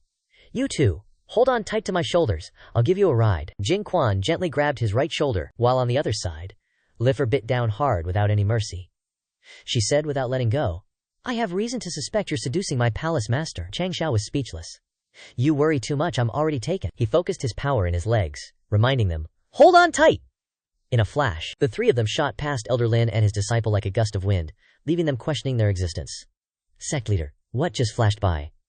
Elder Lin's face paled. Was it the wind? The announcement boomed again. Second place, Manhwa Palace. The two of them instantly turned to stone on the spot. I was so close to first and second place. Afterwards, the various sects arrived one after another. In contrast to them, who were sweating like pigs, Changxiao was casually playing with a candied fruit in his cup. He sat leisurely in his chair, with Xiaomo and Xingchen behind him. He smiled, flashing his pearly white teeth, like a toothpaste commercial. Sect leaders, you've finally all arrived. Let's begin the martial arts exchange. Elder Lin, even in defeat, refused to accept his weakness. Are you the Jun sect leader of Tifichiyu Zhang sect? You're indeed. As rumored, your physical strength is outstanding, but I'll make things difficult. The minimum requirement for the sect martial arts exchange is a fifth-rate sect. Only the foundation of a fifth-rate sect can have enough martial arts knowledge to even create new martial arts. Tai Jiu sect rose so quickly its martial arts background is definitely still shallow. Ye Jingchen, hearing this, pulled up his sleeves, ready to fight. Changxiao gestured for him to calm down. Elder Lin sneered. But considering that Tai Jiu sect reached the top first, we can allow sect leader Jun to stand by and learn a thing or two. He kept a smile on his face, replying leisurely. It seems Tai Jiu sect is still not qualified. Very well. He took out a golden talisman. I hope you can maintain this arrogant attitude a bit later. Elder Lin was the first to step up. Fellow cultivators, please allow my Changxiao sect to make the first move. Recently, I've been researching a palm technique. I intend to be 9 forms. Currently, I have only comprehended 5 forms. Please guide me. He then channeled his energy, a jade green light enveloping him. Qian Yuan Palm. His figure blurred in the air, each strike incredibly powerful. The onlookers couldn't help but exclaim, he's already reached initial stage middle grade, with just a few palms. Someone beside him marveled. A self-created martial art has such a high grade, as expected of sect leader Lin. Elder Lin became even more confident, as if he had victory in his grasp. With just this palm technique, I can definitely win first place in the sect martial arts exchange. Suddenly, another hand struck out, blocking his palm. Elder Lin was so shocked his eyes almost popped out. Sorry, I've been saving up for a while. I can't watch others waste things. Changxiao gathered his strength, and the two exchanged blows. Qian Yuan Palm isn't used like that. Elder Lin unleashed his move, Qian Yuan Palm 5th form, and he condensed a golden stream of power. Qian Yuan Shatter. A single strike created a massive explosion. And just by looking at the shadow, it was clear that Elder Lin couldn't withstand it. Both of his hands were charred like coal, and you could smell the scent of barbecue in the smoke. This palm contains the heat of the sun. It's a palm technique I've always wanted to incorporate but couldn't. Changxiao's voice continued to shock him. Qian Yuan Palm 6th form, the power of a raging fire dragon descends upon him. Qilin Yuan Profound Kill. The immense force rushed towards Elder Lin, but ultimately didn't strike him directly, passing by his side. Elder Lin felt as if his soul had been blown away. Changxiao spoke slowly. When shifting the meridians, you need to invert Xiaoshang and Xiaoyang in sequence. Now you can master the Dianyang Qi, condense it without dispersing it, and greatly increase the attack power. Finally he asked Elder Lin, whose hair had been blown out of shape. Do you understand? Elder Lin regained his senses and flew into a rage. Shifting the meridians is extremely meticulous. Arbitrarily changing it will only sever the meridians. I can't believe you're saying that changing Xiaoyang and Xiaoshang increases the power. The peanut gallery's all riled up. Gray hair's panicking. We're doomed! Sect leader Lin's fame attracts all sorts of small fries. Who knew someone would call out his self-made technique to his face? Another chimes in. Sect Master Jun's having a bad day. But surprise! Elder Lin ain't even mad, he's ecstatic. Fixing his hair, he gushes. Absolutely marvelous. Sect Master Jun just tweaked it a bit and BAM! Elder Lin's Qian Yuan palm's now a high-tier martial art. Just by watching a few moves, he figured out how to make it super effective. Sect Master Jun's a martial arts genius. The old dude bows respectfully. I wonder, does Sect Master Jun have plans for the remaining moves? Could you enlighten me? Changxiao, being the Chad he is, says, I've already cooked up the other three. Based on Sect leader Lin's Qian Yuan palm, of course I'll spill the beans. He whispers something in the old man's ear. Elder Lin's grin widens. Excellent. These three moves are worthy of the title. Qian Yuan. Unrivaled ferocity. But this final move, what the hell is Changxiao holding back? Elder Lin figures it out quick. Elder Lin unleashes the 9th form of Chilean Yuan palm. His eyes light up, surrounded by a red aura. He jumps and kicks gray hair out of nowhere. Who told you to call me insignificant? Qian Yuan. Poison dragon. He gives Changxiao a thumbs up. You said it was a technique that would improve after testing. It's definitely gotten out of control. Changxiao returns the thumbs up. A bit crude, but definitely effective for a surprise attack. Another elder pipes up. Sect Master Jun, my inner cultivation's been giving me grief lately, can you help? Other elders chime in. I've got some martial arts problems too. Want to discuss them? Sect Master Jun? I'll definitely compensate you. Changxiao's oozing confidence. I'm here to make friends through martial arts. I'm a man of my word. I'll answer everything to the best of my ability. First, he points at Elder Liu. Taiki won't accept carrot spiritual power pools together. Elder Liu, try this. It should solve the damage to your heart and lungs. Elder Liu beams, patting his chest. Sect Master Jun is a genius. Just a few words and you've solved our problems. If you ever need anything, come to Old Liu. I'll give Wu Wangtang a heads up. I'll do everything I can to help. Jing Quan, standing next to him, says, Sect Master Jun, you're so young, yet you've got these old masters eating out of your hand, studying your solutions. Changxiao replies humbly, I just have a little talent for martial arts, but I'm also ashamed. I don't know much about your martial arts, miss. Jing Quan smiles. Chen Yan's hidden eye technique is a unique style. It's already impressive that Sect Master Jun can give us some pointers. Changxiao kindly reminds her. This technique is profound and unpredictable. Palace Master Shi, be careful when cultivating it. Don't rush, or you'll suffer Shi deviations. Suddenly, that familiar robotic voice. Ding! Main quest complete. Earned 1,000 merit points. 756 5,000ths contribution points. Elder Lin's face is no longer sour, but beaming. He excitedly calls someone forward. Come on, get over here. He introduces him, grinning. Sect Master Jun, this is our Shangan sect's best disciple, Shen Si. He's listed on the Heroes Assembly roll and ranked 89th. Give him some pointers, will ya? Changxiao's clueless. Heroes Assembly roll? What the hell is that? Systems info dump. The Heroes Assembly roll is a ranking list of the most powerful geniuses on the Starfall continent, divided into Heaven tier, Earth tier, and Human tier. Heaven is the highest, Human is the lowest. Meaning Heaven is the best, Earth is second, but even being on the Human tier means you're one of the best geniuses on the continent. He smirks. The only young disciples on that list are those who teamed up with rogue cultivators to get in. If your age exceeds the limit, you're automatically removed from the list. The system recalls the past.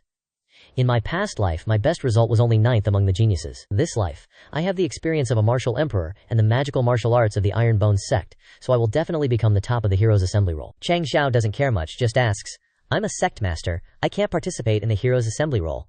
So, is there a sect master roll? I think I'd be a hot contender. The system sighs. There's no such thing, but the Iron Bones sect can participate in the Heroes Compete for Supremacy list. Elder Lin chimes in again. The Heroes Compete for Supremacy list is still too far away for the Iron Bones sect, but with Sect Master Jun's talent, the Iron Bones sect will be on the list within 100 years. Changxiao seems interested now. Seems like this. Heroes Compete for Supremacy list is worth a lot of gold. But trust me, no goal is too far away for my Iron Bones sect. Shen Si, show me your strength. Shen Si clasps his hands, bows respectfully, and sneers. He unleashes his move. Myriad Manifestations Finger. Blue lights shoot towards Changxiao, who casually comments, this finger is like a breeze. Not bad, but the most important thing about the Myriad Manifestations Finger is the lightning-like momentum. A strange purple light appears in front of Shen Si. The system uses the same move. Overwhelming Shen Si. He laughs arrogantly. Ranked 89th? Not bad. Barely good enough to be in your sect. Shen Si slumps to the ground. I'm in the top 100. Somewhere else, Changxiao's with Lu Qianqian when the system suddenly speaks. Host, you always prioritize benefits. Why did you give away 2 mid-grade cave spirit talismans to help those sect masters for free? He explains with a smile. You can't just make enemies in life. We need to make lots of friends. They're the hidden strength of our Iron Bones sect. He raises his hand, and blue light panels appear around him, and tons of martial arts and cultivation techniques appear all around him. All kinds of high-level martial arts and cultivation techniques are etched in my mind. Of course, they're also in your records. The only things missing are the dragon subduing 18 palms, Ki Zeni, Ez silent killing technique, the times, they are A Changin, Light Show, Swift Wind Body He Knows All, and Spirit Award. It's time to expand the Ironbones Sect's library. He's doing all this for one purpose: to attract the world's martial arts. Our library has to improve steadily, like Dubai's Burj Khalifa. Changxiao glides across the ground, his feet not moving at all, but he's still super fast. He's intrigued. This newly acquired Cloud Stepgate is pretty interesting. Mid-grade Cloud Stepgate, a type of shoe that increases speed. Wearing it normally increases speed by 10%. Can increase the speed of martial arts techniques by 20%. Only martial warrior or above can wear it, otherwise it won't increase speed. He seems to love his new toy. If you pour all your spiritual power into it, you can create a layer of light under your feet. This isn't shoes, it's a super Taoist skateboard. Li Fei and Xiao Mo suddenly appear using Qinggong. Sect Master, you're too slow. Whoever gets to the sect late has to buy dinner. Changxiao waved his hand. Trying to beat me in speed? You're basically standing in front of a freaking rocket launcher. A red streak of power shot him off like a missile. Xiao Mo's eyes bugged out. He laughed like a maniac. Ha ha ha. Clouds and rainbow-colored light. Someone was sprinting out of the forest. Almost there, almost there. I'm gonna ditch these losers. It was Ren Shan. This kid was running like the devil was on his tail. Ha ha. I'm on the main road now. Definitely lost him. I knew it. My luck ain't always trash. A white blur flashed by. Eyes met. Ren Shan got scooped up by Changxiao mid-sprint. My bad. New shoes. Haven't figured out the brakes yet. When he finally stopped, Ren Shan went flying into a tree trunk. He rubbed his aching back.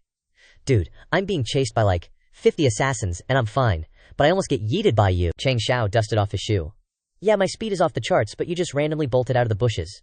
Don't even try to blame me. Ain't you at fault here? Ren Shan was speechless.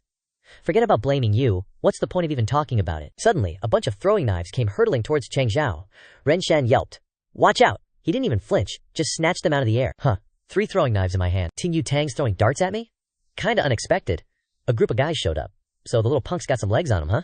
Definitely up to no good. Letting you run for so long was just pure luck. Things won't be that easy for you now. Changxiao looked bored. These are the assassins you're talking about? Ren Shan was freaking out. It's them! Save me! Why? If it wasn't for you, I would have escaped. The bald dude started trash talking. You want to stick your nose in this? I wouldn't play hero if I were you. We're from Wu Liu Evil Sect. The people of Tongma Palace ain't someone a lone wolf like you can mess with. Changxiao listened and turned to leave. I'm just passing by. Handle your own business. The bald dude charged forward. All right, punk. Let's see if you spill your secrets this time. Suddenly, he tripped over a divot in the ground that Changxiao had made with his earlier braking, face planting hard. He was fuming, his face red with embarrassment and a weird feeling of bad luck. He vented his anger on Ren Shan. You damn weirdo. Watch as I hack off all your limbs and see what kind of tricks you can pull then. Ren Shan ducked, and he punched the tree. As he prepared to turn Ren Shan into mincemeat, the tree he just punched snapped and fell right on top of him. The other guys panicked. Elder. Changxiao watched the whole thing, amused. System, have you ever seen a top-tier martial artist get tripped up and then smashed by a tree? The system replied. Maybe I know why this kid gets chased by so many assassins and still walks away unscathed. Changxiao had to admit, this kid's crazy lucky, and I'm not just saying that to be nice.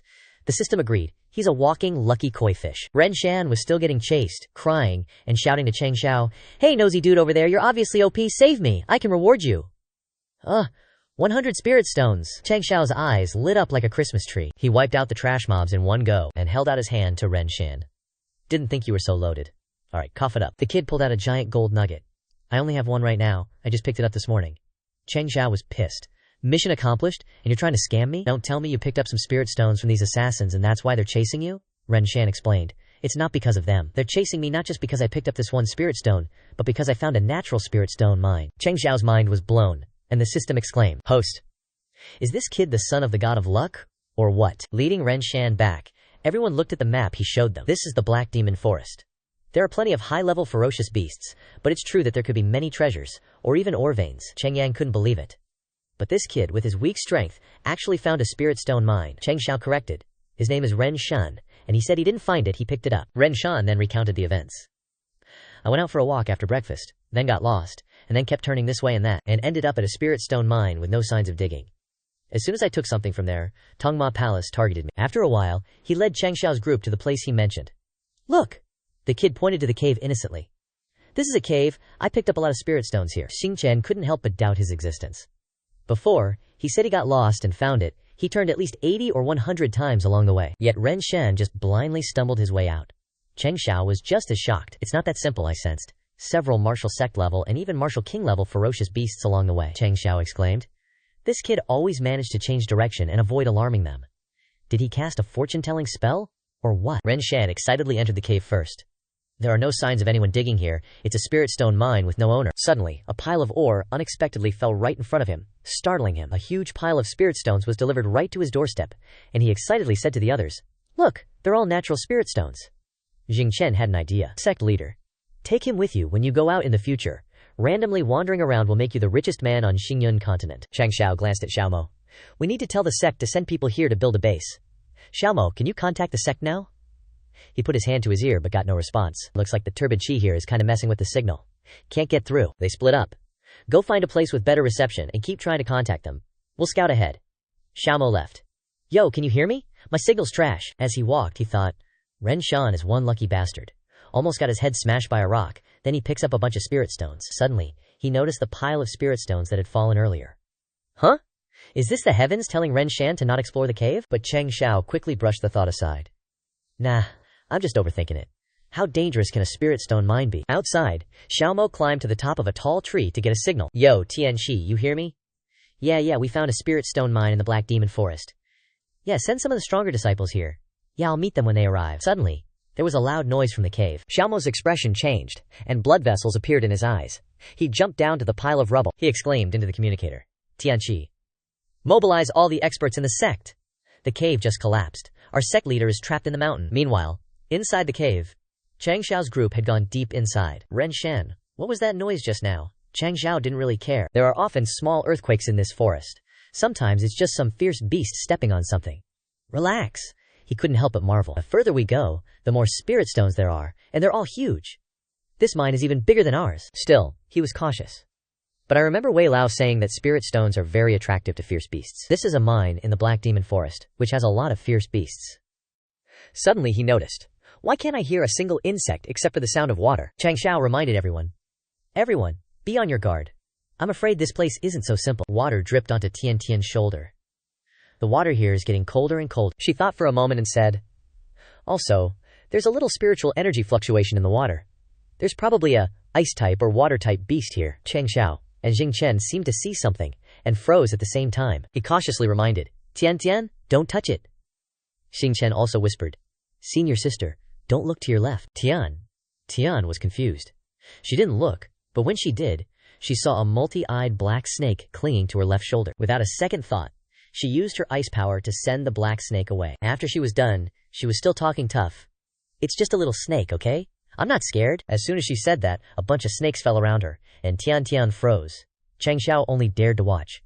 Crap, because of Tian Tian, we're about to be surrounded. Xingchen was also speechless. Sect leader, let's go behind the ice barrier and have a little chat. Then, they saw Tian Tian indiscriminately firing ice everywhere. The snakes were all frozen and dropped to the ground with a thud. Tian Tian gasped, her face flushed red. Okay, I finally killed all the snakes. You guys can move now. Changxiao's group then broke free from the ice. Not only the snakes, but even they were frozen solid. Tian Tian turned away. I need to rest quietly for a while. He waved his hand. Tian Tian, what are you embarrassed about? Being afraid of snakes is human nature. Qingyang examined the snakes, his expression turning ugly. Sect leader, these are multi-eyed snakes. They're masters of concealing their aura and hiding, which is why we didn't notice them. Individually, they're not too strong, but the biggest characteristic of multi-eyed snakes is that they live in colonies. Usually, a colony has thousands or even tens of thousands of them. Changxiao's expression also changed. Tian Tian's shrill scream came, and he rushed over. Tian Tian, you're as white as a statue. Are you okay, Tian Tian? He looked at her, speechless, and then looked ahead. A nest of snakes everywhere. Holy crap, these big ones are multi-eyed snake kings. How come I have a feeling there are thousands of snake kings? He was sweating cold sweat. No wonder there isn't even a single insect in this spirit stone mine. So it's the nest of a giant snake colony. This kid Ren Shan's luck is a mix of good and bad. Only now did he remember Ren Shan. Speaking of which, where's Ren Shan? Did the snakes drag him away? Qing Yang replied, now is not the time to worry about him. There are so many snakes that we can't deal with them with just a few people. At that time, Ren Shan was still trapped in the ice and couldn't break free. Help! Someone save me! Everyone rushed to kill the snakes. Changxiao reminded. Don't use large area martial arts like 7 Profound Light Shattering and Scarlet Heaven Raging Flame Slash. If we accidentally collapse this cave, or it spreads to the ore veins, we can just write our wills right here. He's drenched in sweat, and the snakes aren't letting up. Holy crap, how many snakes are even in here? System chimes in. Since you're so eager to ask, let me enlighten you. There are a total of 321 multi-eyed snakes in this cave. Seeing how thirsty the host is for knowledge, this system will seize the opportunity to drop a new mission. Oh, wouldn't you know it? A new mission just popped up. Elite mission. Eliminate all multi-eyed snakes in this abandoned spirit stone mine within 120 seconds. Time remaining, 119 seconds. Changxiao is fuming. Are you kidding me? We can't use large-scale AoE attacks here, and there are almost 100,000 of them. Even if they lined up for me to chop, I couldn't finish in 2 minutes. He looks at his disciples, who definitely won't last much longer, taking countless snake attacks at once. And their teeth are poisonous. Even someone with the strongest defense like Zhao Zuiki can't hold out for long. He decides, fine, I'll just have to use my trump card. Changxiao retreats, reminding everyone, hold them off. Give me a moment. I need time to gather power. He gathers power, and golden light appears, creating a long sword out of thin air. The snakes suddenly stop and turn to flee. Qing Yang is overjoyed. The sect leader's aura is too OP. The multi-eyed snakes are all scared away. But Tingshen doesn't think so. They're not scared away. After sensing their lives are threatened, the snakes are clumping together into a giant mass. They want to retreat and gather strength for one final blow. They charge, and the disciples can't hold them back at all. We're screwed, we can't stop them. They all rush towards Changxiao.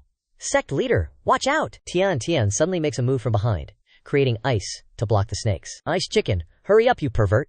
I can't hold out for much longer either. Changxiao is ready and smirks victoriously. That's enough. You all fall back. I'm about to go ham. A wild beast is enjoying its meal when it suddenly hears footsteps stepping on a branch, drawing its attention. The beast is startled and turns around, growling defensively.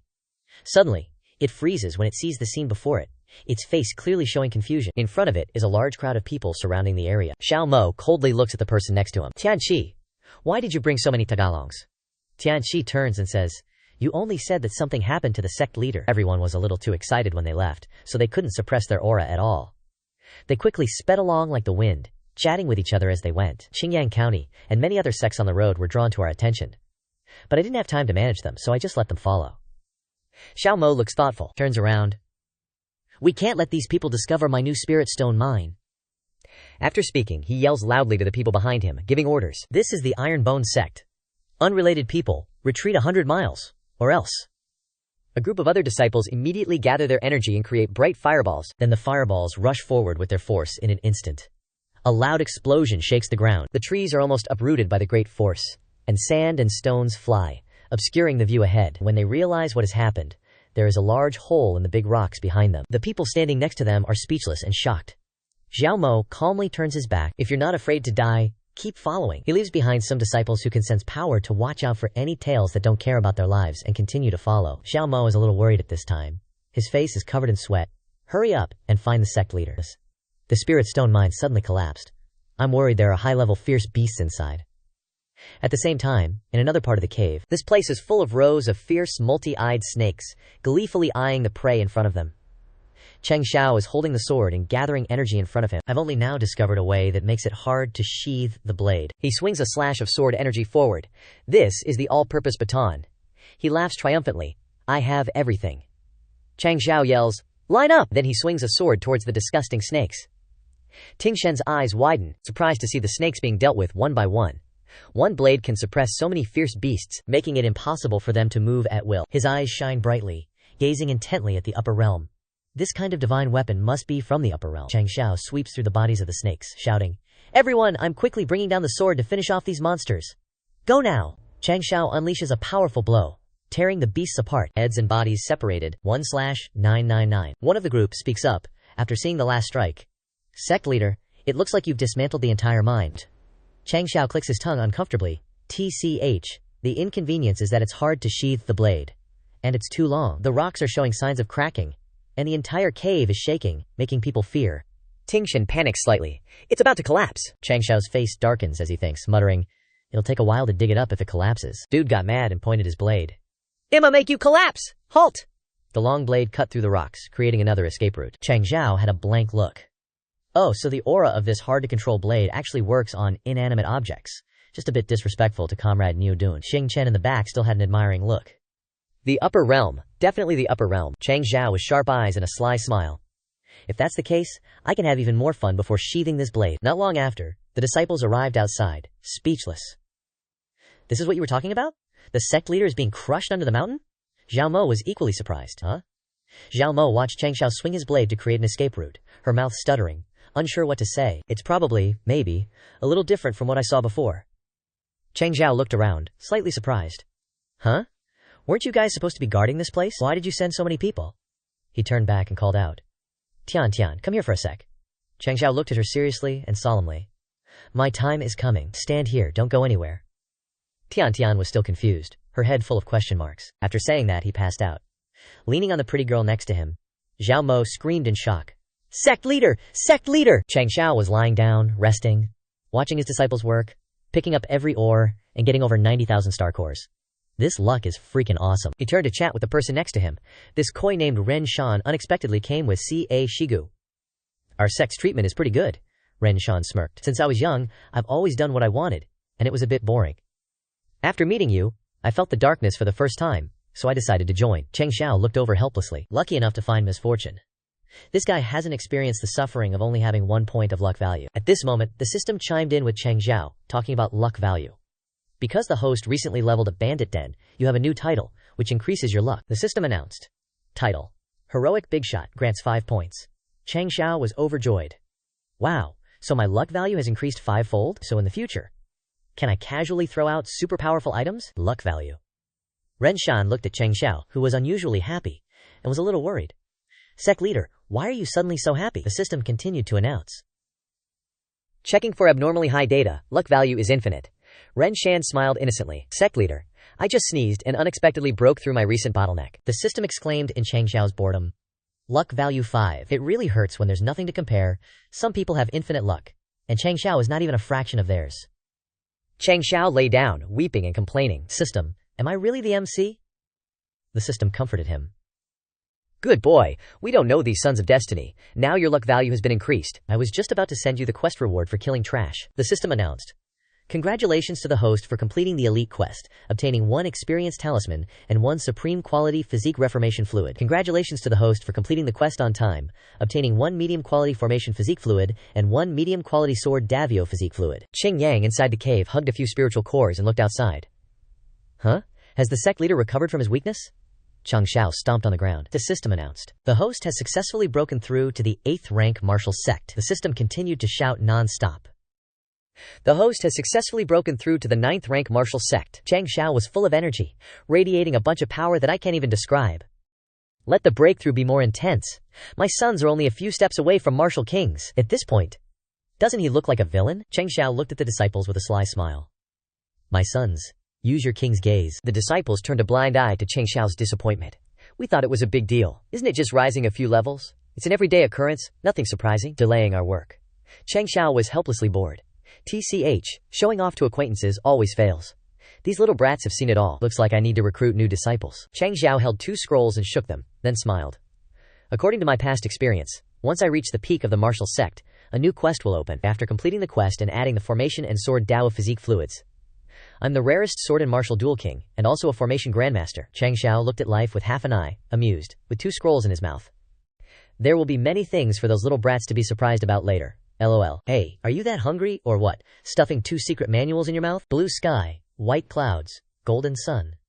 A few days later, in Xingyang City, in front of the city gate, a mysterious man covered from head to toe sat on a horse, drawing his bow and aiming straight at the city. The arrow flew quickly. It stuck straight into the city plaque. It seemed to be a declaration of war. The battle letter was hanging there. Changxiao picked it up and looked at it, his expression serious. Finally, this day has come. Zhenyang County is no longer sending troops to scout. City Lord Ji worried, his face covered in sweat. The 200,000-strong army of Zhenyang County is divided into 2 routes, going to Huayan County and Henyang County. Changxiao listened to him while burning the letter in his hand. They're just informing us in advance. If we don't surrender, they'll level Qingyang County, Changxiao said sternly. Once Huaiyang and Hengyang are attacked, Huaiyang, Qingyang, and Hengyang, our Qingyang will face the enemy. City Lord Xie clasped his hands behind his back solemnly. If Huaiyang County and Hengyang County choose to resist, they can at least hold out for about a year and a half. We have some time to recruit soldiers. Changxiao immediately replied, that won't happen. I just came back from Huaiyang County and it's already in ruins. A year and a half? LOL, no. He looked into the distance, his eyes completely serious. Even if they resist, being able to hold on for a week is a luxury. I guess I can witness the speed of the French fighting. In that case, the 200,000-strong army will quickly set off and arrive in Qingyang County in just 1 month. The falling leaves signaled an ominous sign, and Changxiao's voice continued. At the fastest, 1 month. He looked thoughtfully at the cities below. This peace will be torn apart. City Lord Xi gritted his teeth, feeling extremely uneasy. This time, Zhenyang County sent out General Bai Ruihu. The Bai Ruihu Legion in his hands is the elite of the elite, never defeated. Qingyang City is in danger. Someone came from behind and interrupted the conversation between Changxiao and City Lord Xie. Bai Ruihu, one of the 10 great generals of the southwest Yang province, known as the God of War, the Baihu Legion has killed countless people. Whether it's cultivation, military formations, or defense, they're all top-notch. That person continued solemnly. My family's Jun Shi only had 1 defeat, and it was thanks to him.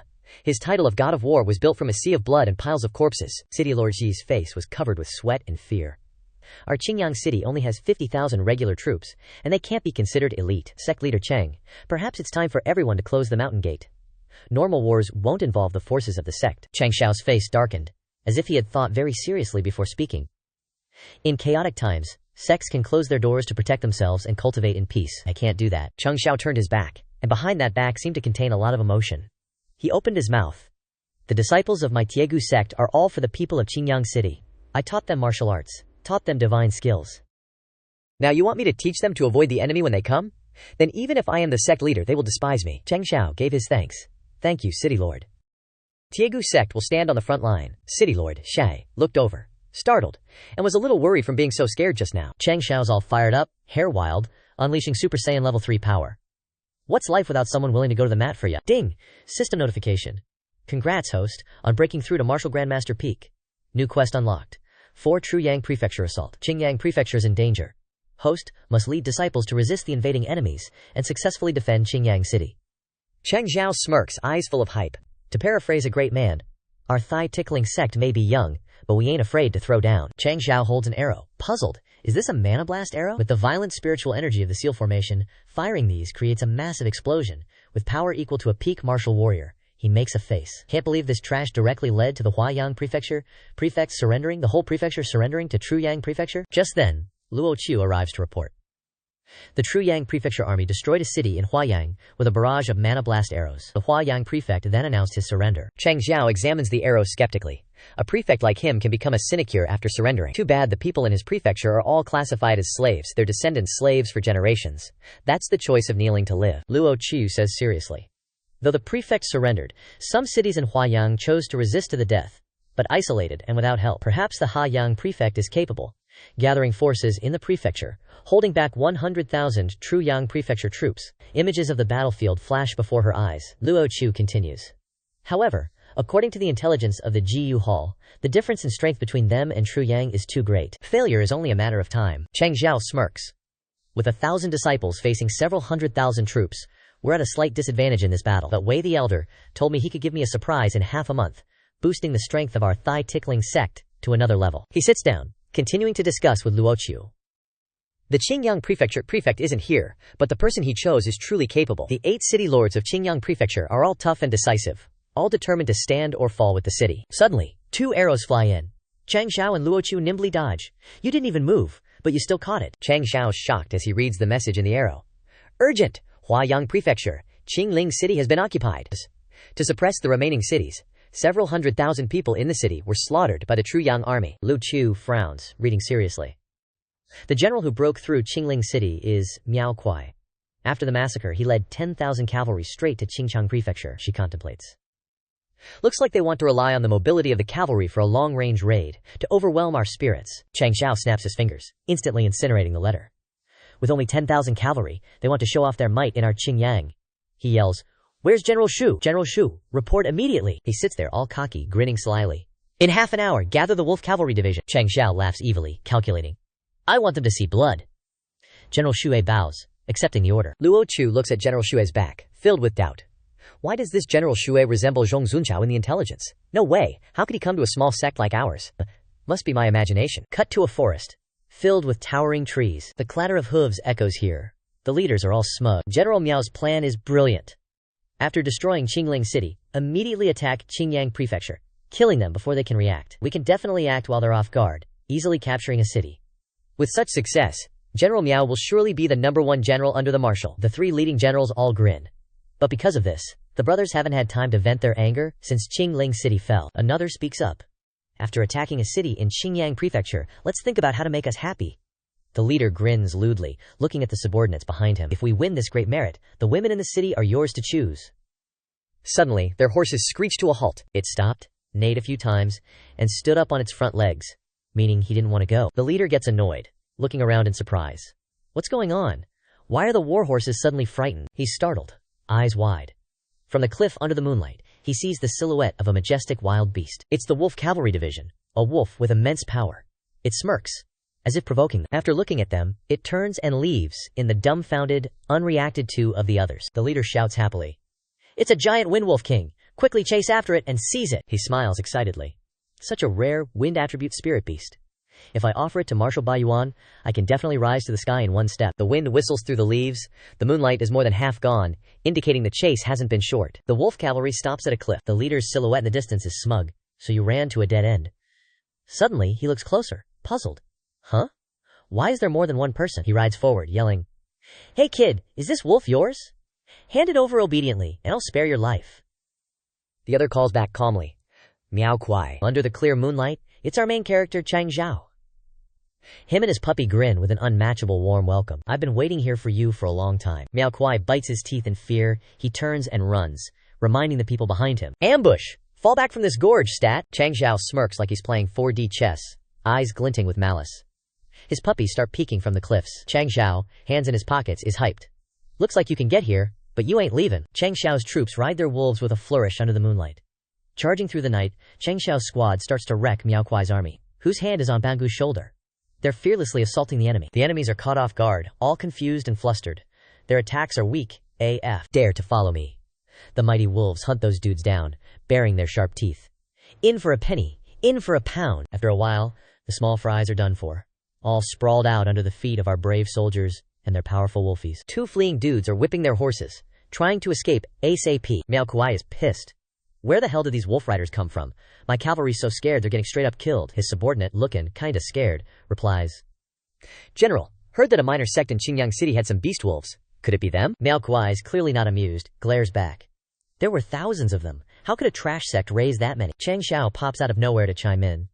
Yeah, do you know how much it costs to feed them? Miao Kuai feels a chill down his spine, and dares not breathe so loudly as he did just now. Changxiao strolls along at the same pace as the horses, mind-blowing everyone. He lectures the leader. Your cavalry's already settled in that gorge. Aren't you gonna find a grave with a good price tag there? He grins evilly, drawing his blade at Changxiao. You little punk, without the wolf cavalry, you think this general's scared of you? Boom, bam, pow. After a few exchanges, Changxiao's still chilling. He's still casually sitting on his mount. What wolf cavalry are you talking about? Before he can react to why there are more wolves in the pack, Wen gets attacked to the point he almost ascends to heaven. Changxiao even throws him a friendly middle finger. Miao Kuai, lying on the ground, vaguely sees Sun Zhao reporting. General, the wolf cavalry has wiped out 10,000 enemy cavalry. We have one injured, but he only sprained his ankle jumping off a wolf. His face is bruised, but he's still eager to see what's happening. The battle's overwhelming. The wolf cavalry's wilder than I thought. They're basically tanks on the battlefield. Miao Kuai lies sprawled on the ground, frustrated AF. You guys ambushed us.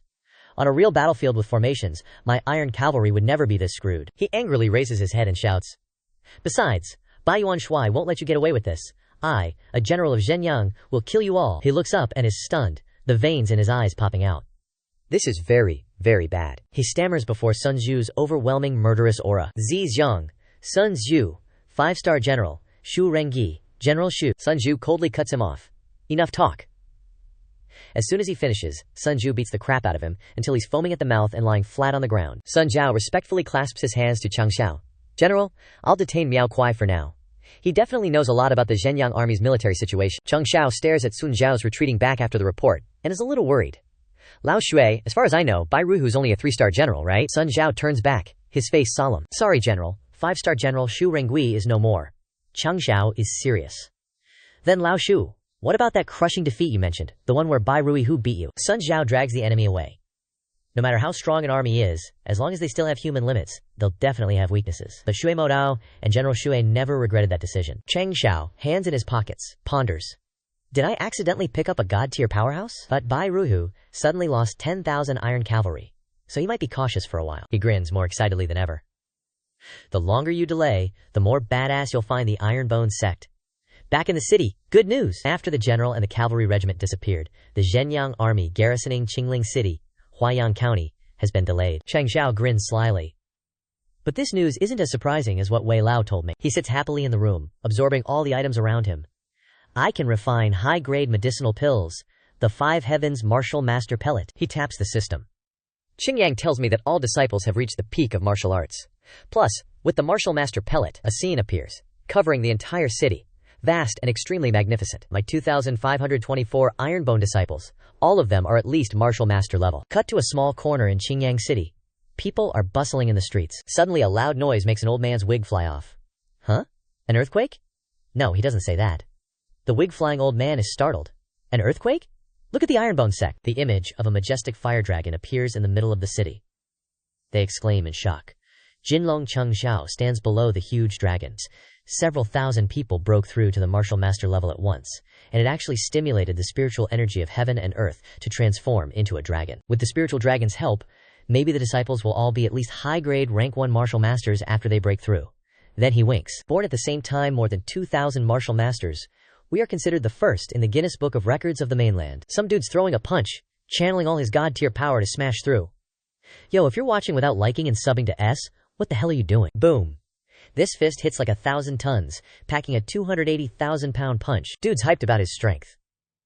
1 year, after being isekai'd for a year, he's condensed his spiritual luck and hit first-grade martial sect. He smirks. Last life, it took me 5 years to reach martial sect, and my strength was only around 200,000 pounds. Now I'm confident I'm invincible among my peers. But then, a heavy pressure comes from behind, killing his vibe. Chu Hong brings the heat early in the morning. Senior brother, good morning. Dude sweats, internally coping. I've probably surpassed Chu Hong by now, right? Cut to another scene. A misty mountain with a goddess figure cultivating alone on a cliff. Tian closes her eyes, focused on cultivating. She's looking fine AF in this scene, fam. She frowns, sweating like she's distracted. An old white-bearded dude appears in Tian's mind. Not the Buddha, though. He's like, once you reach martial sect, you can go to the northeast Luao's Hao to find the great profound ice pool. He smiles and tells her, with your talent and physique, plus the Taishuan ice heart technique, you'll definitely increase your cultivation quickly. But remember, he hesitates, then continues. You must keep your heart like still water. Otherwise, if your mental state wavers when entering the great profound ice pool, you'll suffer the pain of 10,000 years of frost energy invasion without being able to die. Tian stands on the cliff, thinking calmly. Grand Elder, although I've broken through to martial sect, I haven't been able to truly keep my heart like still water. Then she turns away coldly. Can't delay any longer. Cut to another scene. Cheng Xiao's place. He stares blankly at Tian going out to train. Cheng Xiao asks worriedly, is your cultivation stuck? How long are you planning to train? Tian looks at Cheng Xiao with a cold face, sizing him up. Maybe 10 years? Maybe 100 years. Hearing this, Cheng Xiao is so shocked he almost spits blood. He looks back at her, defeated. If you want to leave, just say so. No need to beat around the bush, she replies coldly. It's not that I want to go, but that I have something I must do. Cheng Xiao forces a smile, unhappy. After repelling Zhenyang County, go ahead. The Iron Bone Sect needs to maintain its peak strategy. Tian turns away decisively, replying, okay. Cheng Xiao starts provoking her from behind, speaking loudly on purpose so Tian can hear. After Tian leaves, who should I talk to about the meaning of life? Palace Master Ji is so cute, she's probably easy to talk to. Hall Master Lai is also a solid choice, and Tumi seems like an easy guy to vibe with. Especially with everything going down right now. A slender hand grabs Cheng Xiao's collar, startling him, but not really. Tian glares at Cheng Xiao. You're training with this old lady. He just smirks because he considers his intentions fulfilled. He pats Tian's head affectionately. Anything you want! And she's still acting all tsunders.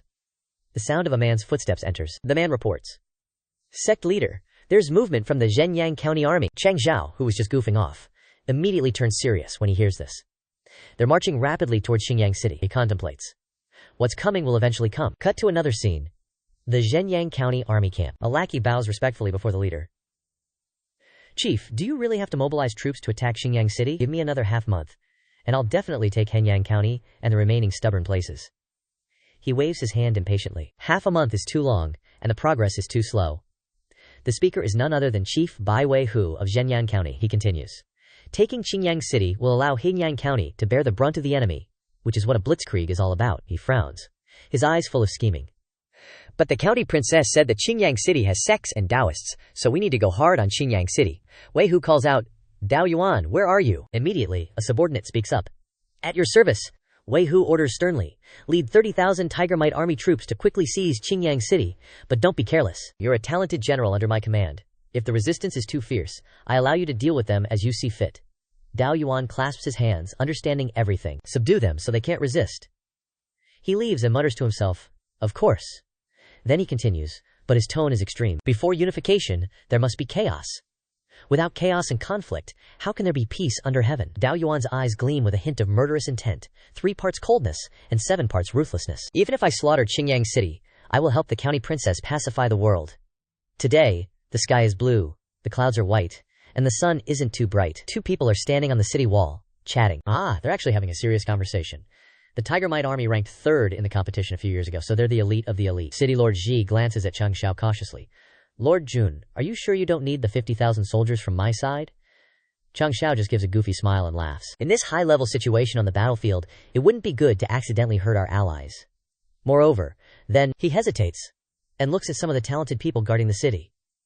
With over 1,000 martial artists guarding the city, it'll be a little difficult for 30,000 soldiers to break through. The scene cuts to the locked city gate, and Changxiao's voice continues. Not to mention, the scene cuts to the disciples who are ready to fight below the gate. I'm also being considerate by giving Xinjiang City a few more door gods. Someone next to him suddenly called out, Sect leader! Peering through the scope, he chimed in. We've got company. Off in the distance, a massive swarm of 100,000 enemies is marching toward the city, stirring up a cloud of dust. On the enemy side, 2 people seem to be in charge. An old geezer about to kick the bucket, and Tao Yuan. That sneaky Tao Yuan raised his fan. Halt! The scene showed an overview of the enemy troops, quite a large number. Roughly estimated, there were no less than 100,000 troops. Changxiao grinned excitedly, as if it was all according to plan. Strict discipline, worthy of being elites. Zuiji, let them hear the sound. Zuiji seriously aimed and replied, yes. Oh man, this power of democracy is OP. Why even bother fighting? Just win already. He put strength into his hand and gently squeezed the trigger. The bullet left the barrel and flew swiftly towards the enemies. Tao Yuan sat on his wheelchair and smirked smugly. They still dare to resist. Looks like we have to show them who's boss. As soon as he finished speaking, the bullet hit his forehead. A wrinkly old hand skillfully used its power and reached out. He instantly caught the bullet with just 2 fingers. Holy SHT, he's even better than Son Goku. Goku catches bullets with his whole hand, but this guy only needs 2 fingers. Tao Yuan was sweating buckets when he saw what just happened. He stammered. Show them who's boss, Shield Guard. Then, he immediately yelled for someone to protect him. Shield Guard. The old man's name was Shield Guard. He smiled contentedly.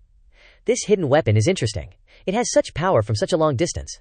If I weren't here, General Zhao would have died before achieving victory. Shield Guard narrowed his eyes. The words of the monarch are true.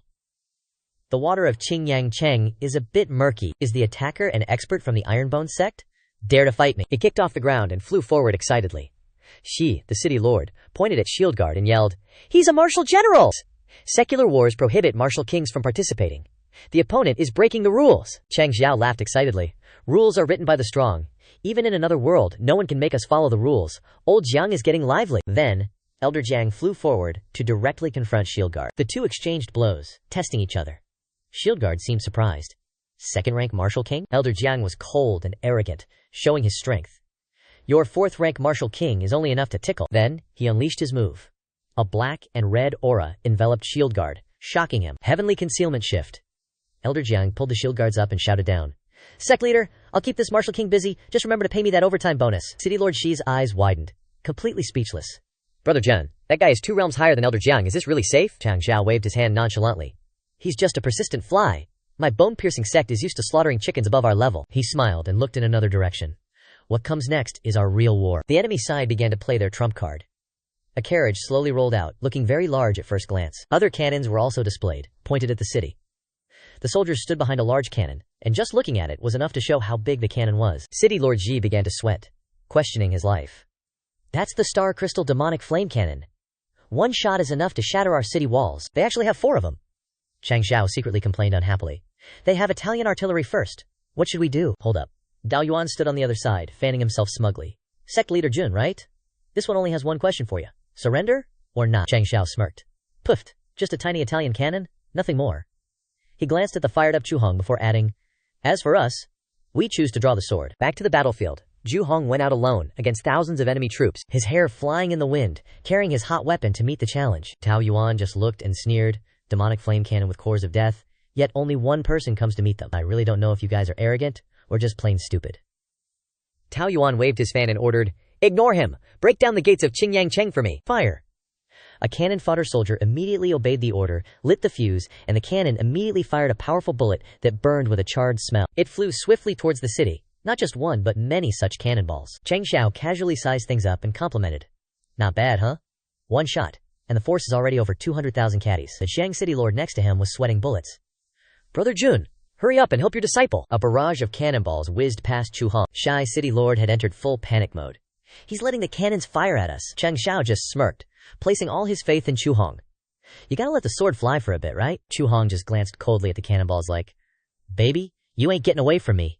His hand just casually reached out and retracted the sword real quick. The cannonballs shattered into a million pieces, just like how your crush rejects your confession. Chu Hong was still standing there, looking all cool and stuff. Tao Yuan on the other side was jaw-dropped. Did you guys see him draw his sword? The soldier next to him was equally shocked, face pale. No, I didn't see anything. Shy City Lord was finally a little relieved. Brother Jun, your disciple is so young, yet his strength far exceeds an elementary martial sect. Changxiao humbly replied. It's just a small matter. Chu Hong's goal is Sword Saint, Sword Emperor. Shy City Lord suddenly looked down and hesitated. But why is your disciple heading towards the enemy camp? Isn't he supposed to be defending against the cannonballs by my side? Changxiao calmly replied. That's because his target isn't the cannonballs, but the magic flame cannons. Chu Hong seriously drew his sword and announced a technique. One word, swift decision. As soon as he finished speaking, he used Naruto's shadow clone jutitsu to dash towards the enemy. Tao Yuan waved his fan in anger. Charging into battle alone. Shanzi Battalion, kill him for me. A group of soldiers charged out with spears, facing Chu Hong's shadow clone. Chu Hong rushed forward, shouting the next technique. One word, world decision. The soldiers began to panic. He's not a person. He's a sword. As soon as he finished speaking, a huge sword slashed across, dealing with the soldiers. Then, bolts of lightning containing immense power crashed down on the cannons, destroying them completely. Chu Hong landed with a cool pose, turned his back with the emotionless look of Ho Kwang Hiu. Tao Yuan gritted his teeth in frustration, veins popping out. Daring to destroy my magic flame cannons, you're just a bunch of scattered soldiers. I still have the Cloud Ladder Tower. You guys are just on your last legs. I will definitely take Qingyang City. He continued to wave his hand, ordering the Shanzi and Huozi battalions to use heavy armor to pave the way, maintaining a stable formation and not giving the enemy a chance to ambush. The Lindsay battalion quickly built the ladder tower and siege vehicles. Switching to Changxiao's perspective, he looked down and laughed disdainfully, praising. Despite being slapped in the face like that, he's still not impulsive, stabilizing and arranging the formation. This Tao Yuan also has the demeanor of a famous general, huh? Sun Zhu walked up from behind and continued. He's a good seedling, but on the battlefield, talent alone isn't enough. He seriously analyzed. Before they grow up, geniuses are just weaklings with potential. And the generals who have fallen at my hands are not a small number. Sun Jiao stood valiantly on the city wall, shouting to boost his army's morale. Kill! Immediately, Tao Yuan's rear army was ambushed. Tao Yuan was shocked, glancing back in disbelief. Enemies in the rear, how is that possible? This area is all mountains and forests, there's nowhere to hide an army. Could it be the guerrillas of Huaiyang County? He looked behind him to observe closely the majestic warriors riding on huge, brave wolves. Thich Cot Wolf Cavalry. The leading general was bloodthirsty and enthusiastic. It's showtime, the leading wolf rider disdainfully declared. Can't withstand a single blow. The wolf cavalry rushed forward, attacking the enemy soldiers in droves. Amidst the chaotic battlefield, Tao Yuan calmly considered the situation. The strength of these wolf riders is close to a martial sect, easily breaking the formation of the Hui army, but with only a few thousand people, they want to eat my 3,000 Hui army. Tao Yuan sternly ordered. Form the interlocking net formation. Don't give them a chance to move. The general next to him immediately raised the flag signal. The whole army listens to the order, interlocking. Before he could finish speaking, he was attacked and beaten out of shape. Tao Yuan next to him was also very startled. A soldier ran to his general to report. Xiaogi ordered the commander to issue the order. The soldier panted and looked at the soldier, saying, Go, how does the general want us to deal with these wolf riders? The soldier cautiously said, The whole army forms the interlocking maiden formation. Xiao Gi was suddenly startled and didn't understand. Huh? We've practiced such a formidable formation? A group of soldiers was being cornered by a lot of wolf cavalry. It seemed like Changxiao's side had gained the upper hand. Tao Yuan anxiously ordered. All transfer the order, form the net formation, surround them, and move at the same time. He gritted his teeth. These damn wolf riders, with just a few charges, have caused my army to lose 4,000 or 5,000 soldiers. Can't let them continue. The leader of the wolf riders was now very excited, waving his spear and grinning. Finally, some resistance. Otherwise, this Tigermite army would be a snooze fest. No sooner said than done, the enemy drops another trump card. A horse's stomp caves in the freaking ground. This time, the enemy rolls up in iron armor, riding iron horses. But hold up, not Thongjiang's. It's the freaking armored cavalry. His eyes narrow as he barks an order. Attack! The ironclad dudes charge towards the Qingyang cavalry. Tao Yuan smirks like a Chad. These 3,000 armored cavalry are my personal guard, bestowed by Marshal Bai Yuan. 1,000 of them can already devastate the lands. They will crush this wolf cavalry. The two cavalry leaders lock eyes. The ironclad dude raises his mace, ready to deliver a friendly gift to his opponent. Our lion mane dude eats T20 mace strikes at once, eyes rolling back like he's seen some serious SHT. The horses and wolves are just as savage, snarling at each other in a pet battle to the death. The ironclad dude is cocky AF. A light cavalry dares to charge our heavy cavalry? In your next life, be a smarter cavalryman. Lion mane dude activates serious mode. Enough fooling around. Once I get pissed, you don't want to know who my daddy is. He says sternly. If the sect leader hadn't told me to record the elite cavalry's abilities. He then serves the dude a KO without teleporting. Your speed is still too trash, and who said I was light cavalry? He rips his shirt, giving his homies a buff. We are the wolf cavalry, the strongest armor. Scene change to the city wall. Changxiao and Sun Zhao are chatting. Leading the wolf cavalry, destroying all the armor. Now that's a fierce general. Changxiao facepalms. Lao Shi. I haven't even mentioned the thousands of sets of clothes being destroyed like that. How wasteful is that? Sheng Zhao, speechless, asks Han Sunzhao. Nurturing so many young lads to become bros. Lao Jie, can you tell me in detail about your inner thoughts during this process? Back to the battlefield below. The remaining armored dudes are getting wrecked, falling like overripe fruit. Lion mane dude is hyped. Who's next? Tao Yuan, now scared SHT less, orders his subordinates. Quick, all archers, fire magic arrows, kill them all. The enemy soldiers begin to draw their bows, awaiting orders. Lion mane dude ain't no pushover. Starts directing everyone to counter. Everyone, raise your shields. Use the Kin Kuk formation researched and invented by the sect leader. Not sure if this Kin Kuk formation is any good, but I'm getting bad vibes. Our valiant dude fearlessly rides his wolf into battle. With the speed of a gold cup contender, he and the wolf create a separate circle. Tao Yuan is irritated and annoyed, trying to look mysterious. Fire! A barrage of arrows fly forward. Lion mane dude just smirks. Open formation! The arrows that were fired collide with the circle that was created. They bounce back, terrifying the soldiers. Boom! Glorious flames light up the night. Not bad at all. Changxiao rests his chin on his hand, smiling gleefully. The game is easy. A loud explosion. Smoke fills the sky. One of Tao Yuan's subordinates takes the hit for him. General, we must retreat. The Tigermite army is about to be defeated. We must report the true strength of Qingyang City to the marshal. Another voice immediately cuts in, startling Tao Yuan. Come if you want to come, leave if you want to leave. What do you think Qingyang City is? Changxiao badassly flies in front of them, loosening his collar, saying with a cold tone. Tigermite army, huh? Annihilate all armor? He shouts majestically. The enemy army is instantly crushed into pieces, everyone lying scattered on the ground. Tao Yuan grinds his teeth and bitterly submits. We surrender. Changxiao smirks. System, my aura seems to be getting stronger, could it be? The system immediately congratulates him. That's right. The side quest has been completed. The system announces. Ding. Defeat the entire Tigermite army. Completed hidden criteria. Side quest completion rate 30%. Host receives 1,000 contribution points. The enemy general is utterly defeated. Side quest completion rate 50%. Host receives 1,000 contribution points. Changxiao levels up, his entire body radiating power. The system keeps ringing. Host has successfully defended Qingyang City. Fulfilling the definition conditions, side quest completion rate 120%. Host receives 4,000 contribution points. Changxiao grins evilly, excited. Mission complete means I'm about to become the top dog of the entire continent. Changxiao channels his Q into his sword, the other hand creates a ball of energy, his face excited. Wu, holding two different ultimate moves in his hands, jumps up excitedly. Song Wang, Zhu Hong, is wide-eyed with surprise. Sect leader broke through to Martial King. Xing Shen is equally shocked, watching. I've seen Martial Kings break through before, but I've never seen anyone break through with such power. Zhu Hong frantically watches as his sword suddenly flies away. My sword! Changxiao floats in the air, surrounded by countless swords. The people below are constantly discussing. All the swords are flying towards the sect leader, like they're paying respects or some shit. Meanwhile, on some random cliff, Lin Donglin is cultivating and feels something weird. Another dude is just as clueless. What the hell? Cut to Heyang County. Wei Hu looks towards the source of the massive energy. Sword Wu Shuang Wang broke through in that ancient record? So that ain't just a legend then. Double sword cultivation might actually hit Martial King. Some underling runs up.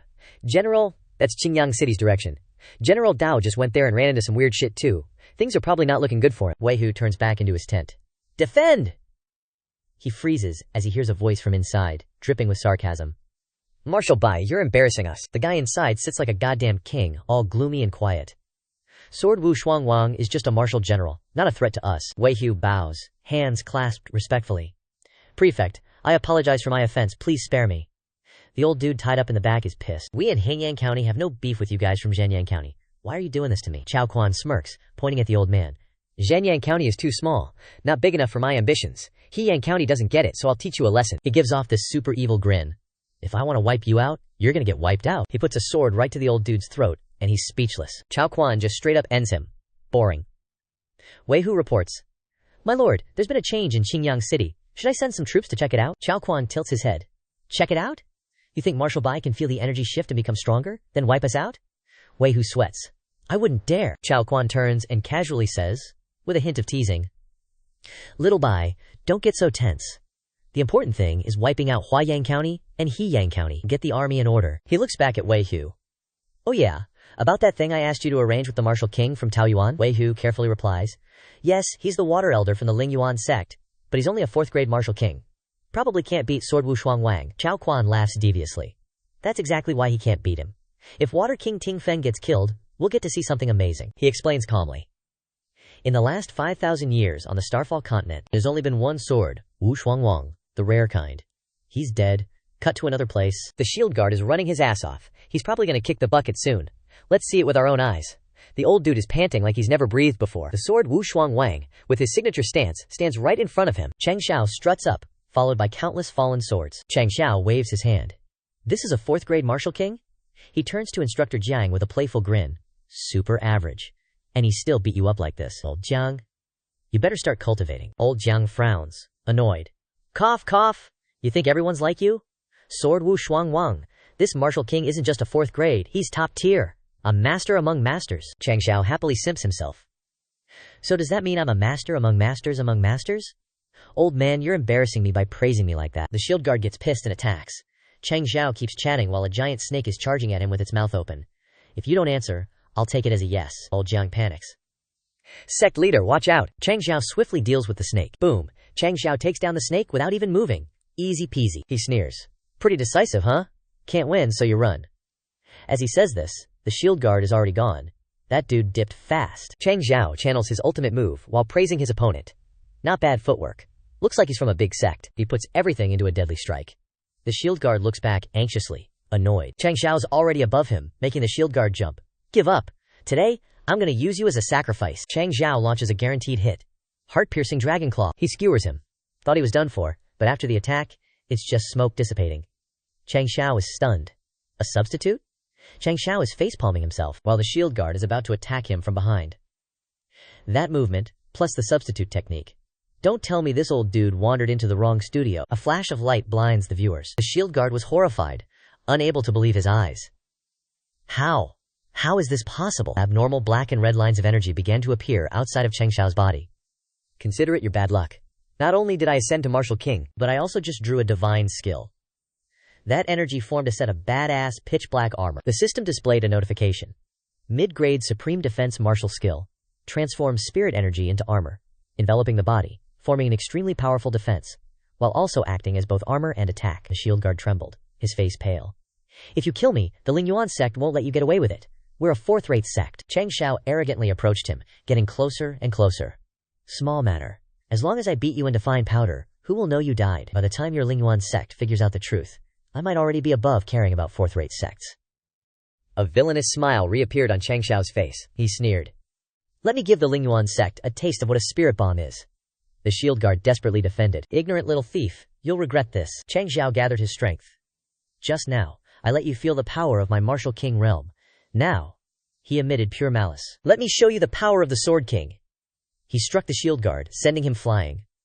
Before dying, the old man managed to utter a few more words. You'll regret this, Changxiao coldly retorted. Annoying. He smirked, his eyes cold. Next, he used 7 colored radiance to destroy the corpse and eliminate all traces. With a light wave of his hand, the shield guard's body gradually dissipated like grains of sand. Suddenly, an overwhelming pressure descended, catching Changxiao off guard. He struggled to call out to the system. System, what's going on? Why is there such a huge pressure suddenly? The system said, Host, I have some bad news, and some even worse news. The system announced the bad news. The system detects that a martial emperor is locked onto you 100 miles away and is rushing towards you at an extremely high speed. You have the same aura as the martial king you just killed, so they are probably from the same sect. Changxiao frowned unhappily. Damn it, that martial king must have had some kind of mechanism on him. Death triggers a notification to the martial emperor. What's the even worse news? The system continued. Even from 100 miles away, he can still suppress the host.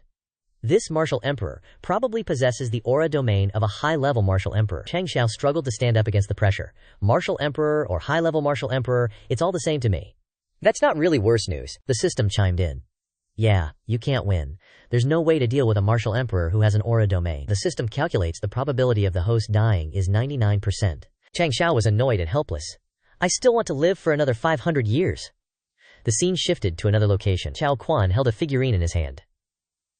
Recently, the Lingyuan sect hasn't been having an easy time. The lifespan of their hidden elder martial emperor is coming to an end. But no one else can take his place. He smirked wickedly. Only this elder Shuai has supreme martial emperor level talent and is proficient in all of the Lingyuan sect's great ultimate techniques. After some time, the martial emperor realm might not be his limit, he continued. Therefore, he is regarded as a treasure by the martial emperor of the Lingyuan sect, and he is almost inseparable from him. Fearing that something unexpected would happen to Elder Shui, Wei Hu also spoke up. How could that Ironbone sect pose a threat to Elder Shui? Normally, it wouldn't be possible, unless... Chao Quan's face was despicable. Someone lured that martial emperor away for a few days. Chao Quan looked at the model and continued to analyze. Stars have rules. Martial kings cannot directly participate in secular disputes. And based on my observations of the Ironbone sect, without a martial king or martial emperor backing them, it would be difficult to shake Qingyang County with just an army. His face darkened. Long is planning a deep and dangerous scheme. Only with the incitement of a high-level martial emperor filled with soaring anger can we borrow his hand. To completely remove the variable of the Ironbone sect now and cut off the future of the Lingyuan sect, it is estimated that no one above or below the Ironbone sect will survive. Wei Hu sweated and asked with concern and confusion. County Governor, why are you paying so much attention to this Ironbone sect? You are scheming to harm the Lingyuan sect just because of them, he continued. Before that, you even sneaked into Qingyang City alone to investigate their situation. Chao Quan was silent for a long time. Then he replied with a serious face. The Ironbone sect cannot exist. In the future, this variable, Jun Changxiao, cannot exist either. Chao Quan turned and left. Little Wei wouldn't understand even if I told him. You just need to know that I will lead Qingyang County to a different future. So these variables that shouldn't exist must be quickly eliminated. Wei Hu respectfully replied, yes. At the same time, in another location, what was Changxiao painstakingly working on? He showed the sketch to the system. System, what do you think of my plan? I'll hide my aura and fake my death, pretending that I perish together with this Elder Shui. This way, I can definitely deceive the heavens and cross the sea. The system turned on discussion mode and replied, I can only say that from a customer's perspective, your understanding is not deep enough, and it's a bit superficial. Changxiao had another idea, and so the man and the system discussed together. What about this one then? Analyze it a bit more. The underlying logic of this design isn't smooth enough. This is the nth time already. Will it work this time? Lacking uniqueness. Where is your highlight compared to others? This is the N+1 version. The martial emperor is arriving soon. Or, how about we switch back to the first version? Changxiao collapsed after 7,749 discussions. System, are you making me relive my past life again? Do you know how I felt when I first got here? At this moment, Changxiao's eyes suddenly lit up. I remember. He clenched his fist. Long was excited and full of confidence. My newbie gift. Inside is a death-escaping talisman, a dimension-shifting talisman. With it, I can run away in an instant, escape his aura domain lock, and then take the Ironbone sect and the disciples to change our strategy. Changxiao happily held the talisman in his hand, when suddenly, he was crushed to the ground by the pressure. Changxiao looked up. He's here! In the distant sky, the figure of a person appeared. An old man, with white beard and hair, arrogantly floated above Changxiao. He was shocked. Ting Feng. He was horrified when he saw the shield guard's corpse below. You killed my beloved disciple and cut off the future of my Lingyuan sect. This old man must tear your tendons and pull out your bones. Changxiao struggled to sit up. Acting like an Ironbone, being a person of Ironbone, today you may defeat me, but he kicked off and flew toward him. You absolutely cannot defeat me. He looked at him with admiration. Consider that you have some backbone. He then gathered chi, lightning crackling from his hands. But you're just an ant trying to shake a tree. He flicked a finger, sending Changxiao flying with a yelp, looking utterly wrecked. He was shocked, unable to believe it. This old man hasn't even done anything yet, so how did he fly so far? The system spoke up. Host, you just said you liked some backbone. Sounds kinda sus to me. Changxiao's face froze and he bolted. Sus my ass! Don't you know? Because the bones are flexible, they don't break so easily. He clenched the talisman in his hand. It's time to use the escape talisman to create some distance. He angrily chased after Changxiao. You treacherous bastard! Changxiao waved the talisman, tearing space itself. At this very moment, the sky suddenly ripped open at his command. Some rando crawled out of the void, gleefully thinking, finally, I've escaped. Our eyes met, and 3 massive question marks simultaneously appeared above both our heads. Changxiao was dumbfounded, because I have no damn clue who this dude is. The newcomer was immediately hit by the pressure, and boom! Alakazam! An explosion that shouldn't have happened, happened. Changxiao squeezed into the void, a bit worried. System, does your escape talisman have a summoning feature? The system replied. Images for illustrative purposes only, all based on the real thing. He dove into the void, his eyes still fixed on the person of unknown origin. The guy who just came out was Woody, and he and the old man bonked heads. They were both stunned with pain. In another scene, Changxiao successfully escaped. He gasped for breath. I didn't know some random powerhouse could use such a mean iron headbutt. Changxiao regained his composure and then worried again. But how could a trash sect have a martial emperor level expert, though? The aura on him is even stronger than Wei Lao's from the start. The system chimed in. Probably a secluded Grand Elder, but that thick, decaying aura. I'm afraid his lifespan is running out. Changxiao looked around, probing. First, let's figure out where we teleported to, and quickly return to the sect. I can't let the martial emperor harm my disciples. Back, on the other side, Woody groggily opened his eyes. Did I successfully reach the lower realm? I think I bumped into someone just now. As soon as he opened his eyes, he freaked out at the bump on the old guy's head. Two-headed demon! Woody immediately punted the guy in a panic. He sat up, panting. Since when did the people of the lower realm look like, sphinxes? Woody angrily shouted, Damn it! I told you I don't know where that 7 Mysteries Azure Light secret manual is. Those bastards forced me to suppress my cultivation and run to the lower realm myself. I'll have my revenge. His hair stood on end, annoyed, his face dark and veined. The signs of the reversion disappeared, and the after effects of suppressing his cultivation erupted. A cloud of white smoke enveloped him. The smoke gradually dissipated, and Woody returned to his youthful appearance. He clenched his hands, sweating. The physical body he had painstakingly cultivated also reverted to his teenage self, and a lifetime of cultivation was wasted. His figure was small but looked very serious. The low-level worldly attributes of this mortal realm are different from those of my original world, and the spiritual energy is extremely weak. I have a bunch of advanced martial arts, but they cannot adapt to this broken world, and it's difficult to exert any effect. Woody frowned uncomfortably. But as long as I'm alive, getting stronger is inevitable, and I will definitely return to my peak. Moreover, my invincible talent is still there, so even if it's the martial arts of this mortal realm, I can still succeed easily. The old man who was kicked away just now finally made a noise to signal he was still alive. Woody looked at him blankly. This is a martial emperor, right? Now that my cultivation is 0, I should still stay away from this kind of small fry. He hugged his arms and shuffled, little by little. Woody glanced behind him. Looks like my wounded body and lack of cultivation has made me prey for some beasts. Come out! A pack of fierce wolves appeared simultaneously, one quickly lunging at Woody. He didn't say much, just swung his fist. One punch and you're down. Woody glanced away, disgusted.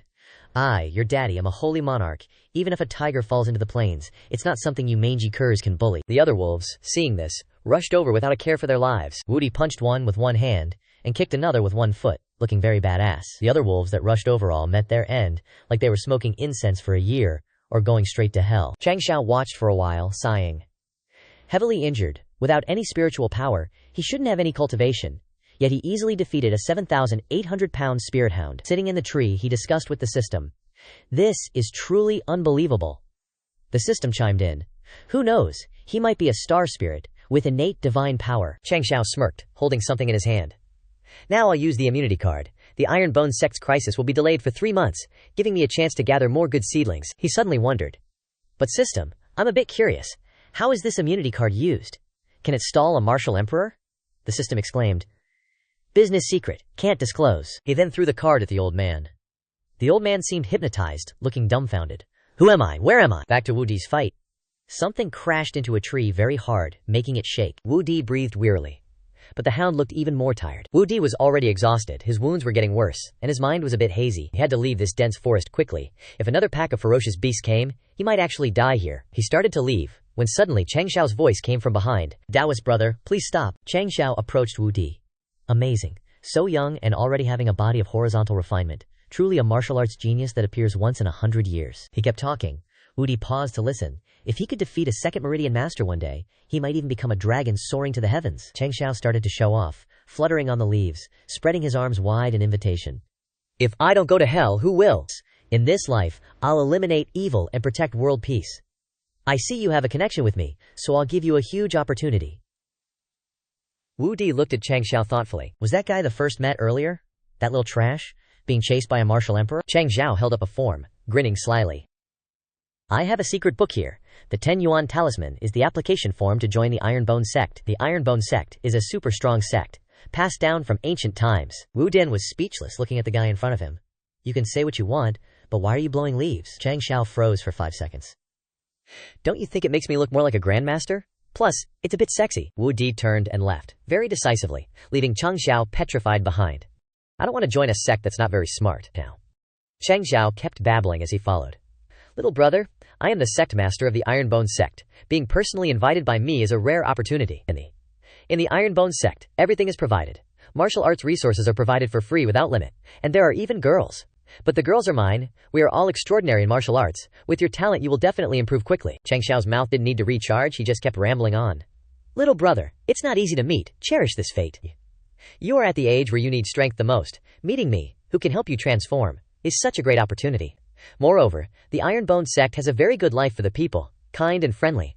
It will definitely give you a feeling like home. Besides, you are covered in wounds right now. In this deep mountain forest, if you encounter a Fenglang king, little long, electric cubs, wild bourgeois beasts, you're toast. Wu Di turned around annoyed and scolded. Your mouth is itching for a slap. You don't stop talking the whole way. Taking advantage of Wu Di's open mouth, Changxiao quickly threw a round pill into his mouth. Wu Di chewed, confused. What is this? In an instant, Wu Di's previous wounds disappeared. Wu Di examined his body, bewildered. In just a moment, the wounds on my body are healed, Changxiao proudly boasted. This is a top-grade healing pill. Just to give you a surprise, the most important thing is, he said smugly, his face sparkling, I am a millennium-rare sword and martial arts prodigy in the Xingzun continent, and you will become my last disciple. Wait, is this a joke? The little kid looked so dumbfounded. Big bro, Wu Di thought. It's just right that I need to understand a little about everything in this mortal world, and this old guy's sect is also good, he said. Sword and martial arts prodigy? Then teaching me is acceptable. I'll join. Changxiao was helpless. Acceptable? Your arrogant appearance reminds me of a certain Ye, who doesn't want to reveal his name. Wu Di picked up the pen and signed his name. From now on, I, Wu Di, am your last disciple. Don't be stingy with martial arts resources. Changxiao rolled up the paper and laughed happily. Of course, the pugilistic world calls me Little Lang Jun, honest and trustworthy. I won't deceive people. The system spoke up. Host, are you really accepting him as your last disciple? What about the goal of 10,000 disciples? Changxiao was scheming. Don't worry, I have written an extremely powerful note. The note at the bottom of Wu Di's signing says, finally, the right of interpretation belongs entirely to the Ironbone Sect. Transition to Changxiao's sect residence. Wu Di was slightly surprised. I didn't expect your sect to have such momentum. Changxiao proudly showed off. Of course, our goal is to become the strongest sect in the Xingzun continent. Changxiao led Wu Di inside and gradually explained. But my Ironbone Sect doesn't support lazy people. Since you are my last disciple, I will assign you daily tasks. Every day after the lights go out, you must close all the doors from here in. Wu Di listened more and more blankly. Wu Di's face was full of sweat. Is being the last disciple in the mortal world really like this? Transition to another place, the Ironbone prison. Tao Yuan opened his mouth hesitantly. So Tao Yuan tapped his fingers on the table. Unhappy, Tago was hit by some kind of mesmerizing poison, went crazy. Sectmaster Jun helped me, and temporarily imprisoned me here, Changxiao said seriously. Indeed, General Tao's situation was too dangerous at the time. I had to use all kinds of precious medicinal materials of the sect to restore General Tao's sanity. Tao Yuan scratched his head in confusion.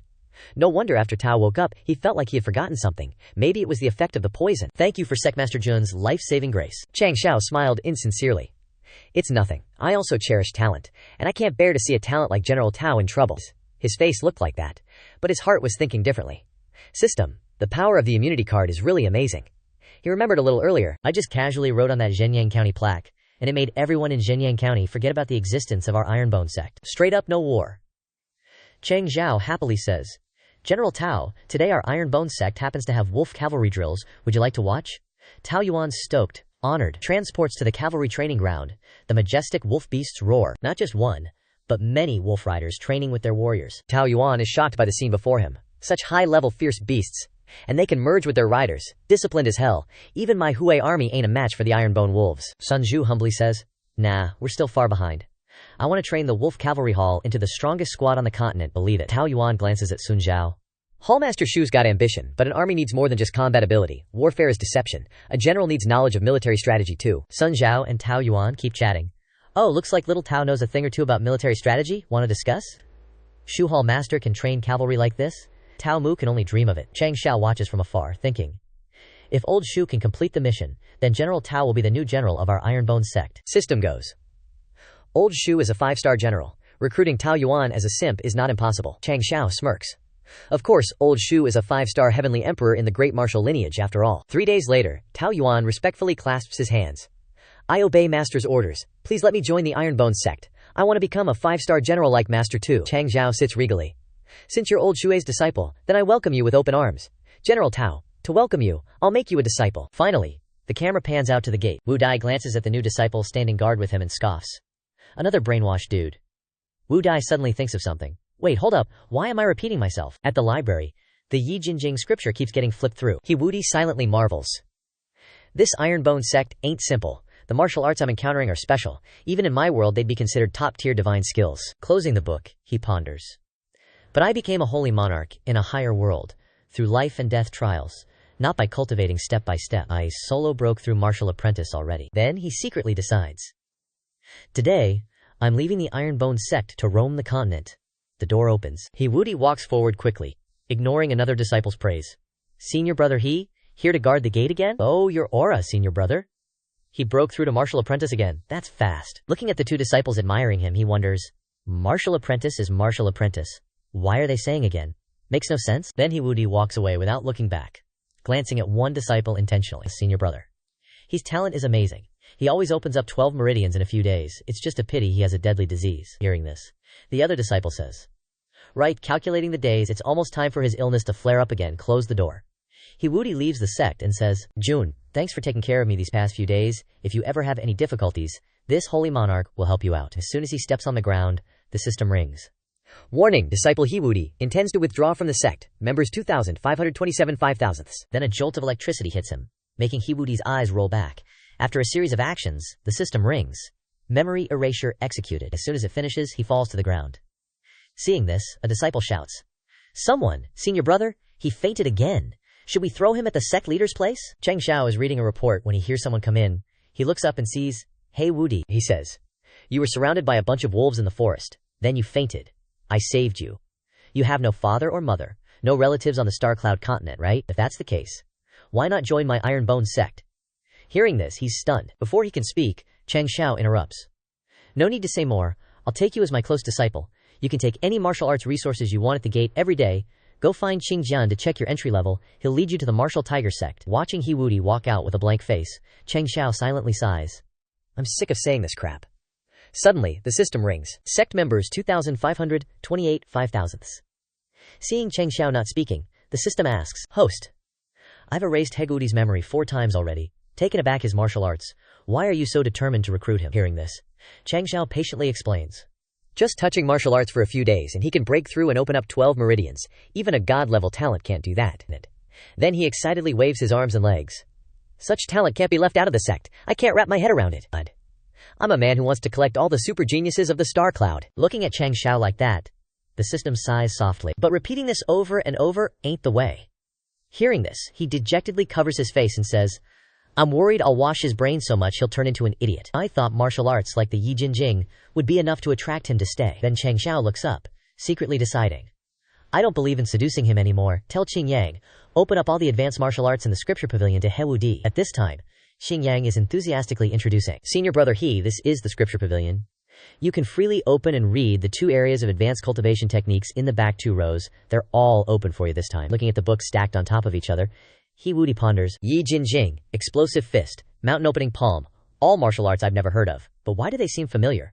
As he walks, he marvels. I'm a holy monarch. I should still look at the advanced martial arts first.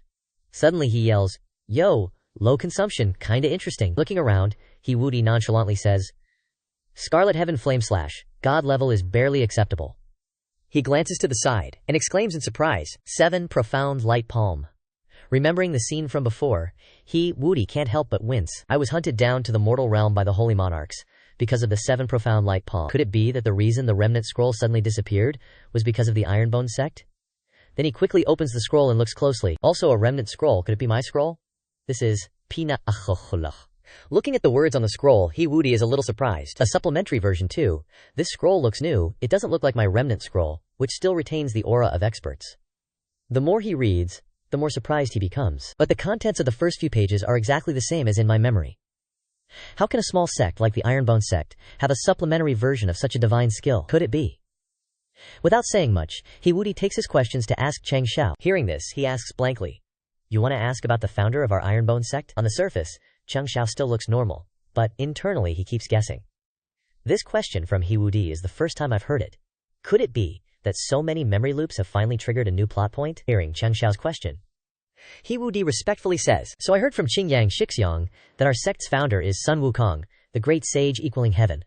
I'm just curious about the first headmaster's story." Seeing this, Changxiao flashed a sly smile and said, "Actually, these are all the sect's top secrets. You're new, so I shouldn't tell you, but seeing as you're my personal disciple, I'll make an exception." As he spoke, Changxiao started imagining.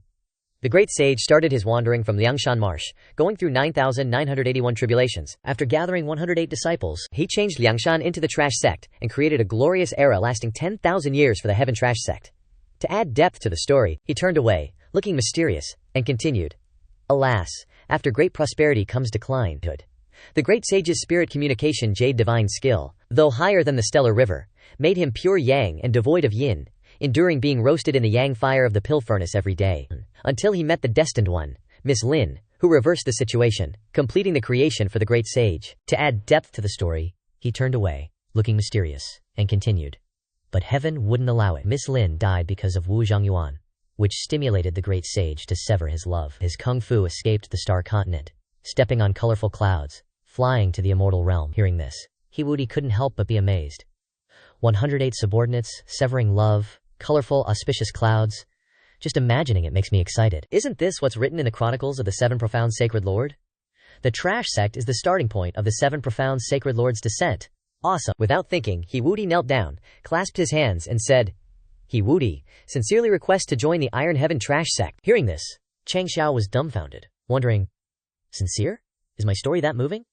After leaving, Changxiao snapped his fingers. Waiting for the system to display, he excitedly said, "I've attracted another genius disciple. I want to take this opportunity to refresh some divine items." Then he smiled confidently, his eyes full of determination, and said, "I have a feeling, this time I can definitely exchange for an extremely necessary prop." Looking at the rows of black aura gradually appearing, he couldn't help but sigh. Indeed, a divine item. Then Changxiao propped his hand on his chin, pondering, "It's not right to say I don't need it, but I wonder if the system can tell me." Looking at the system in front of him, Changxiao asked, "Why are the divine items I draw always something that the people around me desperately need? Is all my luck poured onto others?" Hearing this, the system began to explain. Ice heart incantation. Heart like clear ice, unshaken by the collapse of the heavens. I probably don't need to explain further, right? Initial grade spiritual medicine. It's said that the Supreme Lord Lao used one of the 4 great heavenly fires, the 6 Dings divine fire, to refine the spiritual elixir, but it's a failed product, so it can only heal martial cultivators below Martial King. In a small courtyard, Tiantian stopped circulating her energy. She slowly opened her eyes, feeling the changes in her body.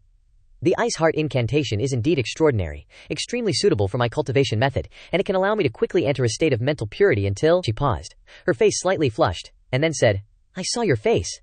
Why are you getting so close?" Hearing this, Changxiao couldn't help but lean closer and replied, "I wanted to check the effect of the Ice Heart incantation. I didn't expect it could make you indifferent to my handsome face. It really works." Without letting her answer, Changxiao stood up, turned around to tidy up his clothes, not forgetting to say, "Then the problem of Tiantian's cultivation method is temporarily solved. I also have a spiritual medicine, which I can give to Palace Master Ji to heal her eyes, to see if I can pull them together to resist Zhenjun." Without answering his words, Tiantian suddenly asked, "I heard that the 100 Lily Saints sect is a sect exclusively for women?" Hearing this, Changxiao turned his head and replied, "That's right. I heard they are the top girl group in their county. Their combat power and looks are superb. Maybe we can arrange a friendly relationship for the stinky brats of our sect later." Suddenly he was surprised when Tiantian approached him. Before Changxiao could speak, she quickly said, "I will go with you to learn about this unique 4th-rate sect." Looking at Tiantian's appearance, Changxiao couldn't help but ask, "Tiantian, Isn't this your limited edition outfit? Feeling it wasn't enough, Changxiao quickly said, moreover, when did you change? I feel like I missed 100 million. In front of the scripture pavilion, Meng Ying's eyes sparkled as she begged, Qingyang Gege, please. I also want to practice martial arts like the senior brothers and sisters. Hearing this, Qingyang squatted down and replied to the little girl, Meng Ying, you are still too young this year. You shouldn't be exposed to martial arts too early. Seeing this, Wang Yer said, Qingyang Gege. You can let Meng Ying be exposed to the mental cultivation methods. It's rare that she's interested in martial arts. Afraid he wouldn't agree, Wanner put her hand on her chest to guarantee. Moreover, with this senior sister protecting her, and it's not martial arts training, it definitely won't be a problem. Moreover, as soon as she finished speaking, she leaned close to Qingyang and said, Qingyang Gage, I'm showing off to Meng Ying, help me out, 2 meals of barbecue. Hearing this, Qingyang smiled and replied, 3 meals. Without saying much, Wan Qier accepted the deal as she wished. Qingyang opened the door for the two to enter. Before entering, he thoughtfully reminded, Go in, the second bookshelf on the left has some basic mental cultivation methods. Call me if you have any problems. As soon as the words fell, Wan Qier said, Meng Ying, you see, I told you. Stepping through the door, the little girl confidently said, In the future, in all aspects of the trash sect, just mention your doo-doo Gigi. Afterwards, following Qingyang's instructions, they arrived. Looking at a row of books in front of her, Wan Qier asked in confusion, I was just joking around just now. Meng Ying, do you remember where Qingyang Gage said the mental cultivation methods were? Hearing this, Meng Ying lightly replied, It seems to be the third row on the left. The two searched every corner and suddenly stopped. Winker asked with a blank expression, It seems to be here? Looking around, Meng Ying softly said, Sister Liu, it seems a bit dark here. Hearing this, Wan Qier boldly said, What are you afraid of? I'll protect you. Suddenly, a strange string appeared behind the two. After a while, Meng Ying asked, while eating a cake, Meng Ying, you've been holding this pile of books for a long time. Have you gained any insights? Hearing this, Meng said, Although there are many words I don't understand, I always feel that I seem to be very familiar with these mental cultivation methods, and they seem to be guiding me. Suddenly, the books on the ground began to disappear. Outside, Qingyang was attentively reading a book when he suddenly sensed a strange aura. Realizing shit's about to go down, Qingyang charges in, yelling, Duo, Meng Ying. He runs for a bit and finds Wan Qier trembling like a leaf, tears streaming down her face. Seeing this, Qingyang rushes to shield her. Looking at the person in front of him, Qingyang cautiously calls out, Meng Ying. At this moment, Meng Ying is enveloped in a red aura. Suddenly, Meng Ying turns her head, revealing blood-red demonic eyes. The brat suddenly says coldly, 10 lifetimes. As Meng Ying speaks, her entire body slowly floats into the air. 10,000 years. I've been outside. A massive explosion causes everything around them to collapse. Although injured, Qingyang tightly holds Wang Qier in his arms, his eyes scanning the surroundings warily. Confirming the area is safe, he looks down and asks Wang Qier, Duo, are you okay? Let's get out of here. As soon as he finishes speaking, the demonic entity that had enveloped Meng Ying laughs evilly. Never expected to owe it all to a little girl this time, and in an instant, I found a peerless genius. Seeing the demonic entity, Qingyang steps forward, shielding Wang Qier behind him. Seeing him say nothing, the demonic entity speaks up. Even 10,000 years ago, you were a genius capable of breaking through to the martial emperor realm. Then, the demonic entity lunges forward, exclaiming, Eating you will definitely be super beneficial. Seeing the demonic entity approaching, Qingyang gets into a fighting stance, but suddenly 2 punches from behind help him block the demonic entity. It's Jiangxi and Wei Lao. Looking at the demonic entity, Jiangxi cautiously says, Innate demon physique seed, a reincarnation left by the strongest demon emperor 10,000 years ago. I thought it was just a legend. Hearing this, Wei Lao adds, Demon physiques that awaken before 1,000 years cause massacres of half the righteous path, but this one actually reincarnated into Meng Ying. Then Wei Lao carefully instructs, Qingyang, all disciples with combat power below Martial King, retreat now, and get as far away as possible. This old man will try my best to stall for you. The sect leader is on his way to Wonderful Blossom Sect. Hurry and catch up with him. Hearing this, the demonic entity scoffs. A washed-up martial sovereign, and a puny martial king, dare to try and stop me. Your sect is truly amusing. Your spiritual roots aren't bad either. Thousands of geniuses. The more it looks at the group in front of it, the more excited it becomes. Heaven treats me well. With so many delicacies like you, I can definitely take another step forward. In this life, I will definitely revive the demonic path. Then it unleashes an attack on the group. Heavenly Flame Art, may the demonic path last forever. The demonic entity's attack is too sudden, and both Jiangxi and Wei Lao are hit, spitting out a mouthful of blood and flying away. Suddenly, a hand reaches out from behind to support them, then gently places them on the ground. Seeing someone arrive, the demonic entity says, Oh, someone else dares to seek death? Ignoring its words, the newcomer simply greets, Long time no see. Before the demonic entity's surprised eyes, Xingchen leisurely walks forward and says, 1,000 years ago you were so mighty, but of course you're still a bit short compared to this emperor back then. Hearing this, the demonic entity can't help but sweat, asking suspiciously, Emperor? This tone? This demeanor? Seeing Xingchen's soul, the demonic entity exclaims in shock, "Night Emperor!" Then it quickly regains its composure and says respectfully, "I never expected someone as powerful as you to join the cycle of reincarnation." Hearing this, Xingchen calmly replies, "It's just that I trusted the wrong person back then." Then he smiles and says, "This emperor and your past life had some dealings, so I'll help you out this time. You just need to awaken the innate demon physique within Meng Ying, and we can create the strongest demonic sect, a female emperor. What do you say?" Hearing this, the demonic entity falls into thought. That works too. Receiving the answer, Xingchen replies, "Then it's decided, you should return there soon." As soon as he finishes speaking, the demonic entity leans close to him, its voice full of cunning. "But, if I absorb you while you're weak, wouldn't I achieve the strongest demon emperor in 10,000 years? Without another word, Xingchen turns around, raising his fist towards the demonic entity. Just as the fist forms a ball about to collide with the demonic entity, a voice interrupts the fight. "Too noisy!" The person who arrives is He Wudi, who walks in, annoyed. "If you're fighting, then fight.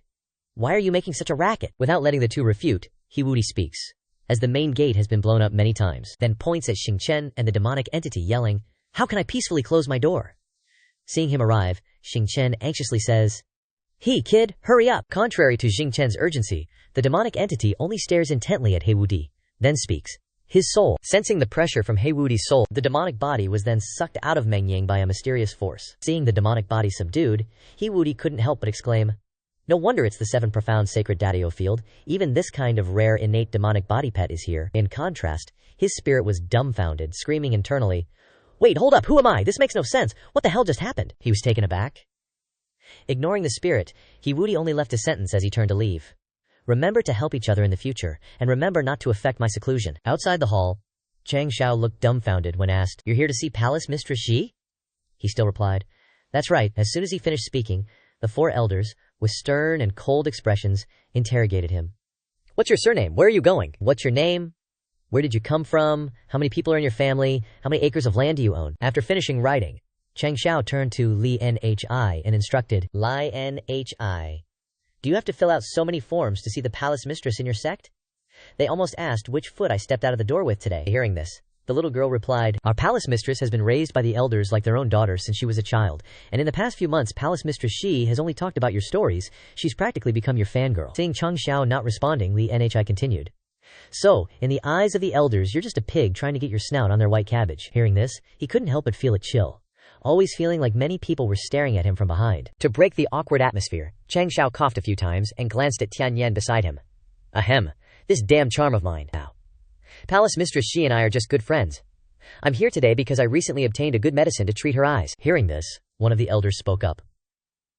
"The Palace Mistress's eye condition is congenital. We've consulted famous doctors, but there's no cure. Could it be that you want to use the excuse of offering medicine to make the Palace Mistress even more impressed with you?" Seeing Changxiao ignoring her words, she called out, "Lecture!" Seeing the elder's unpleasant expression, Changxiao struck a half-heart pose with Tianyan and said, "I'm taken, you can rest assured now, right?" Tianyan wasn't as flamboyant, only forming a small half-heart between the two. Hearing Changxiao's words, the elders angrily shouted, "Womanizing scoundrel!" Seeing the tense situation, Changxiao said, "Looks like I have to bring out real evidence to convince you." Then, he took out the pill from his robe, and spiritual energy from the pill in Changxiao's hand filled the room. Looking at the pill in front of him, one elder turned to the elder beside him and asked, "Lao Sili is a master of medicine, what do you think?" Before he could finish, the elder beside him replied, "This pill contains the spirit of heaven and earth. It's something I've never seen before." As soon as he looked at the pill, the elder couldn't help but be surprised. It wouldn't be an exaggeration to call it a celestial pill. It might be able to cure the palace mistress. In the main hall, Jing Huang apologetically said, "Sorry, sect leader Jun, for letting the elders make things difficult for you." Hearing this, Changxiao politely replied, "It's nothing, the elders just want what's best for you, but I'm very curious." He glanced at Jing Huang and said, "The 4 elders are all peak martial kings, and they're quadruplets. Their combined combat power must be earth-shattering. How can you control them?" Hearing this, she smiled and replied, "It can't be said that I control them. They're just quite fond of me." Holding the pill in her hand, Jing Huang gently said, "Is this the spiritual medicine that sect leader Jun found?" Seeing this, Changxiao replied with an obvious expression, "A few days ago, I happened to meet a medical expert who specializes in treating eyes, and on his journey to a distant place, I solved some troubles for him. I remembered your eye condition, so I asked him to give me a celestial medicine." Hearing this, Jing Huang blushed slightly and said, "Sect leader Jun is so good to me." And she brought the pill to her mouth, shyly speaking in her mind, "I have long imagined sect leader Jun's handsome face." Then, Jing Huang said as she inhaled the pill, "I hope this pill can help me get what I want." After inhaling, A stream of spiritual energy surrounded her. Then, the thick stream of spiritual energy enveloped her eyes, and suddenly she exclaimed in surprise, "Ah, I think I can see!" Hearing this, Changxiao was so excited that he jumped up and shouted, "Great!" When she saw Changxiao's appearance, Jinghuang couldn't help but be disappointed. Sect leader Jun's appearance is so ordinary. Hearing her assessment, Changxiao suddenly froze on the spot. Suddenly, a stream of black spiritual energy invaded Jinghuang's eyes. Then, a series of system notifications rang out. "Host, the situation is a bit off. The light in her eyes has disappeared again. It seems she can't see again.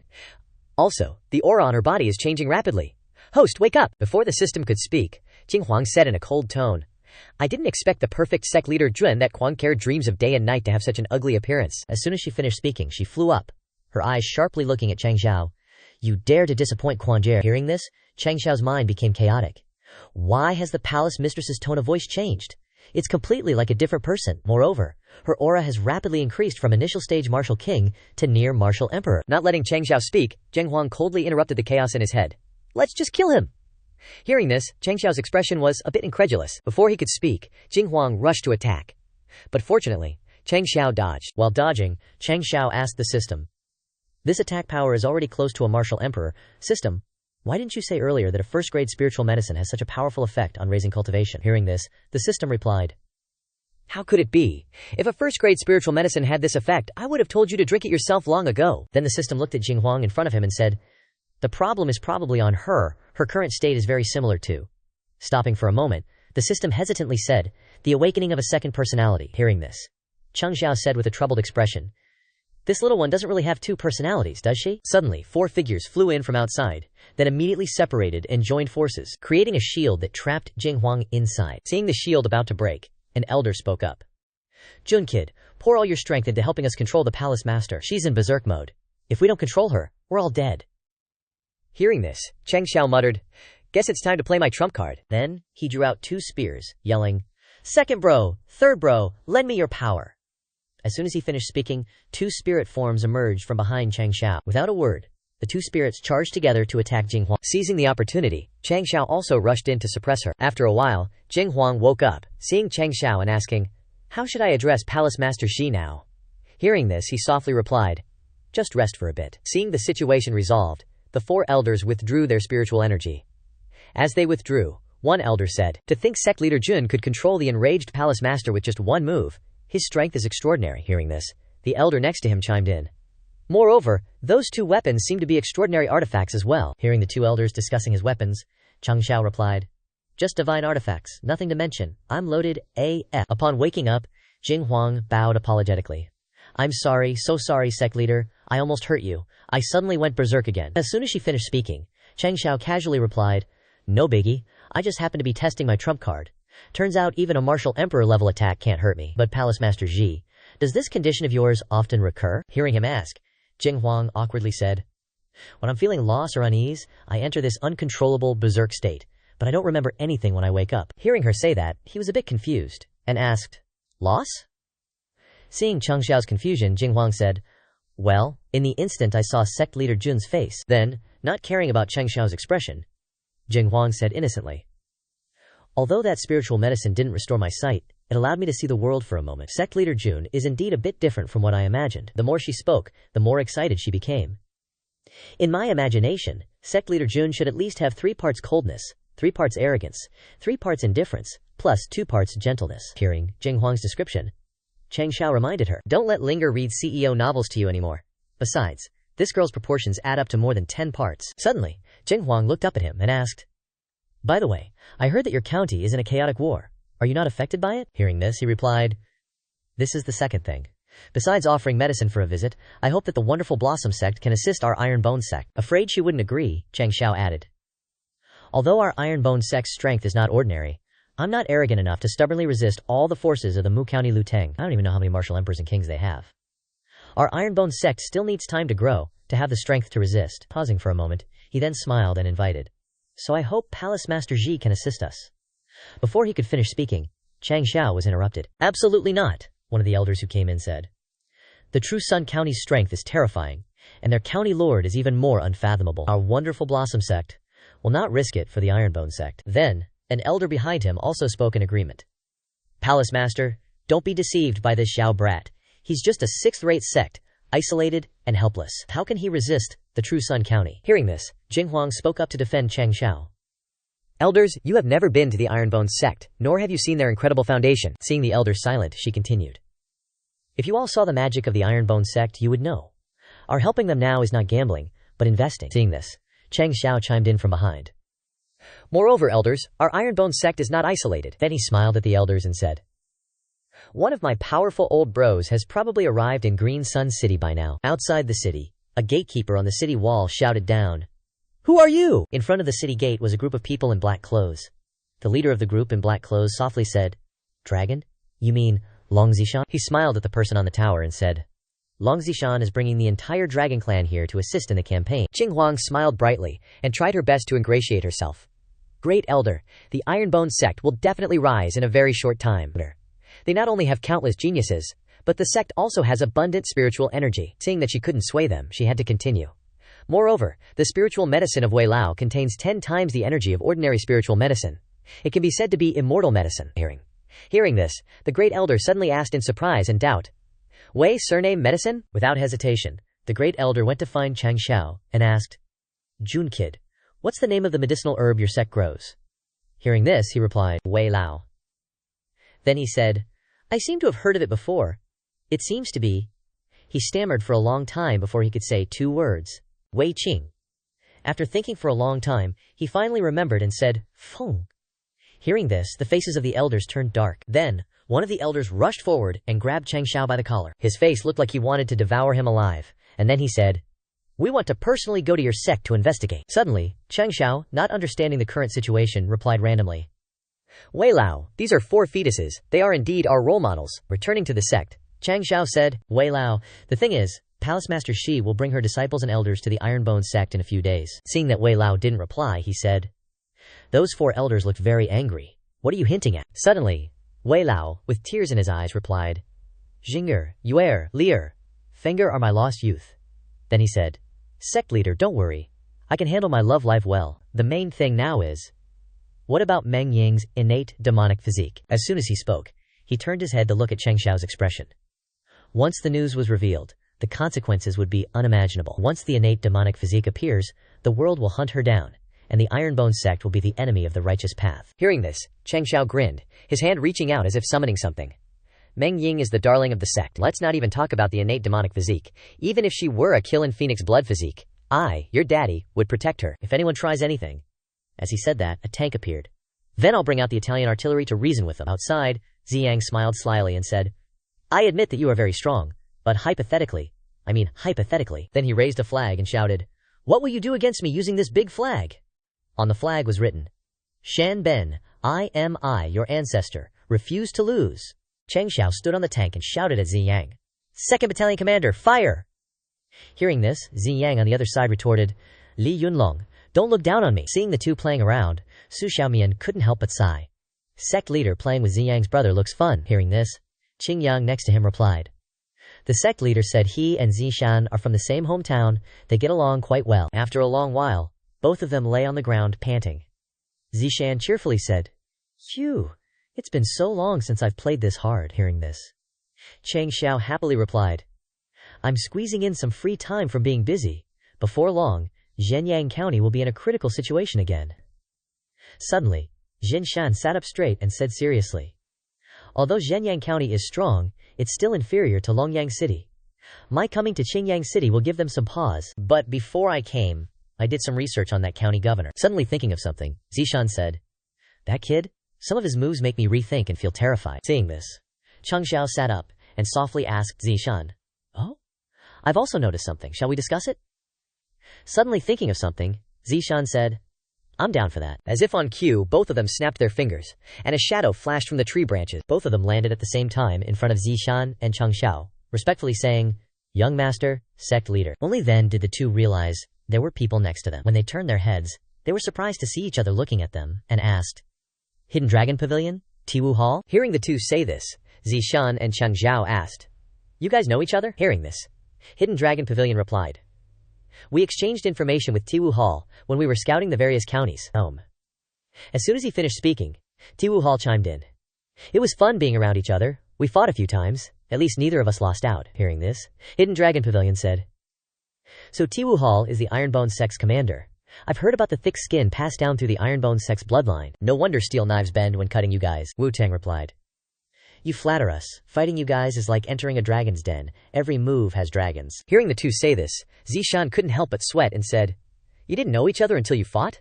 From now on, our two intelligence agencies are brothers. Hearing this, Changxiao next to him wasn't much better and had to say, Let's talk about competition later. Now is the important stuff. You can spy on each other later if you want. Suddenly, Hidden Dragon Pavilion knelt down respectfully and said, Your Highness, the county governor of Zhenyang County, Zhuo Chaokun. His behavior suddenly became strange last year, continuously finding 10 secret realms and ancient inheritance sites in Zhenyang County. Moreover, he always sets everything up in advance, basically collecting all the treasures of the secret realms, and even has a secret realm that opens at any time, with the opening time and location controlled by him. As soon as he finished speaking, Tiwu Hall also knelt down respectfully and said, As for the sects in Yang County, Zhuo Chaoquan seems to know their secrets. They are being controlled by the county governor, listening to his orders.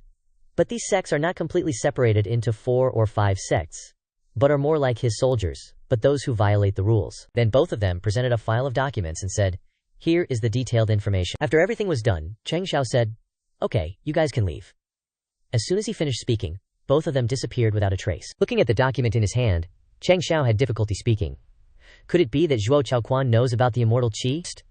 That's not right, otherwise he wouldn't have encountered so many setbacks at the Iron Sect. If so, at the same time, both Zishan and Changxiao said in unison, You transmigrated.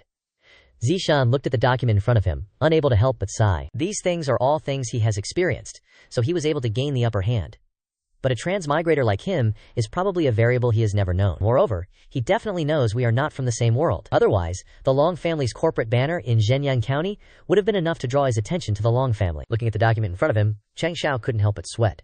That kid has gathered 6 high-level sects. There are probably over 100 martial kings, not to mention the hidden secrets. The number of martial grandmasters cannot be counted. As if realizing something, Changxiao shouted in horror, We're screwed! If he is a reborn, then the Ironbone Sect is the only variable in his heart. Unable to hold back, he turned to look at Zishan and said, The non-aggression pact eliminates the hostility of Zhenyang County. It has no effect on him. Not stopping there, Changxiao continued. The words Ironbone Sect are enough to stimulate the greatest malice in him. At this time, Zhuo Chaoquan was extremely angry. You mean you all don't remember having to attack Qingyang City and use troops against the Ironbone Sect? Hearing this, all the subordinates replied in unison. Your subordinate deserves to die. But your subordinate really doesn't remember receiving such a military order. Hearing this, Zhuo Chaoquan rubbed his temples, extremely annoyed. That's not right, very wrong, there was no Ironbone cannon in my previous life, but now the enemy can be so carefree, there's no way I wouldn't have schemed against him. The more he pondered, the angrier Zhuo Chaoquan became. Moreover, I found that there is still no hostility towards the Ironbone Sect. What kind of method is this? How can it affect the minds of the people of my entire county? Although he was very angry, he still reassured himself in his heart. Calm down, calm down. The other party has such methods, but only intends to trouble me, not directly destroy my Zhenyang County. It shows that the Ironbone Sect has evil methods, but it is not enough to fight us head on. Then he said to himself in his heart, I need to find out the depth of the Ironbone Sect. Then, Zhuo Chaoquan called out, Bai Ruihu. As soon as he finished speaking, a person said, Your subordinate is here. Seeing that the person had arrived, Zhuo Chaoquan said, I want 200,000 elite troops to attack Qingyang City in 3 days, go down and prepare. After everyone left, he called out, Shadow Guard. Feeling the person behind him, Zhuo Chaoquan said, Go to the sects and dispatch 20 martial kings. As soon as he finished speaking, the person behind him shouted, Understood. After the person left, Zhuo Chaoquan showed an evil smile. The world is like a chessboard. All beings are pieces. But if I choose to flip the chessboard, how will the Ironbone Sect deal with it? Looking at the bag of beans, Zishan asked doubtfully, A sack of beans is your strategy against the enemy? Hearing this, Changxiao replied, Of course, it's not just that, there's also losing the curse. In front of Zishan at this moment, Changxiao's eyes sparkled, his mouth constantly mumbling. The azure heaven is dead, the yellow heaven shall rise, in the year of Jiazi. Great fortune by heavenly water. Zhuan Jingjingquan has led people to the Ironbone Sect. Sect leader. I have brought some elite disciples and 4 elders to the market for you. Unfortunately, the supreme elders have entered secluded death meditation. Otherwise, Wu Huang's presence would be even more secure. Seeing her say that, the woman in orange reminded, Quan girl, if you haven't even gotten started, how can you reveal all of our secrets? Be careful of getting scammed by some sugar daddy. Especially those guys with sweet words, empty promises, pretending to be handsome and cool, eating from this bowl while looking at the pot, standing on this mountain while looking at that mountain. Oh my god, Wei Lao mourns 3 minutes for you. Changxiao then spoke about punishing sugar daddies. Let's put that aside for now, you guys have worked hard on the journey here. Our great host Liu has prepared a meal, let's eat first. The woman in orange coughed and replied, then let the disciples go eat first. That, Wei Lang is not Wei Qingfeng from somewhere. We have something to argue with him about. I've already made a signpost. Hey, Wei Lao is at the Lakeheart Pavilion in the backyard. Just follow the arrows. At the pavilion, in the middle of the lake, the crowd is hiding on the sidelines, gossiping and spraying. Keep it down. This kind of Zhuan ethical drama is not easy to come by. As soon as he arrived, Wei Lao was already waiting. Linger, Yuer, Linger, Fenger, long time no see. But the woman in orange shouted loudly, don't say much, why did you leave without saying goodbye back then? Lao also explained. Back then, my brothers called, saying there was an urgent matter down the province, even related to life and death. I could only go say goodbye to them and set off.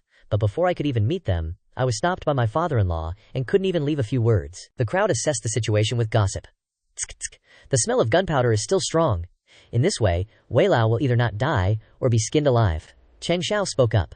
Don't push, it won't be good if you mess up Wei Lao's beating rhythm. But as soon as he finished speaking, his eyes widened in surprise. In front of him, Wei Lao somehow managed to coax these 4 aunties. The entire crowd eating melons was stunned, his head full of question marks. WTF? Did you fast forward while I was absent-mindedly talking to you? Why did the plot suddenly jump to a grand reunion? Seeing this, Zhao Mo was extremely excited. I must learn from Wei Lao. The beautiful lionesses of the wonderful flower palace are just visiting. I must bravely take the first step. Hearing him say that, Changxiao immediately dissuaded him. Calm down. You're like me, you've missed all the steps to solve the problem. After a moment of excitement, Zhao Mo was now petrified when he saw something. Snowflakes fluttered, the north wind rustled, and Changxiao suddenly stopped. Easy to say. I didn't expect that our Ironbone sect could inherit Wei Lao's style. It turned out to be on the first floor of the pavilion. The children are surrounding Qingyang, Sisao Sisen, Qingyang Qingyang Gege. Seeing this, Changxiao also smirked. Worthy of being someone from the sect, this beauty is second only to me. With this self-love, a girl pushed him away and said, Uncle, move aside. Don't block us from seeing Qingyang Gege. So he joined the association, with Xiao Mo sitting in a corner crying, woo-woo. How can I, a young man, be an uncle? At this moment, Shang Tian flew over to urgently report. Sect leader, emergency report, Bai Shuhu of Zhenyang County is leading 200,000 troops urgently marching here, and is less than 100 miles away from Qingyang City. Changxiao also assessed. They've arrived quickly. Invite Long Shizi to the main hall to discuss countermeasures. Switching the scene to Zishan Hall, he wondered. It's not logical. Zhuo Chaoquan sending troops already shows that our prediction was not wrong. He is indeed a transmigrator. Then he should be able to judge the unfathomable strength of the Ironbone sect. So how could he only send 200,000 troops? You must know that before, 30,000 troops couldn't even climb the city walls. Hearing him say that, Changxiao continued. Not only that, Yin Long and Ji Yu both took action at the same time. But neither could find out if there were any Wu Wang-level combatants in their army, unless Zhenyang County just wants to abide by the rule that Wu Wangs don't interfere in mortal wars. He wasn't someone who followed the rules like that before. This move of his is definitely a probe, but it also feels like he has a backup plan. There's too little information, so we can only take it one step at a time. Wei Hu's army had already marched to this point. General, the front is Qingyang City. Should we station and reorganize first? Or should we order a direct attack on the city? The small Qingyang City is not worth fearing, and the county governor also requires a quick victory. At this moment, the city gate opened slightly, and the wolf cavalry charged out, forming a spearhead to sweep. The soldiers of Wei Hu were sweating buckets. General, these wolf riders are impervious to blades and spears, and they tear through our battle formation with ease. He shouted, Damn it! How can a 9th grade county have such a powerful troop? Quickly form a formation. At this time, Xiao Quan stood aside, observing, and sighed. They easily defeated 200,000 troops, causing chaos. This Ironbone sect is indeed extraordinary, County Governor. If you knew that the Ironbone sect was so strange, why did you only send General Bai with ordinary troops? Wouldn't he be very dangerous? What? Bai Shuihu's 200,000 troops are just bait? Isn't it just feigning weakness? Can we lure the enemy in deep? As for Bai Shuihu, in the past life, you dared to betray me. In this life, use your life to help me. Back to the battle. At this moment, a wolf rider was knocked back by a small soldier, causing both of them to be injured quite a bit. The situation changed. This small soldier is a Wu Wang. The Wu Huang, pretending to be a small soldier, said at this time, taking a palm strike from me and only getting injured, not dying. No cap. At this moment, a bunch of martial sovereigns lined up, flexing hard. So, you guys must be Qingyang City's strongest force, huh? No wonder the governor had us hide among the fodder troops. You, the leader of this wolf cavalry, can maybe take one of my hits. But who knows how many of your bros will permadie from my other attacks. Rest in FC King pieces. As soon as he finished speaking, the entire wolf cavalry squad stood up, fully healed, leaving those other dudes shooketh. No one died? This was a full power strike from a peak martial king. Another one chimed in. I didn't hold back either. Just then, the brown-haired leader of the wolf cavalry pulled down his collar and said, the sect leader hooked us all up with 4 sets of silkworm armor. Plus, we each got a healing pill in our mouths. As long as there's a single breath left, we can instantly recover. As he spoke, the Changxiao disciples were munching on pills like candy. At this moment, the dude who was blending in with the disciples spoke up. You want to one-shot my wolf cavalry squad? Y'all just martial kings keep dreaming, huh? I knew you were up to something. You think I'd let my disciples take risks without backup? Still, those 2 martial kings did surprise me a bit. Right then, Long unveiled his disguise and shouted, Long clan, heed my call. Heavenly pole star, descend. Heavenly courage star, appear. As soon as Long finished speaking, 5 Power Rangers suddenly appeared, standing tall. Their killing intent was off the charts. Seeing this, Changxiao praised. Your Long clan is legit. You brought out 5 martial kings right off the bat. After my breakthrough, I realized the Long clan's resources are definitely beyond your imagination. Long replied, make that 6. The spiritual roots enhancement elixir I got from you last time, plus the Long clan's secret techniques, helped me break through to Martial King too. As Long spoke, he revealed his Martial King aura, making Changxiao's eyes widen. Last time I saw this kid, he wasn't even at Martial Grandmaster. System, how do I report my teammate for cheating? Where's the report button? At this moment, Wei Lao's 4 orange-clad aunties also came over and said, Wei Lang, we can hold off 4 Martial Kings, but they have 20. The gap is still too big. The dude then turned around and asked his disciples, in the Ironbone sect, who can take on a martial king? Reporting for duty. Tian stood up. Tian, reporting for 1. Xing Chen, reporting for 2. Then came Jiang Xie, Zhu Hong, Xingyang, reporting for 3, 4. All of them stood in neat rows, ready to face the enemy. Changxiao smirked and said, I didn't expect my Ironbone sect to have so many martial king level combatants. As the sect leader, I can't just sit back and watch. He flew up and started talking mad. SHT. I'll take on the 5 strongest martial kings among you.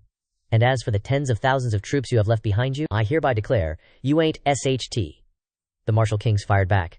Arrogant. We are established martial kings of the Zhenyang prefecture. How could we be? Before they could finish, the ground started shaking. A zen. What the hell is that noise? An earthquake? No, it's not. It's our bros marching in. A troop was marching in, shouting loudly, the sun rises in the east, only we are undefeated. A massive army suddenly appeared in the rear of the main force. 10,000 strong. Perfect in both literary and martial arts. The number 1, Wei Tigers under heaven. Wei Hu was panicked. 10,000 people suddenly appeared behind our army. How is that possible? Where are the scouts? A soldier then said, General, there's good news and bad news. Holy SHT! What are you hemming and hawing about? Spit it out! I was just trying to lighten the mood. The good news is, this army isn't wearing armor, they're all wearing yellow robes. The bad news is, it seems like every one of them is a martial master. Changxiao laughed. Turning beans into soldiers. Truly a god-tier war technique. Now I can be considered a great and virtuous teacher. Seeing the dude being so extra, Long on the side chimed in and said, Kid, I know your Riz game isn't as strong as mine, but Dongfang Bubai ain't interested in learning. So sad. Changxiao immediately replied, The hell you say? I just think their slogan sounds pretty badass. The 10,000 yellow turban warriors aren't just for show, although they are first-grade martial masters. And they only have 1 skill. This skill is a perfect copy of every skill that I cast. After speaking, Changxiao unleashed a palm strike, and immediately, 10,000 bros copied and executed it, creating an incredibly epic scene of chopping and hacking. At the same time, in the Ironbone sect, Dudu and Shiki were preparing wine, waiting for Changxiao's group to return for a feast. Dudu called out, Shiki, we're about to start cooking. Prepare a lavish welcoming feast for the sect leader and the others. Head chef Dudu wielded his knife like a sword. First dish, braised fish head with peppercorns. And with each chop of Dudu's knife, so too did Changxiao's 10,000 bros chop, turning the ground into a mangled mess. Damn, Wei Hu was sweating bullets. What a terrifying skill. 1 move wiped out my army, but don't worry everyone, they definitely can't spam such a powerful skill. All troops, quickly regroup and counterattack. At home, Dudu was still diligently chopping away. Shiki asked, Dudu, aren't you tired from cutting so fast? Nah, this barely takes any effort. Bring over the next plate of chili peppers. Round 2 is coming. Wei Hu, after seeing it so many times, was shocked. Is this the 9th or 10th wave already? Aren't they tired? Watching Changxiao's group hack and slash without a break, he could only stand there helplessly, his smile long gone and tears falling as his world was destroyed. Hurry up, I'm exhausted. Changxiao, observing from the side, couldn't help but marvel. Damn. Who knew 100,000 yellow turban warriors working with me would turn the battlefield into a literal meat grinder? Luckily, besides my own energy, they can also siphon chi from the world. Otherwise, even with my low consumption, I couldn't spam them like this. The system chimed in. Don't forget your 2 chi vortexes. Your recovery speed is insane. If you hadn't spammed the yellow turban skill like that, you would have been sucked dry ages ago. Changxiao grinned. The sword dance twin kings skill is no joke, allowing me to control the warriors while simultaneously taking on 5 martial kings at once. The martial kings were getting beaten so hard they were losing their minds. How is this kid such a tough nut to crack? If we don't end him fast, the Zhen Yang army will be wiped out. But we're at a deadlock, and if they find out about the county princess's secret methods, you know what'll happen. Changxiao thought to himself. If even one of the others can finish their fight and back me up, it's GG. Tian Tian and Jing Chen are holding off mid-rank martial kings, so they're already doing their best just to survive. Our overall strength is lower. The longer this drags, the worse it gets. Who can break this stalemate? Lao Jiang, Chao Hong, or Than Duong? Seeing Than Duong smash someone's head in, he was shocked. Wait, wasn't Than Duong barely holding his own against a low-rank martial king? Seeing an opening, he shouted, "It's now or never. Third brother, lend me your strength. Zhang Yide of Yan is here." A massive wave of pressure erupted from Changxiao's spear, instantly pinning the enemy. Crap, why can't I move my body? One spear through the heart. First blood. After taking one out, he smirked. Who's next to come and catch these hands? Come on, you brats. Seeing this, the rest started panicking. Alright boys, stop holding back or we're all dead meat. Use every trump card and suicidal move you've got. Changxiao told Tan Duong. Tan Duong, just support me from the side. When these high-rank martial kings go, all or nothing, the fallout is no joke. Also kid, you better not be using some life-burning technique to boost your stats. If you are, I'll personally break your legs. Than Duong quickly explained. Don't worry, Sect leader. This is my genuine cultivation level. I just got some special treatment. Than Duong recalled his talk with Wei Lao. The old man had said, Than Duong, I've got 2 ultimate legacies. One is farming herbs. Sun Bukong already took that one, so I've got no regrets there. The other is my martial arts specifically, a heaven-defying technique created by an old friend. The requirements are insanely strict, and the entire bone-piercing sect, only you fit the bill. My current state is unexpected. This technique is profound beyond measure. Are you willing to carry on my legacy? Then Duong asked, what are the 2 conditions? Wei Lao replied. The first and most important. You have to be handsome enough. That was the standard set by Wei's friend. The second condition was to stay focused. Having too much, riz, or being a playboy might lead to failure, just like him. Changxiao's face went blank. What the hell? Handsome enough? And you're the only one in the whole sect who qualifies? While he was fuming with jealousy, a guy lunges at Changxiao, who promptly sent him to the afterlife with 2 spears. Just die already, he growled. You unlucky martial king, tell me, am I not handsome? The guy trembled. Mercy, you're very handsome, just a tiny bit less than the guy next to you. Just a tiny bit. Hearing that, Changxiao's face turned darker than a burnt pot. Meanwhile, Thang Duong unleashed a flower-based martial skill he learned from Wei Lao, effortlessly blocking a martial king's attack. Changxiao watched, impressed. Using force to redirect force, shifting the stars. No wonder then Duong could insta-kill a martial king. Wei Lao's friend must have grasped the true essence of Tai Chi. But damn it, I still don't get why you have to be handsome to practice walking among flowers. Is there some other essence hidden in there besides Tai Chi? Nearby, the enemy martial kings realized things were going south. The high-rank ones started to retreat. Seeing them run, Than Duong asked, are we gonna stop them? We can't let the tigers return to the mountain. Changxiao, still salty about the looks thing, snapped. Than Duong, you can't just win fights with your face. Save your energy. Those pests are scared shitless anyway. There are plenty of ways to win without fighting. As the martial kings fled in chaos, a voice boomed. Who said you could leave? They felt a terrifying aura and froze in horror. This aura, it's, the dude's like, get your asses down here now. And the whole squad drops to their knees, stuttering like crazy. Martial Emperor? Turns out it's just Wei Lao flexing his muscles, scaring the noobs shitless. And just like that, the battle's over, folks. Changxiao's all martial kings, seal their chi seas, throw 'em in the dungeon. Then Su Chi chimes in, Sect leader, the remaining trash from Zhenyang County surrendered too. Our MC's like, hand him over to City Lord Shi, we ain't got room for all these losers. Su Chi tries to weasel out of it. Sect leader, even our 10,000 strong troop don't have room to contain them. MC's all, I got a secret weapon. Snaps fingers. Boom. All 500 of his bros turn into tiny little beans. Wei Lao walks over, picks one up, and is like, wait, hold up, what kind of plant is this? Can shapeshift into humans? I know all the herbs, but I've never even heard of this. Wei Lao asks Changxiao for the beans. Can I have a few of these? I want to study the principle, to see if they can be grown again. MC ain't even hesitate. Go for it, Wei Lao, but there are some secrets and spells involved. We can discuss it together.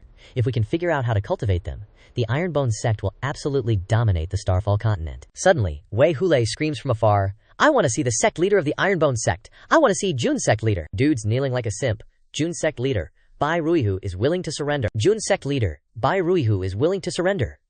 If sect leader doesn't mind, I'm willing to become your subordinate. Changxiao and Ying Long just give each other that bruh look.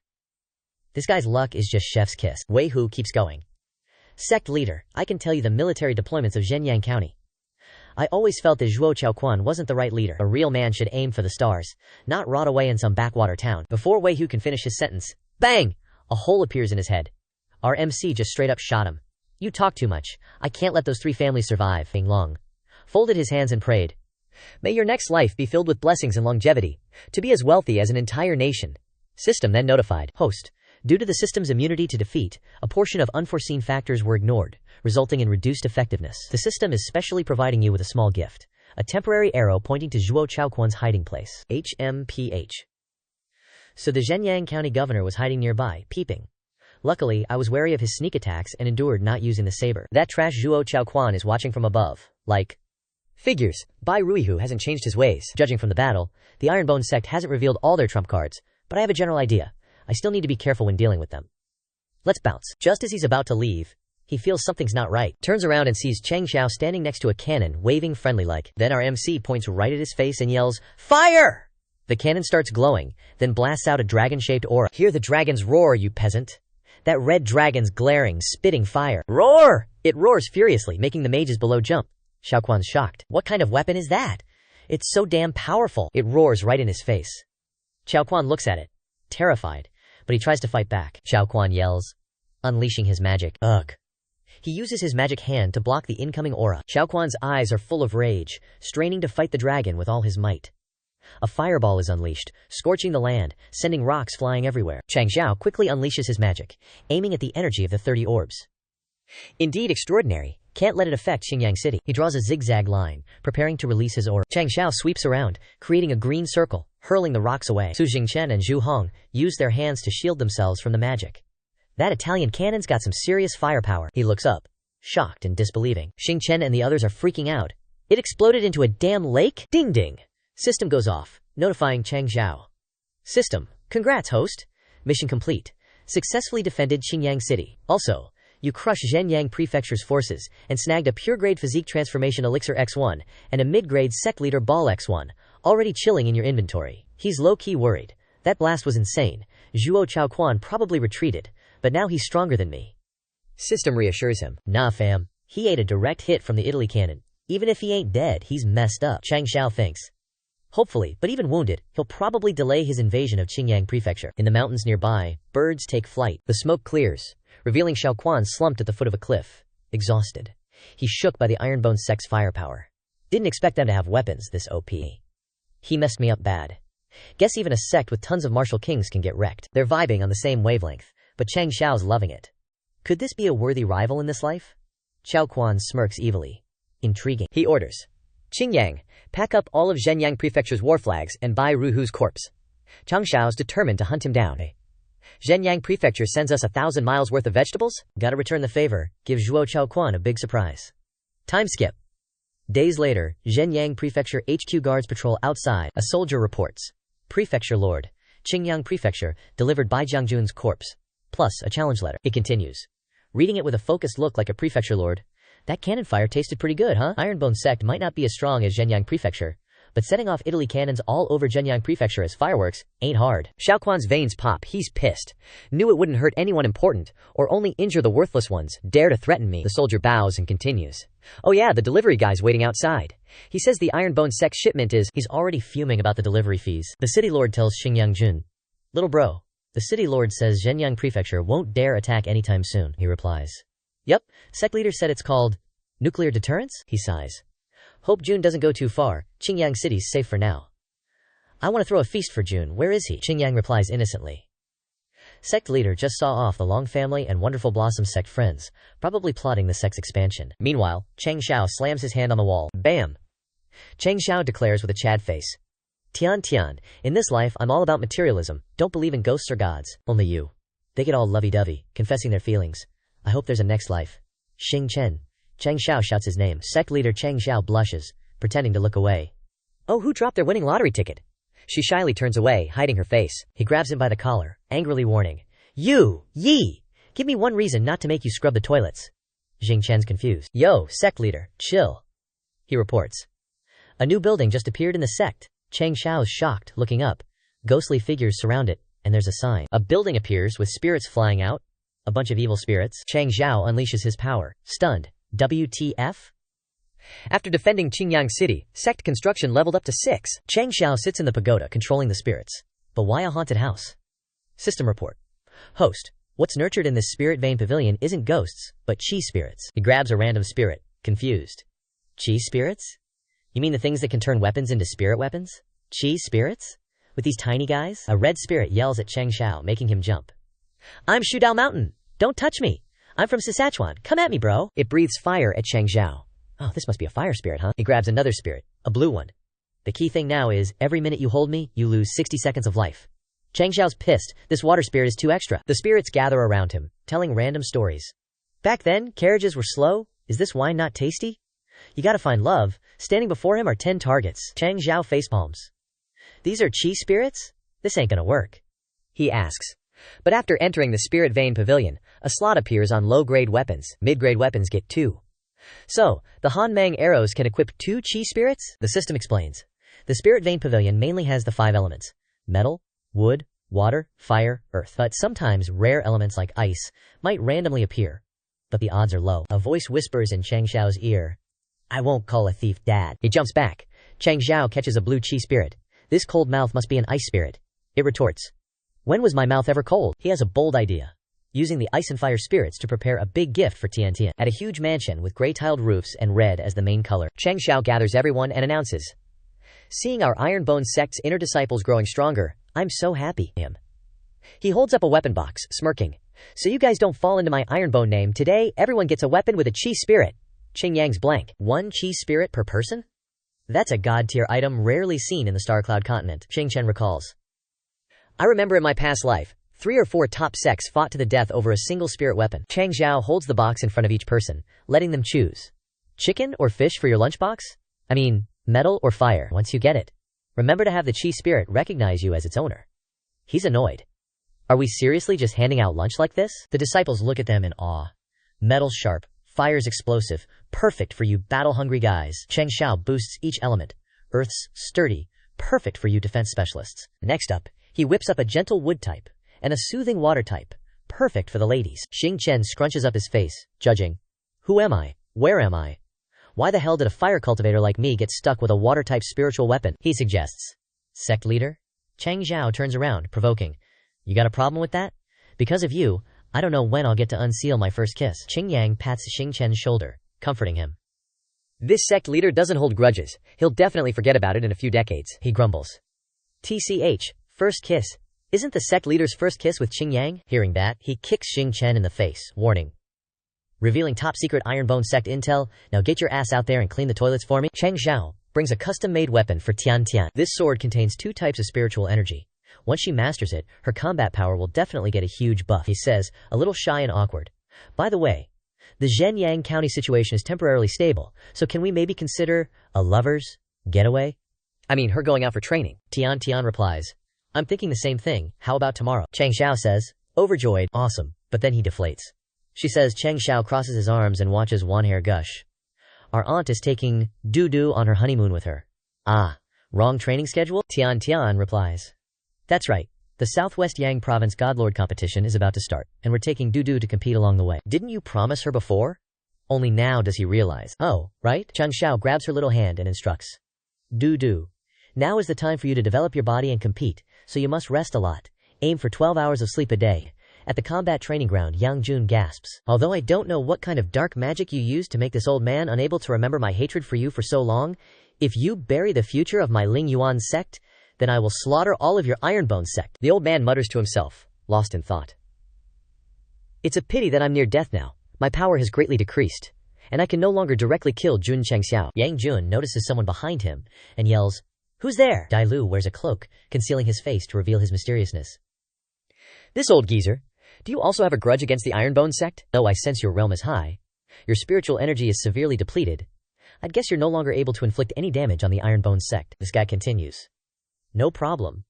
Dai Lu puts on a sinister expression and suggests, then give me your cultivation. The sky is clear and blue, and Ren Shan yawns tiredly. This kid clasps his hands behind his neck and sighs. The sect leader goes out to play and leaves me with tasks, telling me to wander around the sect every day and see if I can encounter any good fortune. Ren Shan suddenly stops. As if good fortune is that easy to come by. Oh, ahead are Du Zui and Du Xing, standing opposite each other, looking down at Yang Jun's body. The old man's whole body is stiff, his face pale, his mouth wide open, lying motionless. Seeing this scene, this kid screams and runs away. Is someone killing people? The two look at each other knowingly and approach him. Little brother, don't panic, we didn't kill anyone, he asks. Looking at your clothes, are you a disciple of the Ironbone sect? He introduces himself. We are rogue martial kings from Huayang County. The two speak in unison, causing Renshan to freeze in place, especially here to see sect leader Jun. This kid asks, Sect leader, bringing back 2 martial kings should count as my contribution to the sect, right? At Changxiao's mansion, the two kneel down and report. This humble one is Ning Du Zui, Ning Du Xing. Jiang Ji says, Jiang has heard of your reputations, 2 chivalrous figures in Huayang County. You're probably both 5th-rank martial kings, right? Qingyang asks. The sect leader just happens to be out training these past 2 days, and I'm taking care of sect matters in his place. May I ask why you two suddenly want to join the Ironbone sect? Don't rogue cultivators usually dislike being tied down? Moreover, with your cultivation levels, even a 4th-rate sect would welcome you with open arms. Du Xing reports. Huayang County has now been completely occupied by Zhenyang County. The two of us have always been fighting on the front lines against Zhenyang County, Du Zui adds. That's why we no longer have a place in Huayang County, but the Ironbone sect is the only sect that can fight back against the army of Huayang County. He says, now Zhenyang County and we have a blood feud, and we hope to continue fighting Zhenyang County in the Ironbone sect, he solemnly declares. Moreover, the Ironbone sect is the only force that we see hope of victory in. The two clasp their hands together sincerely, hoping that the Ironbone sect can take them in. He replies, You two don't need to be so polite, he says. In fact, we were originally planning to offer sect leader Jun a pledge. Du Zui recounts the events. A few days ago, we noticed an old man on the road, muttering about wanting to kill the Ironbone sect. His aura was erratic. Sometimes a martial king, sometimes just a martial grandmaster. He tells the story clearly. We didn't know his background, so we just followed him, planning to find an opportunity to capture him and hand him over to sect leader Jun. Du Zui continued. But then, in the moment we lost track of him, we discovered his body was dried up and completely dead. Moreover, he held out a piece of paper with strange words on it, and on his body was another piece of paper. You can only die in my hands? Jun Changxiao. Qingyang gently said, looks like danger is lurking around the Ironbone clan. Luckily, 2 martial king experts have joined. Now I'll go get the registration forms. Jiang Shi muttered, winking. Isn't Qingyang being a bit careless? I'm afraid these two have dark intentions. He signaled not to worry. Before leaving, the sect leader told me, once this mark is imprinted on the application, Ningdu, Zui Ningdu, whether alive or dead, will belong to our Ironbone clan. The system displays. Sect members 2,000 to 10,000. Congratulations to the host for acquiring 2 rank 5 martial kings. Changxiao blankly wondered what was happening. Didn't I just leave? Qingyang actually accepted 2 high-rank martial kings. Or, is it that my low luck value is dragging down the luck of the Ironbone clan? Wakir happily handed him. Sect leader, quickly try the rice ball I made. It can increase your strength. Changxiao took it and ate. Looks like bringing Duo along was a good idea. There's always delicious food. Both he and Tian suddenly jolted. Changxiao was amazed by the rice ball she gave him. A small rice ball actually increased my strength by nearly 400,000 caddies. Feeling carefully, this strength increase can last at least an hour. He looked at Wanner munching happily on the rice ball she made. Duo's grip is getting stronger and stronger, and the increase in deliciousness is growing. But, Changxiao analyzed based on the recorded books. According to the information about the major forces in southwest Yangzhou that Ti Yutang investigated for me, only one can make this increase in deliciousness, only, he said, causing the girl to fall silent. The Ouyang family of Tianyu King City, if you don't mention the past I won't force you to tell me, but this time we're going to Tianyu King City, we'll definitely meet the Ouyang family, Weiker said in a deep voice. Sect leader, you're right, I'm actually, the girl cried and recounted that she was the illegitimate daughter of the Ouyang family, the one the young masters and young ladies of the Ouyang family called the dark memory that haunted their childhood. Suddenly, Wanker recalled, oh yeah, she's a mixed breed. Changxiao's hand reached out, patting her head in comfort. Duo, don't be afraid, he reassured her. You are Liu Wanxi, loved and cherished by our Ironbone clan. Changxiao smiled brightly, soothing the girl's psychological wounds. His smile was like the morning sun, warming Wanker's heart. For you, don't even mention the Ouyang family. What if I turn Tianyu King City upside down? Changxiao picked up a cup of tea, drank it slowly, and pondered. Looks like the protagonist's halo on me is still shining as brightly as ever, and it actually let me encounter this plot. What do you mean? He said. Changxiao rested his hand, and asked in a casual tone. You want to snatch Tian Tian back to be your concubine? The Zen family brat, not knowing any manners, looked up at her.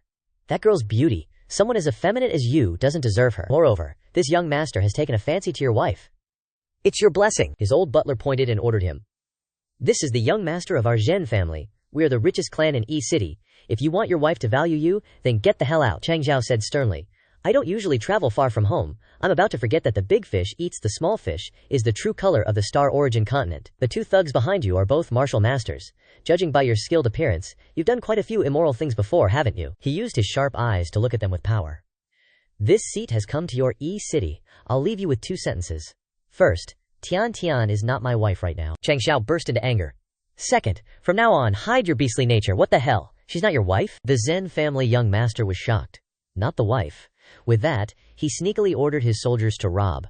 What does it matter? Go find another target. Changxiao helplessly looked at them. Damn. Suddenly I don't know whether to scold him as a beast or say he has principles. His old man is causing trouble, wasting this young master's time. Cripple him for me, he said calmly, finally getting back on track. Changxiao stood up, using his hand to create a burst of magic wind as a warning. Aiding the enemy? I will confiscate your cultivation. He frowned. As for you, Changxiao used force to pin down the Zhen family young master. I'll execute the ultimate skill. Chicken flying egg breaking 1,000-year kill. He tried to suppress the pain but failed. With just one light move, he flung the Zhen family young master out of his monastery. Changxiao reprimanded sternly.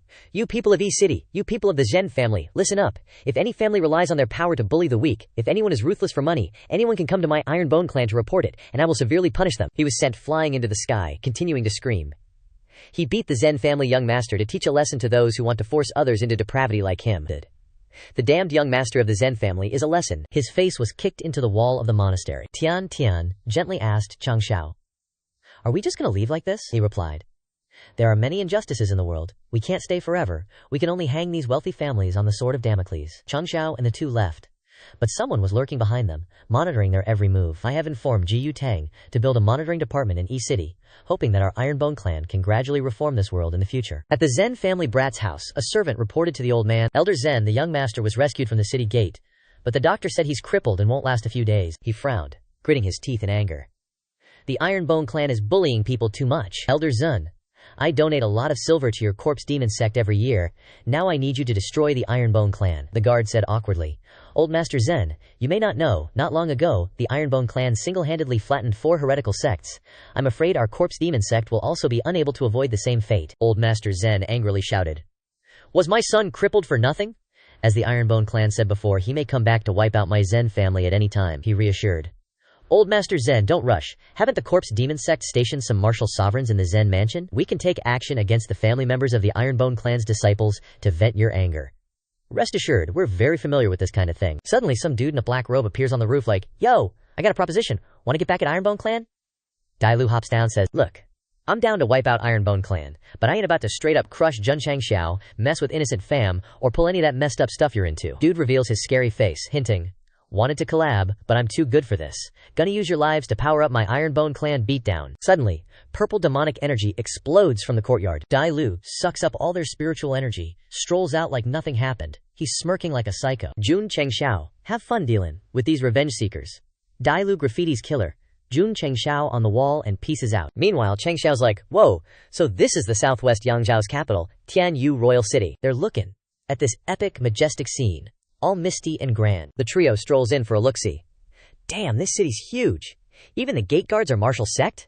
Old gatekeeper's like, entering Tianyu Royal City? Gotta register your name and biz. Changxiao replies, Qingyang City, Ironbone. Cough Ironbone sect leader, Jun Changxiao. Gatekeepers ain't buying it, sect leader Jun. Kid, give me the real deal. Serious business here, spill the beans. What's your real name? Changxiao points at his own face, dumbfounded. I am Jun Changxiao. You never been to Ironbone sect? How you gonna know I'm fake? Gatekeeper's confused. Sect leader Jun is a once-in-a-millennium sword and martial arts prodigy, top VIP of Tianyu Royal City. He rolled in a few days ago. He points. Oh look, here he comes. Don't you dare try to use his name for some scam. Changxiao is just standing there, awkward AF. In the distance, a sedan chair is approaching. Inside, a dude who looks exactly like him says slowly, Who dares impersonate me? Changxiao's staring. What the fuck? He walks up, stands in front of fake Changxiao and stammers, "I'm a freaking stand-in." Gatekeeper reports, "Sorry, sect leader Jun, this little punk was causing trouble.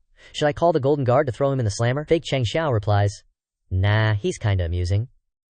He continues, "He's got a bit of my look, but if you want to use my name to run scams, you better have the skills to back it up." Changxiao's pissed. Says, "Fake ass. You finally said something true. Even if you are Jun Changxiao, I'm still one of a kind." Fake Changxiao suddenly drops his voice, oozing power. "You're the sword and martial arts prodigy?" Changxiao freezes. Tian's shocked. He's got the same energy as Changxiao. "Since I broke through to sword and martial arts prodigy, this unique aura spread across the southwest Yang. This proves my identity beyond a doubt." Fake Changxiao declares smugly. Changxiao, stunned, mutters, "System, this guy's using some kind of program. Looks, aura, everything's the same. I can't tell the difference." System replies helplessly, "Give me a sec to analyze." I'm freaking confused too. He orders the royal guards, who's making trouble in Tianyu Royal City. Fake Changxiao orders them to surround Changxiao, and the guards slap cuffs on him. They're yelling at Changxiao while he's standing there, clueless. "Behave yourself. Spirit-locking cuffs will suppress your spiritual power. You dare impersonate a VIP of Tianyu Royal City? Wait for the princess's interrogation, and rot in jail." Changxiao calls Tian over. He grins, says, "They're gonna strip search in jail. Hold on to these spatial rings for me." She adds, "Oh, and hand over the ones you're hidden in your shoes." Changxiao stutters. Awkward. "Wait, how'd you know?" Tian's blunt. "First day you hid him." She calls out to Gao Sheng, "Need me to bust you out?" Changxiao replies, "Nah. It's Shangguan's old stomping grounds, gotta give him some face. Besides, they're just following procedures." The guard can't take their chill attitude, yells, "Stop showboating! Who plans a jailbreak in front of the golden guard? Even a peak martial king's power gets shut down with these cuffs on, unless you became a martial artist, only using physical strength." Meanwhile, Changxiao's already snapped the cuffs. He holds them up, says, "I just barely touched M and they broke. Want 'em? I already gave all my valuables to my wife." The guard's flustered. Suspicious. These cuffs are fake. Let me get you a new pair." Fake Changxiao suddenly speaks up. "Hold up," he says. "Could you guys give us a moment? I'd like to chat with this young man alone." The guards reply in unison. "Of course, sect leader Jun." Fake Changxiao gets close to Changxiao, whispers, "Figured you wouldn't dare act up in southwest Yangzhao's capital." Changxiao stares, mocks. "Targeting me? Who the hell are you? Your disguise is something else." He smirks, says slowly, "You remember?"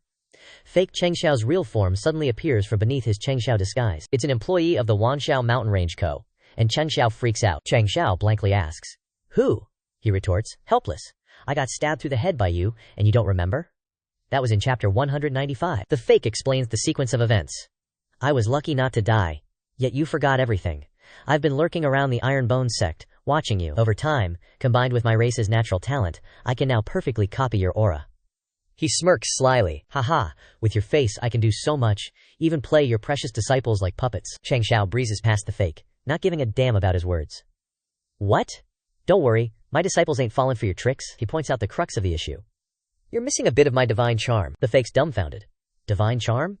Meanwhile, Tian tells the little girl, Duo, let's go find some good food." The little girl wonders, "What about Headmaster Guillage?"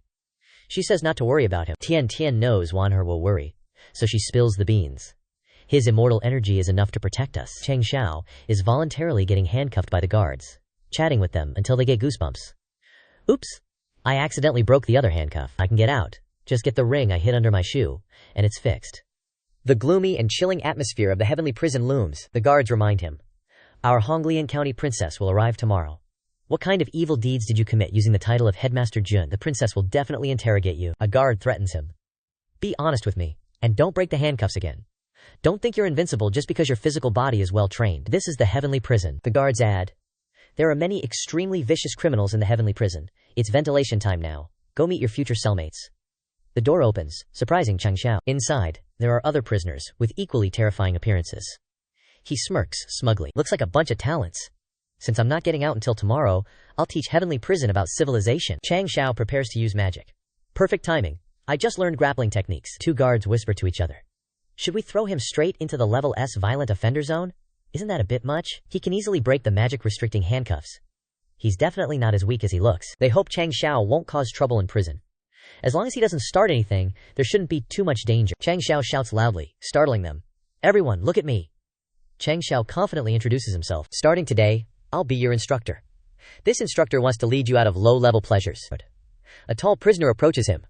"Where did this guy come from, daring to be arrogant in Heavenly Prison S?" "Oh, He's wearing 6 magic-restricting cuffs, so his body must have some achievements. He relies on his size to try and teach Changxiao a lesson. If I wasn't here, you might have been able to rampage through heavenly prison. Without the magic-restricting cuffs, I'm a peak martial king. The tall prisoner exudes strength, preparing for battle. Just what I needed. Time to stretch my muscles. He raises his fist towards him, but Changxiao remains still. Suddenly, he props himself up on his calf, leaning his entire body backward, forming a right angle with the ground. Then, Changxiao jumps up, dodging the tall prisoner's blow. He eagerly throws himself into a fist fight with him. Not bad, kid. Your speed is pretty good. The tall prisoner uses magic to punch Changxiao into the wall. He laughs, finding it interesting. Not bad strength. Could he also be a martial king, specializing in body cultivation? Changxiao calmly steps out of the hole he just made. He's a formidable opponent. If I could use spiritual energy, I'd need at least 2 trump cards to beat him. The system announces. I've just checked again. There are at least 2 martial monarch level experts here. It adds. There are also at least 5 people with strength equal to this tall guy. Don't tell me you really just want to be their instructor? Is it just the explosion of your physique? Changxiao laughs gleefully, taking the opportunity to stretch his muscles to make his body more flexible. System. Have you noticed that my title of Sword Martial Twin King is a bit of a misnomer? He asks. In terms of martial arts, I believe I can master 100 schools and kill thousands of soldiers. He activates the magic power gradually appears. But as for swordsmanship, apart from Chong Jianyi's Lingjian Shenju, I don't have any sword techniques worth mentioning. Only when martial arts and swordsmanship progress together can one truly become a sword martial twin king. The system is slightly helpless. You actively provoke these cruel evildoers because? Changxiao is ready to fight, rushing forward. That's right, I want to use them to temper my sword technique. His goal is to achieve Tai Chi's sword, the strongest defense under Master Jin's sword. Later, he can discuss Hua Jianyu with Wei Lao and see if he can comprehend it. Now, what I want to comprehend is the strongest attacking sword strike, Dugu 9 swords. Changxiao uses the magic power he just practiced on the tall prisoners.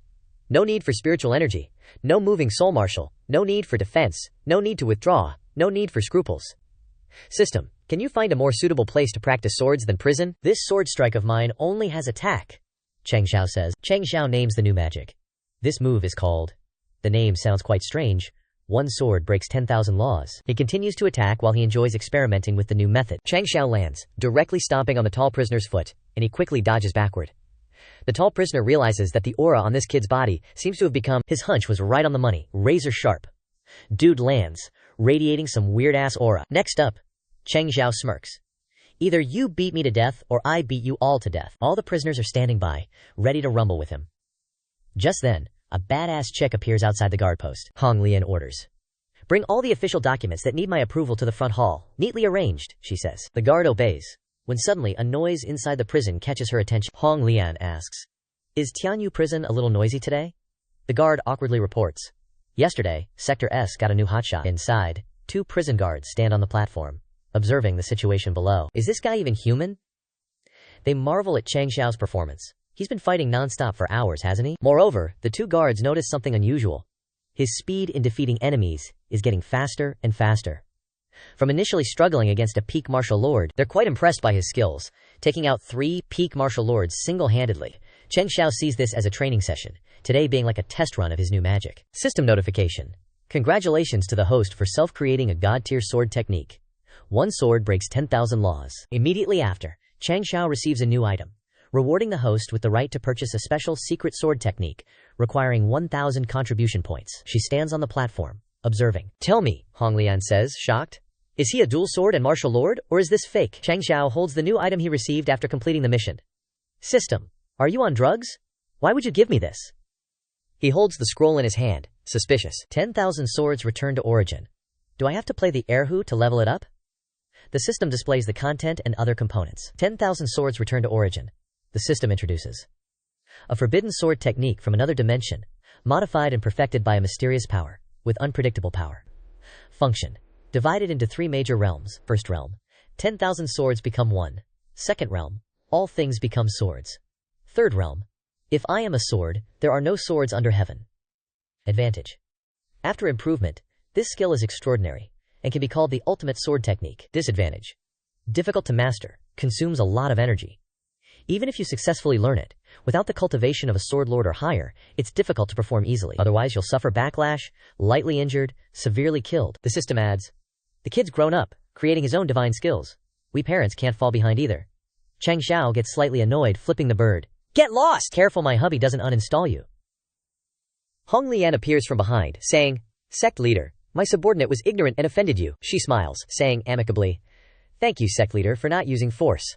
I am Hong Lian, and I apologize to you on behalf of the Golden Guard." He's surprised to recognize Hong Lian. Princess Hong Lian? Changxiao replies with a smile. It's nothing. I should thank your world for providing the perfect training ground for me.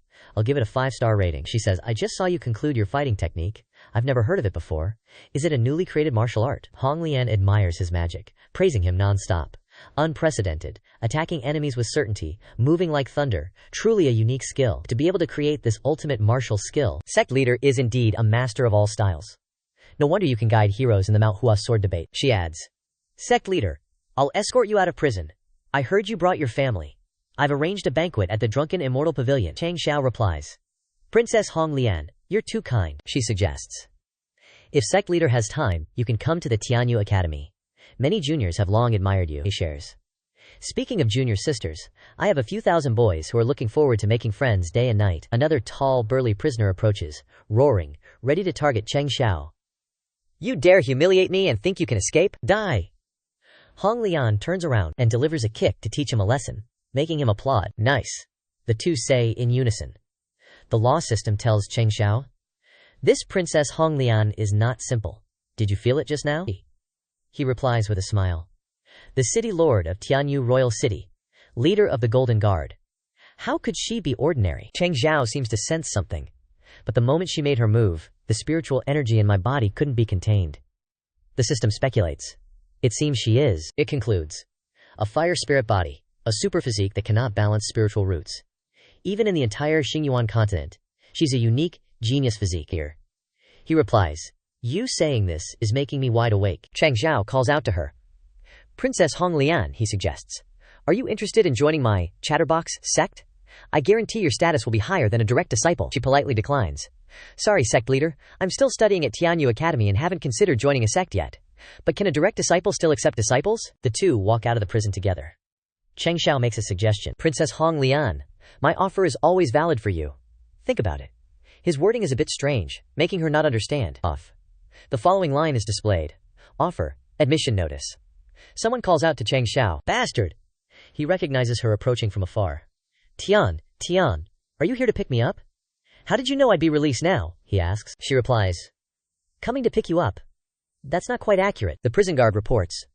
Princess Hong Lian, it's good that you're here. These two demonesses unreasonably beat our Ouyang family's collateral descendants and severely injured many guards. The other guard adds, if it weren't for our two martial maids being nearby, our Ouyang family's collateral line would have been wiped out. These demonesses are hateful. Even so, they injured my brothers. Now we're handing them over to Tianyu prison for proper punishment. Hong Lian is embarrassed and seems not to believe it. Is there a misunderstanding? These two are, she says. Immediately, Changxiao goes to support Tian and Wang Ge, then asks Han Yin nervously, are you guys hurt? What happened? Lil, brat spills the tea. Me and Tian were just strolling around when we bumped into some Ouyang dudes from the Yang family. Wan Career explains the whole shebang. He called me a mongrel, which I could have tolerated. But then, I gently introduced him to my mountain-splitting, chest-bursting fist of fury, and the Ouyang goons tried to snatch me. Tian slapped them down. Then these two broads showed up. Sis couldn't protect me while fighting, so she had to let them drag me to heavenly prison. He asks, Tian, what's your take? Touch me again and find out. Tian snatches her hand away. My wrist hurts. Changxiao hears hurt and goes full-on rage mode, unleashing a torrent of demonic power. She tries to calm him down. Sect leader, chill. No brawling in Heavenly Jade Royal City. Hong Lian's shook by his sudden outburst. Changxiao grabs the guards by the necks. Calm down? You laid hands on my woman. Ain't gonna happen. The guards are foaming at the mouth, eyes rolling back in terror. Him. Humiliating my Waner. Hurting my Tian. He gives a sinister grin, warning, prepare to repent in the afterlife. A group of peeps arrives to counsel Changxiao to control his anger. Young man, we understand your rage for your beauty, but can you at least give us old geezers some face? He scowls. Ouyang family's got some serious face, huh? I barely wanted to cripple these two trash, and they already appear. Standing before Changxiao are a group of masters. 6 martial emperors. Hao Yun smiles kindly. Sect leader Changxiao, you misunderstand. He offers a paper, explaining, this old man has no connection to the Ouyang family. I'm here to invite you to join us. The 2 prison guards released by Changxiao smash their heads together hard. He threatens them. Listen up if you want to keep your skull intact. Old man, you want to recruit me? Changxiao's bewildered. I'm usually the one doing the recruiting. This is new. You must be Hong Lian. Seeing the martial emperor, she immediately returns the greeting. Hong Lian, Dean of Jiangguan Academy. He stares, shocked. Dean? The Dean of Heavenly Jade Academy? Changxiao rattles off his aliases. The strongest martial emperor of Xingyun continent, the most terrifying saber master of southwestern Yang province, the ultimate nightmare of countless martial arts experts from Heavenly Jade Academy. He recognizes the person before him. White-haired demon, Si-Tu Haoyun. He smiles kindly. That was all years ago. Just empty titles not worth mentioning. Changxiao quickly returns the greeting. One shouldn't judge a book by its cover. I've long admired your name. I'm new here. Why am I disturbing Dean Si-Tu? Haoyun replies. 2 old friends recommended you. I've heard quite a few stories about sect leader Changxiao. You've managed to take a bunch of average disciples and turn your sect into a rocket ship, he says calmly. One of them is that retired Shangguan brat. Heard his granddaughter's also in your Ironbone sect. He wonders. Calling old man Shangguan brat? Just how old is this dean? The Quanzu adds. And the other old friend is me. He introduces himself. First time meeting sect leader Changxiao. I'm the Quanzu of the Sect Certification Bureau. Changxiao's surprised. The Sect Certification Bureau? And you two were the elders who initially ranked Ironbone Sect as third rate? The green-haired dude with the long earwax says. Sect leader Changxiao actually led the sect to repel Zhenyang Prefecture. I also greatly admire your teaching ability, which is why I recommended you to Dean Sin-Tu, the Quanzu recounts. A third-rate sect is the first time we certified in southwest Yang province. To take a normal Ironbone sect and develop it like this, sect leader Changxiao will surely be able to cultivate even more geniuses at Heavenly Jade Academy. The green-haired Longbeard says. For the future of southwest Yang province, we 2 old men are willing to do our best. He puffs out his chest, proudly smiling. Thanks, guys. Didn't expect my low-key awesomeness to be discovered. She's startled. Heavenly Jade Academy, Sect Certification Bureau. Honglian worries. They are the 2 most powerful forces in Heavenly Jade Royal City, capable of turning southwest Yang province upside down with a flick of the wrist. She thinks to herself. They're actually treating the sect leader with such respect. Heavenly Jade Academy's martial arts resources are comparable to a first-rate sect. A Taoist teacher's position is equal to a third-rate sect leader. Accepting their offer would be like a carp leaping over the dragon gate. Only an idiot would refuse. But contrary to Hong Lian's thoughts, Changxiao replies. Thanks for your good intentions, but I'll have to decline the position of Taoist teacher at the academy, he says with a smile. Although Heavenly Jade Academy's resources are definitely more amazing, I still hope to lead those disciples and build a supreme eternal sect. I won't have so much time to teach, so I won't delay the disciples. Wan Cher admires Changxiao's righteous spirit. Sect leader brother is really passionate about the sect. Tian secretly decides. Wherever Gaosheng is, I'll be there. She's the only one who thinks he's an idiot. Changxiao feels a pang in his heart but reluctantly forces himself to give up. Opportunity is right in front of him, but he can only refuse. Working in a government organization, with a secure job, touching fish, a system? This is all because of that bomb of yours. Hao Yun says with a laugh, haha. Sect leader Changxiao is still young and wants to continue exploring. I understand. How about this? How about sect leader being a visiting professor at our Heavenly Jade Academy? He says. You only need to occasionally lecture at the academy but still enjoy the benefits of a regular professor. The main reason is that the academy's teachers are curious about your teaching methods, so they hope to learn from you. He awkwardly says, Sorry, the sect's work is really a bit complicated. Hao Yun continues to offer benefits to keep Changxiao. The students of Heavenly Jade Academy haven't yet joined any sect. After graduation, they are all free to choose which sect they wish to join. Ironbone Sect can have priority in recruiting students from Heavenly Jade. Before he could finish speaking, he jumps in joyfully. What's a bit of busy sect work? This long-term plan to develop southwest Yang province. I will definitely not refuse. Changxiao grabs Hao Yun's hand, excitedly saying, The key isn't the priority in recruiting students. I just want to cultivate more talents for my homeland. He chuckled gently. Jun Laoshi, got time now? I'll give you a tour of the academy.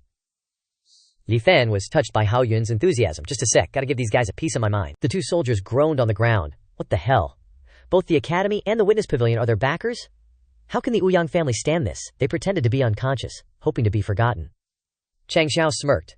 Breathing dirt for this long, no need to fake it anymore. Tell your patriarch, Ouyang. Liu Fan continued to paint a series of scenarios, hitting their weak spots and scaring them shitless. Lao Tzu has 2 virtues, being meticulous and covering up flaws. I'll visit the Ouyang family in a couple of days, bringing Dudu to reclaim our honor. Hao Yun gestured for Changxiao to take a look. This is my Tianyu Academy. Huge area, 16,000 students, and all of them are elites. Li Fan asked, Hao Yun, principal. Why are so many students gathered in front of the classroom? He calmly explained. Because I'm determined to recruit you, I shared some info about you with the students. Hao Yun listed the possibilities. Many, but some of my genius students are too arrogant. They're talking smack about a young lad like you being appointed as a Daoshi. He grinned. How about we give these kids a taste of iron-blooded spirit? Changxiao agreed instantly, Great idea, Principal. After you. Hao Yun suggested a method. A gentle spar without using overwhelming moves, like this. Saint grade martial skill. Void palm. The system went haywire. Warning of a giant flaming hand about to crush the academy, detecting excessive energy. This old geezer is definitely not a martial emperor. Li Fan watched in shock. He told Changxiao, go ahead. The system finally displayed the key word he wanted to say.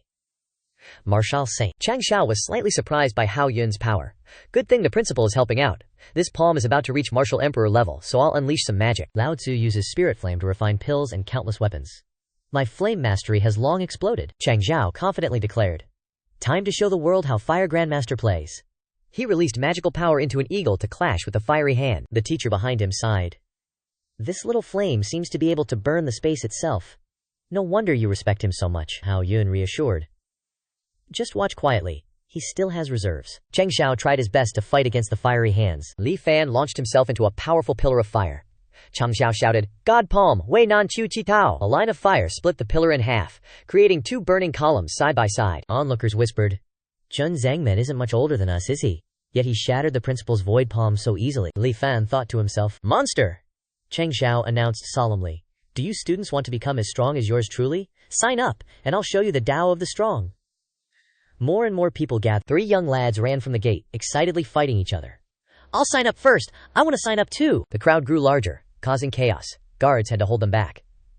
Jun Changxiao, I heard you gave guidance to all the sect leaders during the Huashan tournament. Is it true? Jun Changxiao, I heard your disciples are all top geniuses. Jun Changxiao, I've collected your sect's certificate. Can you sign it? Li Fan turned to Hao Yun, Principal C2. Although my saber was pretty cool just now, the students of Tianyu Academy are a bit too enthusiastic, he replied. Jun Changxiao is the most outstanding among his peers. You're an idol to many Tianyu Academy students. Changxiao asked. Confused? Idol? Didn't you just say a bunch of students doubted my abilities? Hao Yun explained. They're worried you'll panic in front of your fans. These fans at the door are your die-hard fans. Li Fan asked. Can't you feel it? They're spontaneously stopping other excited students. He replied, I heard they even have support uniforms. A young man took off his inner shirt, revealing an image of Changxiao printed on it.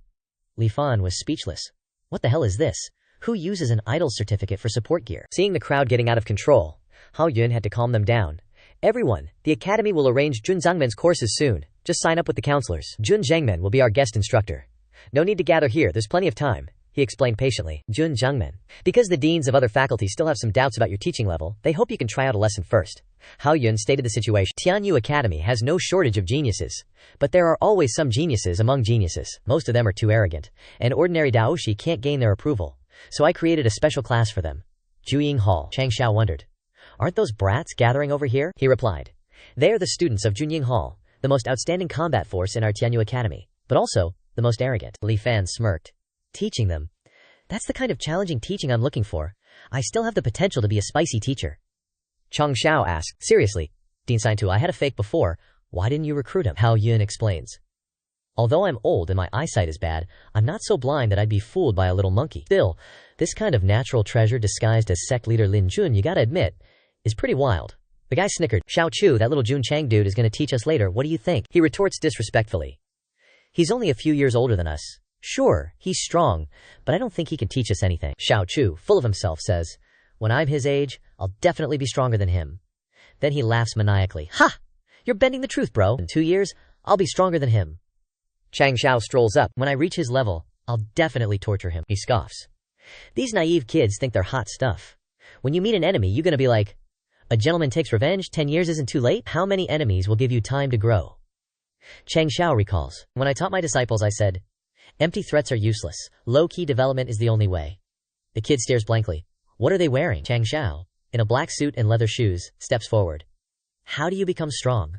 How do you surpass your enemies? Today, I'll teach you what my disciples at the Ironbones sect learned first. He's about to give them a light introductory training lesson. Endure the beating, become the strongest. Changxiao grins evilly. Teacher Jun's first lesson is, how not to die. Xiao Chu shouts rudely. Jun Changxiao, what the hell are you doing? He jumps up, ready to use his arm to teach him. Remember to call me teacher from now on. Without hesitation, Changxiao slams Xiao Chu into the ground, leaving a crater without holding back. Teacher Jun! He grins, looking at him sharply. Gotta say, he's a genius among geniuses. Feels good to beat him up. Xiao Chu, spoiled and disrespectful, whines.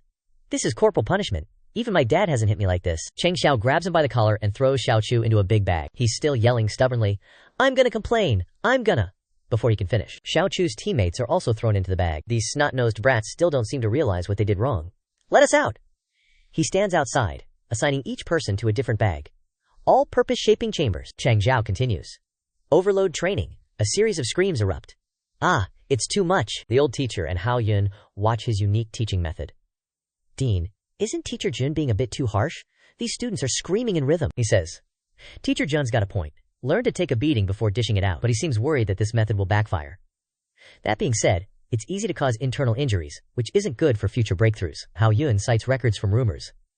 Every disciple of the Ironbone sect has iron skin and strong bodies. Maybe it's because of this kind of endurance training. Then sect leader Jun probably has a way to deal with internal injuries. He thinks to himself. Although it looks like he just wants to beat them up for fun. Before long, it's dusk. The bags are open slightly, and Xiaochu's hand drags on the ground. He's swollen and covered in scratches.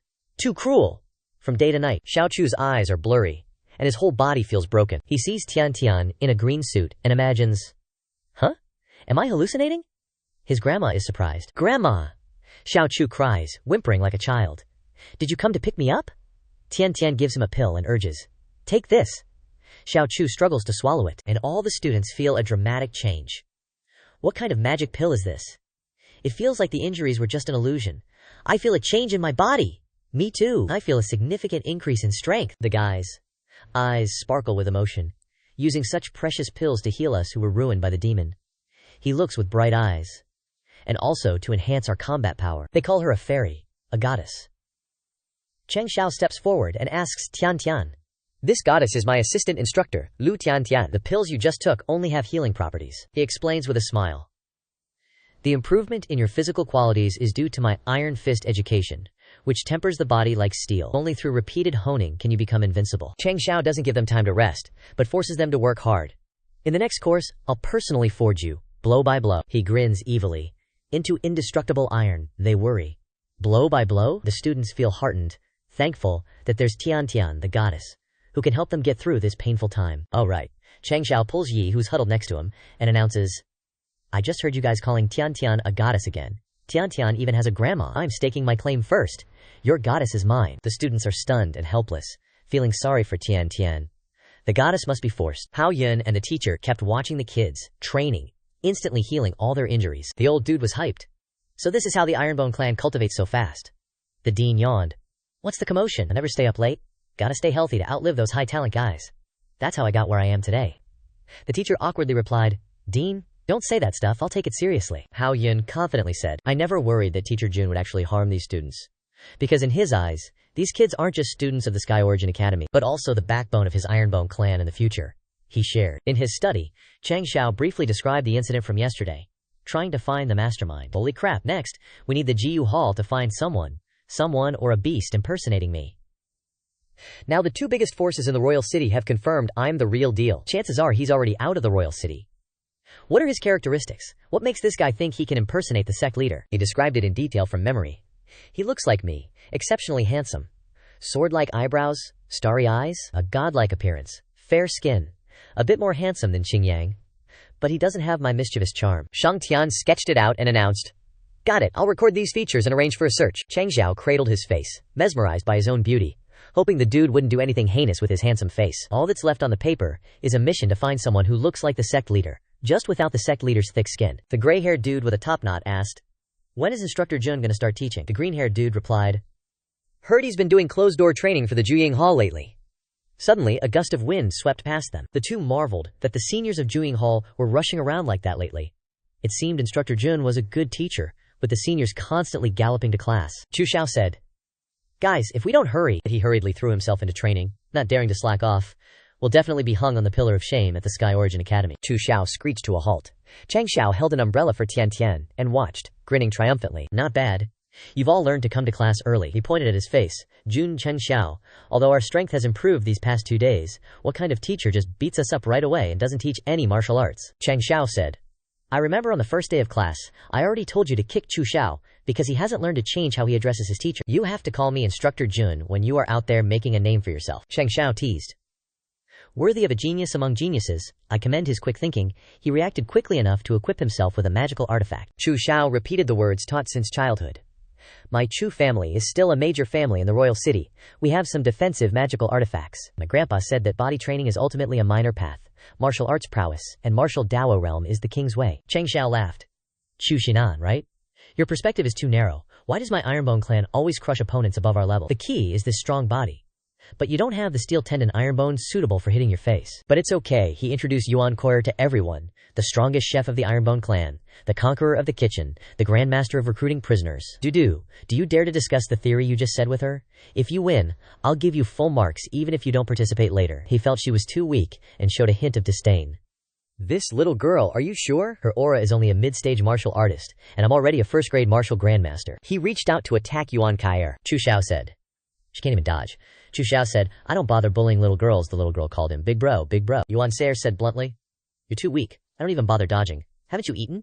Du can give you more food. Chu Xiao frowned, his face darkened with offense. Changxiao high-fived her. Nice. I'm here to see the results of your Ironbone clan's body training test. I hope you guys don't cry later. Trash is right. You've got some of my style. The guys whispered to him. Chu Xiao, go all out, even if you have the advantage. Don't be careless, he replied. Jun Changxiao is reckless and makes things difficult for people, but he won't let me win so easily. I'm not afraid of that little girl.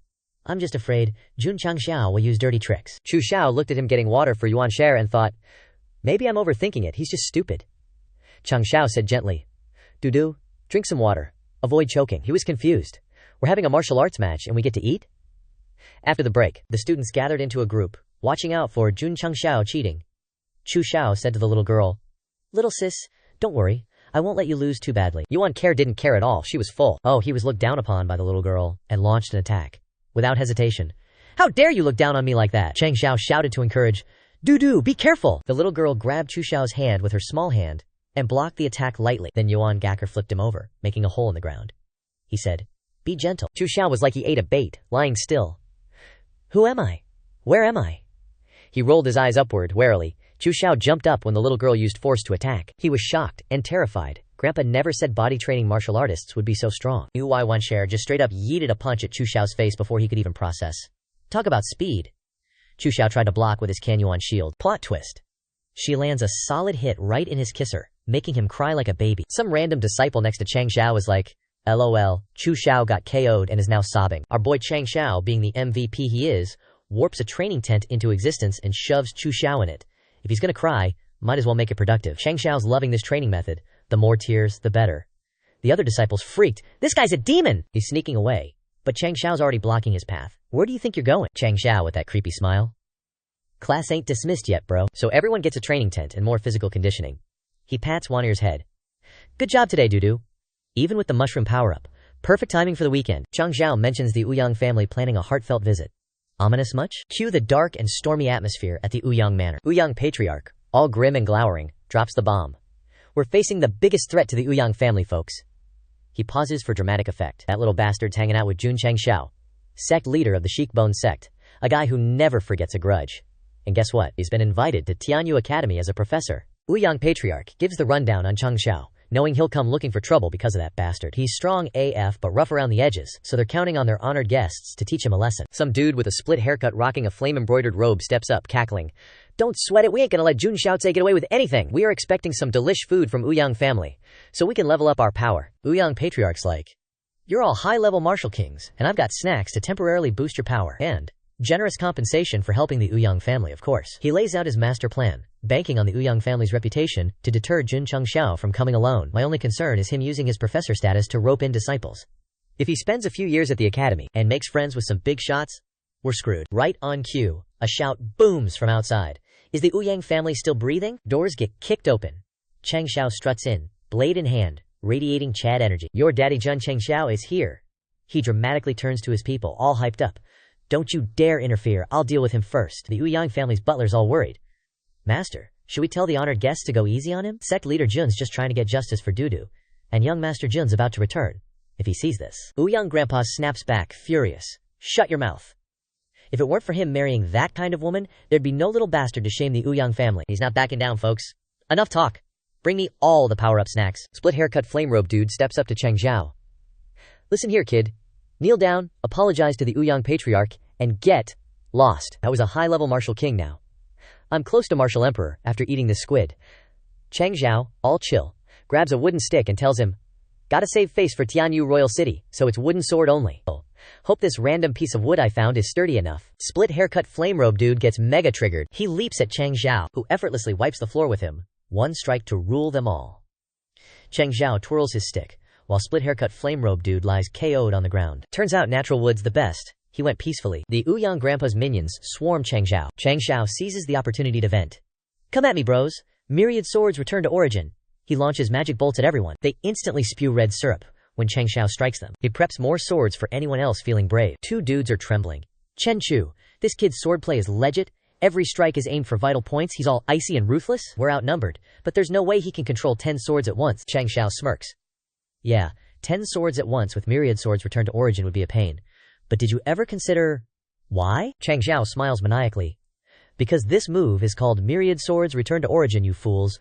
Ouyang Patriarch facepalms. His hired goons are a bunch of cowards, they scream. Those are thousands of swords floating in the sky. Changxiao sends them hurtling down on the hapless minions. He said seriously. Given 3 incense sticks worth of time, Changxiao ordered, "Everyone who ever bullied Ouyang family's duo, step the hell out for this old man." He threatened. If there's anything you're hiding. If Ouyang had greeted them so warmly with such an opening, then Changxiao had no intention of stopping until he found the person who hurt the little girl. The Ouyang family doesn't need to exist anymore either. Changxiao gave a firm order. "Stand still for me. Can't you stand straight? You're so old.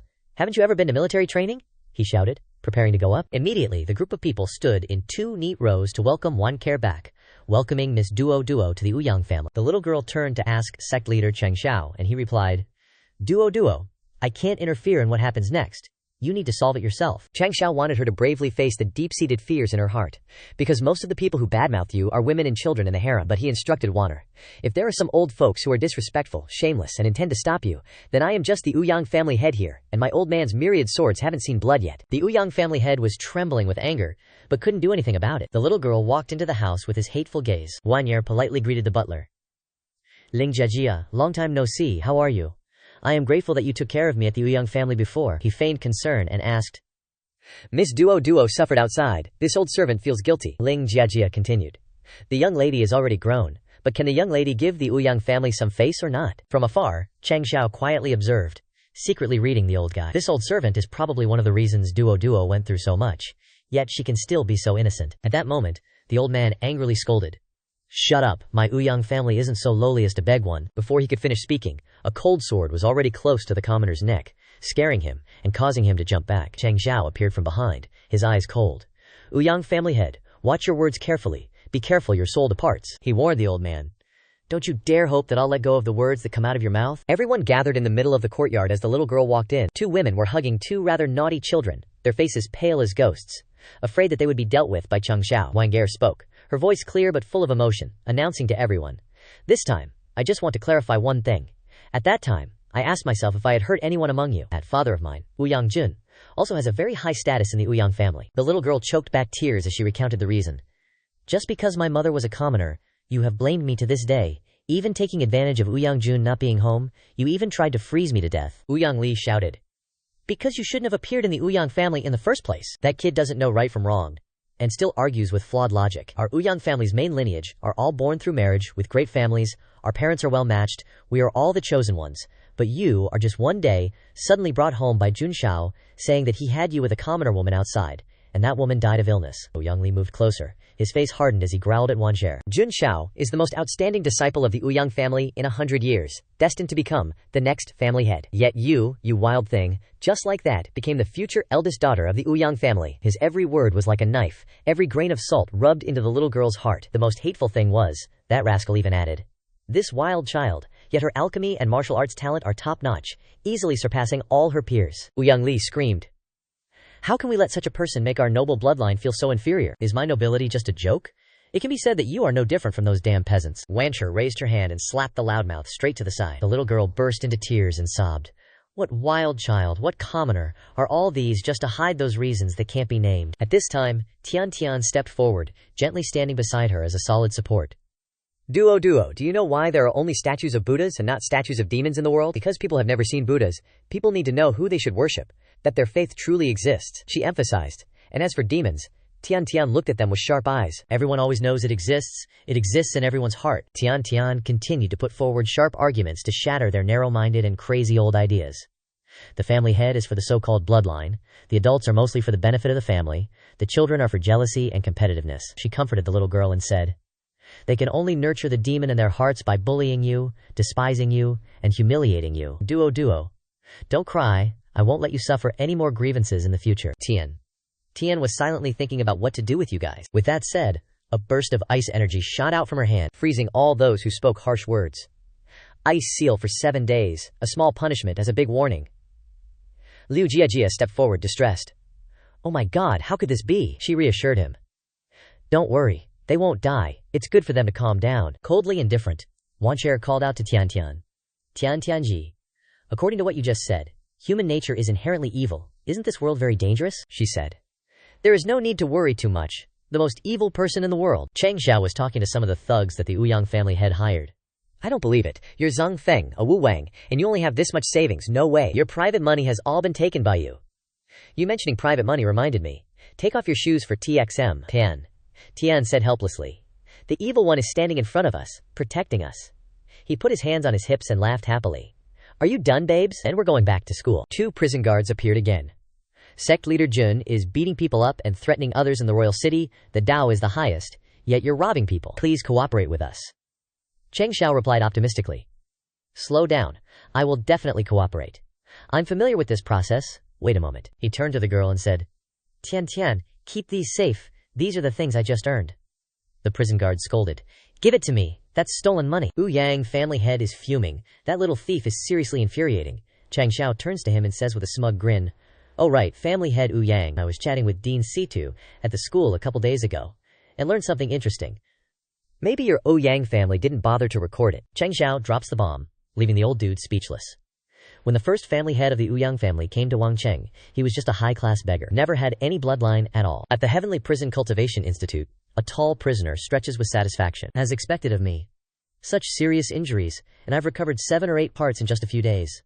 Hiding inside, Waner shyly greets everyone. "Guys, Jun Changxiao is back." Everyone feels like hell has restarted when they see Changxiao. "Long time no see. Looks like everyone's recovered well. Let's start week 2. Chu Xiao yells. Everyone stands up, and the whole class bows obediently in unison. "Greetings, Teacher Jun." Changxiao is a little weirded out, raising his eyebrows in surprise. "Wow, I only went to Heavenly Prison for a few days, and you guys have become so well-behaved? I'm more used to your old arrogant selves." A student giggles. Teacher Jun's performance at the Ouyang family was a shock to half the Wangcheng. Chu Xiao's eyes light up when he sees him. "Wan Jian Guizong. One man is an army. Teacher Jun is so badass." Getting praised, Changxiao puffs up his nose with arrogance. "It's nothing. A small matter not worth mentioning. Just the first realm of Wan Jian Guizong." He's changed, wanting to be taught more by him. "Teacher Jun, can you teach us some moves?" Even if Teacher Jun wants to sell them, my Chu family can definitely afford it, no haggling. Changxiao grins. I've always looked down on fame and fortune. I'm not interested in money," he says with a suggestive look. "Mainly, these moves are all secret techniques of my sect, plus your physiques haven't reached the minimum requirements for cultivation." Heavenly Prison Academy's teaching is a bit lacking. If you were at my Thornbone sect, you'd have to stand guard every day, and the forging tower would be serving you in shifts." Changxiao drops a shocking sentence, startling the students. "In a few days, it'll definitely be an ancient physique that will increase your physique several times over." But sadly, all the students eagerly say to him, "Teacher Jun, I'm willing to join the Thornbone sect." "Teacher Jun, can I graduate early so I can follow you back?" Changxiao replies. You guys are acting like I'm kidnapping people from Dean Situ. That won't do." Chu Xiao expresses. "These past few days, I've felt Teacher Jun's strength very clearly, and in just a few days, our strength has also improved significantly. He's increasingly interested in training with him. I can definitely convince my family to agree to join the Thornbone sect." Changxiao thinks to himself, convince? The Thornbone sect isn't very famous right now. The parents of these students are also targets to be convinced. He ponders for a moment. Looks like I need to make the Thornbone sect's trump card shine a little brighter, otherwise I can't move those old foxes from those major families. Chu Xiao calls out to Changxiao. "Oh right, Teacher Jun," he asks. Back then, Dudu went through so much, and now she has such powerful abilities. Did she also go through that brutal training? The little girl is playing with toys. A red umbrella, a white body. It's a pity they can't try it. Chu Xiao expresses his point of view.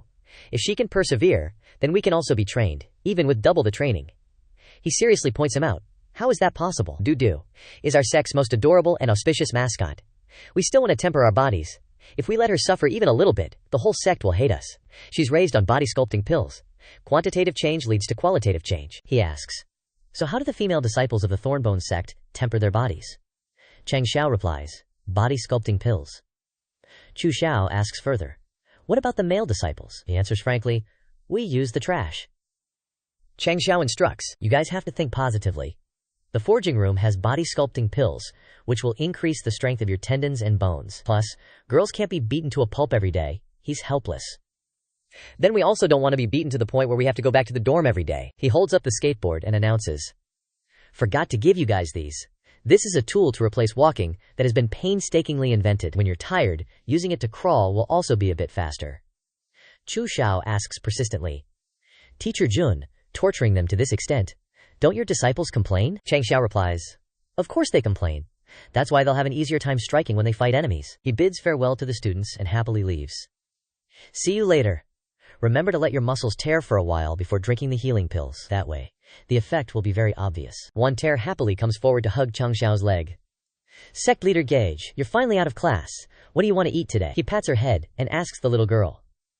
Did Dudu wait long? I like everything Dudu makes. Changxiao asks.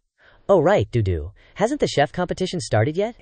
It just so happens that I got a secret weapon these past 2 days. He gives her the book Sichuan, Shandong, Guangdong, Huayang, Fujian, Zhejiang. Every place has Chinese cuisine. These are all brand new and extremely excellent dishes. Wanshare takes the book from Changxiao's hand.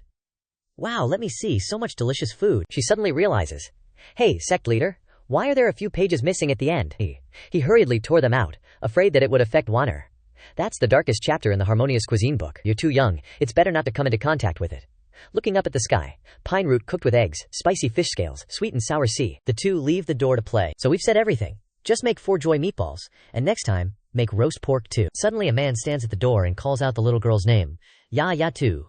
Yang Jun pretends to cry with tears in his eyes. Dudu, I'm late. Changxiao hugs Wanyer. Old man, do you know Dudu? Are you Dudu's friend? The old man says, this humble one, Yang Jun, is Dudu's good-for-nothing father. Thank you, sect leader Jun, for taking care of Dudu all this time. In Changxiao's memory, Yang Jun back then was a famous, noble young master of southwestern Yangzhou with outstanding demeanor and extraordinary temperament and extremely high-level cooking skills. Changxiao understands.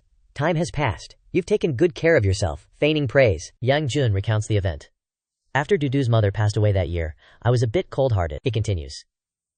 Even every time I saw Dudu's smiling face, I would think of her mother, a pain etched in my heart. So I chose to run away, constantly going out to work, just wanting to desperately live in numbness and negligence, leaving Dudu at home to have an accident. Yang Jun's face darkened as he expressed his remorse to the girl. Only when Ling Lao told me that Duo had run away from home did I realize what a scumbag I'd been. Oh, I can't lose my daughter again. I've been looking everywhere for her. He played the good father role, saying, I don't expect Duo to accept this terrible father. I just hope sect leader Cheng can give me a chance to be by her side, care for her, and make up for my sinful years. Simp. Changxiao put the girl down and said, Duo, go find your sister Tiantian. I need to talk to this old man, he urged. Go over there. The old man hesitated. Sect leader Cheng, after Wanshare left, Changxiao dared to strangle the old man's neck and warned him, if Ji Yutong hadn't told me, you wouldn't have known Duo was in trouble. You think like that? You still have the nerve to yap in front of me while you're alive? He glared at Yang Jun, filled with resentment. You lost the wife you loved. Duo also lost the love from her father and mother. What makes her have to suffer this? These things will take her a lifetime to heal. Killing you won't solve the hatred in my heart. After saying that, Changxiao threw the old man to the ground and warned him, whether you stay or not, I have no right to decide. It depends on Duo's opinion. What you need to do, what you can do, is don't run away anymore. Suddenly, he and Yang Jun were startled by the girl's voice. 3 days later is the grand cooking competition. I still need someone to help. Wanter snuggled up to Tiantian and said. 2 old geezers were gossiping about the Ouyang family head's ice block. Wah, it's been days, and the Ouyang family's ice mountain hasn't melted yet. Ah, chisk. It's the hottest 3 days of summer right now. Just then, the Bingyu Tang group arrived, their eyes cold. One of them spoke up. The ice carriage is chilling but not bone-piercing, frozen for many days but not melting. Such terrifying control. And they're just here to participate in a cooking competition? Jihan said. To think I'd encounter such a talent that's hard to come by even in 1,000 years. This person's work must be from a top-tier ice-type genius. He expressed his desire, his eyes burning with determination. This kind of ice-type genius must be brought into my Jihan palace. The official cooking competition day has arrived. The MC introduced. The Starry Cloud Continent's Chef God Selection Competition. Southwest Yangzhou region, officially begins. The judges scored based on color, aroma, and taste. In the kitchen, each team was busy preparing carefully. 10 master chefs will be chosen, and they will represent Southwest Yangzhou in the Starry Cloud Chef God competition. In a corner, Changxiao put his hand on Wanzher's shoulder, gently reassuring her, helping Wanzher calm down. Duo, take a deep breath, he instructed. Don't be nervous, stabilize your state, just perform as usual. From afar, Yang Li stood with his arms crossed, his eyes full of mockery. HMPH, so what if her culinary talent surprises people? He sneered, his voice undisguised. This kid is still as arrogant as the day he left my Ouyang family. Pathetic, he can only fumble around on his own, but Ouyang Li here was enlightened by the god chefs of my Ouyang family, and gets to study the family's most profound recipes. Yang Li smiled triumphantly, thinking he had won. Moreover, my Ouyang family has collected many precious materials. These are all treasures taken from the bodies of martial artist-level ferocious beasts. This time, you're destined to be defeated by me. Changxiao turned to the girl and asked, Hey, Duo, I didn't know the meat of martial artist-level ferocious beasts was better. I prepared wananair with ingredients 1,000 times better than that kid's. I prepared the lowest grade stuff, all ferocious beasts at the martial grandmaster level. Can we still salvage this? Yang Li, hearing this, could only scream in exasperation. So what if the ingredients are good? Good knife skills and cooking art can bring out 100% of the ingredients. Deliciousness. Relying on your self-taught, clumsy knife skills, my level of using a cutting board is higher than yours. The kid seemed to have a terrible grudge, and a desire to take revenge on the girl. Duo. Young Master Jun is bringing ingredients to Changxiao from afar. Let me cut some auxiliary ingredients. See if you can use any of them? Yang Li stood aside, surprised. Jun! The kid panicked, recognizing young Master Jun. He got close to the old man's face and said, You've prettied yourself up a lot, huh? Yang Jun smiled faintly and replied, After all, I'm a sous chef for Duo. I need to keep up appearances. Changxiao crossed his arms and smiled smugly. Just a sous chef. I'm the secret weapon in Duo's competition this time, Yang Jun replied calmly. Anyway, I competed in the Chef God competition back then. I'm sure I can help Duo even more. Wanzher interrupted, her expression serious. Stop bickering. The recipes are already given to you. Prepare the dishes quickly. The two replied in unison like soldiers. Guaranteed to complete the mission. Wanzher said which dish, and the two had to quickly find it. Green chili red treasure. Yang Li was smug. The meat of martial grandmaster level ferocious beasts can't be cooked with ordinary fire. The servant next to him whispered, Young miss, please say a few less words. Every time you speak, that kid becomes arrogant and finds fault with others. What's wrong with saying a few words? A high-grade elixir like the Xinghuo Dan is something you guys probably don't have. After using it, you can use spirit fire for a short period, and the flavor of the dish will be greatly enhanced. Saying that, Yang Li bit into the red pill. The kid laughed maniacally. Lose to my culinary art! On Wanzher's side. Alright, the dish is prepared. The girl instructed to start the fire. He took off his outer garment, so heroic that he laughed heartily. Finally, it's starting. I've been waiting until the flowers have withered. Immediately after, Changxiao released his firepower. He lit a blazing fire. On Yang Li's side, he looked awkwardly at the temperature and color. This state, could it be the servant recounted one of the 10 legendary divine fires? The Ling Long fire? I told you to say fewer words. The kid was distracted, but still tried to force himself. Calm down. I still have culinary art, and my recipe is a family secret. Wanzher concentrated on cooking, stirring evenly. Each dish is the hard work and achievement, along with the girl's passion, creating a rich sauce like no other. The opposing team commented, to think that I could taste a dish made from one of the 10 divine fires while I'm still alive, Hao Yun said. Old Zhen, looking at your immortal chart, it's just a dish. Yet it makes people so hungry. You're a 9th grade formation master. A formation king, for goodness sake, Jun said. Dean, before you talk about me, wipe your drool first. Don't rely on your high cultivation to snatch a few more bites later. At the same time, Wanzher had finished cooking the dish. Complete, Yang Jun exclaimed. Dudu's dish this time? The heat control is amazing. When I was her age, my cooking skills were far behind. Changxiao's face turned green. Well, she used the exquisite fire to cook. That's real survival skills. I almost got eliminated, the little girl excitedly said. I also stir-fried this dish wholeheartedly. Thank you so much, sect leader and sous chef, Wanzher said with a smile. Ouyang Li's dish is the secret recipe of the Ouyang family. How can it compare to the sect leader's Chinese cuisine? He awkwardly turned. I'm not worried about Ouyang Li, but looking at that little brat's getup, Changxiao thought, it makes me a little worried. I wonder if he'll put a flashbang in his dish. The boy with striking green hair, wearing a red scarf on his head, confidently stepped forward to present. His eyes were sharp, as if he had prepared carefully for this moment. He smiled, his voice clear. Everyone, my dish is deep-sea water, using the simplest cooking method to restore the ingredients to their truest form. All eyes turned to him. Hao Yun frowned awkwardly. That's what you say, but your dish looks like— He helplessly looked at the giant squid lying on the plate, its tentacles stretching out in all directions as if coming back to life, his eyes full of doubt as he exclaimed, "Too realistic. I don't know if it's gonna eat me or I'm gonna eat it." All the judges simultaneously raised their black paddles. Meanwhile, Hao Yun was dealing with the octopus, with its many tentacles, as if he was fighting, not enjoying food. "You haven't even tasted it. I want to see the city lord. I want to see the city lord. Die, you monster." On this side, Wan Sher turned to ask Changxiao softly, "Sect leader, is that your prediction? Is he my rival?" He shrugged his shoulders and shook his head. "Who knows? It looks unique, but it's probably trash." Next up was Yang Li's presentation. "Everyone, come and taste the craftsmanship of my Ouyang family." The kid seemed very confident about this dish. The secret dish that is not passed down from the Ouyang family. Inside the bowl was a large foot with uncut nails and crystal clear blue broth. Treading snow-seeking dragon, Hao Yun picked up chopsticks and said, "Take the beast claws of the northern ice beast and use the dragonfish of the southern border to make soup." Jun continued, "Then pour the fish soup into the claws of the ice beast to balance the feeling between the beast claws and the fresh taste of the dragonfish." The old man tasted it with relish, saying, "Not bad. Not bad. Truly a delicacy of the world. Your cooking skills have reached 8 parts of the true meaning of the Ouyang family head already. Moreover, after eating it, I feel that my strength has increased quite a bit. Even if the time is not even an hour, it can be considered rare." To achieve such a level at such a young age, the judges gave this kid the maximum score. "I hope you can bring glory and honor to the Southwest Yang Prefecture in the God of Cooking competition." Yang Li's arrogant nature made Wanner feel disgusted. "Haha, sorry. I've already gotten the first place before you." It was the little girl's turn to present. "Ironbone, Zhang Sect's Dudu brings Chinese cuisine." She stepped out with a calm demeanor, like a flickering green flame, then blew the lid off, revealing the unusual. The judges were shocked and stunned. "This is a special dish called carp jumping over Dragon Gate." Wanker gave a brief introduction. "Using golden carp as the main ingredient, with the help of more than 10 kinds of mountain mushrooms, using knife skills to create a posture of spreading wings and wanting to fly." Hao Yun said, "Looking at this inertia, this fish seems like it's still alive." Jun put a piece into his mouth to chew and feel.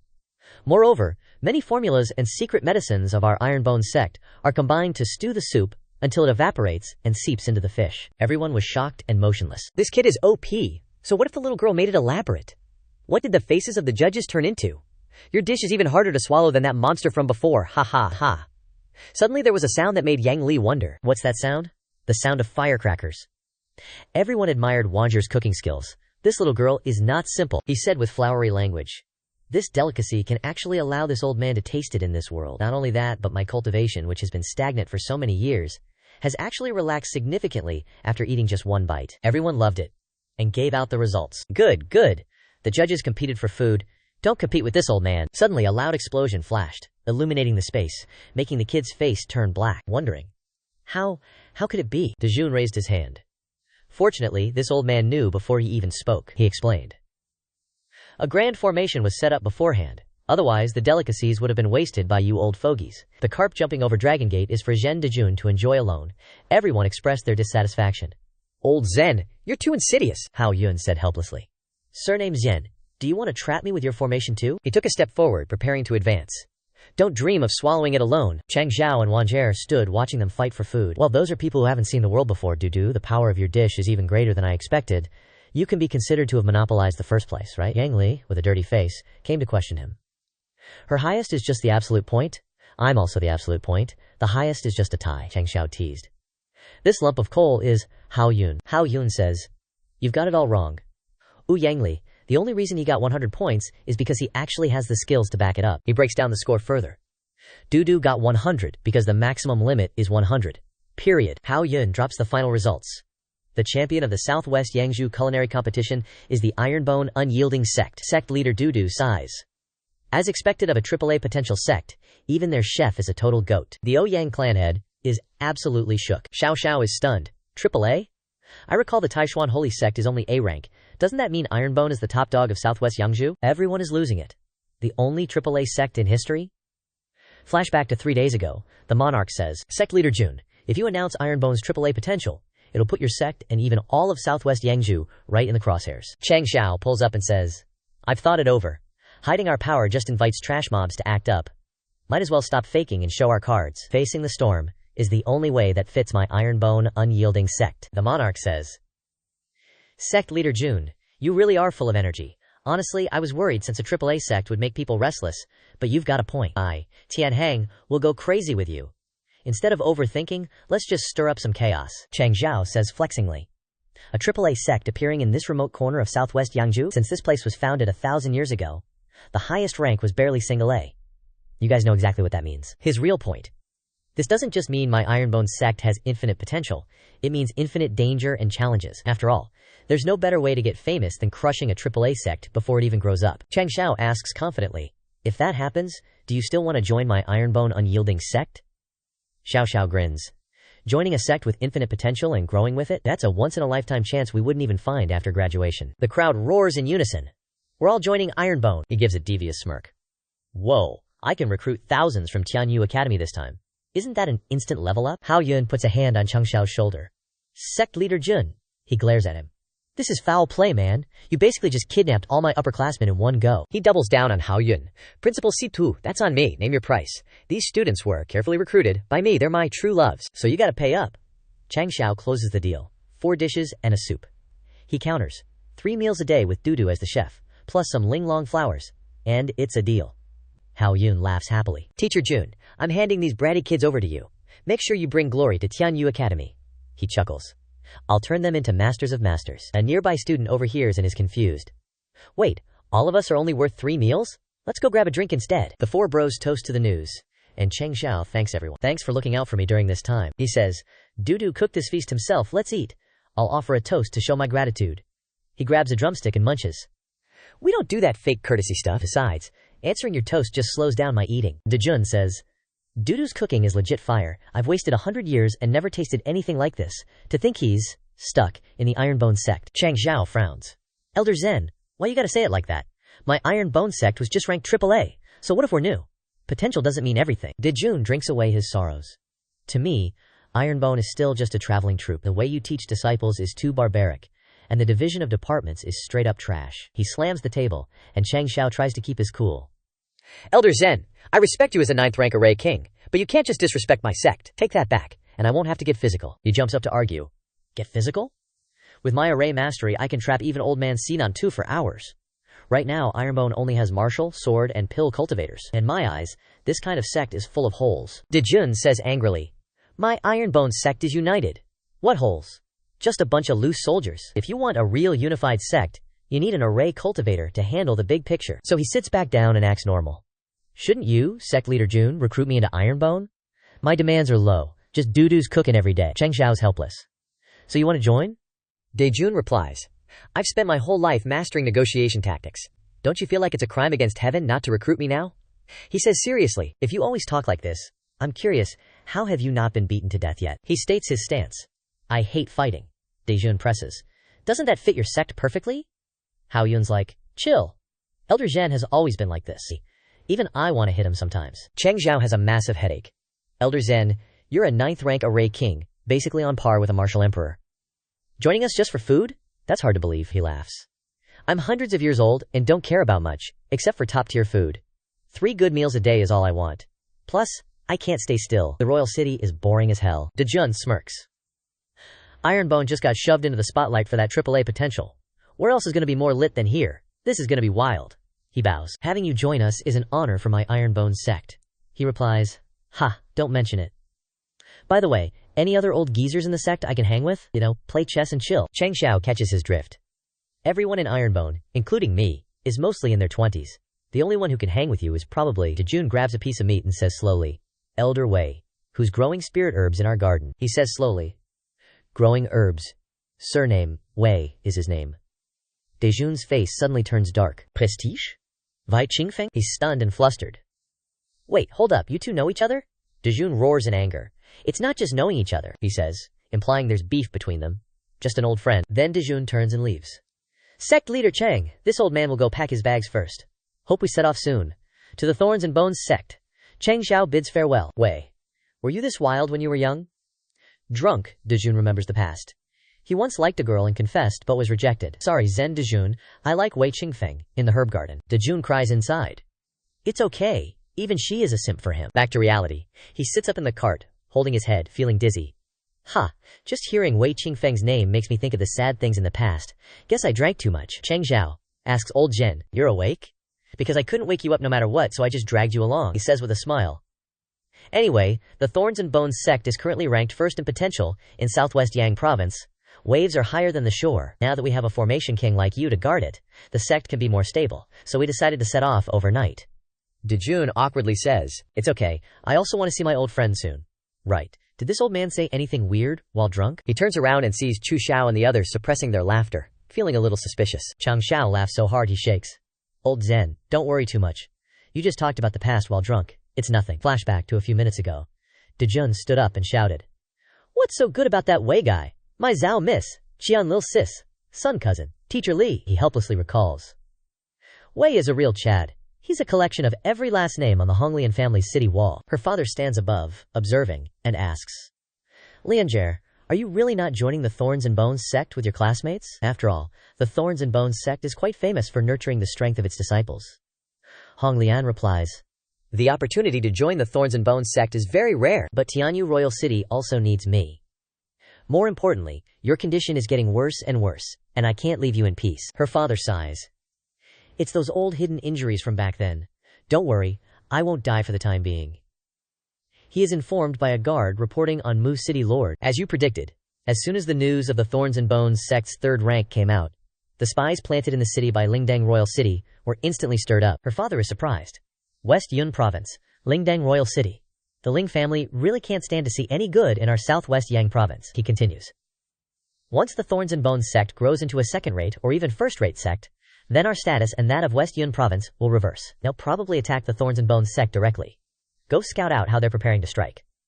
After scouting, her father instructs Hong Lian, pass the intel to sect leader Cheng so he can prepare early. Hong Lian says, "Yes," he says with a smile. It's also about forging a good relationship with the Thorns and Bones sect. After all, I swore an oath that I must find a dual sword and martial arts prodigy as my son-in-law. She replies, "If you get any more indecent as you get older, I won't care about you anymore." Her father laughs for a while, then coughs. He, cough, cough, cough. He tries to suppress the pain of his illness. It's been 10 years. I wonder if I can hold on until the day of revenge. Whether her father can get revenge depends on sect leader Chang and the Thorns and Bones sect. At the same time, Changxiao stares intently at the little one. Have I been too low-key lately? I'm blanking out and haven't triggered any new big quests, which has reduced my rewards. This is not conducive to the sect's sustainable development. The system says, rest assured, as long as you persistently seek death, the sustainable development of the sect is not a problem. The system signals a new item. Just now, the system has refreshed 3 quest directions, but because the activation conditions are not yet complete, I can only say a few words. The system issues a quest. A 3-5-year period is coming, a fair at the 100 Flowers Holy Sect, Changxiao the Poor God. This title makes you think you want to bring your crime and rob a bride, huh? The system displays. Quest 2. Leaving the 3rd rank sect to provoke Ling Royal City. He says in his mind, you snoop around for a bit and give me a review. Where the hell is that? Lingdang Royal City, the #1 city of killing in West Yun Province. What does my trash 3rd rank have to do with him? The system suddenly signals in succession. Quest 3. Craving of the Extreme Cold Palace. He is stunned.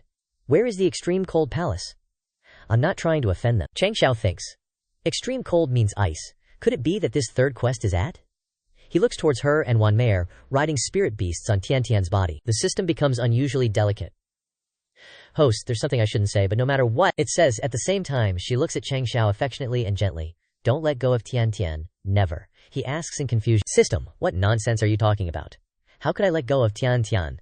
The system says, because if I could, I wouldn't. Changxiao wonders. Did I touch your volume button? Why is your voice so soft all of a sudden? What did you say? The system does this for a reason, and also hopes he understands. Nothing. You must remember, this Extreme Cold Palace quest is not to be taken lightly. He gets slightly annoyed. So mysterious. Right, with so many disciples, once I bring them all into the Thorns and Bones sect, the sect system can upgrade, right? The system only reminds and urges Changxiao not to act rashly, otherwise it will lead to dire consequences. Look forward to it. This time is a major upgrade. Will I enter version 2? He says with a smile. Version 2? Then can you become a person? The interface is not intuitive all day long. You personify into a lowly, a mature woman, a school beauty, a Baoai or sister. Anything is fine, I'm not picky, it says helplessly. The system is the system, there's not so much variety. The system announces the tragic news to me. Activate the quest, complete the quest, and then says, if I become a human, I will definitely scare you to death. Shang Tian comes to inform. Sect leader. We have found the information of the fake sect leader. This guy says awkwardly, there is good news and bad news. Heaven said. Bad news. The fake sect leaders in various cities are scamming a ton of enrollment fees under your name. Changxiao's face darkened in anger. They dare ruin my reputation. What's the good news? The guy reported. Good news is, because of the sect leader's charisma, the descriptions of you on the street have taken a leap in quality, from unrestrained and reckless, narrow-minded, covering up shortcomings, and slightly humble, to gentle, elegant, warm, and jade-like. He was slightly annoyed. Still a bit despicable. Changxiao flipped the bird, cursing so much that both the system and heaven were dumbfounded. This daddy is as graceful as a jade tree, and I'm not even as good as a monkey, he roared. Who's talking bad about me? Write them all down for me. The guy helplessly asked. Or should sect leader learn from the fake sect leaders? Diplomacy. Changxiao gritted his teeth. Learn my ass. Early that morning, a long line of people was waiting eagerly in front of the temple. Chu Xiao mocked at the scene. Cultivating at the Ironbone sect is barely passable, not even muddy. The followers chimed in. Heard that most of the Ironbone sect's disciples have ordinary aptitude, but their strength is not ordinary, and now they all have realms above martial artists, he sneered. Just martial artists? We few thousand are the sons of heaven from the Heavenly Jade Academy. Chu Xiao, remembering his glorious past, couldn't help but feel proud. Unleash your aura. Let those seniors feel the shock of Heavenly Jade. Changxiao looked towards the door. A thought flashed through his mind. Why do I have this feeling of déjà vu of Gen Z going to work? These youngsters still have some arrogance. But I was just as crazy when I first got the top-grade spiritual roots. So here comes the problem. Meanwhile, Chu Xiao confidently walked in, thinking that he would show up and mediate after these kids were beaten up. But he said, Senior brothers and sisters are a little lazy. With our aura, no one came to stop us. As soon as the door opened, he shouted, Are you afraid of fighting? Suddenly, a hand was placed on the door. Hiwuki annoyedly taught them a lesson. Why are you all making things difficult for the door? You're making my job very difficult. He didn't seem to be joking. Business is business. If you have nothing to do, go back where you came from. If you keep asking to open the door, be careful, I'll beat you up on behalf of your ancestors. The followers stood frozen beside Chu Xiao. This kid is even crazier than us. Chu Xiao also stared blankly at Heiwuki. His realm is only a martial apprentice. The Ironbone sect actually has disciples with such low cultivation. No wonder they're stuck at the door. He smirked at Heiwuki. Boy, go call your senior brother. Your cultivation is not worth our effort. Chu Xiao conveniently flexed to prove his power. I am a martial sect. Do you know what a martial sect is? It's someone who can start a sect. Without further ado, Hiwuki immediately attacked. Chu Xiao was punched and sent flying into the air, his head stuck on the roof. Hiwuki coldly glanced at the followers. Martial sect, just one punch. If you don't need faith, his eyes changed, predicting that Chu Xiao and his gang were in for a beating. I will help you gain glory. Hiwuki was feeding them a beatdown. Changxiao watched and commented, Hiwuki's attack is so fierce. Seeing the unfavorable situation, Changxiao hurried forward. He reached out to stop Heiwuki from continuing close combat. Kid, can't you just pay attention to the gate? Except for the gate, everything is ruined. When he touched him, he suddenly stopped. This feeling, Heiwuki stopped. Changxiao secretly assessed him. The system measured, this kid is a 5th grade martial sect. This kid's cultivation is not riding a tank, it's riding a space elevator. And his aura is really only that of a martial apprentice. Then he smiled slyly at Heiwuki, full of calculations. This kid has a secret technique to hide his cultivation. That's a must-have for a pig pretending to be a tiger. Use my smooth tongue to get that kid to hand over the technique to the nation, to the sect. Changxiao happily turned to call his teammates. Qing Yang, quickly sweep up the new disciples all over the ground. Arrange for them to enter the sect. His scary face made Heiwuki's hair stand on end. My matter with Heiwuki needs to be discussed privately. Inside the temple, Changxiao decided to persuade the kid. Wuki, now is the critical moment of survival for our Ironbone sect. Heiwuki? What does that have to do with me? What are you up to? He was forced to retreat immediately. Hey, just a little bit. Wait, why should he be cautious with a kid? Changxiao retorted. What's with your attitude towards the sect leader? What are you up to? Is that my image in your mind? Heiwuki calmly suggested, getting to the point. Your image doesn't need to be described in detail. Or tell me what you want from me. Changxiao quickly stated his intention. Now every sect is a strong enemy. You should also withdraw some power. I will take you as my closed-door disciple and cultivate you with all my heart. Hearing this, Wuki decisively turned to leave. He reached out to pull him back. Can we not mention the closed-door disciple thing? Switching to serious mode, he expressed again, you also know that our Ironbone sect is the lower realm dojo of the 7 mysterious saintly venerable. Our extraordinariness has led to the prying of other sects of the Starfall continent. Changxiao frowned seriously. This situation has violated the first tenet of our sect left by the 7 mysterious saintly venerable. Wuki looked a little distracted but absorbed every word in a low-key manner. Growing up without wasting time, worthy of the 7 mysterious saintly venerable. All true words. His own hidden cultivation technique is even more for doing things low-key, not attracting too much attention. He thought to himself. Without reaching the saint level, it's impossible to see through this stealth technique, and it can also hide his super god-grade spiritual roots. At the same time, Changxiao finally asked for help. So, Wuki, quickly hand over the cultivation hiding technique. Wuki was stunned. Switching to a dazed mode, the sect leader's voice echoed. The disciples of our sect are like fireflies in the night. It's good to use this technique to be low-key, but you have cultivated to the 5th grade martial sect so quickly, worthy of being a super god-grade spiritual root, he exclaimed with wide eyes. How do you know so much detail? Changxiao clasped his hands mysteriously. The 7 mysterious saintly venerables said, cannot be said, cannot be said. Wuki decided to hand over the cultivation hiding technique. This technique is really magical. He immediately tried the new technique while it was hot. Just by circulating it once, his external cultivation was suppressed to the martial sect. Moreover, this method does not go through the 12 meridians, but follows the 8 extraordinary meridians, completely different from all the techniques of Starfall. He watched Wuki leave through the main gate, and because of the spiritual density of the Starfall continent, a super god-grade spiritual root cannot be born. On the way, he kept mumbling. Everyone has seen it. What am I still hiding? Changxiao secretly predicted his identity. His closed-door disciple is probably from the upper realm. Then he turned away, as if he was done with Wuki. Our disciples are all weird, not missing him. A disguised person. Suddenly, a notification came from behind. Star, the number of disciples, 10,000, has met the conditions for sect upgrade, and sect construction has been upgraded to level 7. The system screen was fully displayed in front of him. Sect name, Unyielding Ironbone Sect, Sect Leader, Jun Changxiao, Sect Level, 6th rate, Sect Construction. Level 7, Sect Functions. Pill Refining Pavilion, Forging Pavilion, Talisman Pavilion, Spirit Beast Pavilion, Spirit Accumulation Pavilion, Cultivation Technique Pavilion. Sect members, 10,000 20,000. Sect Achievement Level, 2,220,000. Looking at Changxiao with his arms crossed. Looking at the series of parameters, the number of people only increased by 10,000. A bit stingy. He picked up a piece of wood and carefully examined it. Turns out it contains some new cultivation methods. The piece of wood began to split in two and multiply. Soon, countless similar pieces of wood were created, some even larger. He was stunned by this sight. Universe 9 Imprints Palm, Thunderous Sky Sword Art, Demonic Flame Holy Slash. The names of these techniques are more badass than the last. Changxiao gleefully stroked the wooden block. The Universe 9 Imprints Palm is a palm technique created by a powerhouse from some high-dimensional plane with a total of 9 palms. Comprehending the first 3 palms can shake mountains and rivers. Comprehending the next 3 can shake heaven and earth, sun and moon. And comprehending the last 3 can reverse the universe. I want to learn this. The system immediately offers the course. The Universe 9 Imprints Palm is available for purchase. Condition: over 999 palm technique manuals. The more Changxiao reads, the more deflated he becomes. Wait, hold up. The purchase condition. The system rereads the activation condition. The host must study 999 palm technique manuals, with no duplicates. System techniques don't count.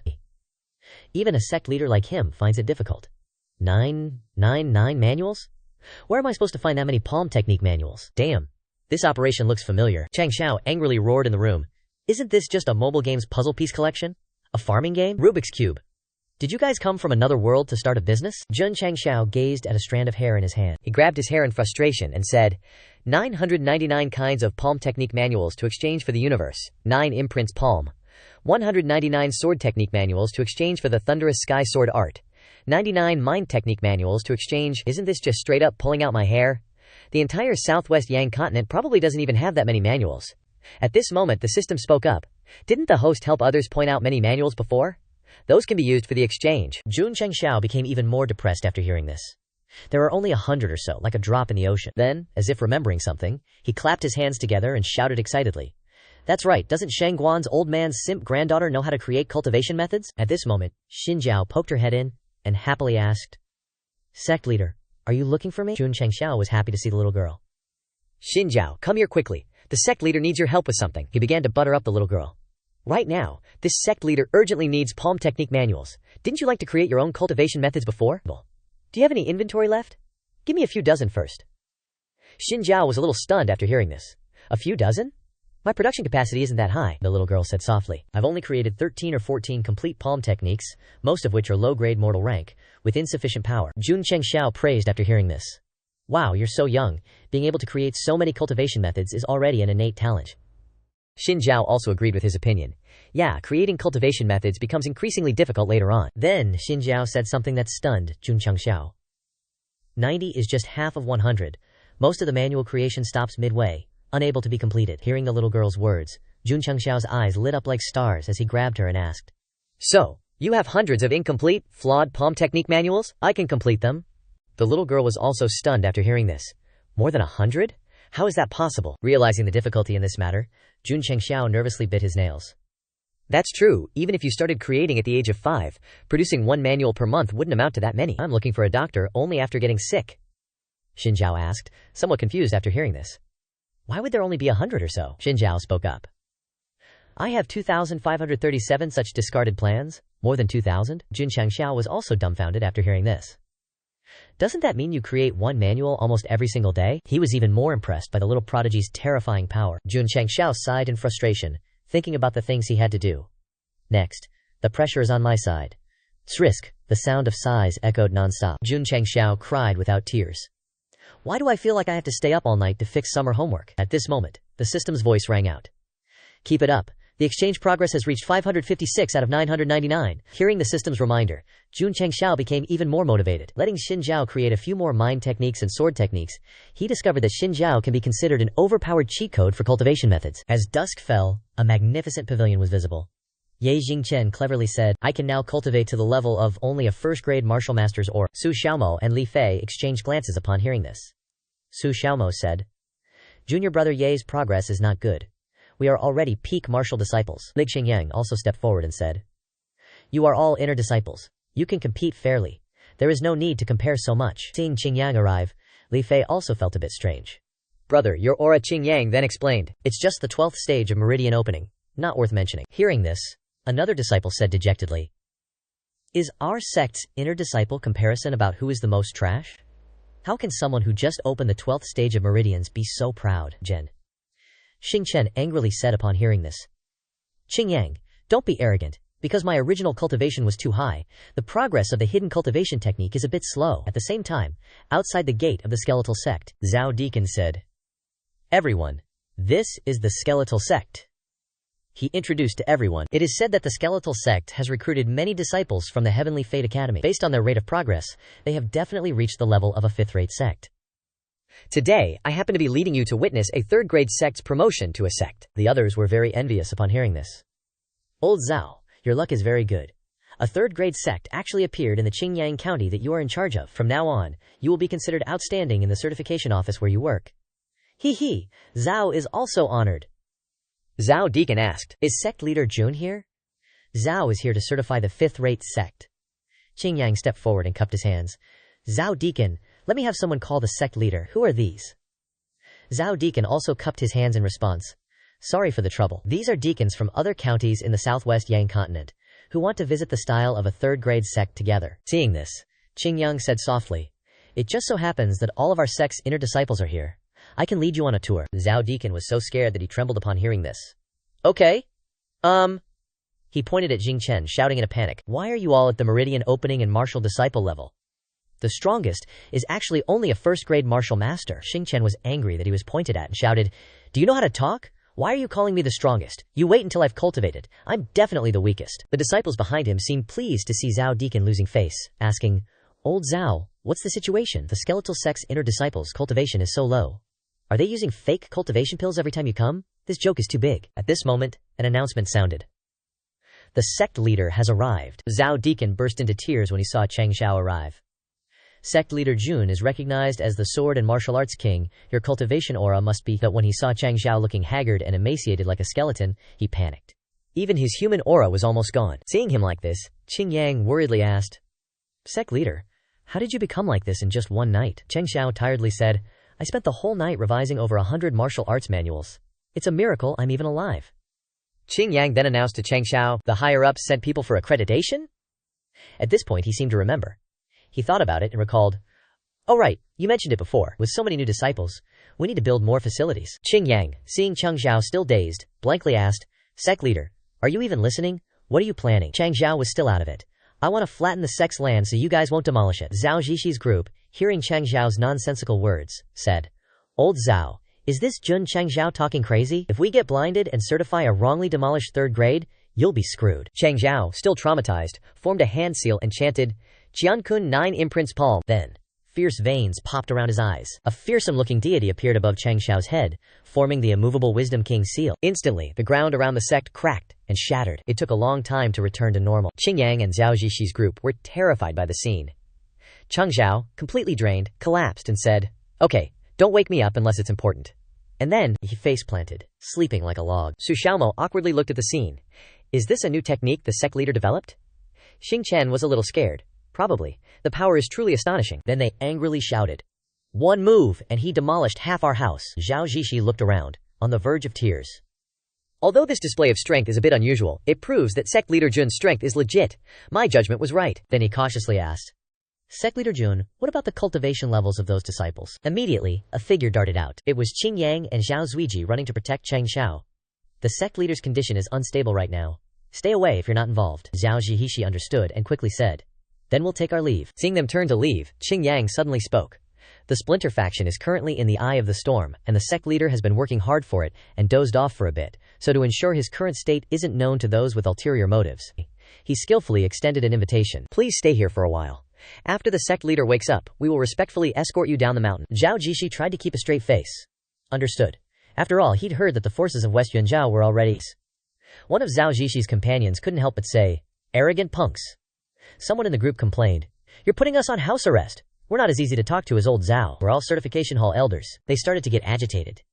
"You think you can keep us here with just a few meridian opening martial artists? We're all martial ancestors. Get out of the way." Qing Yang turned to Tianqi and instructed, "They're just martial ancestors, so Tianqi, go easy on them." Zhao Jishi's group, after getting thoroughly beaten, became much more cooperative.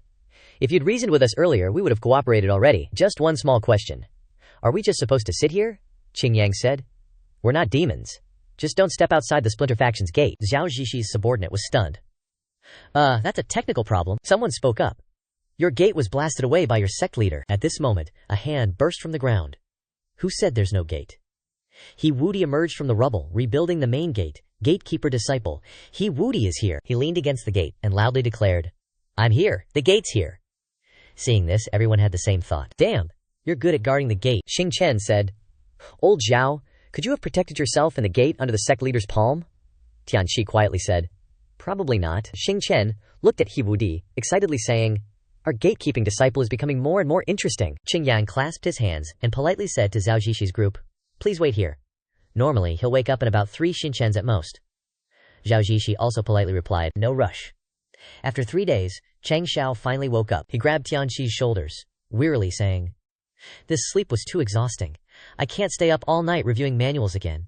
You two protecting me, so reliable." Suddenly, Changxiao was stunned and asked, "Who are these people?" Zhao Zishi, starving and shivering, asked the sect members, "Little brother, isn't it time for lunch?" Tianqi helplessly said, "They came for sect accreditation, and now they're freeloading."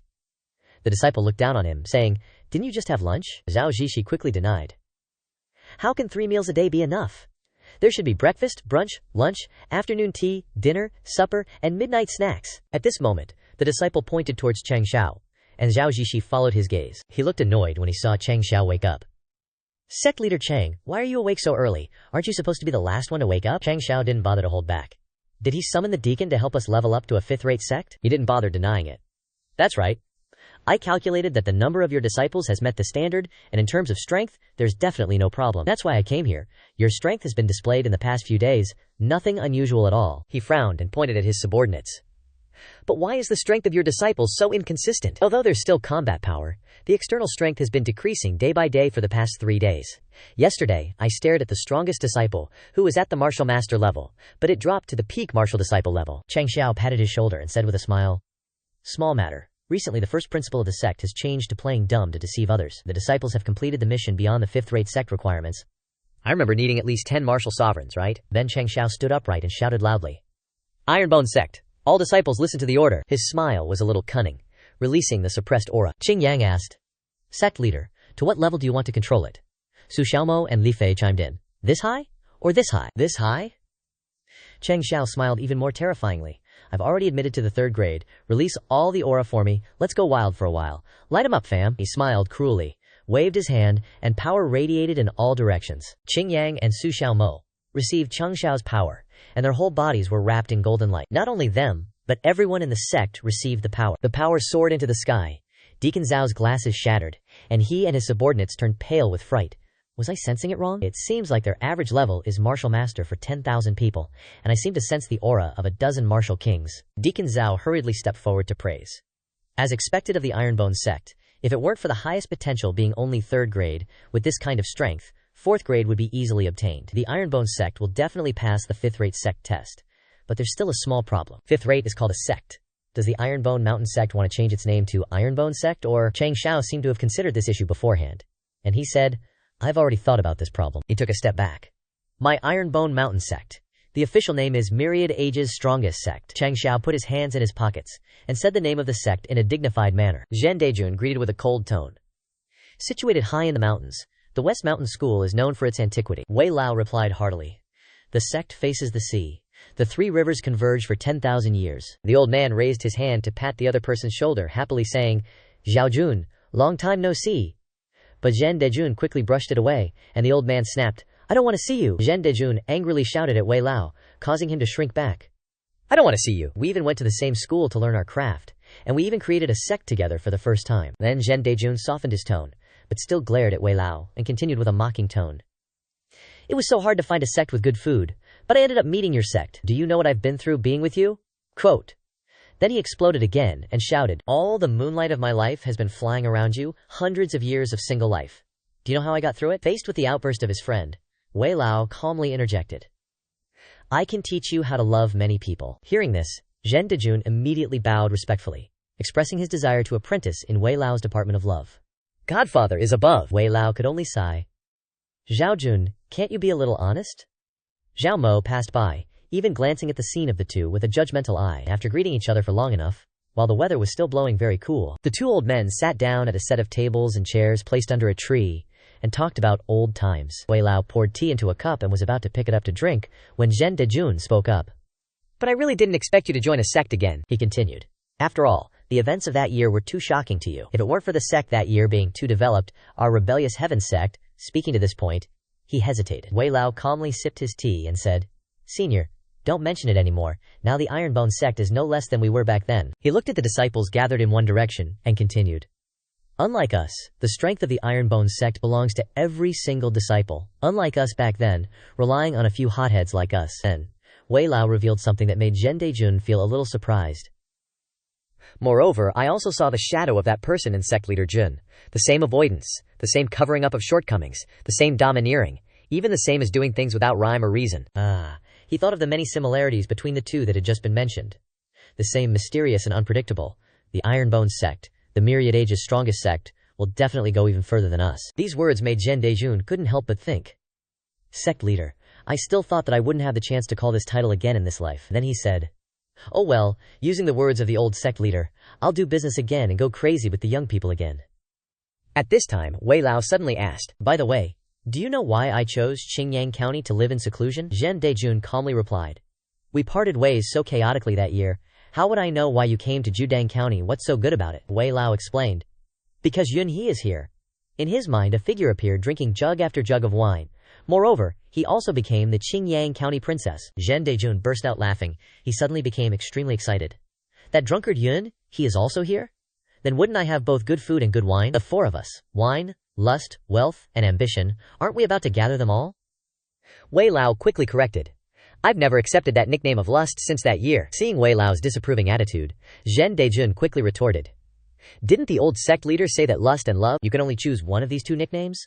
If those 2 words stand together, they'll be censored. Elsewhere, someone was holding a jug of wine and drinking it early in the morning. After drinking enough, the person hooked the jug of wine on his waist and stood up and set off, muttering as he walked. Zhenyang County, West Yun Province, the spies sent out are all Martial King level.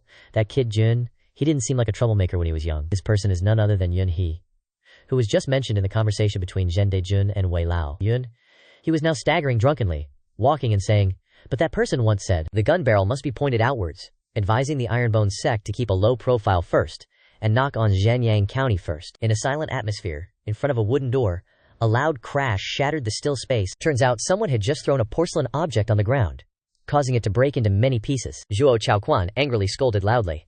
I told you to keep an eye on Jun Changxiao, but you brought back such results to me. The person who was being subjected to his anger was kneeling on one knee on the ground, his whole body trembling non-stop, only knowing how to bow his head and silently beg for forgiveness. Zhuo Chaoquan gritted his teeth at the information he had just received. What do you mean Jun Changxiao just appeared at the Sky Revelation Academy, and at Qingyang County? Does he know how to clone himself? The more he looked and thought, Zhuo Chaoquan became more and more annoyed. Moreover, the dispatched investigation team was almost completely wiped out. You came to tell me. Did they even investigate Jun Changxiao? Why did they die in so many ways? He started listing what he'd heard. Strangled by trees, burned to death, drowned in wine, and the most ridiculous one, spiritual energy seemingly drained. I've never heard of such ways to die. By the end, Zhuo Chaoquan couldn't hold back and exploded. Unable to stand this ridiculous report, he ordered the investigation team to get up. Investigate the cause meticulously and clearly for me. The guy obeyed and scurried off. Yes, but before he could leave, Zhuo Chaoquan, already fuming, was shocked when someone suddenly called out his full name. Zhuo Chaoquan. Immediately after, the sliding doors went flying towards him, and a figure stepped in. The person was none other than a drunken Yun He. He staggered in, saying, "Daring to wage war against my Qingyang prefecture. Are you acting like this protector of Qingyang prefecture doesn't exist?" He was clearly drunk, but still deliberately came to cause trouble. Zhuo Chaoquan naturally recognized him and cautiously called out his name. Yun. He, I thought you drunk yourself to death in some corner. A bizarre dark aura emanated from Yun He, his eyes deep and unreadable. He said, "Looks like I didn't beat you into submission back then, still daring to set your sights on my Qingyang sect." However, Yun He was all talk, because he tripped on the threshold, since he wasn't paying attention to where he was going. He fell flat on his face, catching everyone off guard. The two went on guard, thinking Yun he would get up and attack immediately, but no, he fell straight into a deep sleep, even snoring loudly. Zhuo Chaoquan and his subordinate were both speechless and sweating bullets. Then Zhuo Chaoquan's subordinate drew his weapon, preparing to attack. "Prefect, let me help you eliminate this undead." But the subordinate's blade only plunged into the ground, because Yun he quickly rolled to the side, then bent his legs and kicked off the ground. In no time, Yun he was doing a headstand. This surprised Zhuo Chaoquan's subordinate. His nonchalant attitude made him angrily shout, "I'm a martial king too, stop playing tricks on me." Then he slashed with his sword, the powerful force shattering the stones. But when the attack ended, he found Yun He hanging upside down on the blade, drinking wine. Before he could react, Yun He spat out a large flame, burning him. After that, Yun He grinned nonchalantly. A small martial king daring to make a mistake. Behind the closed doors, no one thought a battle was actually happening. The fighting created explosions with great power, shattering rocks and stones. Zhuo Chaoquan's face was smudged, and he gasped for breath while sneering. As expected of Yun Prefecture Lord, Yun Fist is unpredictable. In his heart he was both annoyed and frustrated. Damn it, the injuries from the previous cannon explosion haven't healed yet. I can't use my full strength. He looked at Yun He, who was still leaning against the remains of the rubble and drinking wine. The more this bastard drinks, the more his aura increases. Noticing Zhuo Chaoquan's gaze, Yun He laughed and said, "Little Zhuo, want a couple of sips?" Hearing this, he made a decision. He couldn't drag this on any longer, then loudly shouted, "Shadow guards, secret guards, household guards, all of you move, capture this guy." Hearing his order, shadow guards hidden everywhere swarmed out, jumping onto Yun He. In unison they shouted, "Receive the order!" As the target of many shadow guards, they held sharp weapons in their hands. On his face there was no sign of worry, only a silly smile. Yun. He maintained that smile while quickly moving, leaving a huge explosion behind him. The shadow guards immediately followed, launching attacks at Yun He, but he calmly deployed counterattacks and dodged. Thousand hand kill! Yun He blocked the attacks. Purple Heaven Spear! He darted past the crowd and struck their acupoints. In an instant, rocks and stones shattered, and the shadow guards flew out like lifeless straw. Yun. He was still comfortably drinking wine and performing finger gestures when a figure rushed over. Taking advantage of his lack of concentration, the person aimed straight for Yun He's head, striking down from above and shouting, "There's an opening!" But Yun He's face was full of smugness and unusual alertness. With a graceful yet powerful move, Yun He used the Monkey King peaks at the seal. As a result, the person who had taken the opportunity to attack flew hundreds of meters away, shattering rocks and stones upon landing. This person was Zhuo Chaoquan. In the thick smoke and dust, she struggled to get up, spitting out a mouthful of blood. Zhuo Chaoquan thought tremulously, "How is Yun He so much stronger than in my previous life? In my previous life he was only slightly stronger than me. In this life I am so much stronger, but he is still slightly stronger than me. Could it also be a change brought about by Jun Changxiao?" Yun. He sauntered over to Zhuo Chaoquan, who was squatting on the ground, and said, "Young man, your alcohol tolerance is not good. I haven't had enough, and you've all collapsed." His face was flushed with drunkenness, but also looked nonchalantly annoying. He looked at the wine pot and praised, This new medicinal wine of Old Wei is really strong enough. They say it's made by stewing various herbs from their sect. Then Yunhe kept standing in front of Zhuo Chaoquan and drinking from the bottle, not remembering anymore. At that time, he only remembered the smell of wine and didn't bother listening to his nonsense. Right, he seemed to have mentioned something that needed attention. Zhuo Chaoquan muttered in a sweat. I'm almost done for. Then he shouted loudly, startling him. I remember now. Old Wei said he fell. This wine soaked from. Seeing Yunhe suddenly fall to the ground and sleep soundly, Zhuo Chaoquan couldn't help but breathe a sigh of relief. He braced himself, scooted away from Yunhe and barked orders. Anyone still got fight left in him? Come finish this old geezer. Hearing this, the bodyguards grabbed their weapons and closed in, even pressing spear tips against the old guy's neck. After a beat of Yunhe not moving, this bodyguard finally balls up and decides to go for it. Just as the spear was about to pierce and sever He's carotid artery. The old dude spewed out a massive fireball, incinerating the squad of bodyguards just like he did to that lackey of Zhuo Chaoquan earlier. But this time, the fire was like 10 times more OP, leaving behind a scorched void where nothing remained. Damn. Those who'd been watching the fight just sighed, looking at the battlefield. Leave this psycho at the governor's mansion, remote supervise him, and let's bail to the city lord's mansion for a few days. Changxiao, after hearing the story, was like, wait, hold up, the Zhenyang County governor's mansion got leveled overnight, and all signs point to Zhuo Chaoquan getting his ass kicked again? Li Shangchen confirmed. From the governor's mansion servants, it seems the governor himself was stirring up trouble, making a ruckus all day, and occasionally, fire columns would shoot into the sky. Changxiao sighed. This villain ain't much, huh? I haven't even done anything, and they're already falling apart. Then he frowned, deep in thought. Well, it's a good thing. I can focus all my energy on the next target, Lingteng Royal City. Gotta tally up our sect's main combat power first. There's old Jiang, the Ning Bros, Tian Tian, and little Long Long. Just then, Wei Lao barged in, cutting him off mid-thought, absolutely fuming. Sect leader, control your damn pet. It drank all the wine I just brewed. He chucked Changxiao's pet back at him, making him catch it. That was wine I brewed specifically for my old buddies, and little Long Long is just a baby. Where'd it learn to sneak drinks like that? Changxiao forced a smile, trying to appease him. Wei Lao, don't be mad. I'll give him a good scolding. But then, the system chimed in. Host, little Long Long's state isn't like it's drunk. This made him immediately look down at little Long Long in his hands. The system continued. More like it absorbed too much energy and went into a dormant state. Changxiao cheered. Last time it slept, it evolved straight into a martial king. This time, it's gotta be a martial emperor. Li Shangtian, last time I had Zhao Mo set up a bedroom. Take little Long Long there now. Before the dude left, he didn't forget to give a reminder. The books say a good night's sleep can shorten the sleeping time. Be sure to take good care of him. Li Shangtian replied, mission guaranteed. But when he got there, Li Shangtian could only stare blankly. This is the bedroom you painstakingly set up? Su Xiaomo proudly puffed out her chest. Of course, I took everything little Long Long likes into consideration.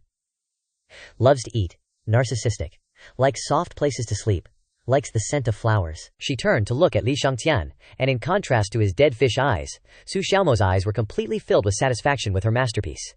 This is definitely the best sleeping spot for little Long Long, the dude immediately retorted. Don't know if it's the best. Li Shangtian looked at the room before him, seeing 3 dots above his head, because it looked no different from an ancestral hall. And he sighed. Just feeling super unlucky. In front of the towering Qingyang City gates, a group of people stopped, asking each other, this is Qingyang City? One person glared at the city, one hand holding a handkerchief to cover his nose as if afraid of smelling something terrible, and opened his mouth to complain. As expected of a backwater 9th-rate county, so dirty and chaotic, don't even know where to step. The leader of the large group grumbled incessantly. Just for a 3rd-rate sect that hasn't risen yet, father actually sent me to this filthy place. The attendant walking beside him clasped his hands and said, Young master, the city lord is working cautiously. A 1st-rate sect is enough to change the status and overall strength of the entire Western Fortune continent. How can you allow others to sleep soundly beside your bed? The city lord is only thinking about the future of Western Fortune continent. The person in red rubbed his temples, annoyed. I know, stop nagging. This operation is to break the Ironbone sect's spine and ruin their reputation so they can't recruit a single disciple. Someone saw their group and ran over, calling out, esteemed guests! He sized them up and said, seeing how you're still covering your nose, you must not be used to the dust of Qingyang City these days. Then he pulled out a mask and started pitching his product. We have masks personally designed by sect leader Jun. Perfect for you. You can even feel sect leader Jun's handsomeness, and they're amazing at hiding ugliness. The person in red scoffed. Jun Changxiao? He's the local hero of Qingyang County, but I'm here to destroy him. He pointed a finger, and a red wisp of energy appeared, causing an explosion in the direction of the finger, sending dust and rocks flying. The person in red, still covering his nose, whispered to the attendant. The Ironbone sect is their base. We need to set up a lot of formations there. With my plans, we'll lure their disciples out in Qingyang County. The other person, Li, was visibly uneasy, his face slightly furrowed. He said to him, "Young master, this place." As the smoke cleared, a figure appeared and said, "I just went down the mountain to buy groceries, and now this? From what you're saying, you're here for my Ironbone sect?" But then, the person seemed to realize something and corrected himself. "No, the Everlasting Supreme Sect." The person in red looked at the blue uniform. He finally stopped covering his nose. He smirked and said, "You're a disciple of the Everlasting Sect, only at the 9th rank martial disciple level. Seems like an outer sect disciple. But you were able to block one of my casual attacks. Your physical qualities are considered top grade. You must not be too important in your sect." Then he raised an eyebrow, considering, "Using you as bait to lure out reinforcements from the Everlasting Sect. Your identity is perfect. Heaven is really helping me." On the other side, Changxiao frowned. "What did you say? Say it again," he asked again to make sure he heard correctly. "You're saying someone in Qingyang City wants to kidnap my disciples?" The messenger nodded. "That's right, sect leader Jun. Those people look like they're at least martial kings. That martial disciple of yours is in for a world of hurt." Changxiao broke out in a cold sweat, turning to Qingyang and asking, "Martial disciple? Isn't even our weakest disciple at least a 4th rank martial master? Which disciple went down the mountain today?" He replied, "Sect leader, an inner sect disciple went down the mountain this time. It's Ye Jingchen's turn." Back at the city gate, dust and rocks were scattered everywhere. Ye Jingchen had just made a move, one foot stepping on the person he had just defeated. He frowned slightly, looking down on them. "Hearing your tone just now, I thought you were a big deal. Just a few low-level martial kings." Around Ye Jingchen the ground was cracked, as if something heavy had fallen, and a few others who seemed to have been defeated by him were lying face down on the ground. Ye Jingchen continued, "When you scram, remember to leave money for repairs. I, Ye Jingchen, am responsible for Qingyang City. Next time you want to cause trouble, check your bank balance." The group broke out in a sweat. "So who's the martial disciple here? And who's the martial king?" The lackey next to the red-clad dude tells him, "Cocky brat, young master. Let me handle this." But the dude stops him. "Hold up, wait for it. I'm worried Jun Changxiao will tuck tail and run, then our plan goes to waste." Then he yells, "Are the 4 of you ready?" The formation is immediately set up, surrounding the city. Even Ye Jingchen has to kneel from the pressure. He scowls. "They set up a suppression formation silently? Just like that? Looks like your underlings have some decent formation grandmasters." Then Ye Jingchen realizes something and whips his head around. A bunch of people suddenly attack him. But no biggie, Ye Jingchen blocks them easily. But he's still surprised. This formation ain't simple. These martial kings got buffed by at least 2 levels. Ye Jingchen stares down the attackers, figuring out their game. "Suppress the enemy. Boost your own troops. This is the real trap you set at my Wan Jiyu sect." The red-clad dude saunters closer. "Wan Jiyu sect's combat power is legendary, so we had to lure you into my carefully prepared trap. But you think it's just 4 rank 8 formation kings setting up the tide formation?" He grins smugly. "Nah. My real trump card is Jun Changxiao getting his ass stuck here forever. Behind me are..." Before he can finish, Ye Jingchen punches an enemy, sending him flying with blood spurting out, and casually interrupts. "Those 4 martial emperors? Saw him coming a mile away." The red-clad dude's shocked. "How'd you see through it? And why aren't you affected by the formation?" Ye Jingchen casually tosses an enemy to the ground and kindly answers, "This level of pressure? Not even the 2nd floor of the training tower. Like I said, afraid those 4 martial emperors would scare our sectmasters away." He smirks at their delusional confidence. "I think you're a little blind, bro. Knowing him, the stronger the enemy, the more excited he gets." On the other side, hearing this, Changxiao cracks a battle-hungry grin. The system immediately announces, "Side quest. Repel the 4 martial emperors of Lingtang Royal City." A mage, one of the young master's goons, watches Ye Jingchen from a rooftop and sighs. He can move normally under our tide formation. He can't help but sweat. This guy's no joke, probably got specialized training to resist it. A voice suddenly chimes in, overpraising him. Don't praise a child too much. But he doesn't realize anything's wrong, and raises his hand to cast a spell. "Gotta amp up the formation suppression." The voice adds, "Show your support with action. Beat him good, that's right." The mage replies, "Watch closely." Then he gets pissed at himself for finally realizing he should be alone up here. The mage whips around and stares at Changxiao, who suddenly appeared, and demands, "Who the hell are you?" Changxiao grins and punches him in the face. "Go to hell," sending the mage flying with several teeth broken. Elsewhere, someone pulls out gold notes and says, "Please accept these. It's Li Qingyang." He hands a stack of notes to the leader of the group and explains his purpose. "Lingtang Royal City has ambushes set up along the road to my St. Bones sect. To prevent further damage, the sect master ordered me to buy out this whole road." The guy hesitates to take the notes. Sect Master Jun is too kind. He's the protector of Qingyang town. And this is way too much. Almost double the market value. My brat's even cultivating in the Wanjiyu strongest sect right now. Hearing this, Li Qingyang replies, "Business is business. Can't just let everyone's property get ruined." He smiles reassuringly. "Plus, the sect master's planning to build some dragon cleansing thing, so we're not losing out. Please step back a bit. As Li Qingyang finishes, a horde of disciples appears behind him. Li Qingyang adds, the Wanji Yu strongest sect needs to show off our talents. The whole group jumps onto the rooftops. Soon, disciples of the Wanji Yu strongest sect surround the enemies who are gathered together. Ling Tang's lackey frowns at the situation. Young master, we're surrounded. He stays calm. It's fine, just a slight deviation from our plan, but we have 4 martial emperors and 4 rank 8 formation kings. In terms of strength, we still have the advantage. But as Ling Tang finishes, one of his 4 rank 8 formation kings is thrown to the ground right in front of him, and a voice joins the conversation. Only 3 formation kings left. Changxiao lands gently on the body he just threw and says, this formation king is dead. Then he lifts the collar of the guy he beat up and grins challengingly.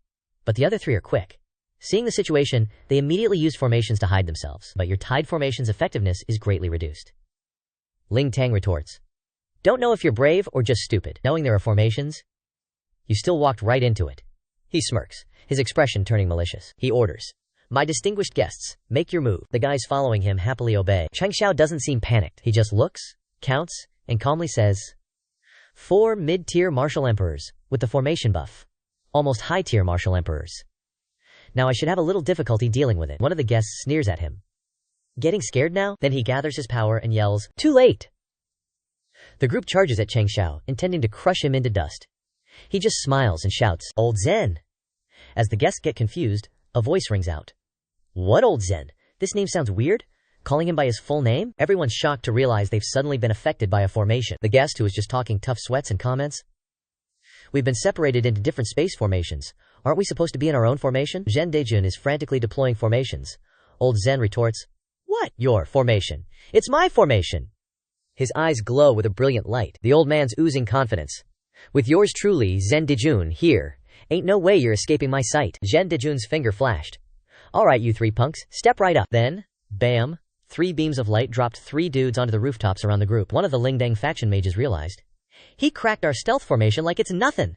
We gotta team up, quick! But before he could finish, he paled in horror, realizing they were already surrounded by a bunch of peeps out of nowhere. The myriad age's strongest sect disciples immediately unleashed a combo of beatdowns and insults. We're recycling trash today! Even Changxiao could see the chaos. He overheard some disciples whining. We already finished beating the guys in front. Let's go to the back. We haven't even had a turn. Changxiao sighed. Brutal. The enemy spawn rate can't keep up with the disciples. Need to vent. Then the dark-skinned dude with spiky hair snapped. You got time to worry about your disciples? Even though we're separated, you're still stuck in here with 2 martial emperors. He continued.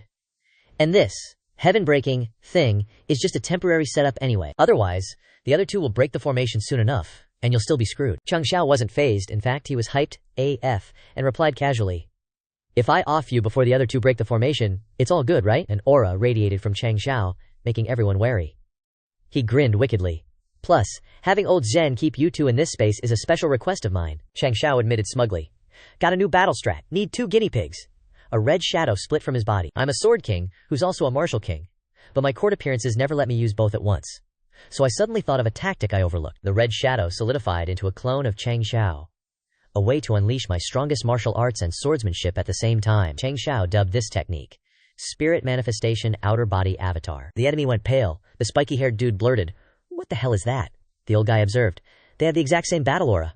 Are they both just as strong? Changxiao and his clone said in unison, today, this one bestows a grand reward. They bumped fists, mirroring each other like Changxiao was standing next to a giant mirror.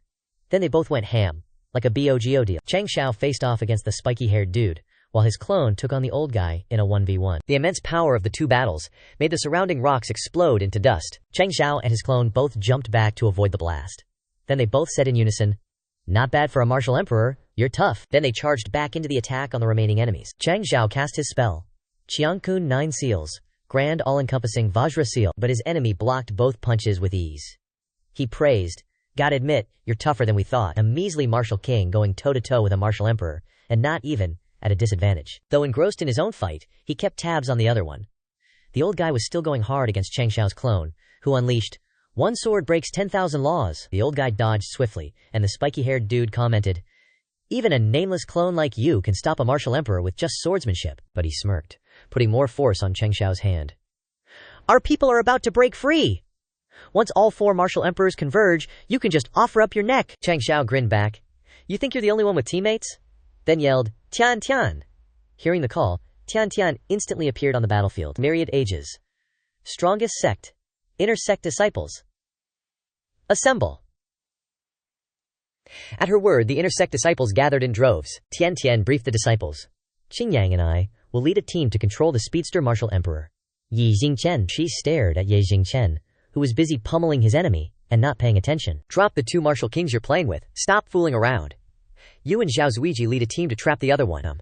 After a long while, the formation set up by Zhen Dejun was still rock solid. The two martial emperors were annoyed at the chaos caused by the myriad age's strongest sect disciples. One of them said, "You think a bunch of martial king scrubs can trap us?" The other one found it amusing and smirked. A wolf in a flock of sheep. Kinda twisted. Then they both charged, yelling in unison, "Feel the terror of a martial emperor!"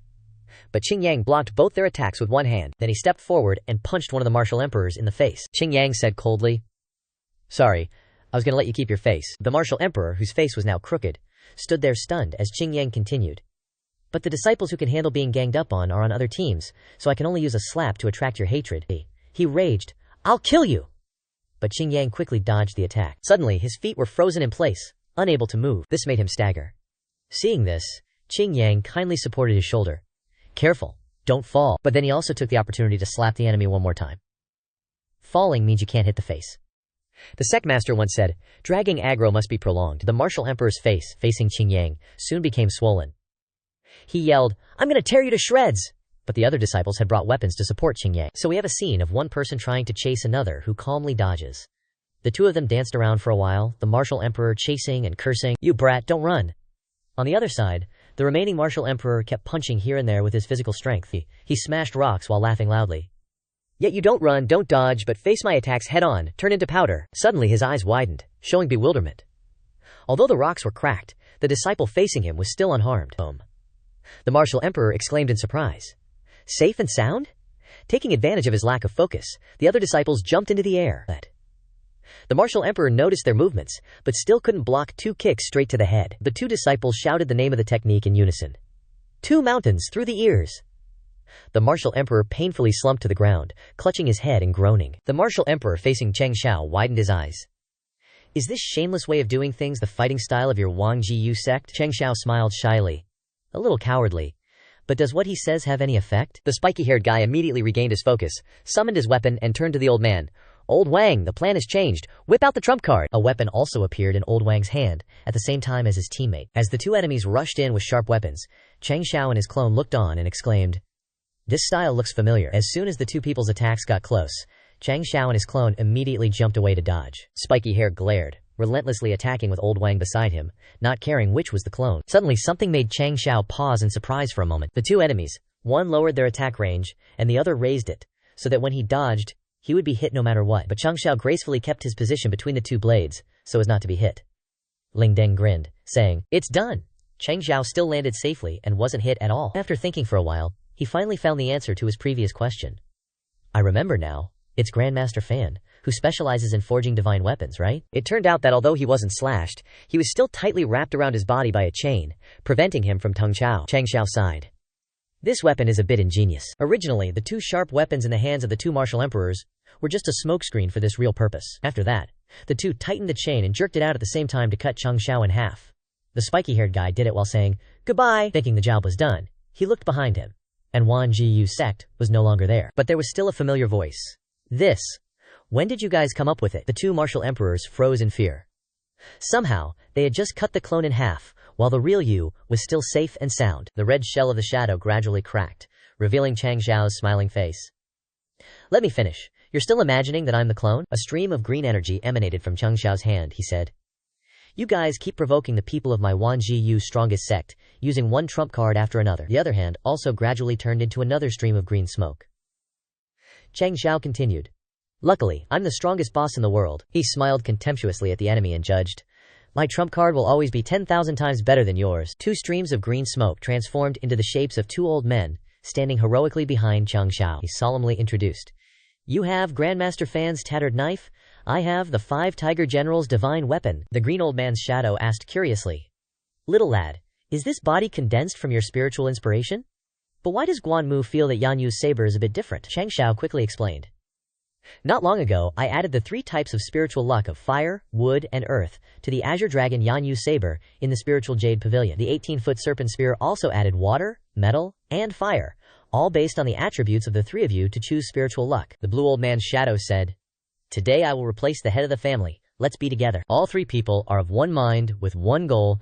3 heroes fight the martial emperor. The 2 martial emperors who were facing Changxiao were also wary, and immediately entered a defensive position with weapons in hand. The 2 old men's shadows attacked mercilessly, and regardless of the consequences caused by the powerful force of the attack. Old Wang almost didn't dodge the lazy knife poking at his face, and asked his teammates in horror, "Why are there only 2 martial spirit clones? Where is Jun Changxiao?" Then he reminded, "Be careful, he's definitely waiting for an opportunity to sneak attack." But contrary to old Wang's rich imagination, Changxiao didn't hide to sneak attack. He didn't even plan to participate in the battle. He just stood on the side, raising 2 swords and waving them as if they were glow sticks, constantly cheering, "Third master, go! My second master is invincible!" The 2 martial emperors looked at Changxiao with their eyes, and the spiky-haired guy couldn't help but comment, "Is this bastard the cheering squad?" Seeing the 2 distracted, the 2 old shadows were furious and attacked Quan Mu mercilessly. "How dare you be distracted?" The spiky-haired guy felt the power of the attack he had just received. Such strength, the name of the god is indeed worthy of the name, but Grandmaster Fan's soul-snatching hooks are not ordinary things, and are not inferior to yours. Before he finished speaking, the blade of his axe shattered into many pieces. He shouted, "It's broken! Old Wang's weapon is also in the same situation. It's melting!" Changxiao smiled.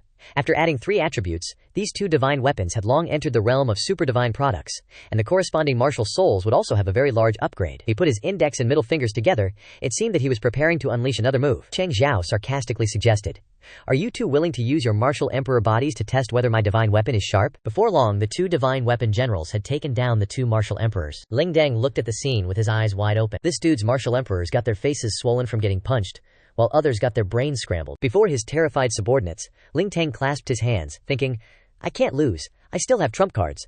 That's right, I still have a final move. Tianyu King City isn't our match, let alone a low-tier 9th-ranked county like you guys." At this moment, Changxiao spoke up, making Ling Tang's face turn purple. "Oh right, when I had 100,000 royal-grade troops, I also learned some tricks from someone. I just can't remember the incantation." Purple energy radiated from Changxiao's eyes. Changxiao scoffed. "Oh, I remember now, Thunder God, help me." As soon as he finished speaking, dark clouds rolled in, and from those dark clouds, purple lightning struck all the enemies. The weird thing was that only Ling Tang's subordinates collapsed, but he stood firm. Ling Tang's face turned black. Changxiao thought, "This move doesn't have any real combat power, but it's pretty intimidating on the surface." But Ling Tang, the young city lord, has good psychological fortitude. He can actually withstand it. The 2 subordinates next to him praised. To still resist under such pressure, worthy of being the young city lord. Could we be seeing the young city lord going all out? Just kidding. He clasped his hands again right after. Ling Tang knelt down crying and begging for mercy. "Sect Master Jun, spare my life," leaving his subordinates speechless. Those who had just praised him wanted to take back their words. Changxiao looked at the enemy kneeling at his feet and laughed. "Youngsters are easy to teach." He flashed an evil smile and instructed, "Now, according to the old rules, everyone line up, in a single file, hand over all the tribute items you have." So Ling Tang's group immediately complied.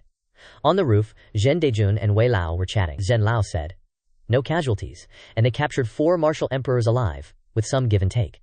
The other person said, "Little Jun, this is just a small glimpse of the all-time strongest sect." Zhen Lao's expression was strange, truly extraordinary. "But after this, I have a question. Are we the righteous faction? Why do I feel like even the genuine sects are a little suspect?" Qing Yang recorded while asking, "This is the final trump card you were talking about? Is there anything else you're hiding?" He threatened, "Our policies don't need to be emphasized again, right?" Behind, Ling Tang was stripped bare except for his underpants. Ye Jingchen held up a sign that read, "Honest, strictly rejecting lewd content." Ling Tang shivered and explained to Qing Yang, Understood, but that's really all. I've been stripped clean," he shared. "This treasure was found by my father in a tropical forest in Xinjiang County. It said that everything within 10,000 miles of it will disappear." The story wasn't over. This time, bringing 4 martial emperors was also to scout out that tropical forest. Qing Yang rolled his dead fish eyes to look at Changxiao. Changxiao said, "Luckily, you guys came to our all-time strongest sect to cause trouble first." Changxiao looked into the box and couldn't help but sweat. If not, you guys might not have survived. Before him was a hand and wrist emitting an unusual aura. Changxiao slowly said, "This instance dungeon has to be opened. It's a high-level instance dungeon. It seems like this hand is related to some weird character." Ye Xingchen gathered all the tribute items to Changxiao and reported, "Sect Master, everything you need has been collected. What do you need these strange things for?" like black fire toenails and ink sticks. At this moment, Changxiao wasn't looking at him but praying to someone, making Ye Jingchen couldn't help but ask, "Sect Master, who are you praying to? Aren't you a spiritualist?" Changxiao answered while lighting incense. "This is the one who brings us the strongest sense of security in the upcoming journey." The person in the photo was posing in a cringe-worthy way. Changxiao sincerely prayed, "Tam Thang Grandmasters above, bless me to open a super-grade reward." Then he pressed the button on the system screen and shouted, "Open!" The system announced, "Congratulations to the host for completing the branch task, activating the hidden reward. Received 3 experience talismans. Received a Saint-grade aptitude modification fluid. Congratulations to the host for activating a hidden product. Received a first-grade swordsmanship aptitude fluid, a first-grade formation aptitude fluid, and the purchase right for a Martial King elixir formula." Changxiao was excited, his eyes lit up. Swordsmanship aptitude. Doesn't that mean the all-time strongest sect can produce sword and martial dual kings in the future? System, quickly show it to me. The system immediately showed Changxiao the price list. First-grade swordsmanship aptitude fluid costs 5,000 contribution points. At this, Changxiao could only tear up. "I thought I had some assets. Turns out my entire fortune can only buy 3 bottles." Changxiao's eyes turned sly, trying to bargain with the system. "System, your inflation has been a bit serious lately. I really want this thing. Drop a 0. How about 500 points? The system immediately rejected. "Your dropping a 0 trick is too blatant." Su Xiaomo ran over from afar, shouting to attract Changxiao's attention. "Sect Master, he's here to announce some news. Little Long Long is starting to shine. It seems like he's about to wake up." Changxiao was delighted to hear that.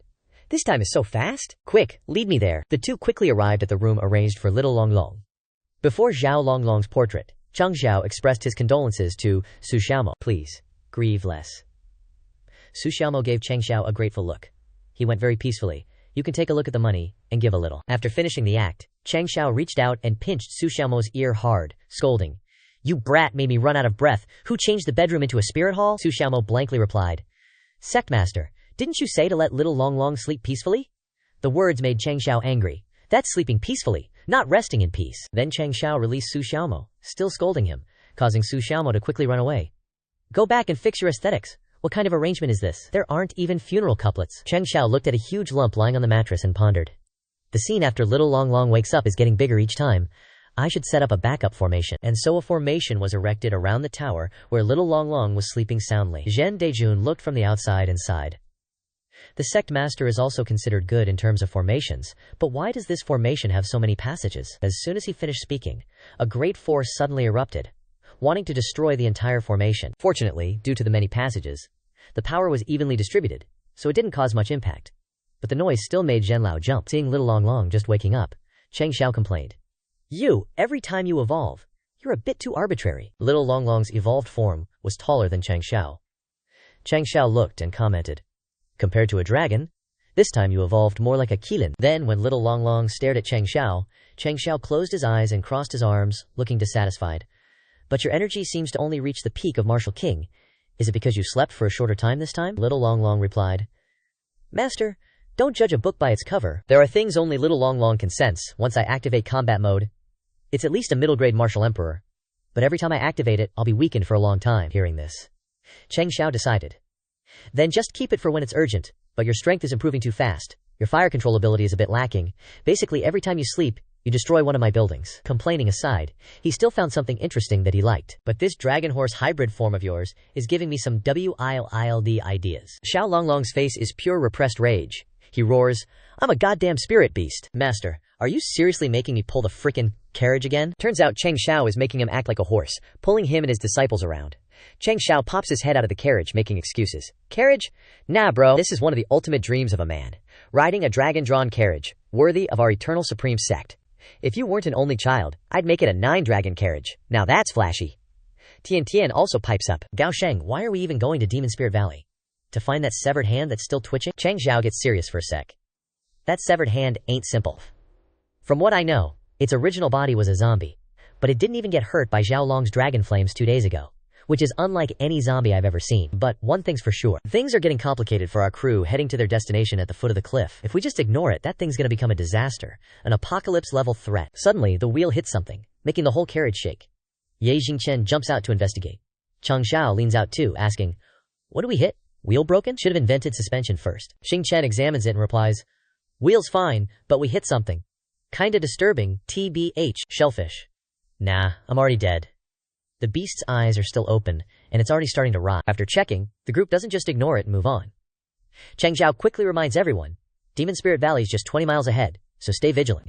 The claw of the rotting beast twitches, and it suddenly stands up straight. The beast mutters, no mistake, the Valley Master's right hand is back. Changxiao is still chillin', playing cards with Tian Tian and his clone, clueless about what's about to happen. Somewhere in a place with barren trees, stark cliffs that seem insurmountable, a group of people gathers. A person with a sword stuck in their body smiles maliciously on the right side of their face. He growls. The world 10,000 years later will finally return to our holy sect. He's sitting in the highest position, surrounded by trusted confidants, and it seems like countless followers are waiting for instructions below. Changxiao's group arrives at Demon Spirit Valley. Everyone sees a dark aura enveloping the bare branches and leafless trees, and they exclaim, this place really has a thick demonic aura. Changxiao holds up a book with philosophical knowledge from who knows where and shouts, let's raise the banner of materialism and charge. The whole group goes in. Changxiao leads the way, and he sounds like he's comforting himself.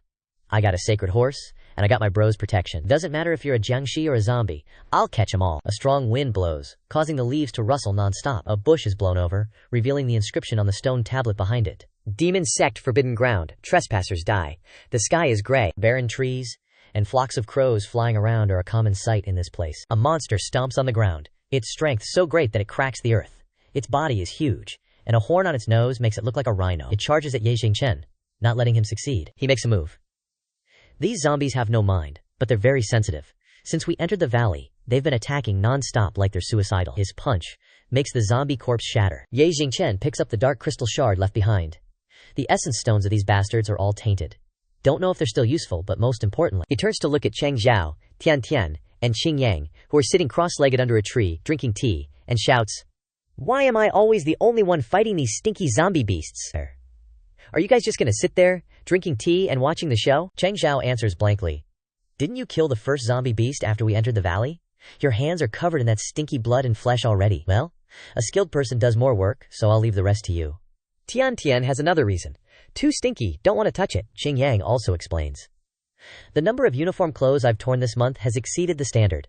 I only have this one set left. If it gets dirty, I won't have anything to change into. Ye Xingchen rubs the bridge of his nose, annoyed. So many excuses from one person to another. Fine, pour me a cup of tea then. This hazy flesh-blood zombie makes me want to throw up. When he approaches, the three of them move away at the same time, all pointing at Xingchen and complaining, too stinky, go take a bath. He angrily rebukes, are you guys even human? I'm the one doing all the dirty work, and you're still complaining about me. Xingchen can only vent his anger by kicking a brittle tree, causing it to break in half. He finally leaves as the three of them wished, muttering, I thought I was just saying it casually, but they actually gave me a full set of bathing supplies. How bewildering.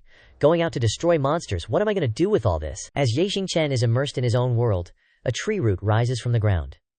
He stops because he senses something unusual. Behind Ye Xingchen, a series of tree roots rise up and weave together, trying to create a net to trap him.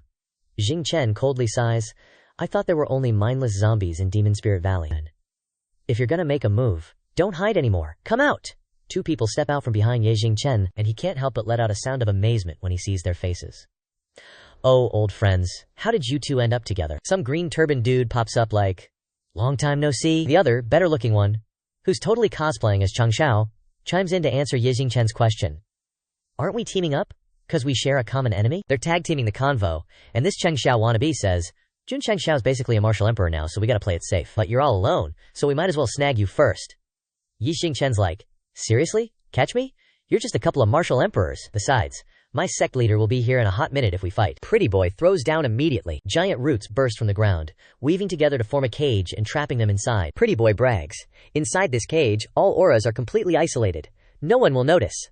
Green turban charges towards Ye Xingchen, yelling, attack! Ye Xingchen's all chill, taunting. Let me show you what it means to walk right into your own trap. Changxiao suddenly feels a twitch. At the table with his disciples, he ponders deeply. Xingchen's aura just vanished. Did he run into trouble? But I don't sense any powerful presences. System, can you locate Xingchen? The system replies, Xingchen? He'll be fine. And yeah, over there, he's still handling those losers like it's nothing. There aren't many in this world who can eliminate him. But then he notices something sus. What the hell? My spiritual energy is dropping fast. Ye Xingchen quizzes, are you the little punk absorbing my spiritual energy? Green turban cackles. Gotta admit, your reaction time is fast. But everyone else just leaks spiritual energy the moment they touch my absorption power. You're a little special, but it's only a matter of time before I catch you. The The system cuts in before it finishes. Besides, even if he meets a difficult foe, Yi Jingchen mocks? Absorption power? This daddy's never seen anything so interesting. The system comments further. That kid also has a way to make sure he absolutely won't lose. Ye Jingchen shoots a confident smirk at his opponents. You just said all auras in this cage are isolated from the outside, right? Well, there's some things I don't want too many people knowing. The system's like, damn, how should I describe this move? Green Turban sighs sarcastically. Bluffing, huh? Beads of sweat start forming on his face. The system finally finds the perfect words. Like he suddenly remembered. Yi Xingchen channels his inner power. His body gets buff, tearing his clothes, and his long hair stands up like an anime protagonist. The system wraps it up cheerfully, entering his main account password. On the other side, Ye Xingchen's transformation is complete. Inside the cage made of giant roots, a dramatic battle unfolds. It looks small from the outside, but the space is actually pretty huge. Ye Jingchen unleashes a move that sends rocks and dirt flying everywhere. His green-turbaned foe frantically tries to dodge. The cocky arrogance has vanished from his face, replaced with pure, unadulterated fear as Ye Jingchen shouts, "Take this!" He wails, "This kid's not just a martial king or emperor. No way, he's way stronger." Ye Jingchen successfully ties up his teammate, then reverts from his empowered state. Back to being a slim young man, Ye Jingchen clicks his tongue. That horned dude booked it fast. Guess my current body's too weak to maintain it for long. Then he grabs the rope binding his foe and spins him around. Still the most reliable move. Go tell those sect leaders. I don't want to. That useless sect leader gave me the name. Fastest man of all time.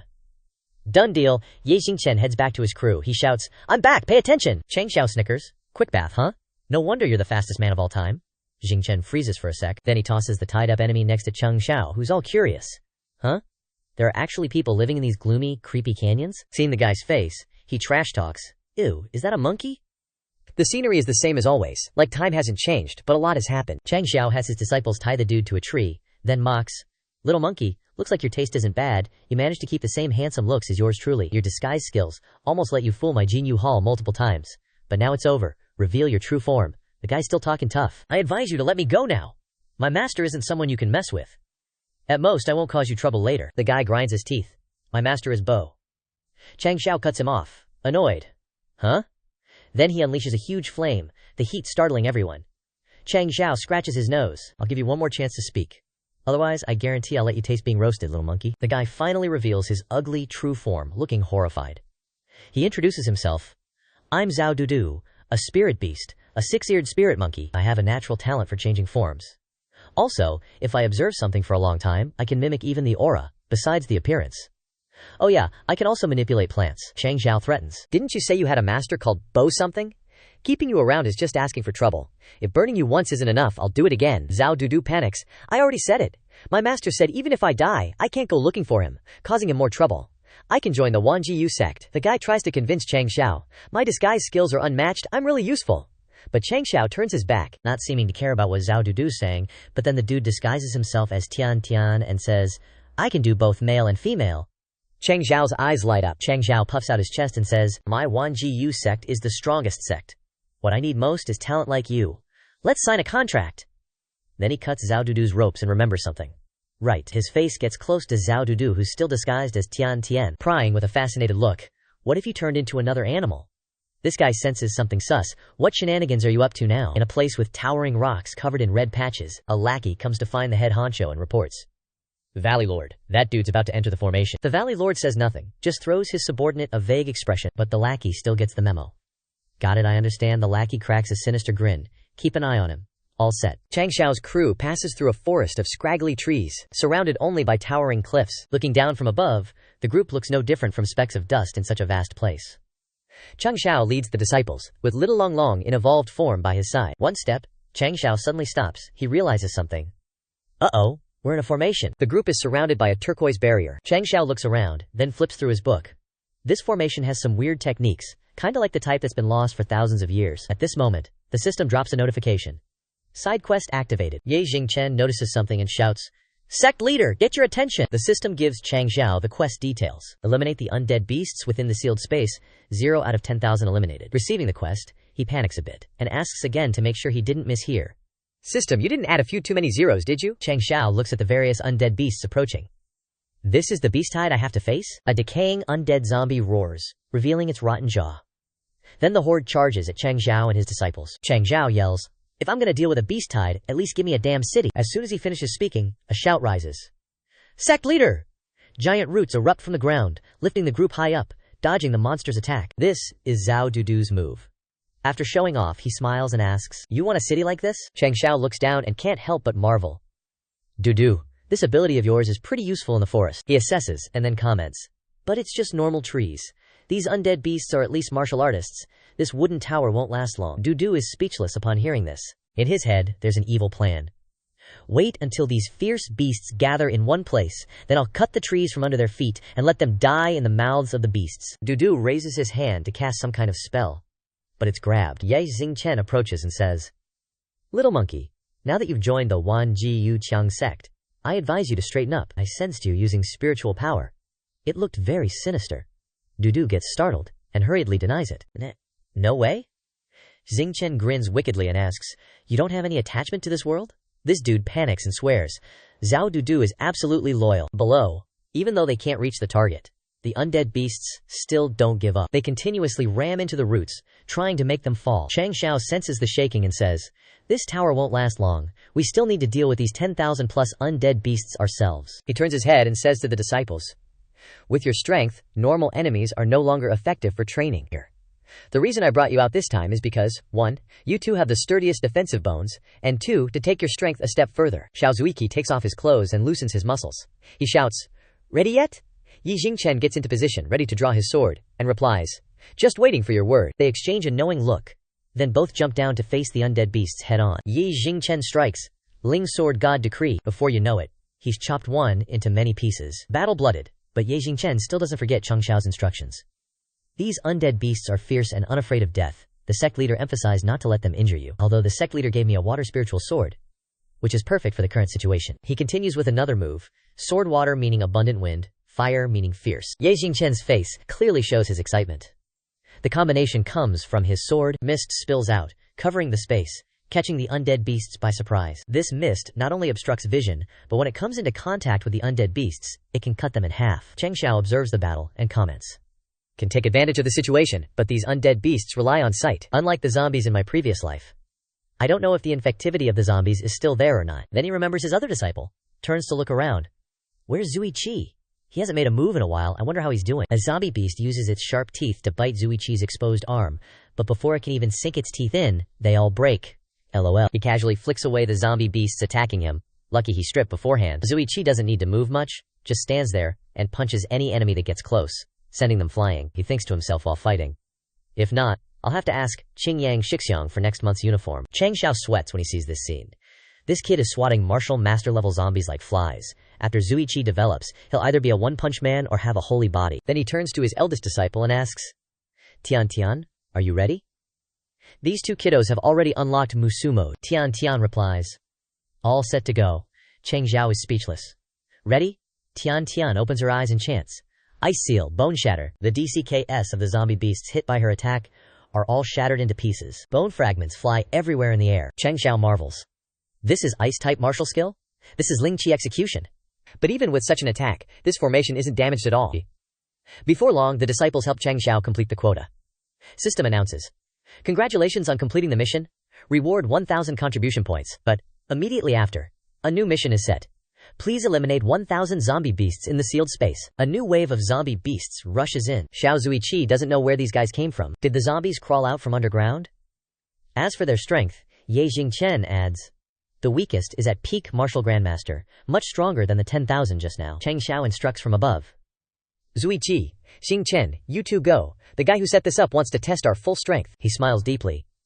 "In that case, I shouldn't disappoint him." Then Changxiao steps out of the root pillar and announces, "I will fight in Brokeback Mountain style." He creates a magic armor for himself and dives straight down, not forgetting to introduce his strategy. The armor forms and covers Changxiao's entire body. He comments on the zombie beasts' strength.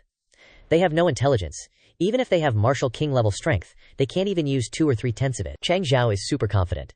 Wanting to catch us with this kind of sea of corpses tactic is just a pipe dream. Then he floats in the air and clasps his hands, unleashing his spells, constantly taunting. "Hurry up and show yourself. Still staying calm? Then I'll give you a good time." Changxiao chants, "Qiankun 9 imprints." A huge force descends on the zombie beasts. Their bodies are shattered to pieces from the impact, leaving only crystal cores stuck in the ground.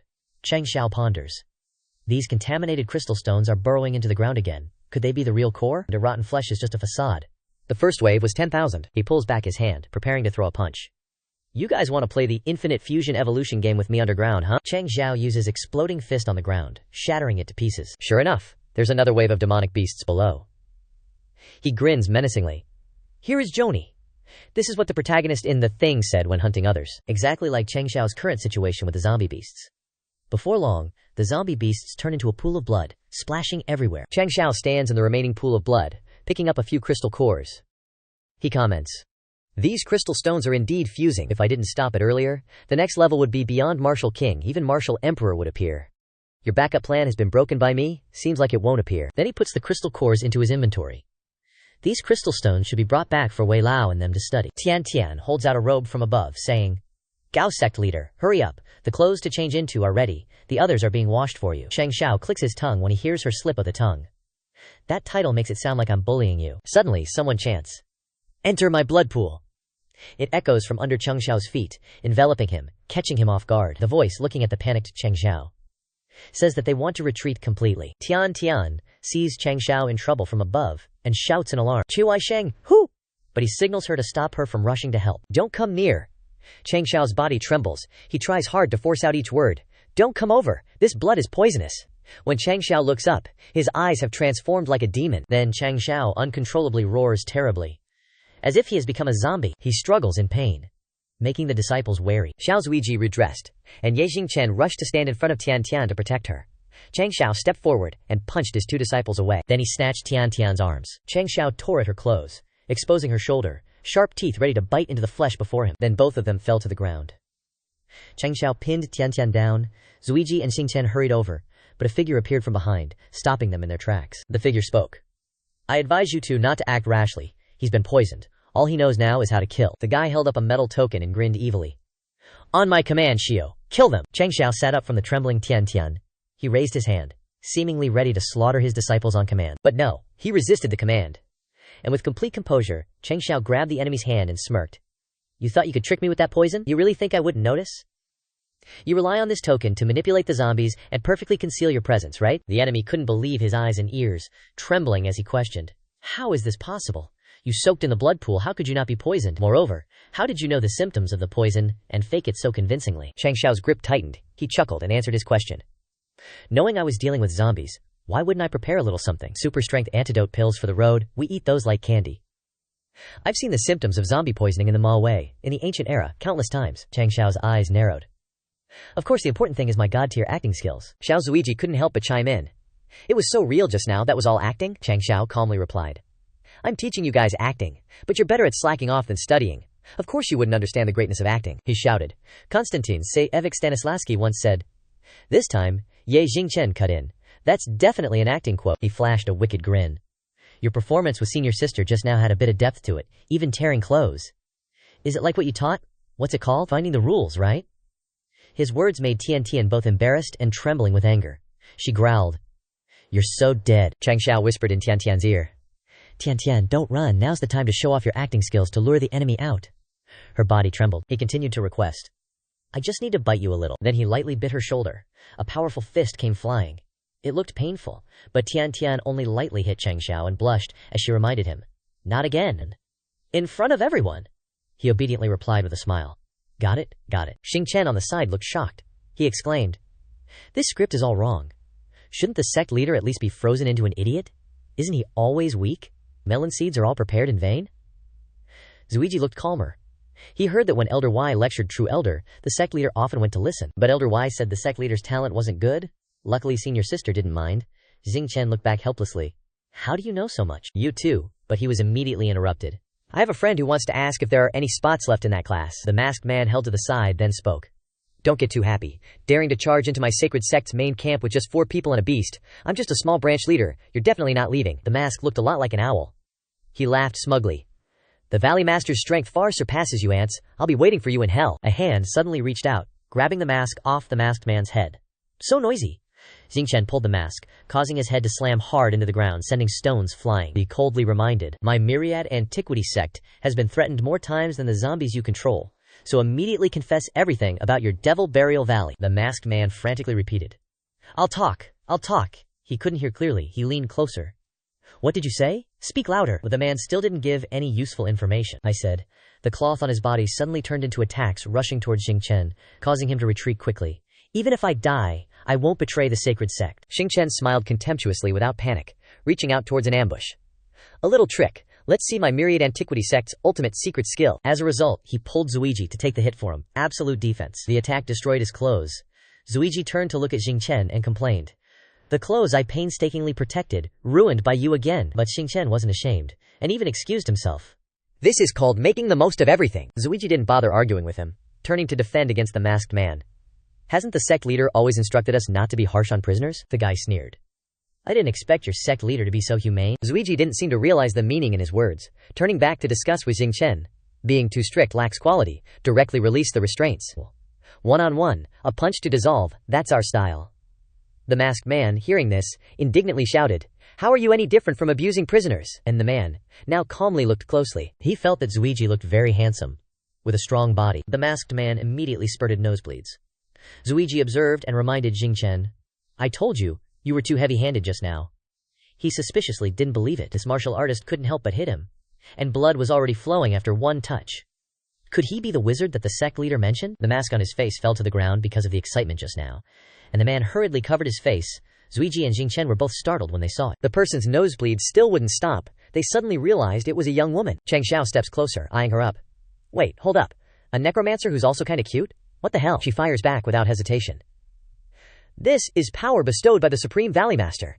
Of course you mortals wouldn't understand. This dude hones in on a word. Necromancer?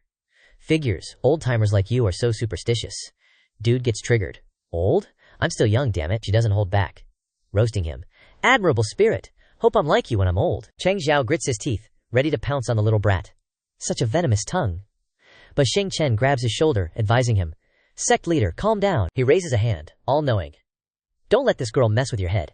I've found her weakness. I just noticed she's been sneaking glances at Zuiji like 4 or 5 times. The other two are shocked. He smirks smugly. So the truth is clear. He dramatically reveals. She can't handle being around shirtless guys, so let's double her exposure to shirtless men. Xingchen declares, ripping his shirt open. Check out these muscles. How's that? My physique surpasses Zuiji's. Told you it'd work. Why's she bleeding? Oh, nosebleed? Even Changxiao's face is full of WTF. She states blankly, revealing her own strong opinion. Even if the Xingyun continent sinks, I won't say a word. Xingchen is stunned. Changxiao whispers to him, all happy. Xingchen, maybe she just likes Zuiji. Don't get discouraged. You may be uglier than me, but you have a great mind. Trust me, you'll find your blind cat. He shouts angrily. Don't mess with me, or I'll drag you down with me. Senior sister, the sect leader's dragging you into Wei's romance training. Tian speaks up casually. I know, I'm his little team leader. Xingchen is dumbfounded. She continues to beg. Don't forget to finish Wei's homework tomorrow. Changxiao feels uneasy. Aren't we on a mission? Can't the team leader postpone it for 2 days? Xingchen might as well be a clown. The captured girl is still wary of them. Don't try to trick me into lowering my guard. I can overcome this torture. Zuiji stands clueless in front of her. She turns away abruptly, resisting temptation. I can resist until you use a beauty trap. No! Even if you send him to interrogate me, even if you seduce me into doing unspeakable things with me, I won't say a word. She sees Changxiao writing something on a piece of paper, curious. Hey, what are you doing? He replies simply, Plan B. Changxiao holds up what he just wrote, reminding her, Girl, if you still don't want to reveal the origins of your Demon Ridge Valley, then pick one of these 3 hairstyles to rock. They're all ridiculous. Chicken-colored, Mediterranean, and the strongest. Changxiao's ready with comb and scissors. Trust me. No one leaves Tony's barbershop without crying. She screams internally, You monster. Her body trembles, but she bows her head resolutely. I won't say anything. At the 100 Flowers Holy Sect, 2 mighty swords clash in mid-air. The purple-haired girl's sword is immediately knocked away. She looks at Murong Xin in surprise. Junior sister, how did you suddenly get so strong? Murong Xin sheathes her sword, slowly stepping forward to explain. Sorry, senior sister. My energy just went wild. What happened? Then she turns to look in one direction. I don't know why, but my heart suddenly started racing, like someone was trying to steal something from me. On the other side, the dude who was captured is spilling the beans because of Changxiao's weird plan.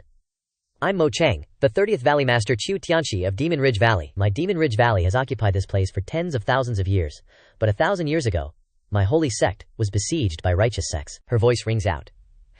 To resist, sect leader Chiu used his immense cultivation to set up many formations in the valley, and created immortal dead beasts to protect the holy sect from being besieged by the righteous sects. She admits. But it also nearly destroyed our Demon Ridge Valley. Otherwise, you wouldn't be qualified to invade Demon Ridge Valley. Xing Chen raises his arms like he's about to strike, but then he folds his arms and laughs mockingly. Everyone knows how to brag. 1,000 years ago. How old were you, little girl? How could the Qimai family recruit you? That Qimai brat I know has some ability, but not much. There's no way he's still alive. Changxiao gets question marks floating over his head as he looks at Xing Chen. Mo Chang shouts, "Who are you calling a little girl? Can't a girl take care of herself? Show off. Besides, our Valley Master Chiu isn't someone a martial king like you can look down on." Xing Chen gets angry at being reminded of the earlier incident.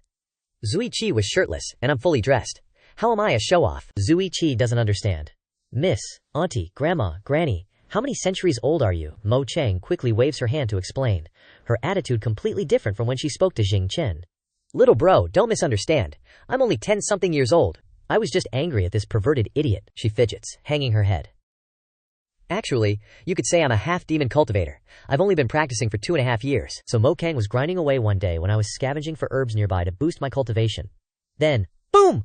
Lightning strikes her, and then zap! I get hit too. Thought I was a goner for sure. Trees snapped. Mo Kang's passed out. But I wake up the next morning like nothing happened. Then she's all like, OMG.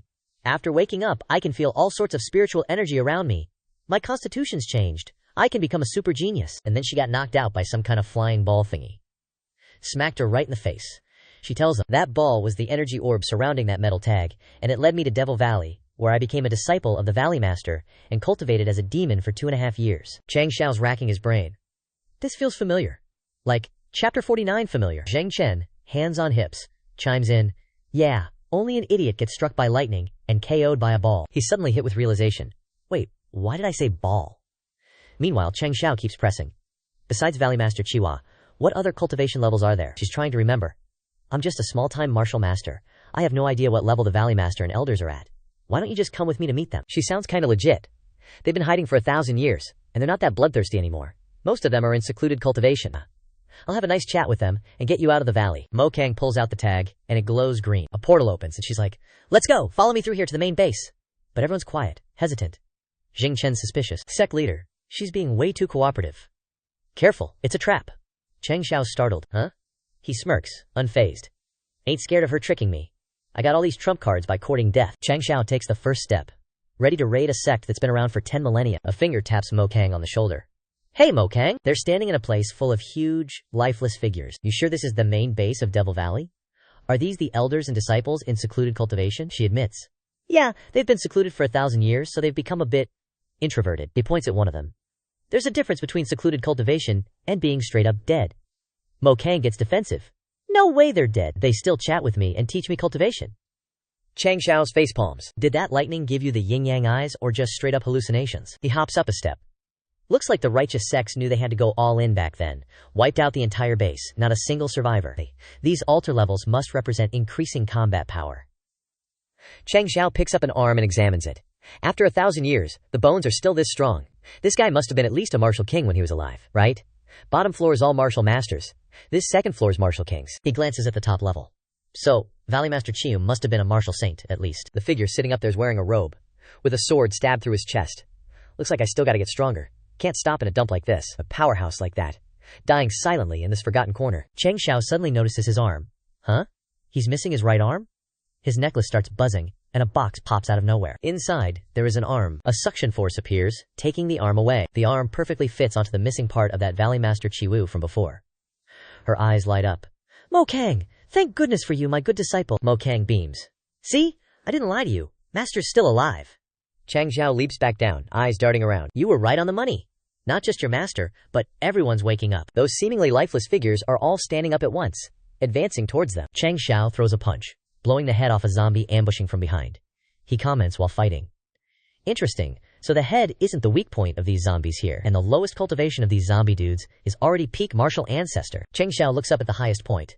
The main problem is on those steps. They're all martial kings, martial emperors, even martial saints. Qiu Zongju is standing there silently.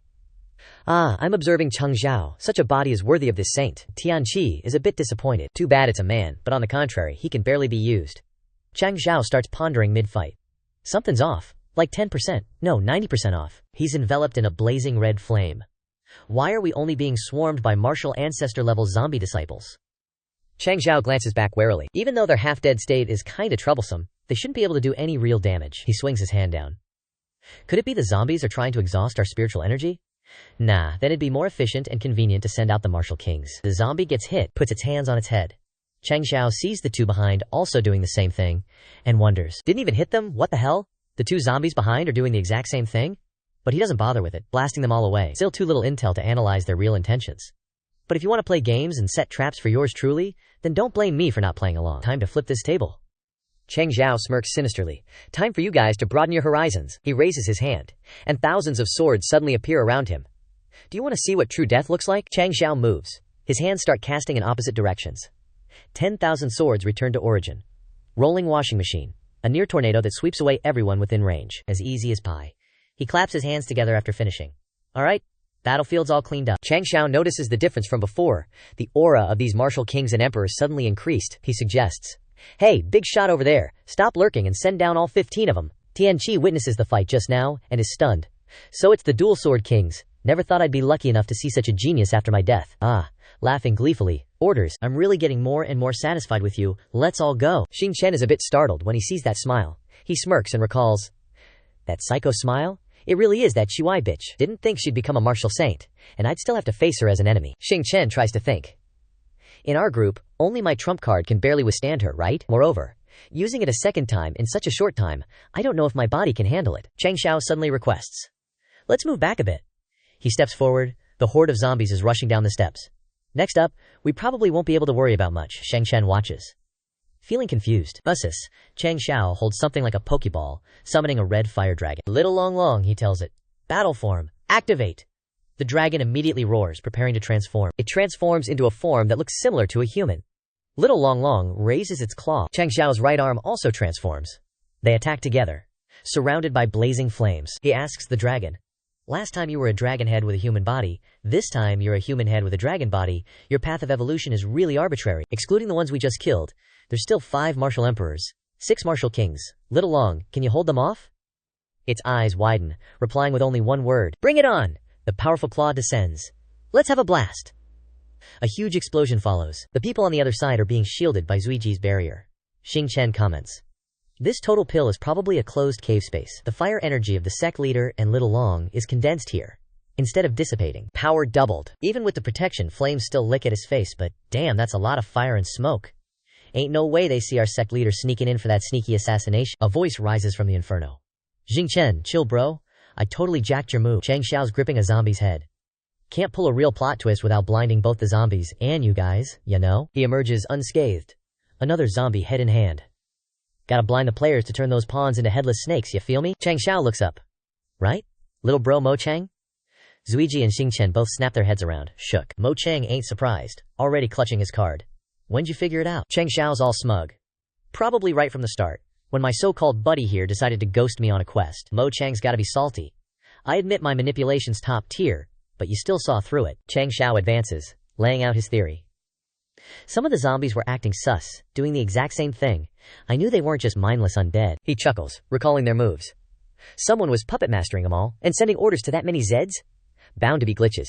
Changxiao's eyes sharpen, hand raised. And here's how I pinned it on you, pointing right at Mo Chang, with words that make him blush. Such blatant favoritism. Who else could it be? 10 times more zombies dogpiling Xing Chen than Zuiji. Xing Chen's pissed. It clicks for him, remembering the zombie mosh pit he was in while Zuiji was chilling.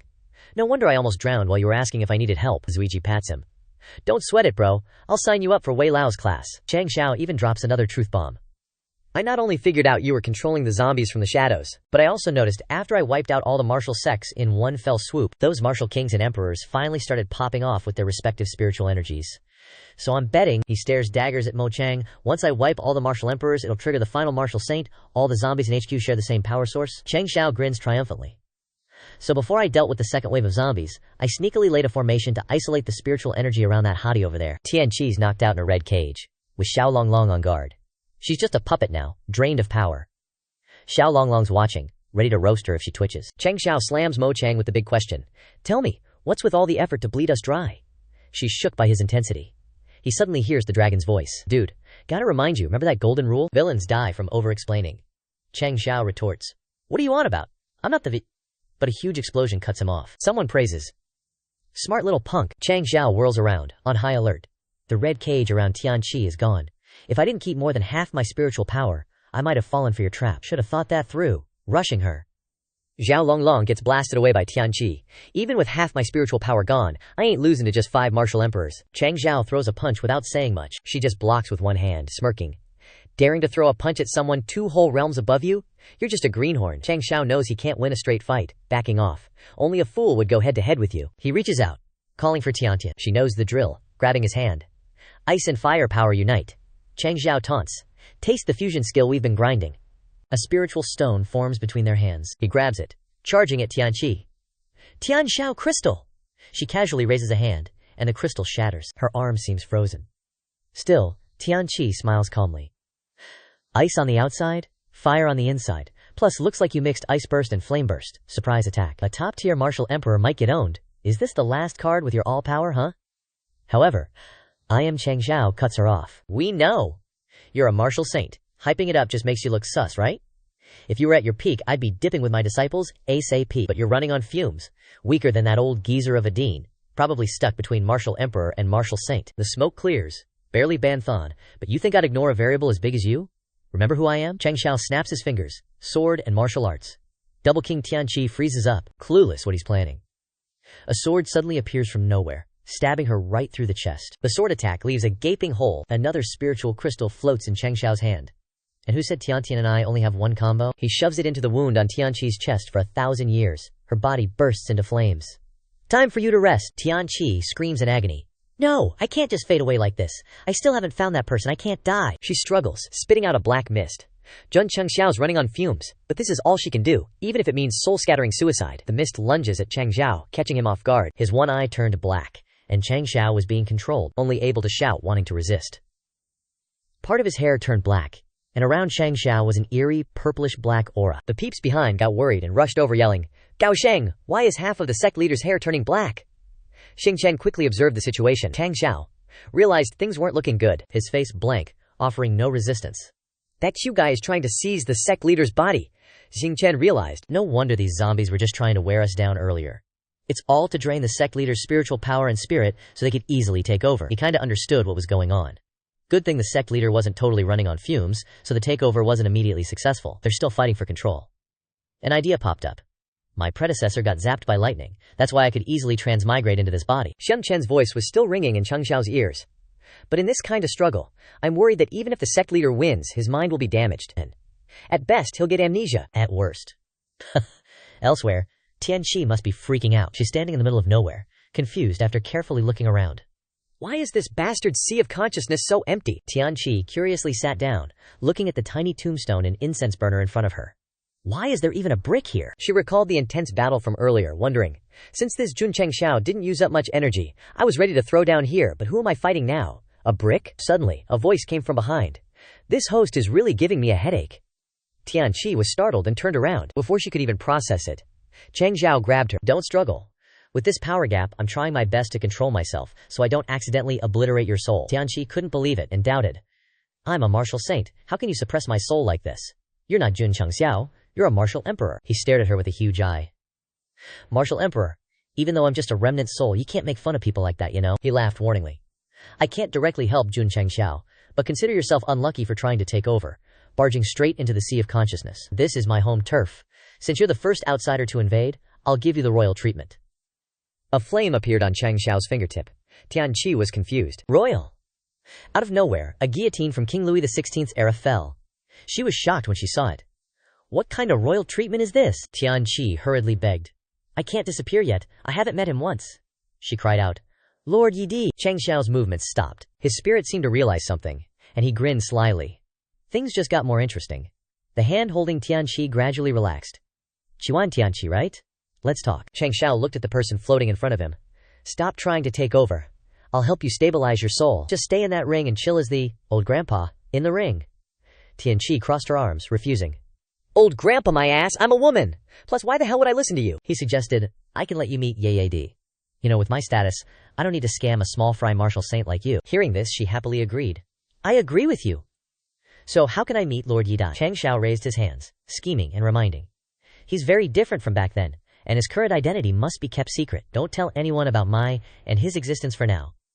I'll also set up a seal on you. That Yangdi now is right under our noses, acting like he's ancient even though he's still young. Outside, the black smoke had escaped Changxiao's body, and he fell forward, catching by Tian Tian. Xing Chen spoke up, asking, "Sect leader, how do you feel?" He was stunned and confused. "Feel what? Didn't I just burn that demi-saint?" Hearing this, he was shocked and thoughtful. Is the sect leader's soul really that strong? Not even affected by a martial saint? No wonder he's the spokesperson of the upper realm. Xing Chen gradually felt relieved, glancing aside. Good that he's okay. So where's that soul that was trying to take over? Mo Kang on the other side was also asking Han Tianqi, "Master, are you all right?" She looked down at her hand, admitting, "My soul has indeed condensed to resemble a physical form. My strength has also been somewhat restored. That person didn't lie to me." With that being said, Xing Chen crossed his arms, yelling, "Hey, Chiwanizi, you're lucky to have even kept your remnant soul after failing the takeover." He pointed to himself. "Why not give this Emperor Ye Xing some face, and we'll say goodbye here, even though you're a demi-saint. Trust me, if we keep fighting, the only result will be you dying and us getting hurt." Tianqi didn't understand. Just surprised. "Yes." Then she pulled Mo Kang down with her, kneeling and bowing. "Yi Tiansheng, Zhu Tianqi, I am willing to bring my disciple Mo Kang to join your sect." Their eyes sparkled. "I will definitely protect Lord Yi with all my heart, even if it means being a maid." Mo Kang tugged at Tianqi's clothes. "Master, you're bowing to the wrong person. He's just a pervert who likes to strip." Xing Chen also didn't expect this, suddenly feeling a little unaccustomed. "When did my face become so useful?" Mo Kang eagerly approached.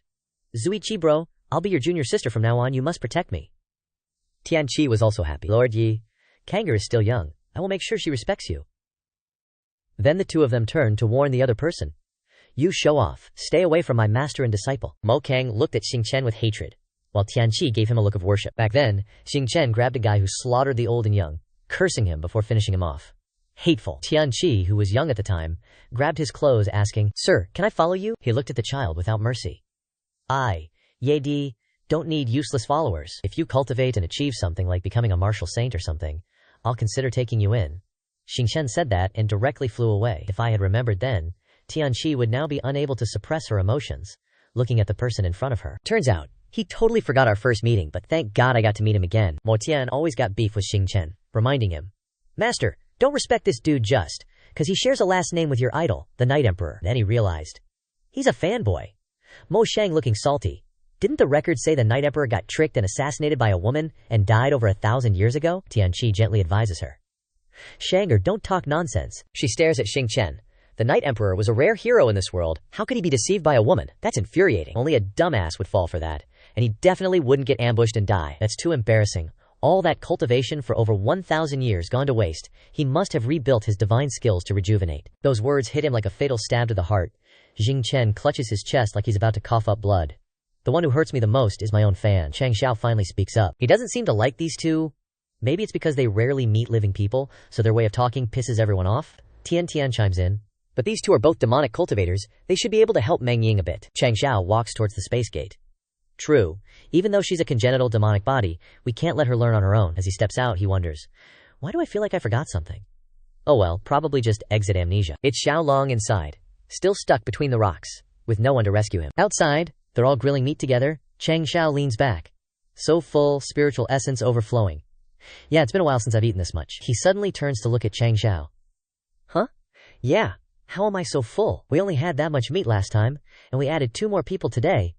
How is there still so much left over?" He suddenly remembers and yells, "The meat destroyer, the eternal king of big talk. Little Long Long fell into the main camp." A massive explosion suddenly erupts from the cave. Tianqi looks in that direction. That seems to be the direction of the main camp. The explosions don't stop. A bird and Zhao Long Long burst out. The bird looks at him hostilely. Zhao Long Long angrily shouts, "Wasn't it just that when I broke out of the mountain I accidentally bumped into you? Wasn't it just that I accidentally burned down your house? Smashed the spiritual fruit you guarded for hundreds of years? Even the spiritual tree was burned down, desperately chasing me to death." He stops talking, realizing, looks like the bird is kinda pissed. Zhao Long Long decides to make peace. "How about this? My master has a lot of money and resources. Why don't you submit to him? Spiritual medicine to increase cultivation can be bought wholesale, and later on, you probably won't even look at stuff like spiritual fruit." The bird flaps its wings and cries out each word. "Can't do it, slave!" Xiao Long Long glares, still not giving up. "You even know how to talk. You must be a spiritual beast, right? Then it's easy to communicate. It's not like you'll be a slave. My master said he'll provide food and shelter. We don't call this a slave contract. At most, it's like an employee. If you don't want to call him master, call him leader." He winks back, signaling. Master, come quickly, my battle form is about to run out of time, I can't beat this guy in my normal state. The bird seems to realize his intentions and lunges. Don't stall for time. Zhao Longlong doesn't mind fighting back, like Long Ji is afraid of you. The moment the two clash, Zhao Longlong suddenly shrinks. He feels like crying his eyes out now. Changxiao rushes over and kicks the bird. Where did this wild chicken come from? Daring to hit my kid. He looks at it in surprise. A mid-grade spiritual beast at the martial sovereign level? I didn't sense its existence at all before. The bird says each word. You sneak attacked. Changxiao doesn't pay attention. He doesn't care about its words. Martial ethics is a forbidden thing in my eternal strongest sect. Except for that Qing Yang guy. After you join my sect, I'll teach you well. A ball appears in Changxiao's hand. He throws it at the bird. The ball falls to the ground with a notification. Ding! Congratulations on capturing the Ma Ling Black Eagle. Changxiao dances and celebrates. He looks down at what he just collected. This bird is called Ma Ling. Could it be the spirit beast guardian nurtured by Ma Ling Valley? Meanwhile, in some secret chamber, a person is sitting in cultivation, holding something unclear in his hand. He suddenly looks down at it in surprise. The Ma Ling Black Eagle has appeared in the world. He laughs excitedly. Ma Ling Valley has a successor. Heaven hasn't abandoned my demonic path, young master. My path is not lonely. The rocks are smashed to pieces. A person strides in. The person is wearing red clothes and looks down at an old man sitting in front of him. Yang Ni of the demonic sect. No matter how deep you hide, it won't help. He laughs smugly. This Ma Mountain is your sacred ground, but with the 10 great masters of the righteous sects here, your demonic sect will perish here. The old man denies. The Dapio is not the Dapio. The old man's expression is gloomy. Demonic is not demonic. I, as a demon, want to do whatever I want? Unforgivable behavior. The old man's gaze is sharp as he looks at the person. You call yourselves righteous, pretending to be holy, with cruel methods and insatiable desires. A chicken-haired guy is there, not caring much. What's the point of talking about morality with you demonic sects? Don't talk nonsense to him. After we kill this old fart, we still have to find the treasures of their sacred ground. The person in red clothing still carefully reminds. You can't underestimate the people of the demonic sect. If we weren't several times stronger than them and had an inside man, we might not have been able to wipe out the entire demonic sect on Mana Mountain. Mailing Valley, the second strongest force of the demonic path 1,000 years ago, would not need this old man if they protected it. A blue ball appears in the chicken-haired guy's hand. The old man's body is full of veins, and his hand grabs the collar of the righteous one. Demonic path ascends to the heavens. Heaven and earth have no thought. My Dadio is not alone. The old man suddenly tears open his clothes, and there is a black circle in the middle of his chest. All those guys who saw it were terrified. A huge explosion burst out, blasting them all away. The explosion is getting bigger and spreading throughout the forest. In another place, Wu Di looks down at the paper in his hand. The sacred ground of the demonic sect has been taken down, but the demonic sect elders self-detonated and leveled Ma Mountain. More than half of the 10 great masters of the righteous path were killed or injured, and there are still several hundred martial kings. Meng Ying pops up from behind, asking, Mengage, what are you looking at? He replies, Hey little tyke, Meng Ying. No need for, Mengage, call me Invincible. -ee. I'm reading the latest Jianghu news compiled by Mai Yutang. Invincible glances at the paper. It's written by order of the sect leader, saying it's to make it easier to grab public opinion later. Mara Mountain's been leveled, and every last remnant of the demonic sect bit the dust. Meng Ying hears this and gets eerily silent. The red mark on her forehead glows, and a purple shadow crawls out of the kid, yelling, Blood debts of millennia! Sooner or later, I'll make you righteous bastards pay with your lives and souls. A hand reaches out and grabs it. Invincible yanks hard and warns, I told you not to randomly appear and take over Meng Ying's body. He seems kinda pissed. As a pet, you gotta have some self-awareness. Stop scaring kids all the time. If you mess with Meng Ying's physical and mental health, I'll tear your soul to shreds. The demonic shadow panics and quickly retreats. Spare me, sir. I'll go back and write a self-criticism. Invincible demands it be over 800 words, and actually emotional. When Meng Ying regains consciousness, he tells her, Meng Ying, that news was too violent, let's read something else. Meng Ying starts reading. A certain anonymous sect leader's compilation of the 10 best places to stash funds, with the top spot being the soles of shoes. Invincible comments. I might know this author. A huge shadow looms over the courtyard in front of the door. The bird slowly lands, and a voice comes from its back. Meng Ying, we're back. Invincible thinks to himself. Brought companions and a teacher too. Such a big bird. Looks like the sect leader had a good haul this time. Mo Kang looks at Meng Ying and asks Changxiao. This is the self-taught demonic cultivator you mentioned? Kang gives Ni's Tyi a creepy smile. Little girl, you're so cute. Your name is Yao Meng Ying, right? I'll teach you the martial arts of the demonic sect later. You can call me Teacher Mo. Meng Ying hesitantly calls out, Mo, Teacher Mo. Mo Kang suddenly jolts. She can't help but kowtow to the ground. What the hell's going on? Why am I kneeling? The demonic shadow crawls out of Meng Ying again. Insolent demonic whelp, daring to disrespect this emperor. Cheng Zhao is wary. That's the demonic seed in Meng Ying's body. Zheng agrees. That's right, his strength is unfathomable, and he's neither friend nor foe, but they immediately shut up when they see Invincible casually smack the demonic shadow. Disrespect you? 2,000 words of self-criticism, needs to be heartfelt. Xing is confused. Has Invincible's strength improved this fast? Why do I feel like he's about to catch up to me? Changxiao also feels something's off. Why do I have the feeling of being overshadowed by a disciple? He puts his hands in his pockets and walks towards Mo Kang. Meng Ying represents the Myriad-era Demon Emperor. It's a little inappropriate to call others, Master. Gotta give the old senior some face. Changxiao mischievously suggests. Mo Kang, call Meng Ying little boss, from now on so the seniority isn't messed up, and you'll be the one and only second-generation disciple of our Myriad Ages sect. Below 1 person, above 10,000, all the disciples of the sect are your elders. Don't call them the wrong thing later. Kang looks at him, head full of question marks. Meng Ying pats her chest confidently. Little Momo, don't worry. If you teach me demonic arts, I'll protect you. I'll ask Dodojiji to protect me and you. Mo Kang is speechless and can only lament. Master, please come out and say something for me. I've become someone with seniority right from the start. In Xingyang City, someone raises their hand and looks at the small ice crystals on it. That girl's back in Xingyang City. We didn't wait in vain. The old man turns to look at the people behind him. Everyone, we must strike quickly and decisively. They are all wearing the same kind of clothing and face masks. Several boxes float in the air. Changxiao controls them, pondering. Now that we have a reliable demonic cultivator teacher, we also need to choose a powerful enough teaching material for Meng Ying. The system suggests focus on martial arts mental cultivation as the foundation. So I suggest first finding a powerful demonic sect mental cultivation scripture from Meng Ying. I spat blood to get this one. This is the Blood Cloud Heavenly Remnant scripture. When it's mastered, the attacks unleash a rolling sea of blood. The power is extremely domineering. The exchange condition is 599 secret manuals. He agrees immediately. 599 volumes is pretty expensive. Can I even cultivate it? It tells Changxiao about the characteristics of the technique. This technique doesn't follow the normal path. Righteous martial cultivators, once they cultivate it, will lightly lose all their power and heavily explode and die. Too bad, he muses. This technique sounds pretty impressive. But after thinking it over, can it be used to take down enemies? After a while, Changxiao presents 2 red books in front of Mo Kang and Meng Ying. They each take one and start reading. Mo Kang is curious. Isn't the Myriad Ages sect a righteous sect?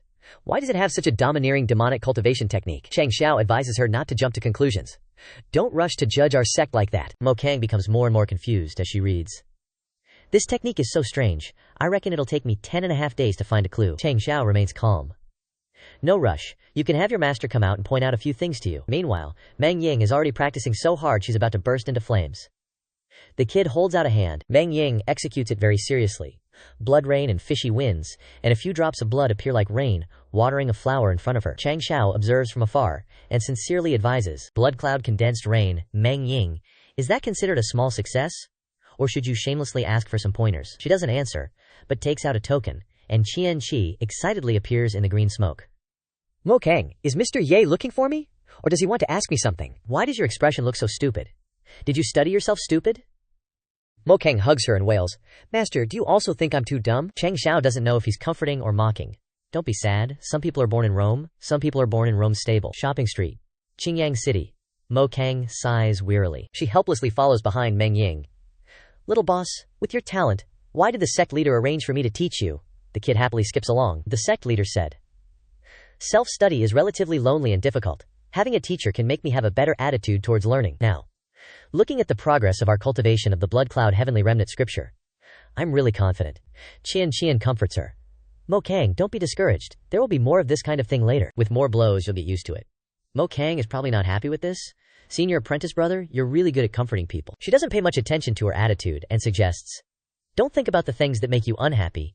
Think about the things that make you happy. Today, we're here to shop and relax. I'm paying. Elsewhere, Changxiao turns around and asks, Qingyang, did you see the shoes I changed into this morning? On the other side, Mo Kang has several bags of stuff hanging on her arm. She marvels. The goods on this street are all so beautiful, so fashionable. Qian admits. The sect organized a vote, and only the most famous brands can enter this street. Mo Kang wonders, where do I get money to have the power to spend here? She explains. Completing sect missions will have corresponding rewards. The Extreme Ice sect leader stands in front of them and performs a spell.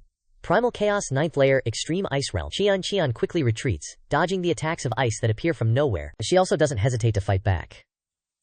Mo Kang stands behind, not understanding anything, and just dumbfounded. Part of Qian's face is covered by a thin layer of ice. The Ice-type Martial Emperor Extreme Ice Lord can't help but praise. As expected of a rare Ice-type genius, Even under my attack, you can still block my extreme ice realm. He makes an offer. I formally invite you to join my sect. Only my extreme ice palace will not bury your ice-type talent. Qian coldly sneers. Invite! Why do I get the feeling this is a robbery? Her eyes sharpen. Did you not investigate carefully enough? This Qingyang city is the base of our myriad ages sect. Where's my Yutang? Several people holding knives jump out from behind the old man. At the same time, several masked people also appear, standing behind. One of them raises his hand. Some chump from Plum Blossom Hall got instantly iced. And after freezing everyone in place, the masked goons mocked their representative. Just stepped into Southwest Yang province and already hearing this? With my measly Martial King level, it'd be a pain in the ass solo. But we're going for a speedrun. 4 high-grade Martial Emperors, plus me, a peak Martial Emperor. Ice Queen is still playing hard to get. Just come back to Extreme Ice Palace, no funny business. She gestures at a frozen dude. The ice is fragile, you know? Tian's face darkens. A voice from behind makes her jump. Peak Martial Emperor? Talking mad smack? Tian Chi spawns from a card. I hope I'm qualified to object? Ice Queen is shook. A semi-saint soul? Wanjiyu sect had this up their sleeve? Tian Chi crosses her arms, smirking. You guys gonna tie each other up? Or do I gotta beat you into submission? Then she's like, pity, pity. Ice Queen's eyes light up. A semi-saint? Running into my extreme ice palace? Someone sprints in. Changxiao arrived just in time. He suddenly realizes something, staring at Tian Chi frozen in the ice, and curses. Shit! A small flame ignites in his hand. Changxiao uses his skills to thaw everyone. A Plum Blossom Hall dude reports. Sect leader. They weren't even trying to hide. 5 high-level martial emperors from Extreme Ice Palace. Huff huff. They came prepared and locked us down in an instant. Then threatened our senior apprentice sister to go with them. Qing Yang chimes in from the back. Extreme Ice Palace? Heard of them. 4th-rate sect in northeast Lu province. Their palace lord is supposedly a peak martial emperor, said to be the closest 4th-rate sect to 3rd-rate. Changxiao clenches his fist, pissed. I don't give a damn about 4th-rate or 3rd-rate, you mess with my people? A gust of wind blows his hair and clothes. Has it been too long since we threw down? They've forgotten that my Wanjiyu strongest sect is all about the family? Changxiao shouts. Demonic hawk. The bird shows up ASAP. He hops on its back and orders the others. All inner disciples, assemble. Prepare to advance on northeast Lu province. Outer disciples, go to level 1 alert at Plum Blossom Hall. Gather all intel on Extreme Ice Palace. Get Hidden Dragon Pavilion to help. Changxiao sits tight on the bird. Everyone move out. I'll try to intercept them. The bird zooms off. A voice says, you're no match for them now. He calmly asks, so what? It's asking for backup. I'll help you find their location. Changxiao's a bit surprised. Thought you'd tell me to chill, but it feels so normal. This is the real Tian. I couldn't do any better, even if I tried. What's that saying? If there's no one in this world you're willing to die for, he finishes? What's the point of living? It reports the location. 50 miles away, but the enemy's a peak martial emperor. Plus they have a trump card that can one-shot a semi-saint soul. Unlocks a new task. Can convert all current contribution points into experience, but can't be higher than draw. He doesn't hesitate. What are we waiting for? Convert it all. I'm a mid-grade martial king now, with almost 20,000 points. A notification pops up. Contribution points do not exceed 20,000. Changxiao's body seems to be undergoing major changes. A huge explosion rings out. A dude over here is shocked. Palace Lord! A loud explosion suddenly comes from behind. Ice Queen glances at him. Did Wanjiyu sect catch up? Changxiao appears behind this guy out of nowhere. He punches him in the face. Get lost! The other scrubs get wrecked. Ice Queen stands with her hands behind her back. Wanjiyu sect leader, Jun Changxiao. Seems like the intel that said, you're a mid-grade dual-sword martial king, comparable to a mid-grade martial emperor, was a little off. A dark aura surrounds her. Your surging Q and blood are already at the peak of the dual-sword martial king. Changxiao doesn't care, threatening. This is the cultivation I got by selling my possessions. Hand over Tian, and I might just break both your legs, she orders. You guys take the Holy Maiden back to Extreme Ice Palace first. I'll deal with this little brat. Changxiao sees Tian about to be taken away and calls out, Tian! She turns around and he's shocked by her expression. Then they zoom off with her. Ice Queen tells him, only by handing this girl over to my Extreme Ice Palace can we help her sever emotional ties and enter the highest realm of the ice system's supreme emptiness. Before she can finish, Changxiao smashes her right in the face. Supreme emptiness, my ass. That's the first time she's ever looked at me with such cold eyes. He reaches behind him and yells, compensate me for my mental damage. A blade slashes down, but Ice Queen barely dodges it. She thinks, he's a martial king. Am I really gonna have to use my trump card this soon? Over there, Xing Chen asks Tian Chi, whose body is shaking, are you okay? The ice trapping you is a little tricky. You're a semi-saint. Even if your soul form's a bit weak, you shouldn't be beaten this fast. Tian Chi looks up and replies, Dada Tian Xin, the sect leader is in danger. That guy's a descendant of the Ice Emperor. He's like, the Ice Emperor? That old geezer's descendant? Wait, doesn't he know the Ice Emperor's most annoying move? Back at the fight, Ice Queen pulls down her face covering. Spirit summoning. There's a strange pattern carved around her mouth. Immortal Emperor's aura, merge with me. Something huge suddenly appears, charging towards Changxiao. Glacier's breath. He doesn't panic, even commenting, this spiritual power is way beyond a semi-saint. Changxiao gets encased in ice, but still smiles calmly. I baited out your ultimate move. A huge pillar of ice stands tall. Ice Queen pants, staring at the guy trapped in the ice. Using spirit summoning twice in a row is really pushing it, but their sect is truly bizarre. She's sweating bullets. Those peak martial grandmasters from Plum Blossom Hall had martial king level combat power. And this sect leader is even weirder. A martial king who can suppress a peak martial emperor like me. Just then, Changxiao appears behind her, raising a fist, grinning. Still, Palace Lord's move is strong, defeated a semi-saint in one move. Another one down for the Palace Lord, she humbly says. It was just a coincidence. A soul form is naturally suppressed by my extreme Ice Palace's techniques. I'm old, one more time, and I might not be able to take it. Then he puts his hand on her head, making her eyes widen in shock. He turns her head to face him, giving her a creepy smile. Then I'm relieved. Suddenly, it explodes, sending fire flying everywhere. Ice Queen gets blasted away. Impossible! Absolutely impossible. She's unintentionally injured on one shoulder, panting in disbelief. How could you dodge the Ice Emperor's power? But before she can recover, she stares in disbelief at what's in front of her. Changxiao splits into three, with 3 different powers in front of her. The one in the middle speaks. Either you tell those little shrimps to bring Tian Tian back now, he smirks menacingly, or I'll use you as a sacrifice and send everyone from Extreme Ice Palace to meet you before your 7th day ceremony. That old dude panics, clutching his wound, trying to explain. Calm down, my Extreme Cold Palace isn't some run-of-the-mill 4th-rate sect, but our guy ain't having it. Guess there's nothing to talk about then, perfect. And with that, his 3 clones jump in. Alright Gramps, patience expired. Extreme Cold Sect Master screams like a little girl. Are you guys just gonna stand there and watch? He's throwing shade left and right. Without me, none of you are getting into the imprintless ice sea. Ice blocks start popping up after his words. And Changxiao gets cock-blocked by a huge ice chunk. Our MC melts the ice in front of him like it's butter. Turns out the Extreme Cold Palace, a 4th-rate sect, has the sect master plus 3 other guys looking all badass. He reconsiders. 4 peak martial emperors. The blindfolded dude gives a friendly smile. Sect Master Jun misunderstands. We're from different sects, but we're all in this together. Can't just watch the Extreme Cold Palace Master die. The elegant girl chimes in. It's not worth making such a scene over a disciple. She can get better ice-type guidance here at the Extreme Cold Palace. I can make the call for the Extreme Cold Palace to compensate you handsomely. Changxiao's had enough. Cutting them off.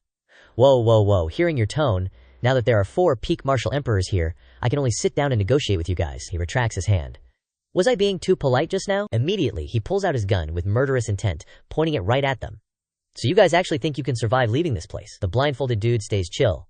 Sect Master Jun, discretion is the better part of valor. Don't be ignorant. Changxiao is reaching his rage limit. Hope you can keep that arrogance later. Suddenly, Xing Chen's voice cuts in, cooling him down a bit. Sect Master, hold up! He's hiding behind an ice block, looking up at them. These guys are all descendants of the Ice Emperor. That dude loved starting sects. From what I know, he had 9 sects under him back then. In other words, he looks at them all carefully after the warning. They're the Ice Emperor Alliance, at least 9 peak martial emperors, and they can all use divine descent. Using that knife will leave you weakened, and there are definitely more Ice Emperor's heirs lurking in the shadows. We don't have the firepower to deal with them right now. Our guy telepathically replies, Xing Chen, you're right. If we let them know how OP Nanchao's blade is, how can we bury them together? The two share a twisted smile. With that thought, Changxiao flies up higher than them. I'm not confident I can keep all of you here today, but if I go all out, I can definitely take a few of you down. He gives them a serious warning.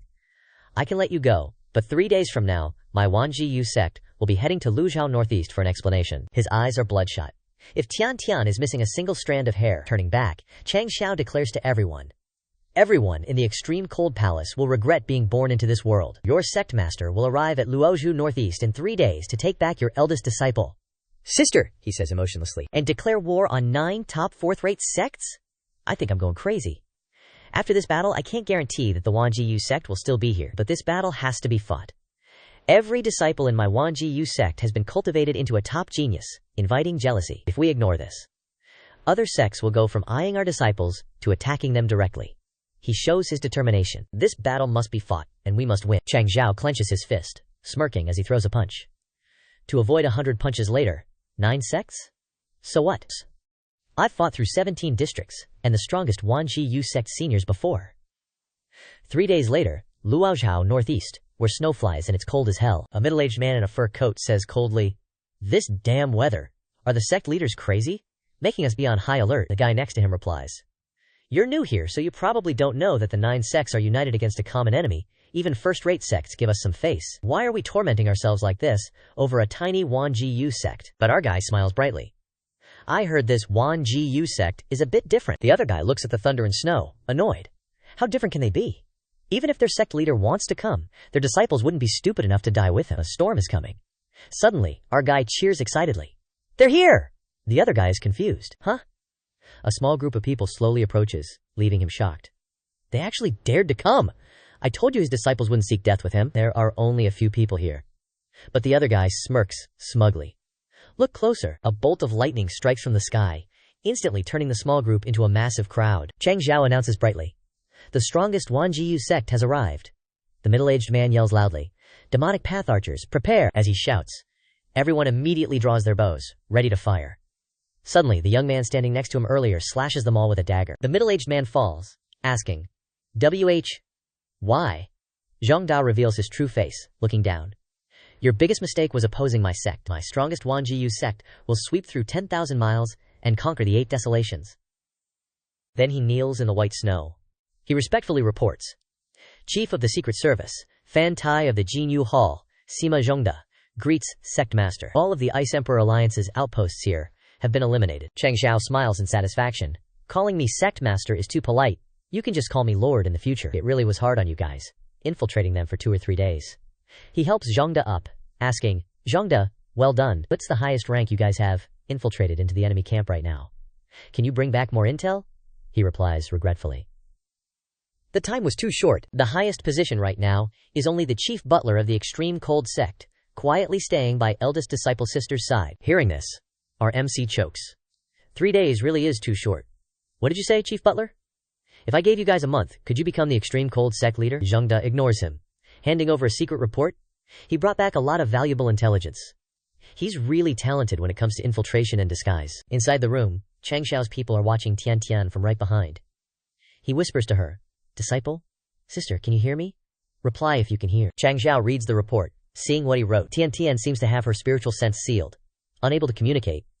They want to turn Tian Tian into some kind of holy maiden. There are also young men and women in the extreme cold sect, competing to become the holy son and holy maiden. Zhongda points to the illustration, guessing. The others must be from the Ice Emperor Alliance's 7 sects. Their cultivation methods are all derived from the Ice Emperor's art, but they inherited different strengths of the Ice Emperor, like hair, eyes, mouth, skin, left hand, left foot, sword. After reading, our MC's face goes grimace. Is this a map of power distribution or a crime scene diagram? They're dismembering their ancestor. Xing Chen in the back is just as speechless. The Ice Emperor must be a special case. Other martial emperors are still pretty normal, right? The girl in the back remembers Tianqi and cries, "Not necessarily. My master still keeps a strand of Night Emperor's hair to sell." These martial emperors are all useless. They're speechless at her antics. My reputation. Back to the main point. Cheng Qing wonders, "Zhongda, with the info you've gathered, where should we attack next?" He grabs a stick, drawing a line in the sand. From Dudu's intel, the 8 sect leaders have gathered at the extreme cold sect, but there's one. He looks ahead, stating, "The Snow Origin sect leader isn't far from here, but is still slow to move." Cheng Qing, with hands behind her back, asks, "Just him? Could they be setting a trap for us at the Snow Origin sect?" Zhang Da replies confidently, "Probably not," Dao Dao said. "The other sect leaders are resentful of the Snow Origin sect's tardiness. At the Snow Origin sect, a man is chowing down on meat. They always say I'm late, but this time I left 2 days early." The East Lord impatiently orders the old man behind him, Lao Hong. "The meeting is set for the 5th. I'm leaving on the 3rd. Prepare my stuff." Lao Hong respectfully informs, "Sect leader, the meeting is on the 3rd. The other sect leaders are probably drinking tea already." He panics, yelling, "Why didn't you remind me?" The old man remains calm. "This old servant thought you enjoyed arriving last. That is." But he immediately perks up. "Doesn't this mean the Wang Jiyu sect is probably close by? The other sect leaders told me the Wang Jiyu sect's leader is wicked. Don't fight him head on without at least 2 peak martial emperors." Lao Hong raises a finger with a flame aura, smirking, "Let's not even talk about if they can break through this old servant's linked formation, even if they somehow reach us." The East Lord excitedly finishes, "It'll be a good chance to show them the strength of the upper 3 sects." Outside, Changxiao overhears this. "Upper 3 sects?" Zhang Da confirms. "That's right. Based on strength, the Ice Emperor 9 sects are divided into the upper, middle, and lower 3 sects." He points out, "The eye represents the Autumn Water sect, The mouth represents the extreme cold sect. The snow origin sect represents the left foot. Hearing this, Changxiao scoffs, turning away. If they're on the same level as that extreme cold sect brat, no need to worry. I'll finish them in a few moves. Sect leader, you're mistaken, he retorts. Zhang Da's expression is serious. The snow origin sect leader's individual strength is rumored to be on par with the first-ranked autumn water sect leader, while the extreme cold sect leader's combat strength is basically at the bottom of the 9 sects. His words make Changxiao stop to listen. In that case, the extreme cold sect still holds its place in the upper 3 sects. I fear there's an existence in the extreme cold sect surpassing Martial Emperor. And I dare guess, maybe the snow origin sect too. He exhales slightly. A formidable opponent, he smirks with interest. Worth Wan Jiyu strongest sect sending me. The East Lord is also eagerly waiting for them. Then the group swarms towards the snow origin sect. Zuiji is in the lead, when suddenly he sees snow flying up around him. The snow lands on his shoulders. Immediately, a shocking explosion erupts before them. The girl from before jumps, crying, while Changxiao remains unfazed. Zuiji Shiba! The explosion is so big, even the black cat on the roof is startled. Inside, Lao Hong probably senses something. The formation has been triggered, he sneers, reducing their numbers before the fight. I hope the Wan Jiyu sect won't go crazy. At this moment, Zuiji, still alive, emerges from the smoke. Sect leader, he reports. Naked? There's a bomb, very powerful. The girl immediately covers her eyes. Changxiao is speechless. I can see that. It blew off your clothes, how brutal. At least leave a piece of cloth to cover yourself. Lao Hong cheerfully suggests. Sect leader, shall we go out and take a look? He seems pleased with his trap. They're struggling, trapped in the linked formation outside, just as planned. Changxiao frowns, judging. This is tricky. He looks at the ghost-like things floating before him. The entire mountainside is covered in activated explosive formations. Can't have everyone running around naked because of these petty explosive formations. Then he nonchalantly says, Zuiji, you're used to running around naked, so go find a way out. After all, you lose a set of clothes every 100 kilometers anyway. He immediately freezes. Sect leader, I'm not mentally prepared to be a pervert yet, he suggests. Sect leader, how about we do it together? Xiao Mo steps forward with Li Fei, suggesting, because we're afraid of pain, we've put all our stats into dodging. With that, he lightly raises a foot, and the two quickly dash off, sending snow flying behind them. The explosions create a cloud of snow, obscuring the area. The East Lord, watching them happily glide, questions, this is the flawless formation you spoke of? Looks like they're having fun. After a while, Xiao Mo and Li Fei stop. Sect leader, they point to the snow pits they created. Snow's cleared. Welcome to visit. The East Lord excitedly stomps on the ground, launching himself. I've long heard of the Wan Jiyu sect's disciples. Extraordinary strength, and now I see it. He lands before Changxiao. Even better than the rumors. He cheerfully suggests as his subordinates gradually fly over. Soldiers fight soldiers. Generals fight generals. If your disciples can't be judged normally, then let them compete with my snow origin sect's elders. His words are laced with sarcasm. As the East Lord, we'll take a loss. You can outnumber us. After all, your resources are scarce. You don't have the strength of the martial emperor realm. Then he leans close to Changxiao, sneering. We're a sect with thousands of years of history. How could a small sect like yours compete? But he calmly retorts. Thousands of years and you're only a fourth-rate sect. The bricks in my house can grow grass on your grave by half a meter. Not only is he unafraid, but he also smirks, facing him. Besides, the title of elder isn't exclusive to your snow origin sect. Brothers, someone wants to bully the small with the big, what do you say? Just then, some old-timer stepped up and patted him on the shoulder, saying, when your disciples are too outstanding, they'll run into this kind of trouble. Zhang Shi and the elders step forward. Our group of elders has always been unknown. At this moment, Changxiao worriedly asked Wei Lao, how are you doing? The old man comforted him. It's no big deal. What I've learned is to overcome strength with softness. Besides, he gave a weird smile. Never underestimate a master of herbal medicine. He praised with a hand over his heart. Wei Lao was so full of righteousness back then, but now he's finally accepted our sect's corporate culture. I feel so relieved. Then he called out to Dejun. Fake-ass old man, cheer us on. Dejun raised his hand and chanted, heaven and earth are boundless. Qian-kun borrows the law. Immediately, a flame erupted on their side. Lao Hong's competitive spirit began to flare up. You think we don't have a formation master at the level of Formation King Wang Jie? Watch me break your formation. But something made him stop dead, eyes wide. Suddenly, incomprehensible words appeared in front of him. This chapter requires payment. Please purchase to read it. Perpetual payment required. 68 points. He was stunned, sweating profusely. What kind of formation is this? Perpetual? Dejun smirked smugly. The mysterious escaping technique that sect leader gave me has helped me a lot. This barrier that's been blocking me for years is broken with one spell. Under my formation emperor buff, let's see how you turn the tables. My comrades, for the glory of the elder group. As soon as he finished speaking, Everyone rushed forward to eliminate them. The Eastern Tao Lord discussed the chaotic scene before him. It's been years since I've seen a formation emperor. Their attack can make up for the difference between a peak martial king and a martial emperor. Changxiao followed up with a suggestion. If you're interested, why don't we watch their battle first? The two of them simultaneously lifted one leg. That's what I was thinking. Then, without prior agreement, they rushed in and started kicking each other. The two of them simultaneously accused the other. Knew you were a sneaky bastard. The Eastern Tao Lord raised his fist in praise, to be able to exchange kicks with me without getting hurt or pushed back. He rushed forward and threw another kick. Looks like you're also a footwork expert. After the kick, he landed on the ground with satisfaction, feeling refreshed. To actually make my foot a little numb. He paused mid-sentence, his face blank. You're worthy of being proud. Changxiao squatted down casually, dumping all the rocks out of his trouser legs. You actually shattered my reinforced shield. You're indeed a master of low blows. I'm ashamed to admit I'm not as good. Then he looked up, smirking. The things I know are a bit of a mixed bag. Specializing in one skill is more of a loss than a gain.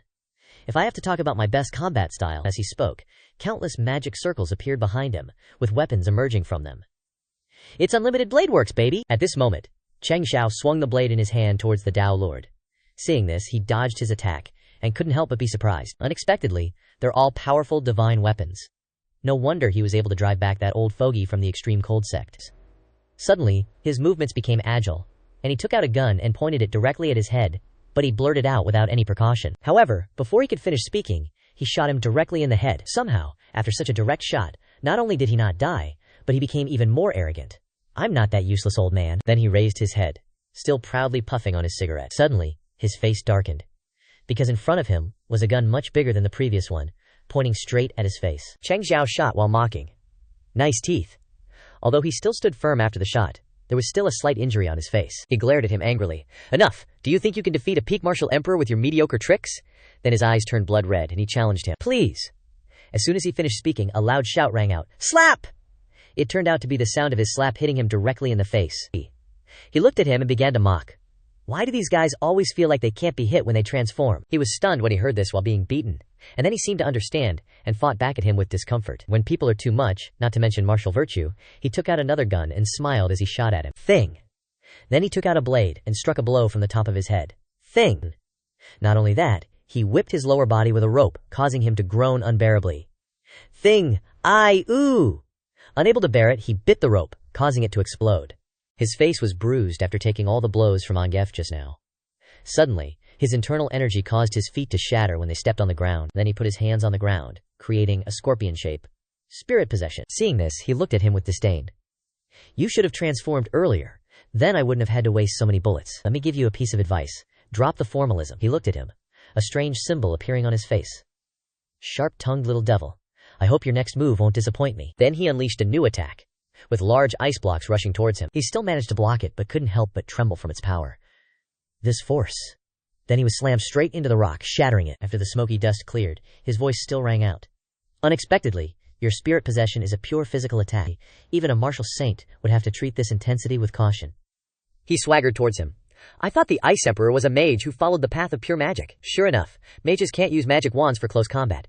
Not ashamed of being a martial emperor. Arrogant brat, you can't even take one of my moves. And you dare to challenge the Ice Emperor Alliance? You still have an ace in the hole, huh? I remember the Extreme Cold Sect leader saying you have some kind of clone. He took off his coat confidently and looked at him. A spirit armor clone is somewhat effective against enemies who aren't much stronger than me, but dealing with enemies who have a clear advantage in strength like you will only distract me and won't be of much use. Suddenly he rushed forward triumphantly. In that case, go to the underworld and repent for your arrogance. He used his hand to block his attack. You're not qualified to see my real ace in the hole yet. His expression turned angry. However, killing you isn't difficult for me either. However, I'll change the spirit armor clone a bit. External avatar. I'll return to my body. Then he saw something terrifying and broke out in a cold sweat. At this moment, Dude showed up with a bunch of arms behind his back, each arm wielding a different weapon, surrounded by a super flashy light show. He smugly looked down at the tiny dude below. Wanna try getting ganged up on by a million hands, Lil? Scorpion? But still gotta think about that spirit manifestation. Burning too much spirit energy. Gotta be quick! Right after, he pointed down, and the arms immediately attacked. Couldn't even fight back. Seeing that, he screamed in terror. Spirit Lord, save me! Immediately, a giant scorpion appeared, startling our guy a bit. Now Changxiao was facing a scorpion monster many times bigger than him. He scoffed. Oh great, another semi-holy spirit beast. He pointed at the monster. How about we deal with this small scorpion first, then discuss compensation details, alright? The monster stabbed at Changxiao with its tail. He jumped into the air to dodge, looked down at the Tao Lord on the monster's back, and smirked, tasting a bit of blood. Shuiyuan Sect, you guys were hiding this pretty well. What kind of fourth-rate sect has two semi-holy powerhouses? Dao Lord kneeling on a monster's back. Spirit Lord buddies with an ice emperor back in the day. Too bad the Spirit Lord sleeps most of the time, only pops out in emergencies. He looked at Changxiao with a wicked smile. Spirit Lord is the real deal. Plus, spirit beasts are already stronger than humans of the same level, so even if a martial saint showed up, we wouldn't be scared. His eyebrows furrowed. After we kill you, we'll butcher every last one of your disciples. Who? The Tao Lord noticed something was wrong when he looked behind Changxiao. Where'd the disciples you brought go? How'd they all run off? Changxiao grinned, pointing behind him. Those little brats are all busy. Probably having a lively discussion in your sect right now. Right then, a Tao Lord disciple was sent flying through the iron gate, landing in the courtyard. Qingyang sneered. As expected of a fourth-rate sect, he put his hands behind his back and swaggered in with his fellow disciples, looking around and complimenting his teammates. This gate is made of 1,000-year ironwood. You almost kicked it down. When we get back, we gotta beg the sect leader to praise us. We deserve to be the top disciples. Qingyang's display pissed off the Tao Lord's disciples. They roared curses at the arrogant bastards. You really don't think our Zhuiyuan sect disciples are worth a damn? Brothers, let them witness the power of a fourth-rate sect. Qingyang calmly smiled.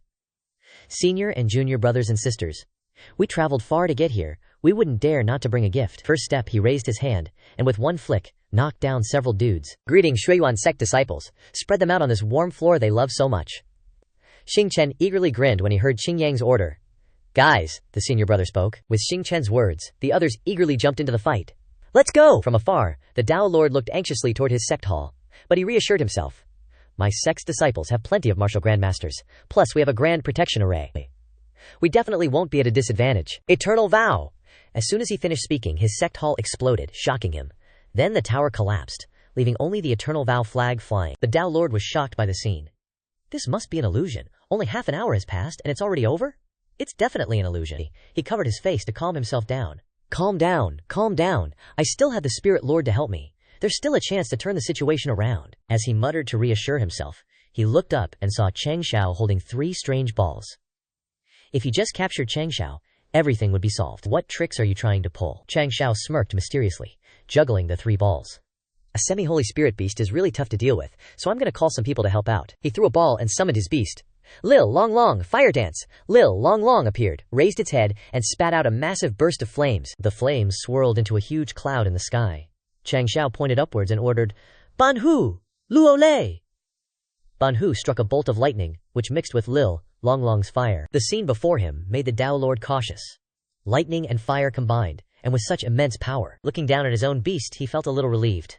Fortunately, the Spirit Lord wouldn't even bother with these small tricks. Suddenly, Changxiao pulled out a brown pig, which looked harmless. Peppa Illusion Beast! The pig's eyes turned white, and a light shone directly on the center of the fire and lightning vortex. From that center, a sharp white tusk emerged, and a powerful spirit beast in the shape of a flaming red pig, surrounded by lightning, stepped out. Honghe Ancient Thunderfire Griller. Changxiao introduced his spirit beast. I transformed the spirit beast in the beast skills to create this super invincible combination technique. The 2 beasts stood facing each other, and the opposing atmosphere created sparks of lightning. Changxiao held the last ball and opened it. He consoled. Lilil, Eagle, you joined late, so there wasn't time to take you to practice combination techniques this time. Next time. I definitely will. Just watch this time. Looking at the spirit beast Eagle, the Tao Lord Scorpion monster shuddered and broke out in a cold sweat. It trembled and stammered. Demon Lord Black Eagle. The spirit beast Eagle stepped forward. Oh, just said to raise your wings, slapped the scorpion monster in the face and yelled, Call me your majesty! This scene stunned Changxiao and the remaining spirit beasts.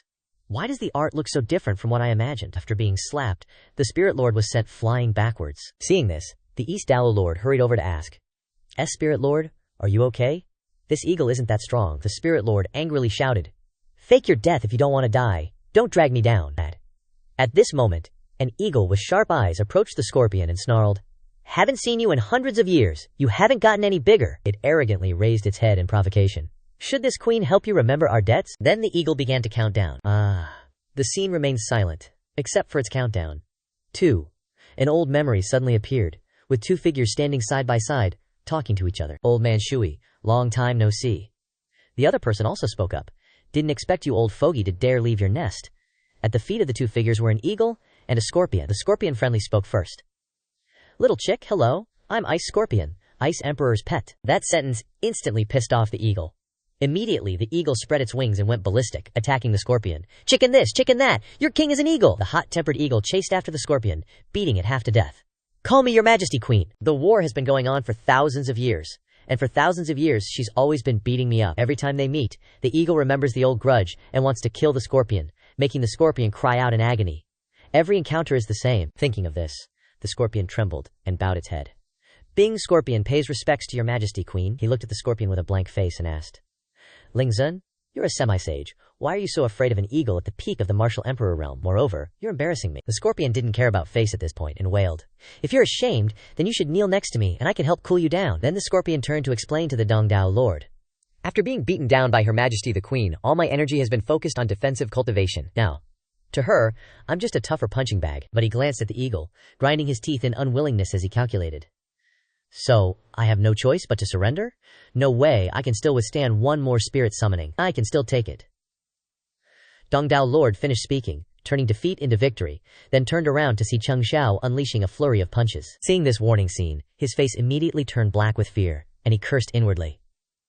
Cut to a scene of the outside of the Shuyuan sect at night. Inside, the disciples were cleaning up. One disciple was dragging someone. This is the last one. Before he could finish, Qing Yang threw the guy to the ground and turned to suggest to Xiao Mo. There's still such a big empty space. What should we do? Xiao Mo, why don't you sacrifice yourself a bit and lie down here? He immediately waved his hands in refusal. Senior brother, the sect leader said you have OCD that needs treatment. While they were talking, something suddenly fell heavily. The two of them turned to look and exclaimed, Oh wow, it just gave birth. It turned out that the Dongdao Lord had just been punched by Changxiao right into that empty space. Seeing this, he exclaimed, Perfect. At this moment, the system suddenly sent a notification. Ding! Congratulations to the host for defeating the Shueyuan sect. He smugly smiled from ear to ear and urged, Stop beating around the bush, give me the rewards. The system quickly displayed the rewards. Receive 2,000 contribution points. XL Experience Talisman. XL Supreme Grade Sword, Dao Qiankun Talisman. He picked up a talisman and considered. Supreme Grade Sword Dao Talent and Experience Talismans are now treasures that can increase my combat power. But the Qiankun Talisman, he brought the talisman closer to see clearly. There was only a red circle with incomprehensible Chengxiao characters. I saw in the summary that it is a creation talisman, capable of heaven-shattering and earth-overturning power, depending on the user's potential. Minimum requirements. He read and laughed maniacally, making Xingxian sweat. The sect leader's laughter gave people goosebumps. Changxiao turned around and smiled strangely. Now, I just want to rush to that extreme cold palace immediately and make it clear to those sect leaders, whose soul-wishing bell is it? Then, he instructed Qing Yang, who was busy on the other side. Qing Yang, keep a few experienced people, then clean up the gold, silver, and jewels of the Shuyuan sect. The rest of you, follow me to the extreme cold palace and set off. At this moment, the Dongdao Lord, lying on the ground, suddenly groaned. Gentle. Be gentle. Suddenly, someone flew from afar, with extremely cold eyes. That person grabbed the unconscious him and quickly ran away. Seeing this, Changxiao's disciples raised their rifles and warned, Now that you're here, don't even think about leaving. In an emergency, that person raised a finger to his face and summoned, Spirit Summoning. As soon as he gave the order, that person's entire body suddenly changed, and spiritual energy surrounded him. Immediately, that person flew away in the stunned gazes of his disciples. The people below clamored to chase after him. He escaped too quickly. He must be another sect leader from the Ice Emperor Alliance. Chase after him. But Changxiao spoke up from behind to stop them. No need to chase. He smiled deeply and walked over. The prey must huddle together to be wiped out in one fell swoop. Then he snorted coldly. Ice Emperor Alliance? Changxiao's eyes were sharp and full of death. I'll dig up your ancestors' graves. Cut to the extreme cold palace. A subordinate hurriedly reported. Sect leader, the old sect leader of the Mawu Hall, asked about what. That subordinate cupped his hands respectfully, stammering to report. That new girl from the Wanji sect here. He continued to explain. Has resonated with the spiritual tablet of the founder, making the old man a little stunned. After a long time, he finally smiled with delight. Good, good, very good. Red veins were clearly visible in his eyes, and his expression was extremely terrifying. Play for our extreme cold palace. Play for our Ice Emperor Alliance. At this time, at the extreme cold sect, the old sect leader of the Mawu Hall hurriedly walked over. He panicked, opened the door and ran in, asking, What's going on? He only saw Tian Tian merging with the founder of the extreme cold sect. Seeing this, the old man knelt down and paid respects to the Ice Emperor, asking the founder to descend upon Ming Qi. At this moment, she walked closer and Tian Tian gently opened her mouth. She spoke high and mighty. Dog SHT, is it almost time? These words confused the old man, and he asked, Dog SHT? Does the Ice Emperor founder raise pets? Suddenly, Tian Tian collapsed in front of the old man, and the Ice Emperor founder's spiritual tablet also fell and broke in two. The old man excitedly stood up and exclaimed, with just the most ordinary spiritual tablet she can connect with the founder. Her ice-type talent is indeed rare in a millennium. He turned to speak to the subordinate behind him. Zhao Chief Steward, quickly arrange for Lu Tian Tian to enter the boundless ice sea. The subordinate also bowed his head in response. Yes. The old man turned and walked away, laughing loudly. If she completely sinks in the boundless ice sea, she will definitely invite the Ice Emperor back. Destroying the Wan Ji sect will be as easy as flipping a hand. Seeing that the old man had disappeared, Zhao Chief Steward secretly approached and whispered to her, Senior sister, you must wake up quickly. This guy worriedly analyzed. If you are thrown into the boundless ice sea, even if you are a sect leader, you won't be able to bring you back. But at this time, Tian Tian's mind was still not clear, and her mouth only mumbled unconsciously. Dog Sht Changxiao, after hearing the intelligence report, was puzzled. Boundless ice sea? Zhang Da also replied. That's right, this is the news that Du Dao just sent. Then he explained clearly. Boundless ice sea, 1,000-mile extremely cold ice sea, rumored to be the place where the Ice Emperor died. Over the millennium, the Ice Emperor Alliance has been constantly collecting ice-type geniuses from all over, wanting to use them as sacrifices to the boundless ice sea in exchange for the Ice Emperor's remnant soul. So from the time the Ice Emperor Alliance began to form, there has only been one goal. He curiously turned his head to look back, waiting for more. Zhang Da added, to complete the true spirit summoning, resurrect the Ice Emperor. But Changxiao didn't believe it, patted him on the shoulder, and turned away. Superstition! How can you be resurrected after dying for thousands of years? He also bowed respectfully, and persuaded. Indeed, so this goal of the Ice Emperor Alliance is more like a means of using religion to manipulate people's hearts. Suddenly, a hand was placed on his shoulder. It was Jing Shen. He looked at Changxiao seriously as if to say, trust me. Then he advised, don't regret it for life because of one carelessness. Sect leader, trust me this once, rather believe it than not believe it. Nishaj. He was silent for a while, finally agreeing, okay. Then, Changxiao turned to ask, Zhang Da, how is the person you sent into the boundless ice sea last year? Zhang Da immediately replied, the person from last year did not succeed in summoning the spirit, but their life is not in danger. Zhang Da remembered those people from before and continued. But according to rumors, all of them have changed their personalities, do not recognize their family, and will only stay in the Ice Emperor Alliance to practice ruthless and emotionless ice techniques for the rest of their lives. He wondered in his heart.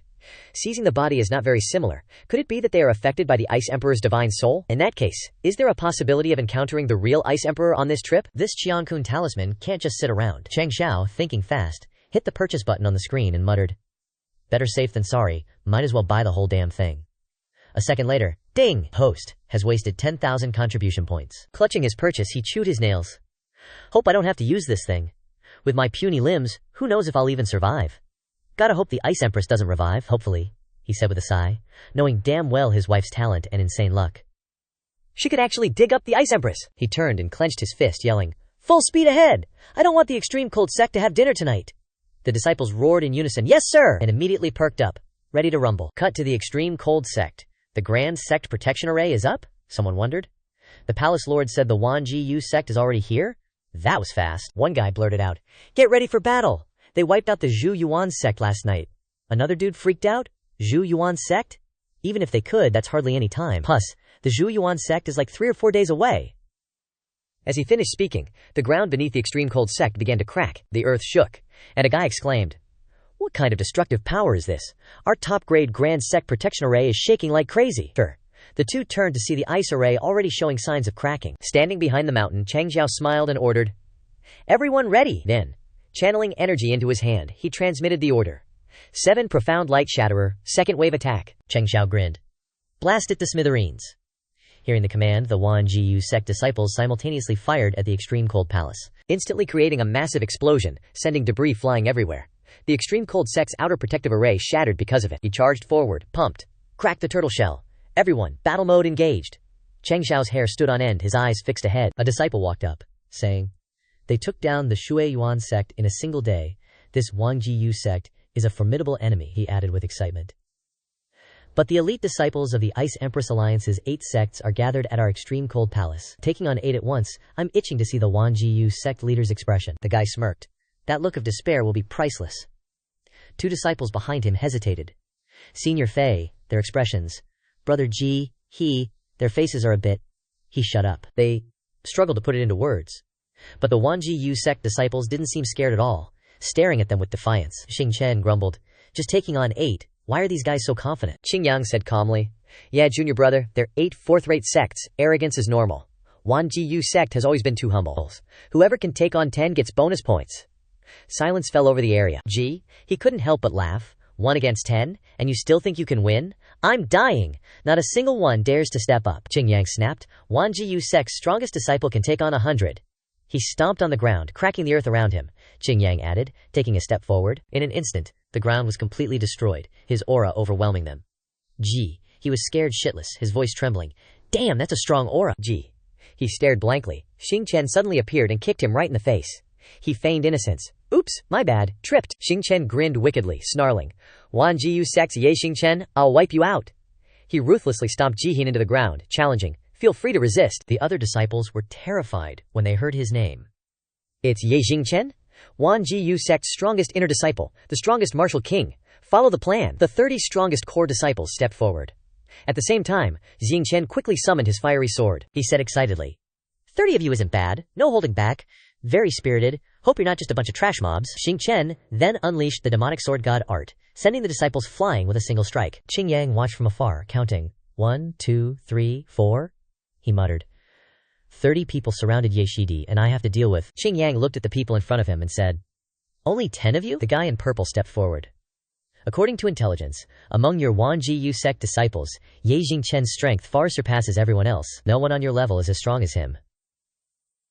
The buzz-cut disciple behind him added, but a normal inner disciple like you has to fight 10 of my core disciples, he said confidently. Consider it an honor. Before he could finish, Qing Yang interrupted. There may be a slight misunderstanding, he smiled innocently. I'm just a little weaker than Yang Shidi. Qing Yang's eyes turned sharp. Only a little. With that, he shot forward. In a flash, Qing Yang was standing between them. He exclaimed in panic. Too fast! Qing Yang grinned, whispering, Immortal descending, kneeling inch, heaven opener. The disciple's eyes widened in shock. Qing Yang's hand already stained with blood, he murmured. Everyone else, trembling, whispered, Killed. Killed in an instant? Qing Yang asked doubtfully. Can I just wipe you all out? He gave a sinister smile and urged. I'm in a hurry. A moment later, only screams of pain echoed. Changxiao, watching from afar, clapped in admiration. He praised, elegant, truly elegant. Qing Yang's every move had a touch of evil. How could a savage berserker like his buddy Ye Xing Chen stand a chance? Changxiao wondered. But why haven't the martial emperors from the Ice Empress Alliance shown up? Do they want me to steal the show? He said excitedly, if the disciples can handle things here, then I must go to my battlefield. Tian, wait for me. At the same time, at the martial Silver Ice Sea, large blocks of ice continuously emitted bone-chilling cold. A giant old man suddenly said, Lu Tiantian, you must consider carefully. The Ice Empress held up a finger, implying that a wave of his hand, thousands of miles would freeze, then conjured a small ball, as if a single flick could freeze tens of thousands of miles. He smiled with amusement, accumulating a large amount of ice in his hand, as if showing off his power for her to behold. Lu Tiantian, just nod, and those who once looked down on you, humiliated you, will grovel at your feet. Answer me, do you crave power? Tian slowly responded, I craved it. The last 2 words that she uttered caused the old man to be speechless. The Ice Empress was a little confused, quickly turning to ask the extreme cold sect master, you guys invaded the martial Silver Ice Sea, went through so much trouble to awaken me, just to have this little girl show off her love in front of me? Zhao Zongguan, standing next to him, snidely judged, his eyes are bulging.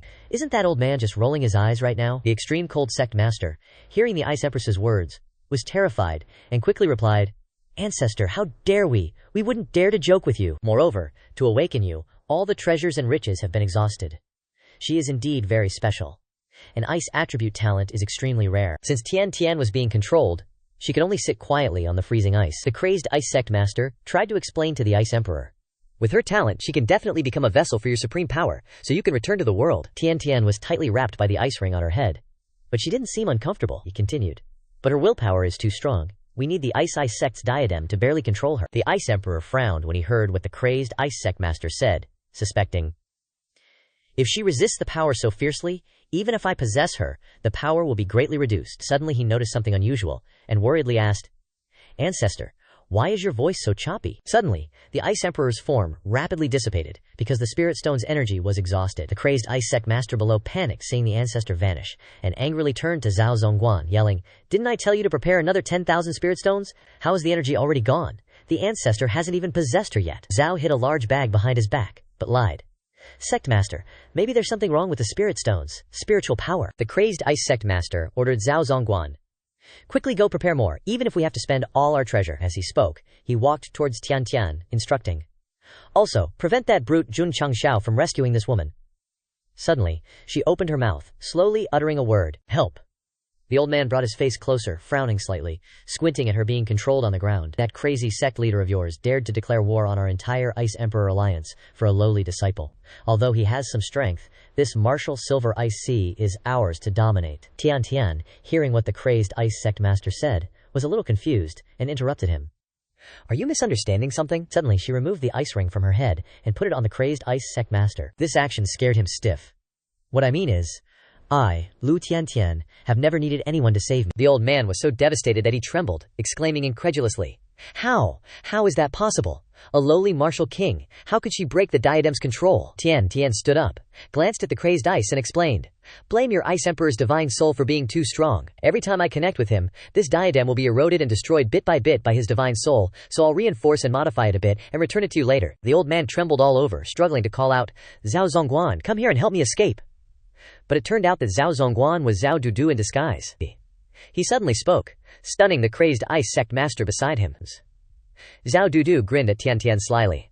"Senior sister, the other 8 sect leaders are entering the martial silver ice sea. What should we do next?" The two turned and left, ignoring the old man being controlled by the ice ring behind them. She softly replied to him, "Of course, we're going to find Gao Sheng. Find the other disciples of the Wan Jiyu sect to fight them." The crazed Ice Sect Master slowly stood up behind them. But after taking a few steps, Tian suddenly remembered. "Oh right." She turned her head to look at him, her eyes full of murderous intent.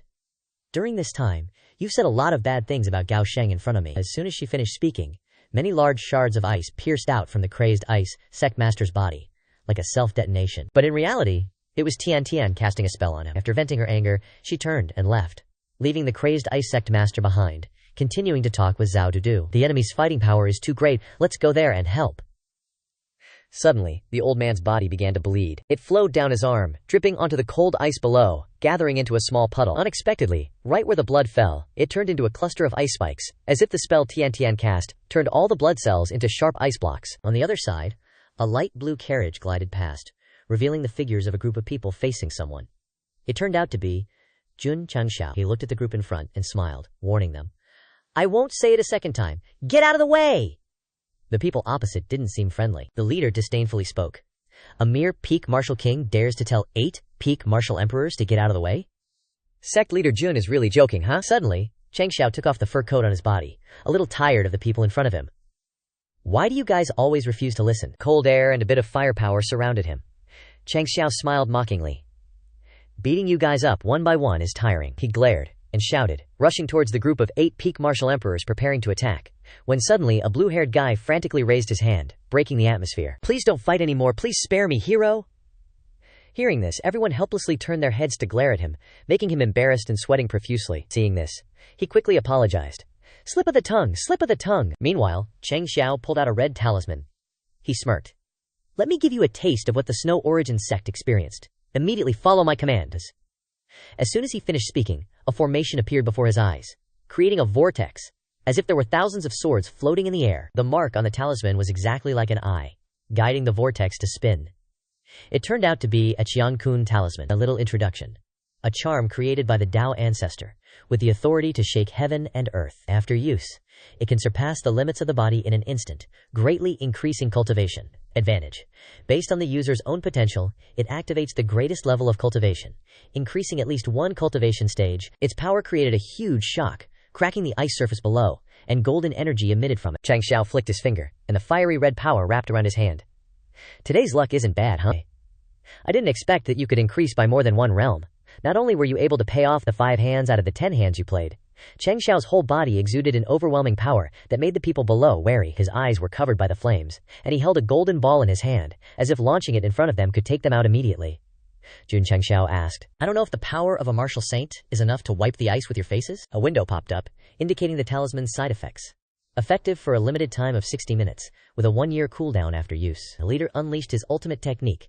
A spiky ice ring appeared, shooting straight at Changxiao. However, his ice magic didn't last long, and sweat broke out on his face. He felt that he couldn't defeat the opponent, so he called everyone to join forces. Quickly summon the divine being together. I can only control him for 3 breaths at most. Dong Daozhu pointed at him, and pouted in response. You must not have heard what Dong Daozhu said. The leader was also surprised, and wondered.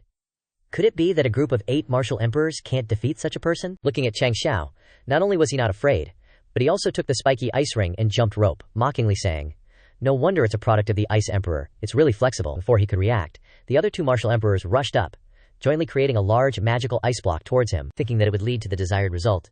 But unfortunately, the Ice Emperor's people weren't so lucky. The huge magical ice block instantly melted into liquid. Seeing this, they were all surprised to see their large magical ice block melting on the ground.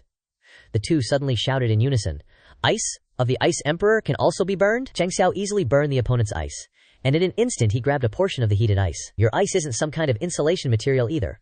What's so special about it that can't be burned? Inside the flames surrounding his body, Changxiao floated in the air, ready to burn everything in sight. All things can be burned. Dong Daozhu trembled like a leaf, his fighting spirit extinguished. And yet he has the strength of a martial saint. The leader standing with him was no different, but his mouth never admitted defeat. How strong can a martial saint be? He must have used some secret technique that requires a great price to become stronger in such a short time. The leader still had confidence in himself. He added, as long as we increase our defense, and hold on through this phase. As soon as he finished speaking, he strained his neck and shouted, all martial emperors come out here, hoping that numbers can intimidate the enemy. Changxiao still stood there. The flames around him didn't seem to have time to extinguish. In an instant, a series of people flew into the air from nowhere. They simultaneously cast spells, shouting in unison, Extreme Cold Domain! A series of huge ice blocks stacked on top of each other, pressing down on Changxiao. However, his expression was still very calm. Oh, going all out like this just to suppress me? Then I can't help but return the favor, right? Changxiao waved his hand lightly, and the ice magic sticking to him didn't seem to have any effect. A spark of golden-orange light flashed from his hand. After reaching Martial Saint, I discovered that many skills can be activated 2 or 3 times.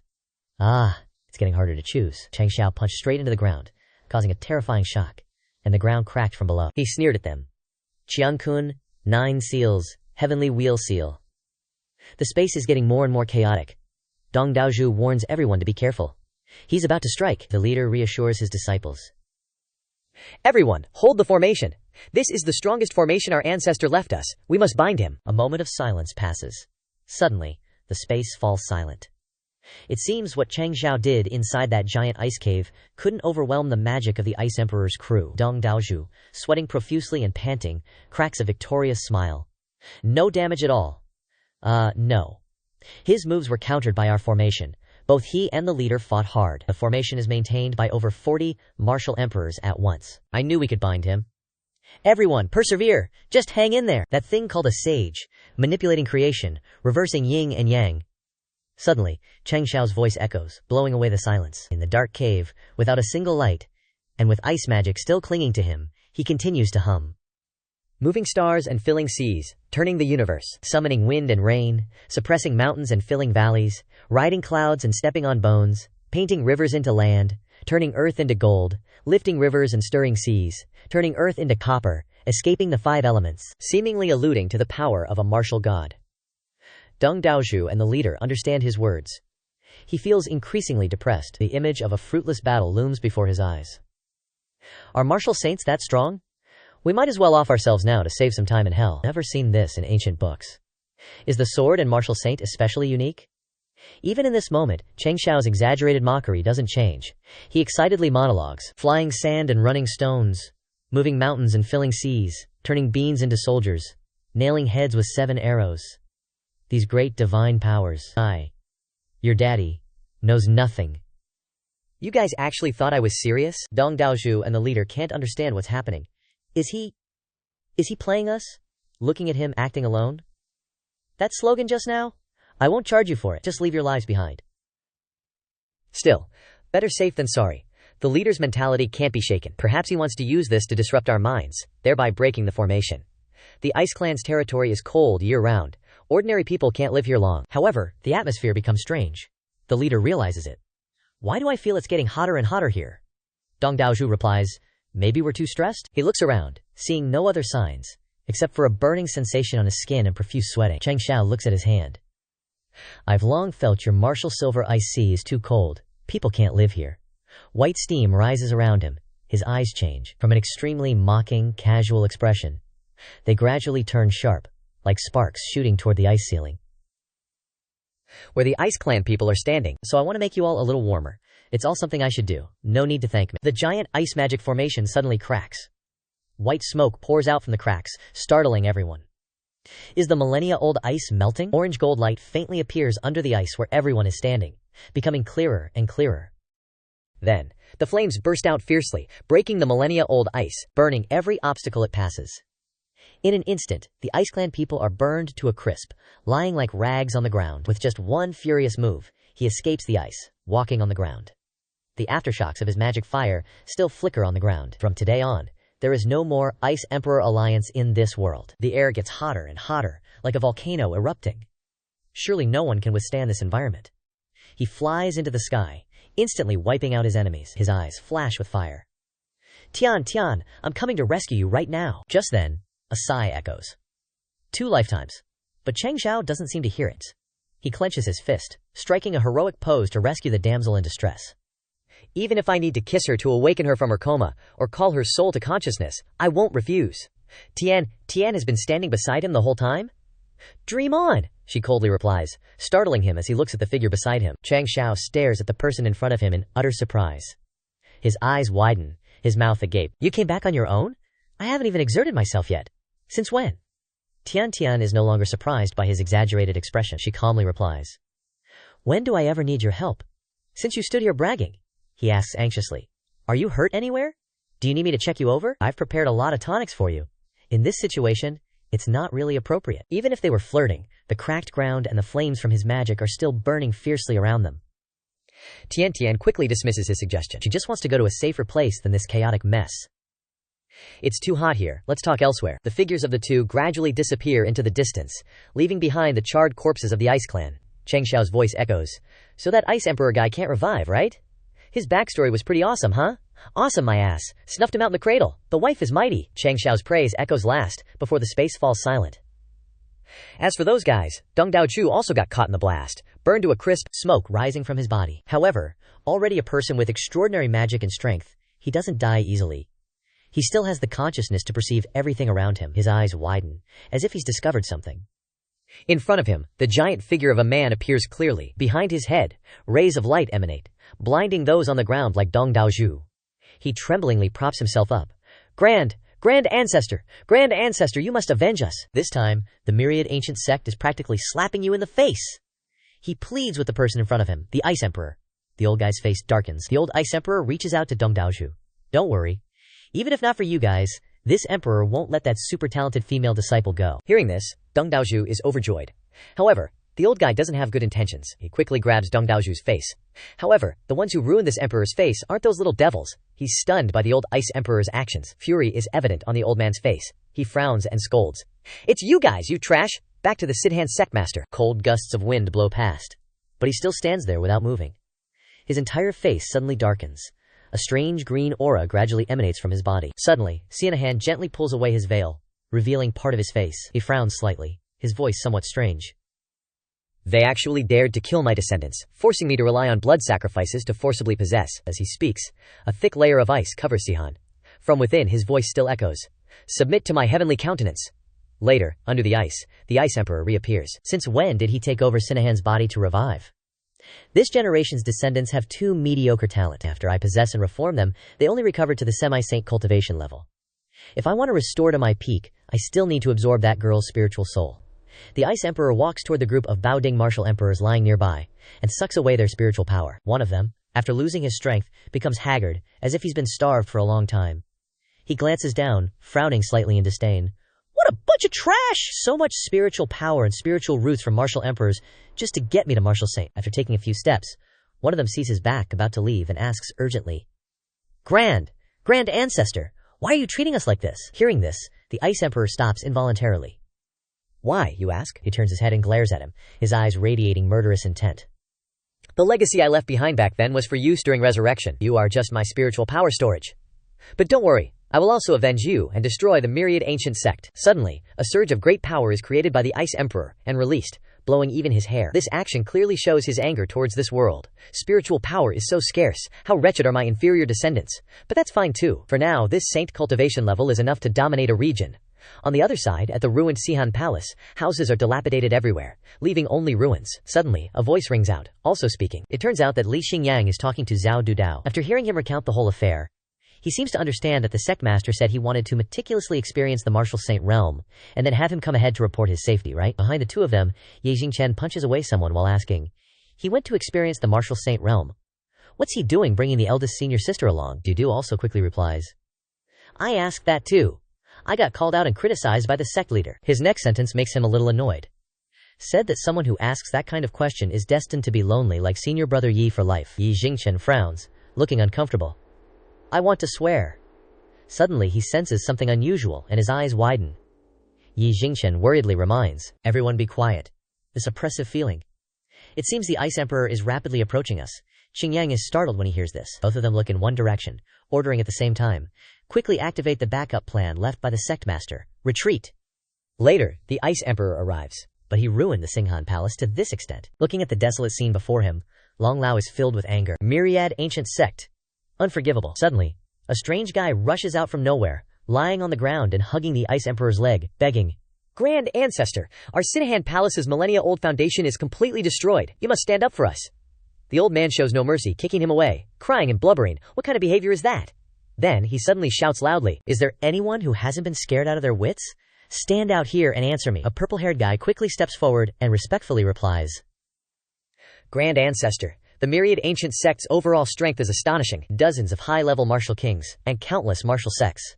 Not only did they smash the Sidahan Palace, but they also looted the treasure trove. Just now, perhaps sensing your divine might, they suddenly collectively fled to the southwest. On hearing this, Bing Di conjured a small ice orb, eyes full of murderous intent, hinting at the Wanji sect.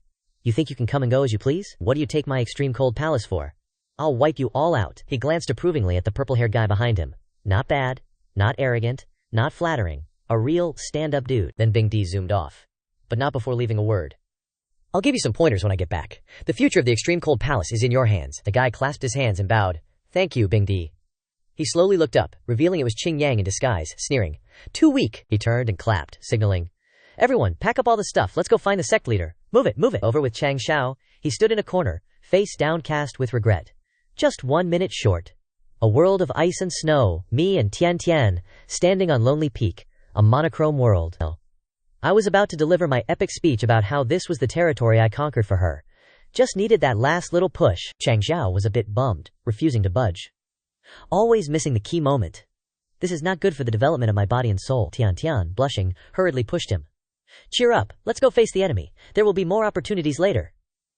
The onlookers covered their eyes but were unaffected. Suddenly, a beam of light shot down in front of Changxiao, creating a massive shockwave. Bing Di stepped out, yelling in frustration, You dare play me! I'll seal you in the martial silver ice sea forever! He was beyond furious, shouting, I'll rip out your souls! He was interrupted mid-rant by a fireball to the face. Changxiao slowly and leisurely walked forward, a large flame in his hand. Bing Di, huh? Keep it down a bit. These kids from Wanji sect are easily scared. What if they freak out? Like rebirth wasn't too successful, huh? Barely initial martial saint level. His mouth was burned by the fire, leaving black marks. Bing Di gritted his teeth. So you know my identity. Then you must know that, based on my martial emperor experience and cultivation. Suddenly, ice and fire power erupted from both him and Changxiao, clashing against each other, shattering the ground below. Bing Di still refused to yield, yelling, Even if it's just initial, I'm still the strongest martial saint. I'm a sword and martial saint. Do you see me bragging? His eyes were also covered in green energy. His eyebrows furrowed as he wondered. Sword and martial saint. If it were normal, my current body really couldn't suppress you, but you chose the wrong battlefield. With that, Bing Di flew into the air, creating many sharp ice shards, accumulating a large amount of power in front of him, slowly chanting, Dongbei Lu Zhao, the land of extreme cold star remnants. The extreme cold palace is the center of the ice origin marrow tempering. An ice horse leg appeared, flickering like a ghost. Above it was a large spear, also made of ice. He challenged him. How will you resist this? Behind the thin mist, Bing Di wore armor and rode on the horse made of large ice blocks, looking like a warrior. This is the power of heaven and earth. He raised his head high, ordering like a mad mortal king. You dare look upon Bing Di, kneel before me. Changxiao was enraged, and the heat gradually spread out, lowering the surrounding temperature by dozens of degrees, before he even made a move. Not bad for a martial emperor from 1,000 years ago, but look at you now, an 8-legged, horse-headed freak. He laughed with delight, his eyes also shrouded in flames. Not bad for the foundation of a martial emperor. Your aura is comparable to a god. How about I give you a divine, soul-shattering experience? Bing Di rode the ice horse straight forward, wanting to skewer Changxiao. As the spear approached, Changxiao stood there calmly, the flame in his hand covering his entire arm, blazing fiercely. Changxiao glanced at it and rushed up, shattering his ice spear into pieces. His fingertips and eyes were still burning. Just after destroying it, Changxiao was stunned to realize that the flame on his hand had been extinguished by the extremely cold ice energy. Bing Di behind him was still riding on the horse, the ice spear having been restored in an instant. He spun it in the air a few times, the biting cold ice energy gathering on the tip of the spear. Little martial saint, you dare play with fire in front of me? Who gave you the courage? As he spoke, he pointed at Changxiao, who glanced over and broke out in a sweat. He launched the spear forward, zooming straight towards Changxiao. It split into dozens of smaller spears, all aimed at the same target, his location. Changxiao was not afraid at all, lightly twisting his body to dodge, even having time to criticize Bing Di's move. Too slow, Messi. Bing Di continued to attack, raising his hand in front of him and chanting, "Bone-piercing ice path." Instantly, a branch of ice grew from the ice on the ground from the previous attack, aiming to stab Changxiao straight from under his chin, wanting to skewer him to death. But he quickly dodged. Just after dodging that attack, ice trees sprouted sharp thorns from all directions, stabbing straight at Changxiao. Unexpectedly, the sharp ice thorns had not yet pierced his body, before they were melted by the heat emanating from the flame. Bing Di's attacks were indeed different. The hardness of this ice was comparable to divine weapons. The flames around Changxiao's body flared up, making the melting even faster. If I don't push the extinguishing flame to the limit, there's really no way to melt them. Just barely melting the ice, Changxiao's face went blank, because Bing Di was attacking non-stop. When did he ride up so close, preparing to use the ice-cold arrow kick? Hey, that's too much. He took several earth-shattering kicks from the ice horse, the space around him affected by the terrifying aftershocks of the attack. Outside, the cold air from the ice techniques formed a stream of energy that spread throughout the surrounding space. The group of three were still sitting in place discussing the battle. Bing Di is so strong. Can the Sect leader hold on? Ye Jingchen was sweating, his eyes directed towards the battlefield. Bing Di only has the cultivation of a martial saint now. Based on the Sect leader's thick skin, he should still have a breath left. He continued. 1,000 years ago, Bing Di was absolutely a cultivation genius. He created countless powerful techniques, but because of this, his energy was dispersed. Cultivating too much without specializing made his attacks flawed, and he was defeated by other martial emperors back then. Suddenly, Bing Di's figure flickered in the misty air. Continuing Ye Xingqian's words, Huang Xiang recounted his own achievements. Call me the undefeated legend. The martial emperor gatekeeper is because of my practical experience in martial arts at the bottom. Hearing the voices of Ye Jingqian and Tian Tian, they were startled. The misty smoke dissipated, and Bing Di stood right in front of Tian Tian, the two of them making eye contact. But you mortals, the strongest one has already been defeated. Do you still want to rush into the fire? Little girl, Ishin shud. If you cooperate with me, and extract your spiritual soul to help me recover to the martial emperor realm, I can spare these ants a life. He laughed contemptuously, continuing his smug attitude. To defeat me, unless you are hiding a martial emperor. He was smug, thinking he had defeated Changxiao, but unexpectedly, he was thrown a fireball to the head. Luckily wearing a helmet, so his long hair wasn't burned off. He quickly turned his head back. The old man saw Changxiao stepping out from under the ice horse, having gathered a small fireball in his hand. You want to kill me with a broken horse? Are you kidding me? I ask you one thing. Have you ever looked directly at the sun?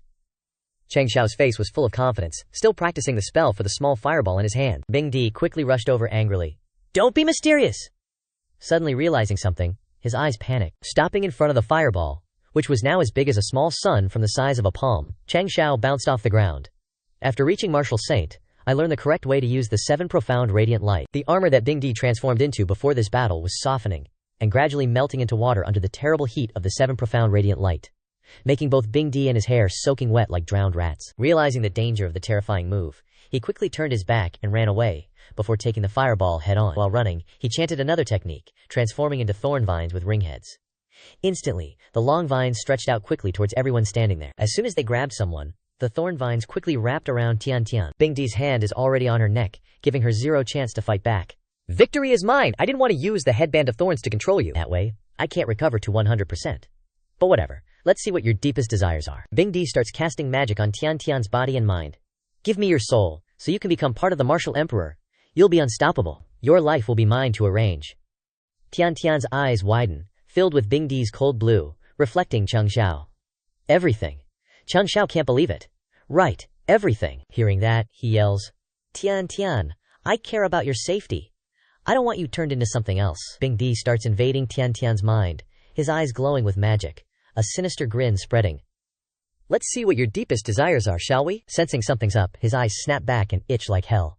Seizing the moment, Tian Tian bails and gouges his eyes out. My eyes! My eyes! He screams in pain. This sweet little girl is dirtier than I thought. TCH, with that kid. TCH, I can't even look, let alone say it. He roars, spitting small flames as a threat. Tian Tian's face is buried in her hands, blushing furiously, smoke practically rising from her head. Changxiao, clueless, asks, Tian Tian, what are you thinking? Before he finishes, Tian Tian shuts him down. No asking, no guessing, no guessing. Meanwhile, some dude's slurping noodles on a rock. Damn, duo skills are getting better every day. He perks up, sensing something. That's the aura of the 7 Profound Saint. Is the Sect master back? Looks like they're almost back, and it's Heywoody. He wiped out the Wanji Yu Sect without breaking a sweat, chilling with his noodles while their corpses pile up like a damn mountain. If we don't get back soon, the Wanji Yu Sect will try to sneak attack, and I won't be able to write a goddamn forgiveness. Back at the unfinished battle, old Bing Di is giving it his all, craning his neck to dodge Changxiao's 7 profound river light destruction blasts raining down. Cornered, he turns around. Nowhere to run. As the flames approach, he throws out a small ice blast to buy time, but his little bit of ice is no match for the heat. It instantly melts, vaporizes, and the flames engulf Bing Di. Changxiao looks down. Was that too easy? Is Wu Cheng too weak? Or is the 7 profound river light too strong? And that was just one hit, Changxiao wonders, doubting Bing Di's abilities. But don't worry, he won't be disappointed. Bing Di's vague form emerges from the smoke. That little Marshal Saint brat. How can he unleash such power? Ah, Bing Di praises your power. Of course he's not down after Changxiao's fiery attack, just a bit of his clothes got burned, but he's fine. To think you'd push me this far, he gathers power under his bare feet and shoots into the sky, becoming a tiny black dot from below. Instantly, he's at Changxiao's level, his attitude completely changed, declaring, Therefore, I shall grant you a glorious death, even if the next move damages my soul. I'm willing.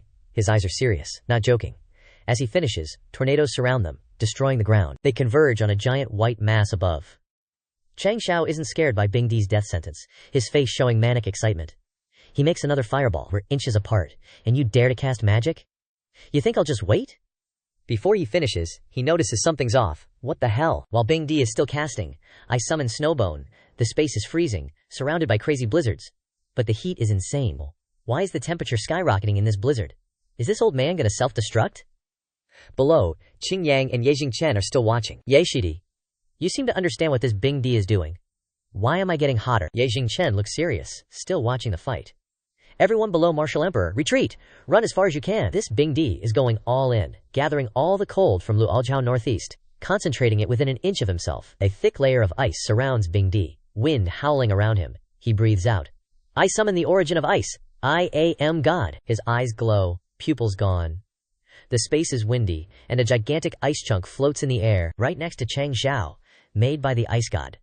This is the move I realized after years of slumber. A huge ice wing appears above Changxiao, dwarfing him. It moves, stirring the air, and a massive four-headed dragon appears. The heavenly earth illusion dragon, Changxiao, is the size of its toenail. The four heads surround him.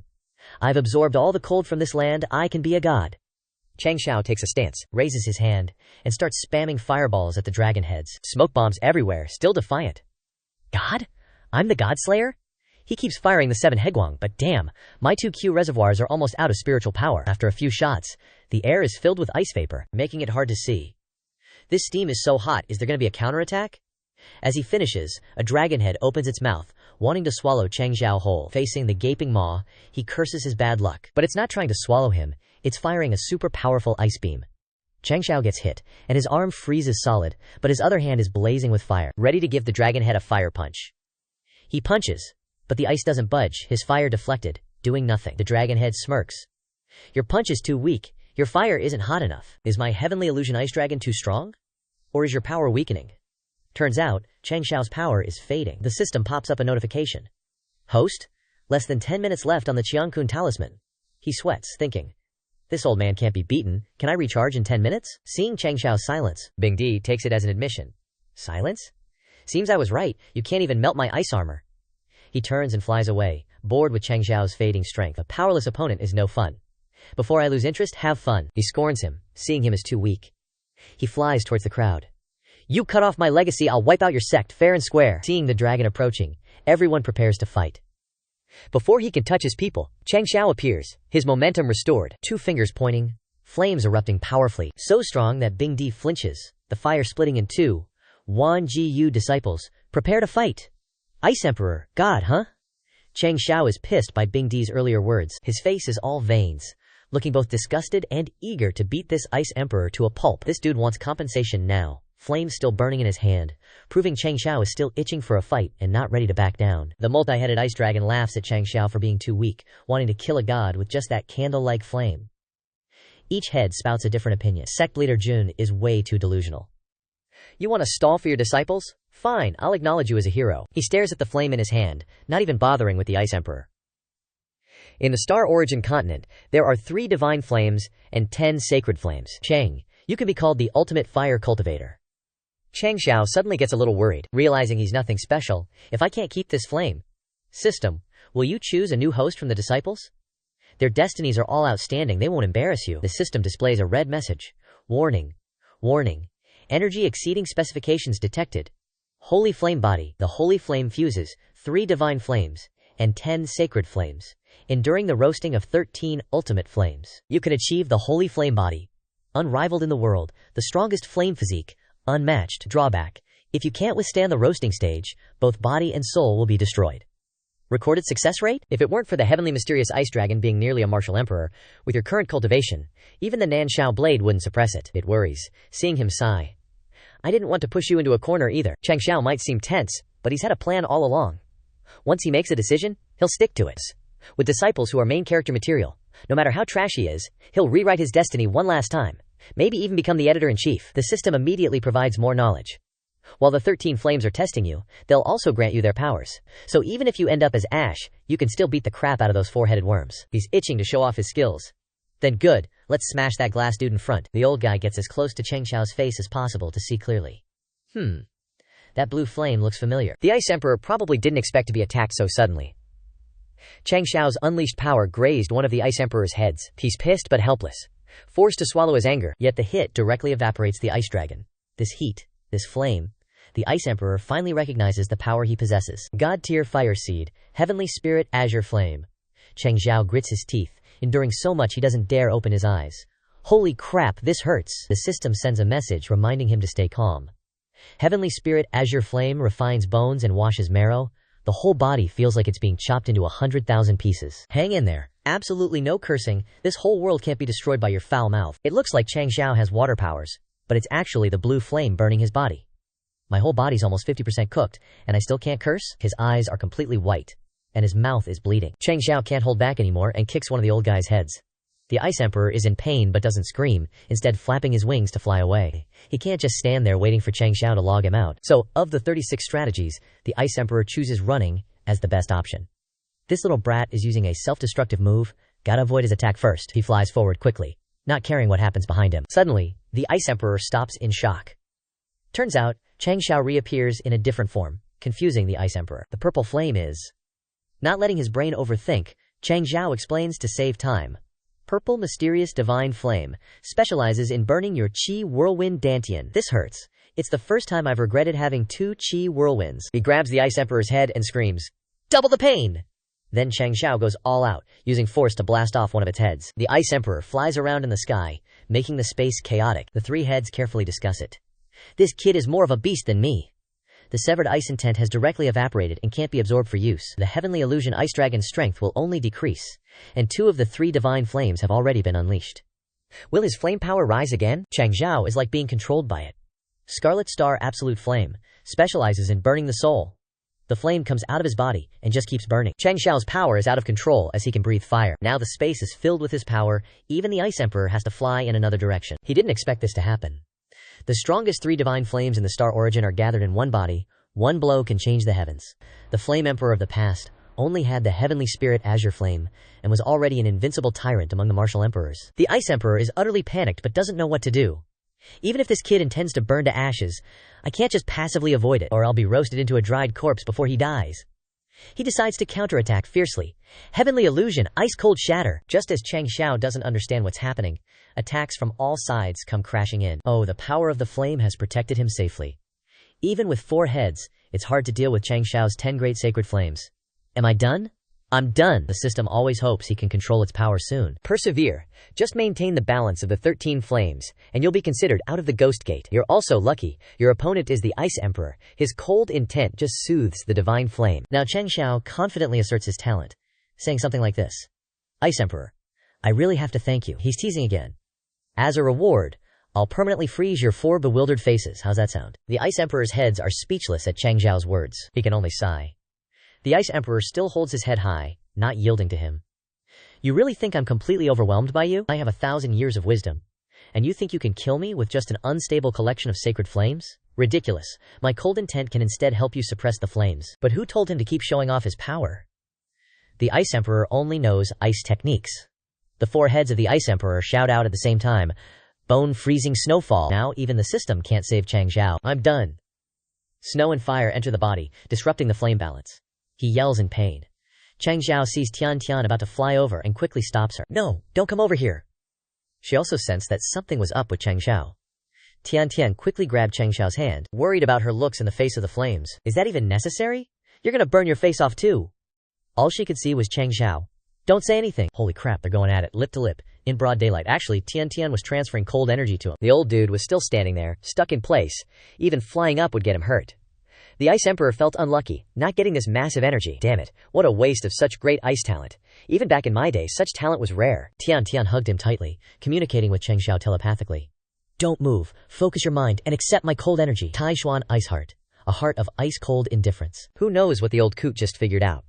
Wait, hold up! The Ice Emperor finally realized something was off. In this chaotic flame, how can I sense a bit of cold intent? He prepped a new move to see what was really going on. Thunderclap! Before he could use it, someone jumped over his head. The Ice Emperor raged. Where did this punk come from, ambushing me? Turns out it was Jun Changxiao, radiating power even in his feathered cloak. He straight up dissed him. Old man, you're ancient? Bullying the youngsters? You're making all the martial emperors look bad? The Ice Emperor didn't recognize Jun Changxiao at first. With that long hair, his tone made the Ice Emperor think he had it figured out, but then he blurted out, Who are you? My recent memory isn't so great. He sighed, not wanting to reveal his identity. Sigh, I was gonna reminisce, but guess I'll just have to use my fists. To get his head in the game, the old geezer immediately opened his mouth, blasting him with hurricane force winds. The Ice Emperor prepped his move after the sneak attack. No matter who you are, showing up now means you're an enemy. I won't fall for your stalling tactics. Jun Changxiao felt a headache coming on. You old fart. You have no martial ethics at all. Jun Changxiao wasn't here to waste time fighting him, but as long as I'm here, you won't harm Sect leader Jun. He's got magic to deal with the Ice Emperor too. Eternal Night. Dark energy surged towards the Ice Emperor. Now he was getting pissed. This move. You're his successor? Without another word, the Ice Emperor was stunned. Night Emperor? Of course he didn't believe Jun Changxiao's identity. Wasn't the Night Emperor a lonely, single old dude, and now he has a successor? I remember that year he got tricked by a girl, and reincarnated, became a legend. He wouldn't let anyone badmouth the Night Emperor. Shut your trap! Even though the Ice Emperor's mouth was temporarily sealed by his power, it didn't seem very effective. Got a bit of the Night Emperor's style? Already reached mid to high grade martial emperor? I've cultivated for so many years. Breaking this move is nothing, but that was it. Jun Changxiao looked behind him, searching for Changxiao. Ice Emperor, I told you. You're acting like a toddler. Step aside. You're not worthy to stand before me. Who knows what he was planning to do with Changxiao's flame power? The Ice Emperor just kept opening his mouth wide, but it wasn't clear what he wanted. Turns out, the Ice Emperor's wings were bound by his black threads. Jun Changxiao didn't care that he was being dragged across the ground. He just wouldn't let go. He silently prayed. This body is still too weak, almost breaking down. Hang in there. Sect leader should be able to refine the strange fire soon. Jun Changxiao glanced aside and was shocked. Xiao Mo and the bros were helping him. Even if our power is weak, we can delay him for a moment together. Jun Changxiao was acting like a worried older brother. Don't you guys care about your lives? Didn't I tell you all to retreat? Cough. I mean, this is a battle for adults, you milk-smelling brats. Get lost. Where's Qing Yang? Let him lead. Senior brother Ye? You're talking crazy. Isn't it just gonna explode with a transformation? He couldn't shake his habits. Yo, I'm disguised like this. Can you still recognize me? Jun Changxiao didn't know he had a turtle sticker on his back. It's all my fault. My aura is too outstanding. Hiding is like a firefly in the night. The Ice Emperor was furious that they were stopping him from flying away. You damn insects. Wiggling around, making it hard to aim. This time he was determined. Then I'll use a bit more spiritual power. The move exploded as soon as it was unleashed. Frost Heaven Falling Thunder Formation. 2 massive powers collided, covering the space in a golden color. Jun Changxiao and him stared unblinking. The Ice Emperor felt like he'd just accomplished something great. It's stable. Changxiao's flame has been reduced. He didn't understand what was happening. Sigh. Why? Changxiao hugged Tian Tian, scolding them for ruining the mood. Every time, these blind idiots come and mess things up. Changxiao yanks the white cloth, covering them both up. He knows she sacrificed a lot for him. You've worked hard, Tian Tian. Gotta clean up this mess ASAP. Next up, battlefield cleanup duty. Me. He stands before Bing Di, laying down the offer straight. Bing Di, how about we negotiate? So Tian Tian can get a rest. Let's fight on mute, yeah? The old dude's sweating bullets just facing Changxiao. Something's totally sus. His aura's too chill. Shouldn't he be a raging inferno with 13 types of yafi under his belt? Bing Di realizes she's the one who cooled Changxiao down. But now she's quiet as a mouse. If he wasn't standing right in front of him, he wouldn't even sense him. Could it be Tian Tian's ice energy? What the hell is her cultivation art that can balance 13 yofi at once? System notification. Host, the Qian-kun talisman has half a minute left. He's like, oh damn, time's running out. One arm around the babe, the other blasting fire at Bing Di. Then, here's a blazing finale for, ya! Changxiao ain't one for keeping score. But he's ruthless with his likes and dislikes. His flames tear Bing Di to shreds. The old geezer's wailing, clearly not happy. The fire sticks to his back like glue, and Bing Di starts to panic. Rebirth? Why isn't it rebirthing? Changxiao doesn't want him disturbing Tian Tian's sleep. Old man, did you already forget what I said? He even taunts Bing Di for being noisy. Shh, quiet. He's flying around in a fire-filled space. The whole place is just a blaze of fire. Ye Xingchen is basically the opposite of everyone else. The sect leader's fire control is insane. We're so close, but I barely feel any heat. Xiao Mo's still betting. I told you his body's trash. Didn't even last 3 minutes in his transformed state. Pay up! Only Qing Yang senses something's off. Weird. The Wangu Zhuqiang Zong is a righteous sect, so why does its strongest fighter reek of villain vibes? According to him, nobody's gonna believe their power dynamic. One is Ye Jingchen, who is black to the bone, and the other is, the sect leader, feels like he's gotta deal with hell. This ain't good for future recruiting. Xiao Mo thinks it's simple. We'll figure it out somehow. No worries, senior brother. You're black-hearted anyway. You can definitely find a way to trick the newbies into joining. Qing Yang is dripping with sarcasm. Xing Chen, why are you so soft? Did you even eat? He just barrels towards Xiao Mo. You dare offend senior brother and think you can run? Bing Di's now just a blue skeleton standing before him. After facing him, the old dude's hair's a mess, and his mood's plummeting. Good kid, I, the mighty Bing Di, can't even withstand 2 of your moves. Even as a skeleton, Bing Di's determined to prove his worth. But I absolutely won't surrender. Thought he'd pull some dangerous move, but Bing Di's still a coward. While he's dealing with the ice dragon, let's bail. Little does he know, Changxiao's already beside him, whispering sweet nothings in his ear. I told you, no loud talking. Why don't you listen, old man? He's furious and ready to throw hands. Then Bing Di suddenly breaks a sweat. Your power is truly terrifying. Say hi to your frozen ice dragon. Now we can talk business. Specifically, the surrender option. Truth is, Changxiao doesn't like to beat around the bush. Hand over your soul origin, and I'll spare your life. Seems he's discovered something new. He actually did. As Changxiao said, the soul is out of the body already. But Bing Di is not giving up any soon. I've lived off my soul for so long. How can I let you control my essence? It'll just take some time to find a chance to reincarnate. He's shocked when he hits a wall of flames behind him. Bing Di freaks out, unable to escape. Bing Di seems to have forgotten. The Scarlet Star Extinction Flame specializes in burning souls. Want to play around some more? In a body and soul obliteration. His soul is forced to enter the old body again. Bing Di's crying his eyes out. Sect Master, I'm willing to offer my soul origin. Even if I'm just a regular elder in the Wangu Zong, I won't have any complaints. He snatches the soul and gives Bing Di a suitable position. You want to be an elder? Keep dreaming. Our sect needs a Martial Saint level groundskeeper right now. That's you. System notification. The Qian-kun talisman's expired. Your Martial Saint cultivation's been revoked. Side effect. You'll lose all cultivation for the next year. All spiritual powers sealed, leaving only your current physique. Host. You'll be a normal person for a year, maybe take it easy. Seems like Changxiao planned for this. Getting a Martial Saint level cleaner can protect the sect for a year, no problem. Plus, his whole body's covered in flames. He's a normal dude with 13 divine flames. The light of flames reflects in Changxiao's eyes, which is also rare to see. Message from the system. Congratulations, host, for completing the hidden quest. Renowned throughout the world, earning 5,000 contribution points. Hidden quest reward. 1 experience talisman, 5 supreme physique enhancement pills, and the right to shop in the time-space secret realm. Changxiao shocked. Congrats, host, for completing the hidden quest. Got the reputation world-renowned, and the prizes are very rich. He is puzzled. But my cultivation's already at peak Martial King. Reached the limit. To break through to Martial Emperor, I need to complete an epic quest. Changxiao stands in the snow, thinking. So, renowned throughout the world, huh? Looks like quite a few sects are watching our Wangu Zong's battle. Changxiao froze harder than a popsicle seeing them. Gotta hide the fact my cultivation is totally gone, or else Wanji Yu sect will be just a stepping stone for others. Trash. Qing Yang suddenly pops in. Sect leader, we're all set and ready to roll. Bet he's plotting something new, that's why he shoot us away. Y'all can walk back. I gotta jet back to the sect, ASAP.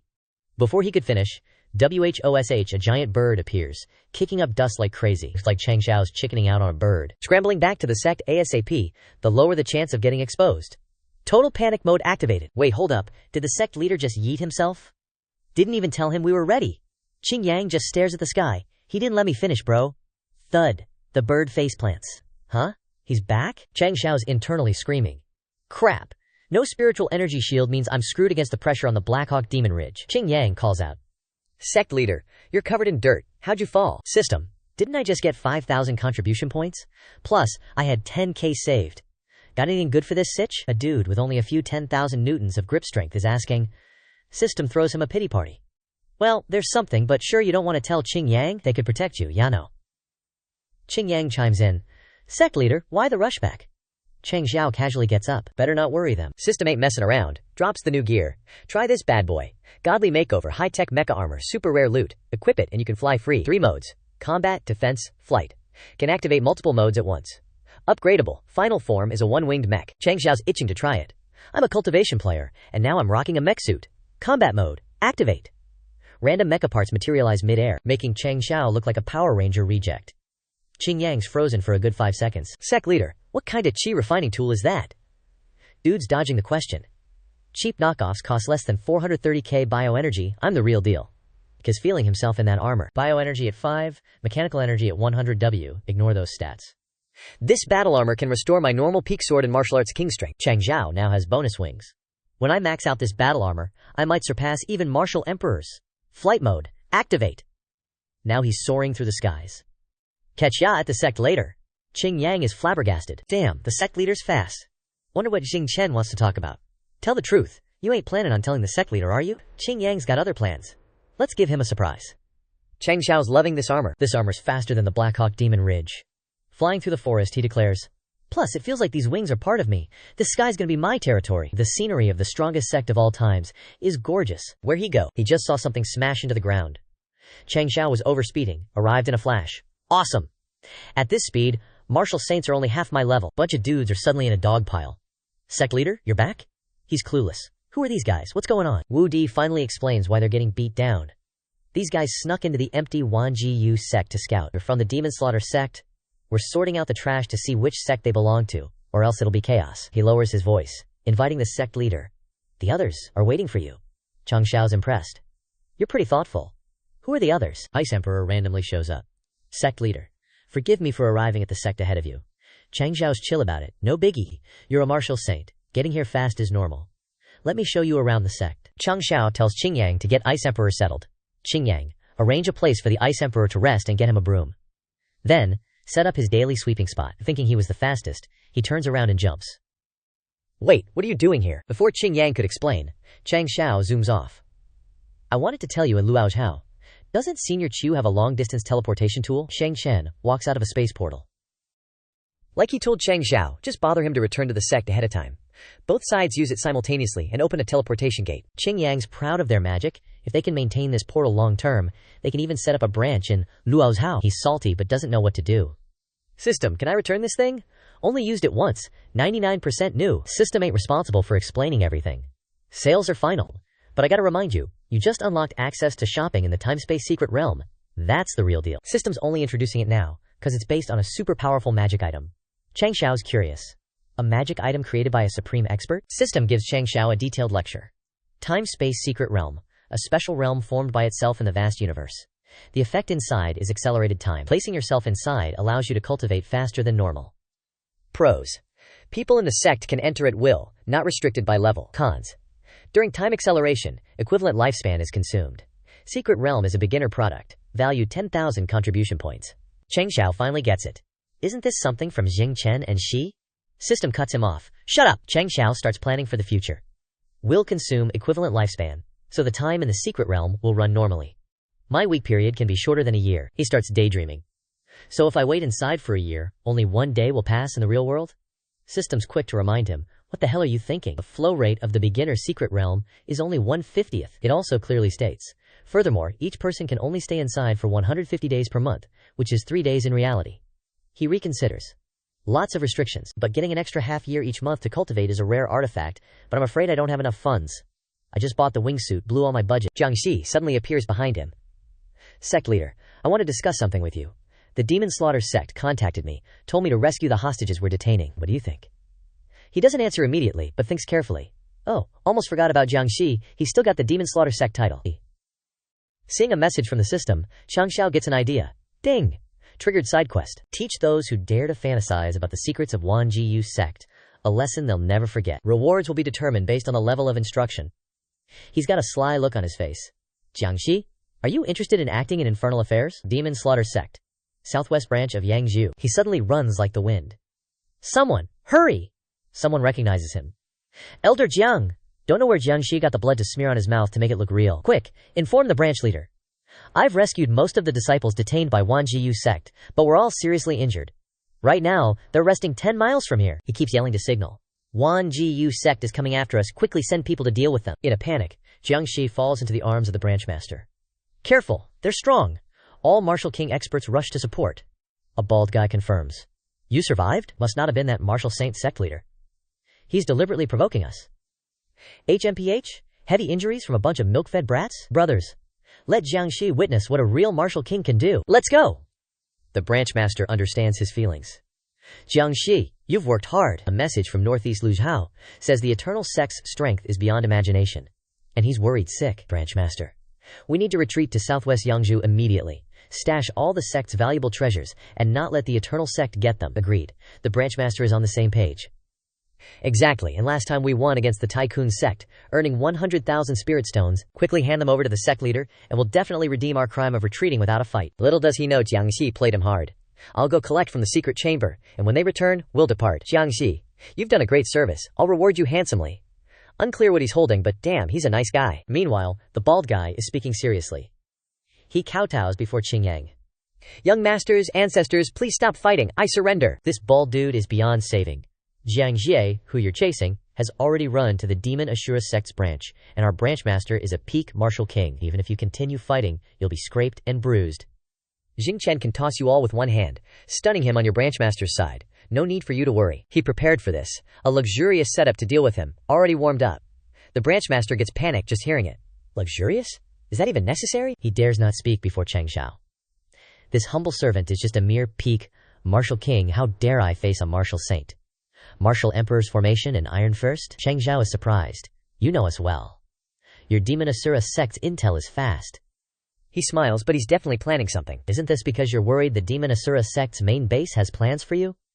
After all, a third-rate evil sect. Better safe than sorry. Changxiao mentions their names. Moreover, we're just here to support Jiangxi. Chen Lao and De Jun immediately cast their spells, ready to deal with the branch master's bewitching array. He's like he's being mind-controlled, his eyes turning black. De Jun just created a lie detector. Nice one, Lao Jiang. I'm taking advantage of his confusion to control his mind. Now he can only tell the truth. He's overjoyed. Thank you, Jiangxi. Get straight to the point. Branch master, have you found any clues about my sister after all these years of searching? The controlled branch master spills the truth. The sea of people is vast. How can you find someone based on a vague appearance? Instead of wasting the sect's resources on something certain to fail, he gets a slap to the face. It's easier to just spout some sweet lies to fool you. Finding a Martial King level combatant is a bargain, isn't it? And your sister might be a prostitute somewhere. Dead? He's now covered in bewitching magic. Someone quickly puts a hand on his shoulder to calm him down. Lao Jiang, Changxiao consoles. Our Eternal Sect is expanding across the entire Starfall continent. Rest assured, we'll definitely help you find your sister. What I say, I'll do, and I can guarantee we won't be half-assed, like the Demon Asura Sect. Changxiao continues to flex. Because think about it, why would I lie to you when the sect is full of stronger people? For a rookie Martial King level combatant like you, just wait for news. Jiangxi is speechless. Sect leader, after you say that, I don't know if I should be grateful or ashamed. He pulls out the robot props. Enough chatter, you two go join Chu Jingchen and the others. Next stop, the Godslayer Hall. I must gift the Demon Asura Sect a big present. No matter what, Changxiao decides to fly straight into the sky. The system is always by his side. Host, are you sure you have to go so overboard? You haven't recovered your cultivation, yet you dare offend two third-rate evil sects at once. Isn't that a bit risky? Changxiao's mind is made up. After the battle in Northeast Luzhou, the whole world thinks I'm a martial saint. Have you ever seen a martial saint swallow their anger? However, he's still a bit worried. If I endure now, they'll immediately realize I have a method that works, but has major side effects, and can become a martial saint for a short time, so I'm putting on a show. Changxiao suddenly strikes down at the designated location. He's long thought of a method to deal with them so he can flex even more later. Beneath his feet, the scenery suddenly turns into rubble. Changxiao sits grandly on a chair, pointing down and ordering, Li Hall Master, send a message to the Demon Asura Sect and the Godslayer Hall. Considering their status as third-rate evil sects, We won't need them to compensate for the cost of our expedition this time. His face grows cunning. However, I can't let all the martial kings from their branches be trained for free. Before they're taken away, collect 10,000 spirit stones per month from each person, and report this to their main base. Luo Chua disagrees. Sect leader wants to demand ransom from a third-rate sect? Isn't that a bit too ostentatious? He retorts, what ransom? It's called food money. Our eternal sect's greatest principle has always been, harmony is precious. He explains with a sly grin. We're just collecting a little interest to maintain harmony. Those martial kings can't eat their fill of rich food. Send them all to the ice wastelands in Luzhou for penal labor, to rebuild the 9 sects of the Ice Emperor. After all, the Ice Emperor is our man now, and the Ice Emperor Alliance can be temporarily considered one of our own. There's a lot of work. Arrange for them to fight against our disciples. Increase the disciples' combat experience. Exploit their last bit of surplus value. Her face turns cold. You're cruel. He gets a little flustered. What nonsense are you talking about? Those prisoners are voluntarily working overtime to improve themselves. Elsewhere, Jingchen looks unwell, radiating a terrifying murderous aura. He looks up, with a hint of killing intent in his eyes, towards Wudi, stuck at the 6th level of the Great Mystery True Scripture. Feels like he's just short of something. Suddenly, Wudi walks towards him. Has the Eternal Sect been too peaceful lately? So my motivation to cultivate has vanished. As Wudi passes by, he gives him a slight hint. That's definitely possible. I've always been the strongest among the disciples, yet I don't feel any pressure. Wudi passes by, leaving him with the promise that next time he circulates his spiritual energy, he can try circulating the qi through the governing and conception vessels to nourish the dantian for the time it takes to burn an incense stick, then waves his hand. No need to thank me. He doesn't understand Wudi's meaning and is confused. What is this kid talking about? An incense stick later, Xingchen approaches Wudi and speaks first. I broke through! Wudi isn't surprised. His expression is emotionless and as expected. Xingchen is curious. How did you know how to adjust my method of circulating qi? Wudi explains that he could tell from the aura he used to circulate qi. Actually, I'm very curious. How can you not know such a simple thing? Aren't you the strongest disciple? Xingchen is speechless, sweating profusely and not saying a word. He sits down in front of the door and urges Xingchen, now that you've broken through, go practice more, don't stand guard here. I have to practice the 7 profound rainbow light too. Before going inside, Xingchen manages to say a few more words. Junior brother Wudi, are you interested in sparring? I don't like to show off. I just want to quietly be a disciple who stays behind closed doors. His face is a bit scary as he looks at Wudi. I just want to check the progress of my junior brother. I won't tell anyone the results of the match. Wudi agrees without hesitation. Fine, I'll humor you. At this moment, in Changxiao's room, he tilts his head, curious at Xingchen's question. A gathering of heroes? Why are you asking about this all of a sudden? The Gathering of Heroes is a single elimination tournament that selects powerful geniuses from across the Starfall continent, divided into 3 ranks: Heaven, Earth, and Human. Xingchen answers his question. Each rank lists 100 people, and rogue cultivators and young disciples under 25 years old can participate. It just so happens that the challenge round has arrived. Gotta challenge every genius on the list to rebalance my mentality, not just grind for power. He gets it, looking kinda relieved. Yeah, in the sect, only me and the elders can pressure you. No other disciples can outshine you, TBH. So he couldn't help but chuckle. Mind telling me who beat you to a pulp? I'm dying to know. Turns out Xingchen's face was so bruised you couldn't even tell it was him. Xingchen pouted with his swollen lips. Well, Wudi, he's a bit stronger, but he's not doing much better. Plus, he ignited my passion for hardcore training. At the entrance, Meng Ying saw Wudi eating noodles with a swollen face. Wudi Gage, why is your face swollen? Wudi played it cool. Nah, just mosquito bites. Changxiao stared ahead, muttering. Being called the #1 disciple. Does sound kinda cool. NGL. The system popped up. Number of Void King level members or higher in the sect exceeds 10. Trial quest activated. Male trial quest details. Within half a year, sect disciples must break through to peak Void Sect 195 hundredths, Void King 21 50ths, and elders must break through to Void Emperor 1/1. Failure to meet the quota within the time limit results in quest failure. He glanced at the notification, kinda unimpressed. This trial quest ain't that hard, is it? Just gonna be tough to find enough Martial King disciples. The wholesome system chimed in. Congrats, host! Simultaneously activated trial quest number 6. Right after the notification, a surge of power swirled around him. Another notification. Trial quest 6, details. The 3-year appointment is approaching. Host must lead disciples to the Baihei Saint sect to challenge them and reclaim the lost dignity of disciple Xiao Zuiki. Quest failure. 1. Departing before the agreed date. 2. Defeat at the hands of the Baihei Saint sect. 3. Xiao Zuiki's death. Quest rewards. 2 trial quest rewards at once. Massive rewards. Host, you're gonna be swimming in loot. He got a bit freaked out. Forget the rewards. What's with Zuiki's death? Does the Baihei sect have something that threatens Zuiki's life? Then the system randomly added. Buddha says, speak no more. He paused, then called out to Xing Chen. This time, take Zuiki with you. He seems to be stuck at a bottleneck too. He facepalmed, then gave Xing Chen a super sus look. And be ready to call in the big guns if someone loses too badly. If you're gonna challenge people all over the land, you gotta be quick about it. Our sect ain't exactly swimming in dough, so here's a Void Emperor weapon and a half-saint, just to save face. As he grinned, talking about the plan, Xing Chen stared at the door like he saw someone coming. Turns out, it was Mo Qixian and Leng Xia, looking confident as hell, arms crossed, staring at them. Xing Chen was confused. Who are you? He Ying stepped forward to introduce herself. He Ying, little Mo Xian. From now on, call me Queen. Then Leng Xia chimed in. Guardian spirit beast of the Shui Yuan sect, Leng Xia. As soon as he finished speaking, the scene switched to Zuiki and Xing Chen riding on He Ying's back, flying towards the Xingyun continent, with Leng Xia right beside them. Zuiki looked at Xing Chen, bewildered. Xing Chen, why the hell did you drag me out to the sculpting room? I just woke up. Haven't even brushed my teeth. Xing Chen shuddered. You're the only one who thinks the sculpting room is a massage bed. We're going on a training trip. Then he stood up, clenched his fist, and declared confidently, we're going to challenge every genius on the Xingyun continent. He pulled out some scrolls, grinning smugly. I've thought it through. You're at the top of the heaven list. We can't beat you yet. If the original plan doesn't work, how else can we show off the power of the Wang Jiyu sect? We'll start from the bottom and climb our way up. This ain't a heaven-earth-human list. It's our hit list. Then he showed Zuiki the list of participants. He added that the sect leader agreed, but he acted weirdly at the time. Then Changxiao popped up, wearing glasses and grinning slyly. Plan B. The more geniuses you beat, the more contribution points I get, and the more the space-time secret realm will be upgraded. Zuiki fell into deep thought. Training's good, but I don't have much combat experience right now, and my future cultivation path is getting more and more hazy. I wonder if this trip will help me figure things out. Leng Xia jumped down, acting like a boss. Before you left, the sect leader prepared a surprise for you. Plus, aren't you a defense cultivation specialist? Then Leng Xia smiled at Zuiki. The sect leader has spoken. Throughout the trip, I'll teach you the absolute defense technique. Suddenly, his expression changed, and he announced, sternly. Cultivating the defense technique to the absolute level will also grant you incredible offensive power. Suddenly, He Ying yelled in anger. You want to die? Sit still. You're making so much noise I'm going to fly in the wrong direction. Leng Xia whimpered. Sorry, Queen. Xing Chen looked kinda wary, then glanced at Zuiki. A half-saint defense master. How's that? Should help you clarify your future cultivation path, right? Leng Xia was still begging for forgiveness. Please forgive me, Queen. Zuiki was still confused about the future, looking at Leng Xia. How do I put this? I still see a dark future. Meanwhile, in a desolate place, a figure appeared in the distance.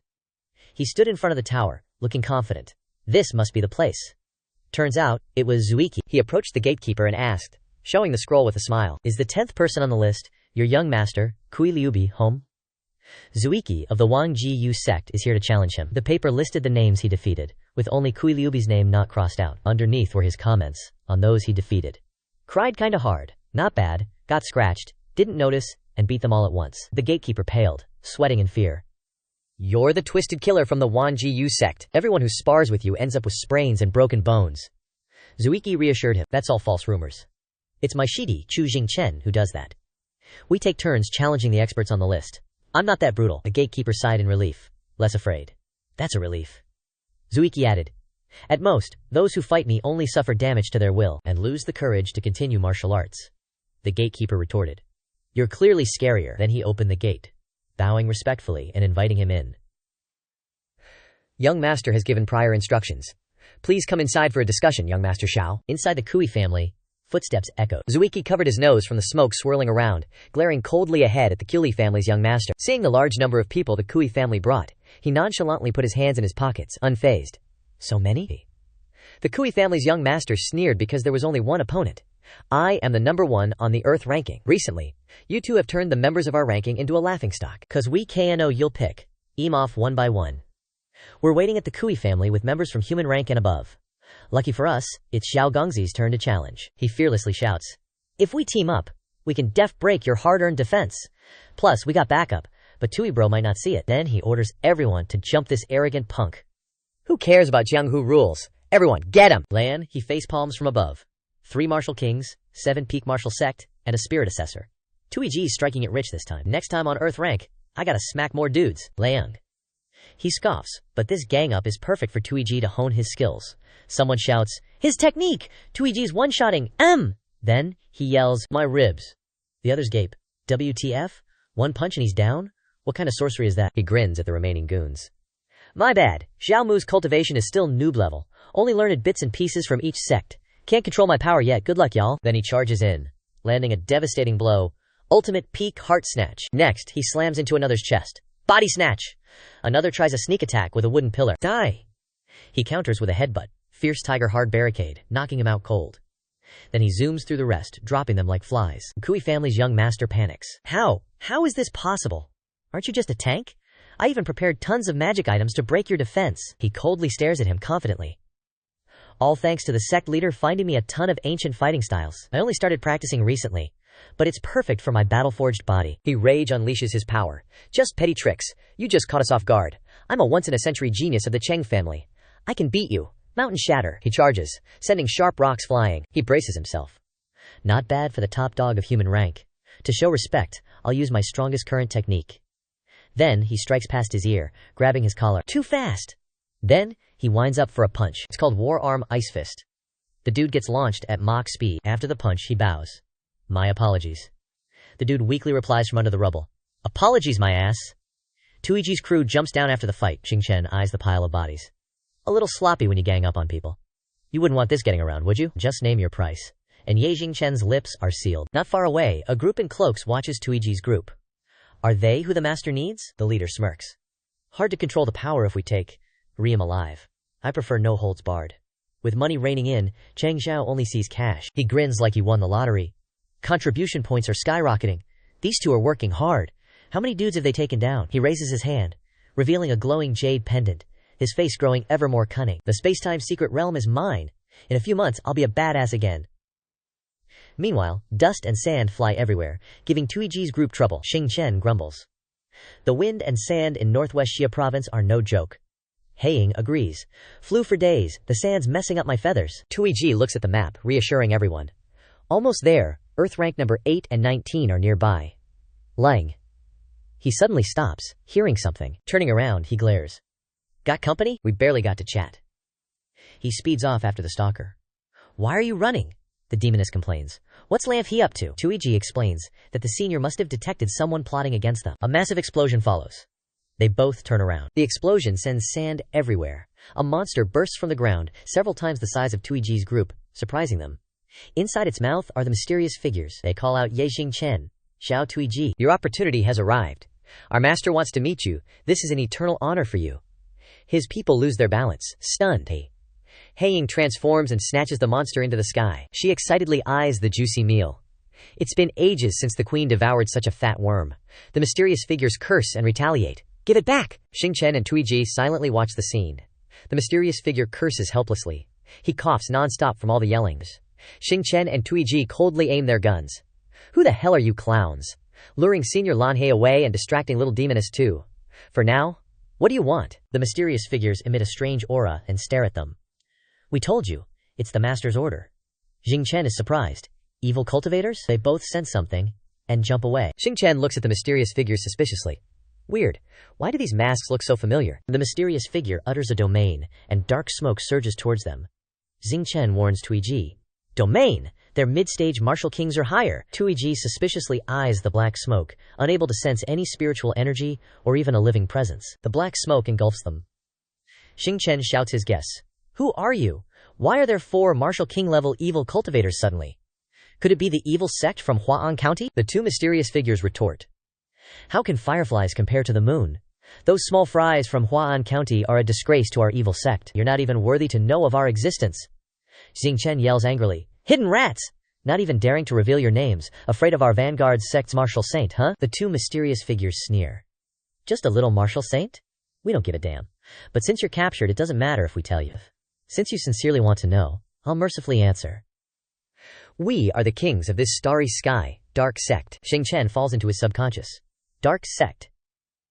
That name is so familiar, I've definitely dealt with them before. Why can't I remember?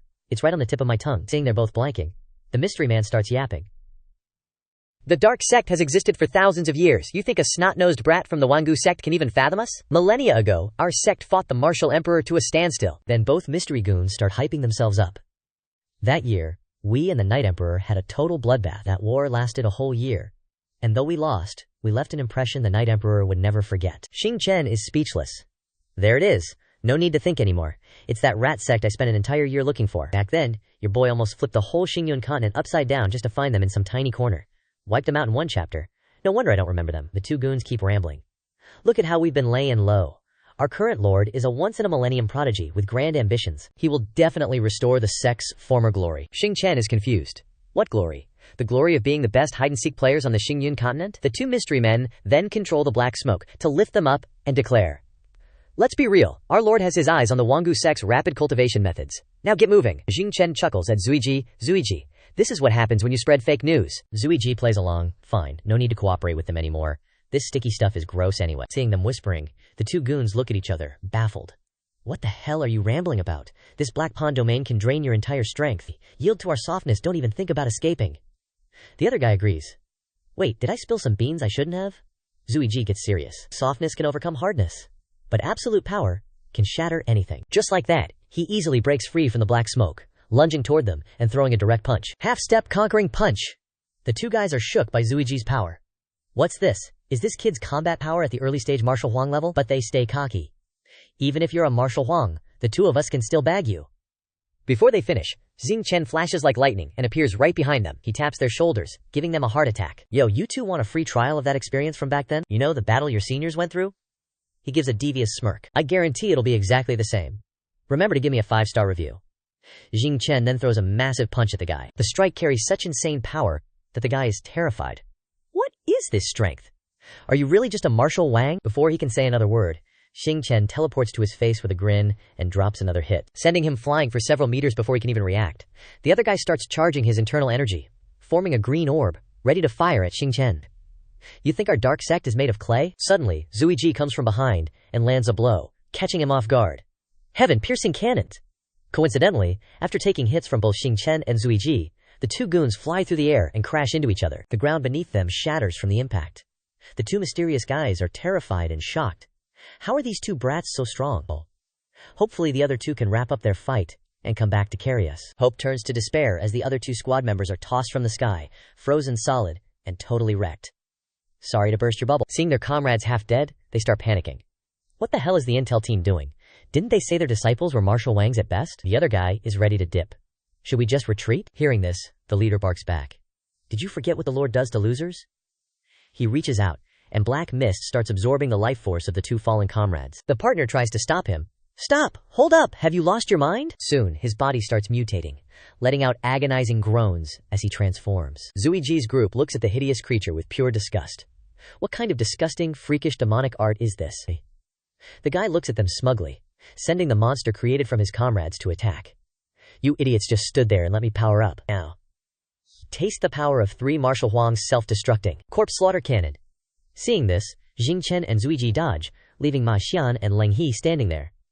Leng He sees them dodge and starts flexing. Why are you guys running? He raises his hand and schools, Zuiji, let me show you what true defense looks like. Then, a massive explosion erupts from his power. Turns out, he blasted the monster into non-existence. The mysterious guy is now legit terrified. That was the combined essence of 3 martial Huangs, and you blocked it barehanded? He's even more shocked to see the flames in Leng He's hand growing larger. Leng He continues the lesson. A simple 100% counterattack can't be called absolute defense. He looks at the guy with pure disdain. At the very least, you've got to pay it back tenfold. He fires the attack back, leaving the guy jaw-dropped before he gets vaporized. After the smoke clears, all that's left is a massive crater from his strike. Then he drops the sarcasm. Oops, forgot to leave one alive. He turns his back and signals the group. Let's go. Time to head back to the Byaoji Martial Arts Hall and dig up some dirt on this dark sect. Noticing Xing Chen and Zuiji standing still like they've seen a ghost, Leng He instinctively turns around. Yeah. Suddenly, a blinding purple light shoots into the sky. Leng He finally realizes something is wrong. A monster hidden for over 3,000 years. Finally, I see the sun again. Leng He looks at it. Seems like that explosion just woke something up, huh? The monster rises from the ground, radiating suffocating vibes. Wu protects the tomb, holding back for the opportune moment. Everyone from northwest Xiazhu, gather here. You want treasures from the tomb, huh? Then it creates a sandstorm? So you want everything handed to you? Come and get it. The most precious treasures in the world are all here. Everyone around starts to pay attention. The monster emits a powerful purple smoke. The sacred tomb opens. Lan Shi feels a slight hesitation. This oppressive feeling targets the soul. Contact the sect leader ASAP. Assemble a crew to rob this tomb. The story goes that, 1,000 years ago, an Earth-type emperor beast wreaked havoc in northwest Xiazhu. This emperor beast could rival a martial emperor. No one could even touch it. During this time of suffering, a traveling doctor arrived. He was only a martial saint. Relying solely on his poison skills, he slayed the emperor beast. When the emperor beast died, blood flowed for miles, and nothing grew where the blood landed. Then Lan Shi looks ahead and continues. That's how this desert was formed. He looks around.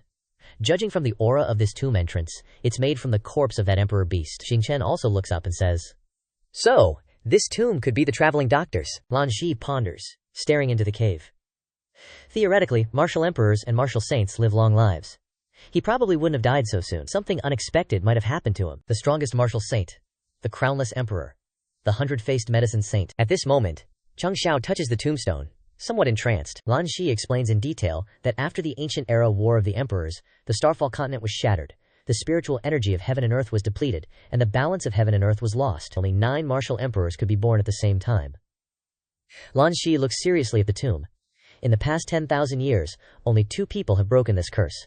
One is the martial emperor, the Dark Emperor Meng. The other is the 100-faced medicine saint, who rose after the Dark Emperor, opening another shortcut, using the body of a saint to overpower the emperor. So after the Dark Emperor passed away, although there were only 9 emperor lords, the title of 10 great martial emperors was retained. His eyes are no longer as flippant as before, but more serious. 10 great martial emperors are normal, the 4 heavenly kings have 5 people, the zodiac has 13 or 14, all because this medicine saint had a way to independently rival martial emperors, which is why he was able to defeat all the strongmen in northwest Xiazhu. From behind, a bunch of people want to come and try their luck. Lan Shi looks at them thoughtfully. There are more than 10 martial king peaks, and half of them are hidden martial saints. He hears this, and adds, Understandable. If you really obtain the inheritance of the medicine saint, it's like possessing a nuclear weapon. Then he looks at Lan Shi with a curious gaze. That weren't you at the first tomb opening? Why didn't you go first? Lan Shi doesn't rush to explain. Sect leader, you'll see for yourself. One of them steps forward aggressively to challenge. A bunch of martial kings. What's there to see? He confidently steps forward. We can't sit still. Medicine saint, I'm offending you. Then he takes a deep breath and throws a punch at the door. A loud explosion goes off, proving the damage isn't light. Suddenly, his hand recoils and sends him flying. The people nearby ridicule him and flip him off. Lan Shi then explains, the reason is, this tomb has a counterattack barrier. The more you force your way in, the more severely you'll be injured. No one has been able to enter so far. These martial kings all know about this. No one told that old geezer, huh? This bro's karma is a bit lacking. Suddenly, Jing Quan appears, holding He Ying's hand with a smile. Sect leader Jun, didn't expect you to come too. I've also come to the medicine saint's tomb to try my luck and see if there's any medicine to cure my eyes. The two can only silently stare. Changxiao approaches and looks at her with indifferent eyes. Palace Master Shi, long time no see. But the disease of your eyes seems to be related to the soul aspect. I'm afraid you'll just avoid seeing. It's nothing, I'm used to disappointment. It's all about participation. This scent. Tian's here too, but there are so many high-level seniors here, there's no way to enter the tomb. If no one is allowed in, why is this tomb announced to the world, attracting so many people? Then the tomb announces again. The destined one has not arrived. No entry. Suddenly, the system rings. Side quest activated. The host needs to enter the tomb forbidden area within half an hour. He's a bit surprised and guesses, in half an hour, will this tomb sink deep into the ground again after time passes? This barrier can reflect the damage of peak martial kings, even semi-saints. I have no way to get in. Does the system have any quest suggestions? The kind system offers a suggestion. Friendly donation. The 100-faced medicine saint has always been 2 people, never alone. He seems to realize something, and grabs He Ying's hand, pulling her in. Before leaving, he says, Palace Master Ji, we'll go ahead. I'll help you look for some medicine. He Ying sees him charging in and carefully reminds, Dog, you're about to hit it. He fearlessly charges in. Just trust me. After he steps inside, he chuckles to himself. Fated to meet even 1,000 miles away, if not, inches apart, yet worlds away. He looks at He Ying, who is annoyed, and explains, So this tomb is about fate, only those who enter together are fated. Didn't expect Bai Mian Yisheng to be so sentimental. Then he turned around with a bright smile showing off. I told you, Tian and I are destined for 3 lifetimes, don't you think so? Zui Qi and Xing Chen silently watched him acting like a clown. Then he suddenly realized, Why are you 2 here? What kind of twisted fate are you guys? Palace Master Ji. How could you come here alone? Xing Chen saw this and explained. Zui Qi also looked at him. Sect leader, you suddenly rushed through the barrier, so I dragged Zui Qi to chase after you. When rushing through the barrier, I also heard a line. The strongest spear and the strongest shield, combined can break 10,000 locked towers, Jing Quan added. What I heard was a twin body, mutual cause and effect. Interesting. Interesting. He looked at the three of them, puzzled. Yinsheng's tastes are so mixed he swallows anything. He Ying, standing nearby, pouted and glared at him. Changxiao rushed forward like, "You Bao, Yisheng isn't that picky. Let's hurry up and go. Surely someone will show up again soon." The crowd in front of him made him freeze. "It's too late. They're already here." Xiaoxiang, standing opposite, shouted loudly. "Lu Gei, it's all because of your damn mouth. Just now that voice said something about half a lifetime of enemies, half a lifetime of karma. You are my karma. Quack, you two old farts." He flared up, without any restraint. "What do you mean, two old farts? Lao Fu's great-grandson has already opened his meridians. Why value Lao Jie's damn mouth so much?" Suddenly, Xiaoxiang realized something, immediately terrified, and quickly saluted. "Greetings, Martial Saint Lord." Xiaoxiang pays respects to Headmaster Jun. "You know me? In the battle with the Ice Emperor Alliance. Who doesn't know Martial Saint Lord?" Then he rambled on for a long time. "This humble one is an elder of the blazing flame. Holy Sect, Martial Saint Lord possesses 13 kinds of different flames. Our sect reveres you as a miracle, hoping that Martial Saint Lord can come to our sect for a drink in the future." Hearing this, Changxiao also agreed. "If a second-rate Holy Sect invites, Jun will definitely come." Sect leader Jun, "Don't listen to his nonsense. The Blazing Flame Sect only discusses critiques when they drink." Lao Gei also eagerly chimed in. "Sect leader Jun can just call me Lao Gei. I'm a rogue cultivator for life, without a sect or school." The flattery increased more and more. Just outside the tomb, I already saw Lao Gei's peak martial sovereign demeanor. But why have we been chatting for so long and no one else has entered the tomb? He secretly assessed but felt very annoyed in his heart. Several hundred people are traveling together. Your esteemed group is too noisy, disturbing my peace and quiet. Close the tomb door, it seems. Yisheng isn't too crazy. Everyone is traveling together to enter. Then let's go visit the tomb. It seems this tomb is completely based on the remains of an emperor beast. He carefully looked around to assess. It's thanks to the strong bones of the emperor beast that it can withstand. If it were other materials, it would have collapsed long ago. Suddenly a shaking sound came. Changxiao quickly noticed and shouted, "The tomb passage is collapsing. Rush inside quickly." The scene at this moment was only covered with smoke and dust. Everyone escaped. The tomb passage was completely buried by sand and stones. He looked for a long time and then sighed. Hopefully Bai Mian Yisheng will leave a secret passage in the tomb. Yisheng is a tolerant person. Even for those who want to rob his tomb, he will probably leave a way out. He wouldn't arrange any poisonous smoke. Changxiao turned around to discuss with the people here. An idea popped into his head. He immediately ran. "Can melt sand and stone. This smoke is highly poisonous." Lao Gei stood still and offered a different direction. "If it really doesn't work, we can still return the way we came. And I don't believe that with our cultivation, we can be scared by these dead objects." The others chose to run for their lives, to avoid being caught up by the strange objects. After that, this group of people arrived at another place, and he spoke up again. "This place is the main tomb, right? We should be safe here." He snapped. "Shut your mouth." At this time, Changxiao's heart was so angry that he wanted to vomit. Ignoring Xiaoxiang's crying next to him, "This Lao Gei's mouth isn't just jinxing things, it's completely things happening contrary to what he says. I've considered him a friend for so many years. I only blame myself for being too righteous." He and Gary were both staring at the statue in front of them, the mouth of such a terrifying powerhouse. Changxiao rolled his eyes repeatedly and then confirmed. "But it really is the main tomb. The coffins are here. They are inside a large tomb. It's true that one never walks alone in life. Even the coffins come in pairs." Zui Qi and Jing Chen reported the situation on both sides. Sect leader, "There are many medicine books and elixirs stored here, but many of the elixirs have lost their effectiveness, and here we found 10 rings containing only seeds of medicinal materials, roughly estimated to be more than 1 million. Changxiao, and he approached to exchange. Although it's also a fortune, it still feels like something is being overlooked. Yet it allowed the tomb to summon all the people of Jiajiao here. Sect leader, you're right, I also thought of a place being overlooked. Xing Chen analyzed meticulously. When the tomb first appeared, there was a voice saying, "To protect this tomb for 3,000 years, we have faced the coffin. This tomb guardian has not yet appeared." And, while he was reasoning, there was a loud cry. The tomb guardian actually revealed the location of the tomb. Weird, oh my god, it turns out it's Lao Gi standing in front of that giant statue. I remember now, this stone statue has a whole body of sword intent, and I've seen this attire in ancient books. It's the second-rate evil sect 3,000 years ago, the evil sword sect. Everyone looked at the surrounding statues with curiosity. "These 8 stone statues are the 8 great protectors of the evil sword sect," he muttered. "It is said that they disappeared overnight. The evil sword sect declined so much, it turned out they were made into stone statues to guard the tomb. Perhaps they had too many evil intentions, and were eliminated by Senior Yi Sheng. Even after 3,000 years, you can still feel the strong aura on them." Then Lao Gi came up with many wishes. "I really want to witness their demeanor when they were alive." Changxiao immediately stopped him violently. "Shut up, Lao Jie. If you want to die, don't involve us. How is that possible? They are stone statues. It's not to the point where he, Ji, and Xiaoxiang huddled together. They can still live, right?" Suddenly, that statue changed its posture, and all the statues knelt down together. The 3 were surrounded by huge statues standing tall. 8 sword completion, so what if you're a sword sovereign? By now, Li Fan was still chillin', pissing off Changxiao. Like, Is sect leader Jun really a martial saint? Ain't no way he just lost all his cultivation and became a regular dude, right? Right? Holy crap! You really are a strategy genius. The stone statues started to rise and attack. Changxiao couldn't fight back, just dodge their attacks. While one of Qasim was still trying to retract its sword, Li Fan appeared in front of it, ready to throw hands. Before punching it, Changxiao was like, well, they're just stone statues, so even though they're peak martial emperors, their speed sucks. Then he punched it so hard it flew back, losing an arm in the process. Changxiao cleared everything. One down, the 8 swords formation should be the same, right? 2 sword-wielding statues tried to jump him at the same time. Changxiao dodged and was like, seriously? He stuck to the ceiling thanks to his shoes. Looking down, Changxiao commented, stone statues can regenerate, this is gonna be annoying. Using his glasses to scan, Changxiao was stunned. The spiritual energy on these statues is independent, puppets made by Bai Mian Yisheng. This is tough. The statues all rushed him. Changxiao just stood there plotting, looks like I gotta use the law of causality weapon.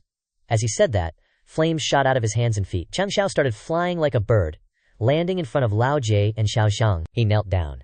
Lao Ge, hurry up and praise these 8 stone statues.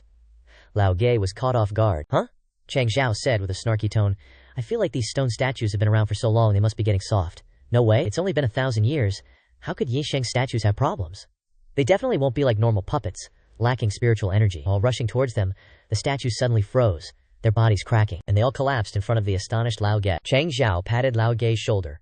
Lao Ge, I'm officially inviting you to join my Wanji Yu sect. You don't have to do anything all day, just wake up and write praise for our opponents. Suddenly he cautioned. But these stone statues aren't out of spiritual energy like you said. Some info came through his glasses, making him uneasy. Looks like the energy source controlling them has been cut off. Looking at the ceiling, Changxiao announced, because I accidentally kicked the star chart on the ceiling. He used his Luo eye and started firing. A long crack appeared on the ceiling. After shooting for a while, a figure crawled out. Changxiao smirked. Force the guy out. He used a rocket to rush up and slam the person into the wall. Gathering his strength, ready to blast, he said to the person, sneaking around, ambushing us. Looking at the dude, Changxiao considered, You're that tomb guardian, right? Lao Wu, scared shitless, tried to explain, don't get excited, I'm just helping my master choose someone to entrust it to. Hearing that, Li Fan retracted his weapon and asked, your master, Bai Mian Yisheng, huh? Lao Wu started explaining. Before Yisheng passed away, he used his saintly power as a guide to nurture a divine medicine. This medicinal herb takes 3,000 years to mature and can regenerate human flesh and bones. Suddenly, Lao Wu laughed triumphantly. Now it's time to use it. I'm ordered by my master to find the right person. Changxiao was kind of surprised. 3,000 years? How old are you, kid? The person replied. Master gave me a youth preservation pill, so even though I'm thousands of years old, I still look like this. Lao Wu strolled confidently among the group.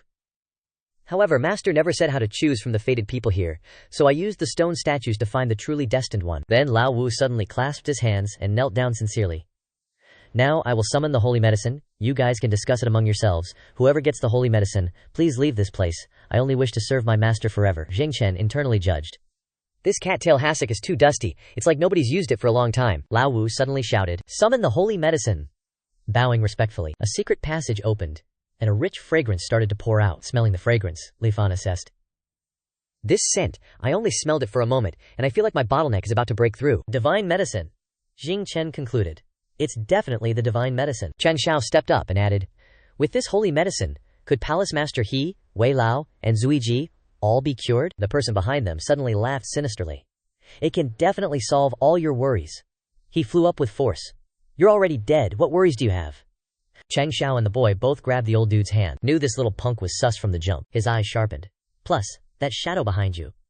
Lao Wu glanced back and saw a snake. Looks kinda familiar, TBH. After realizing this was a trap set by Lao Wu, Changxiao and Xing Chen grilled him. The boy crossed his arms, smirked, and called Lao Wu out. Talkin' 'bout servin', the medicine saint, but your kneeling cushion's never even been touched. Xing Chen put his hands behind his back, leaned in close, and chimed in.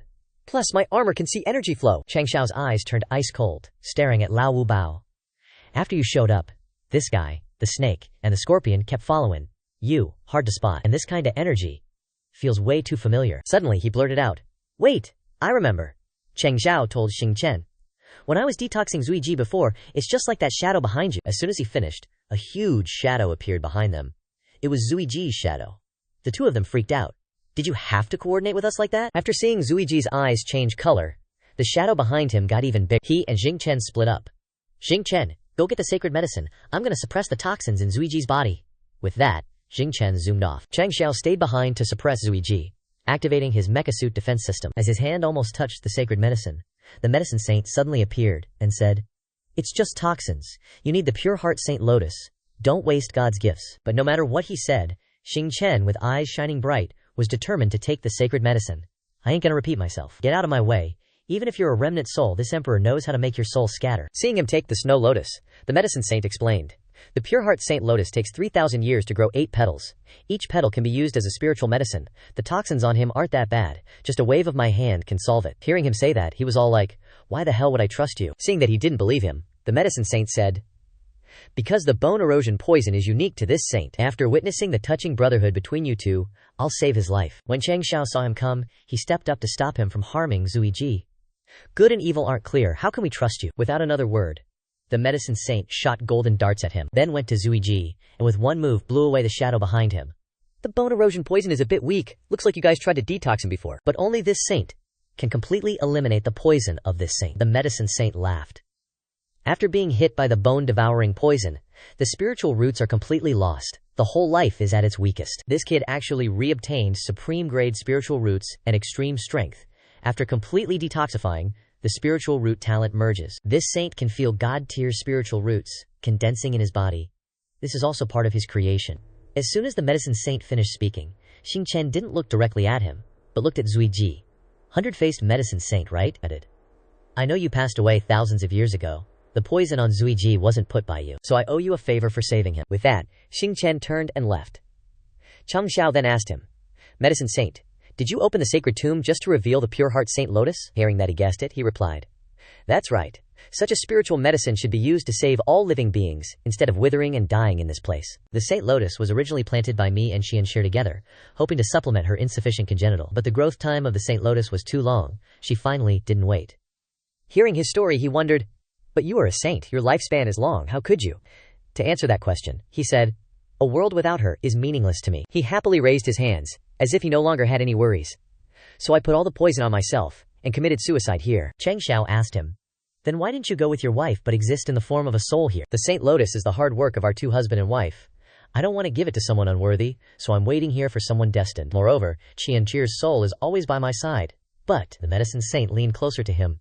"Because the poison has entered my soul, giving birth to this poisonous snake, Qianqi is a little afraid of me getting close, so every day she gathers all her courage and only dares to live with me for an hour or two. So I also want to find someone destined to receive this poison.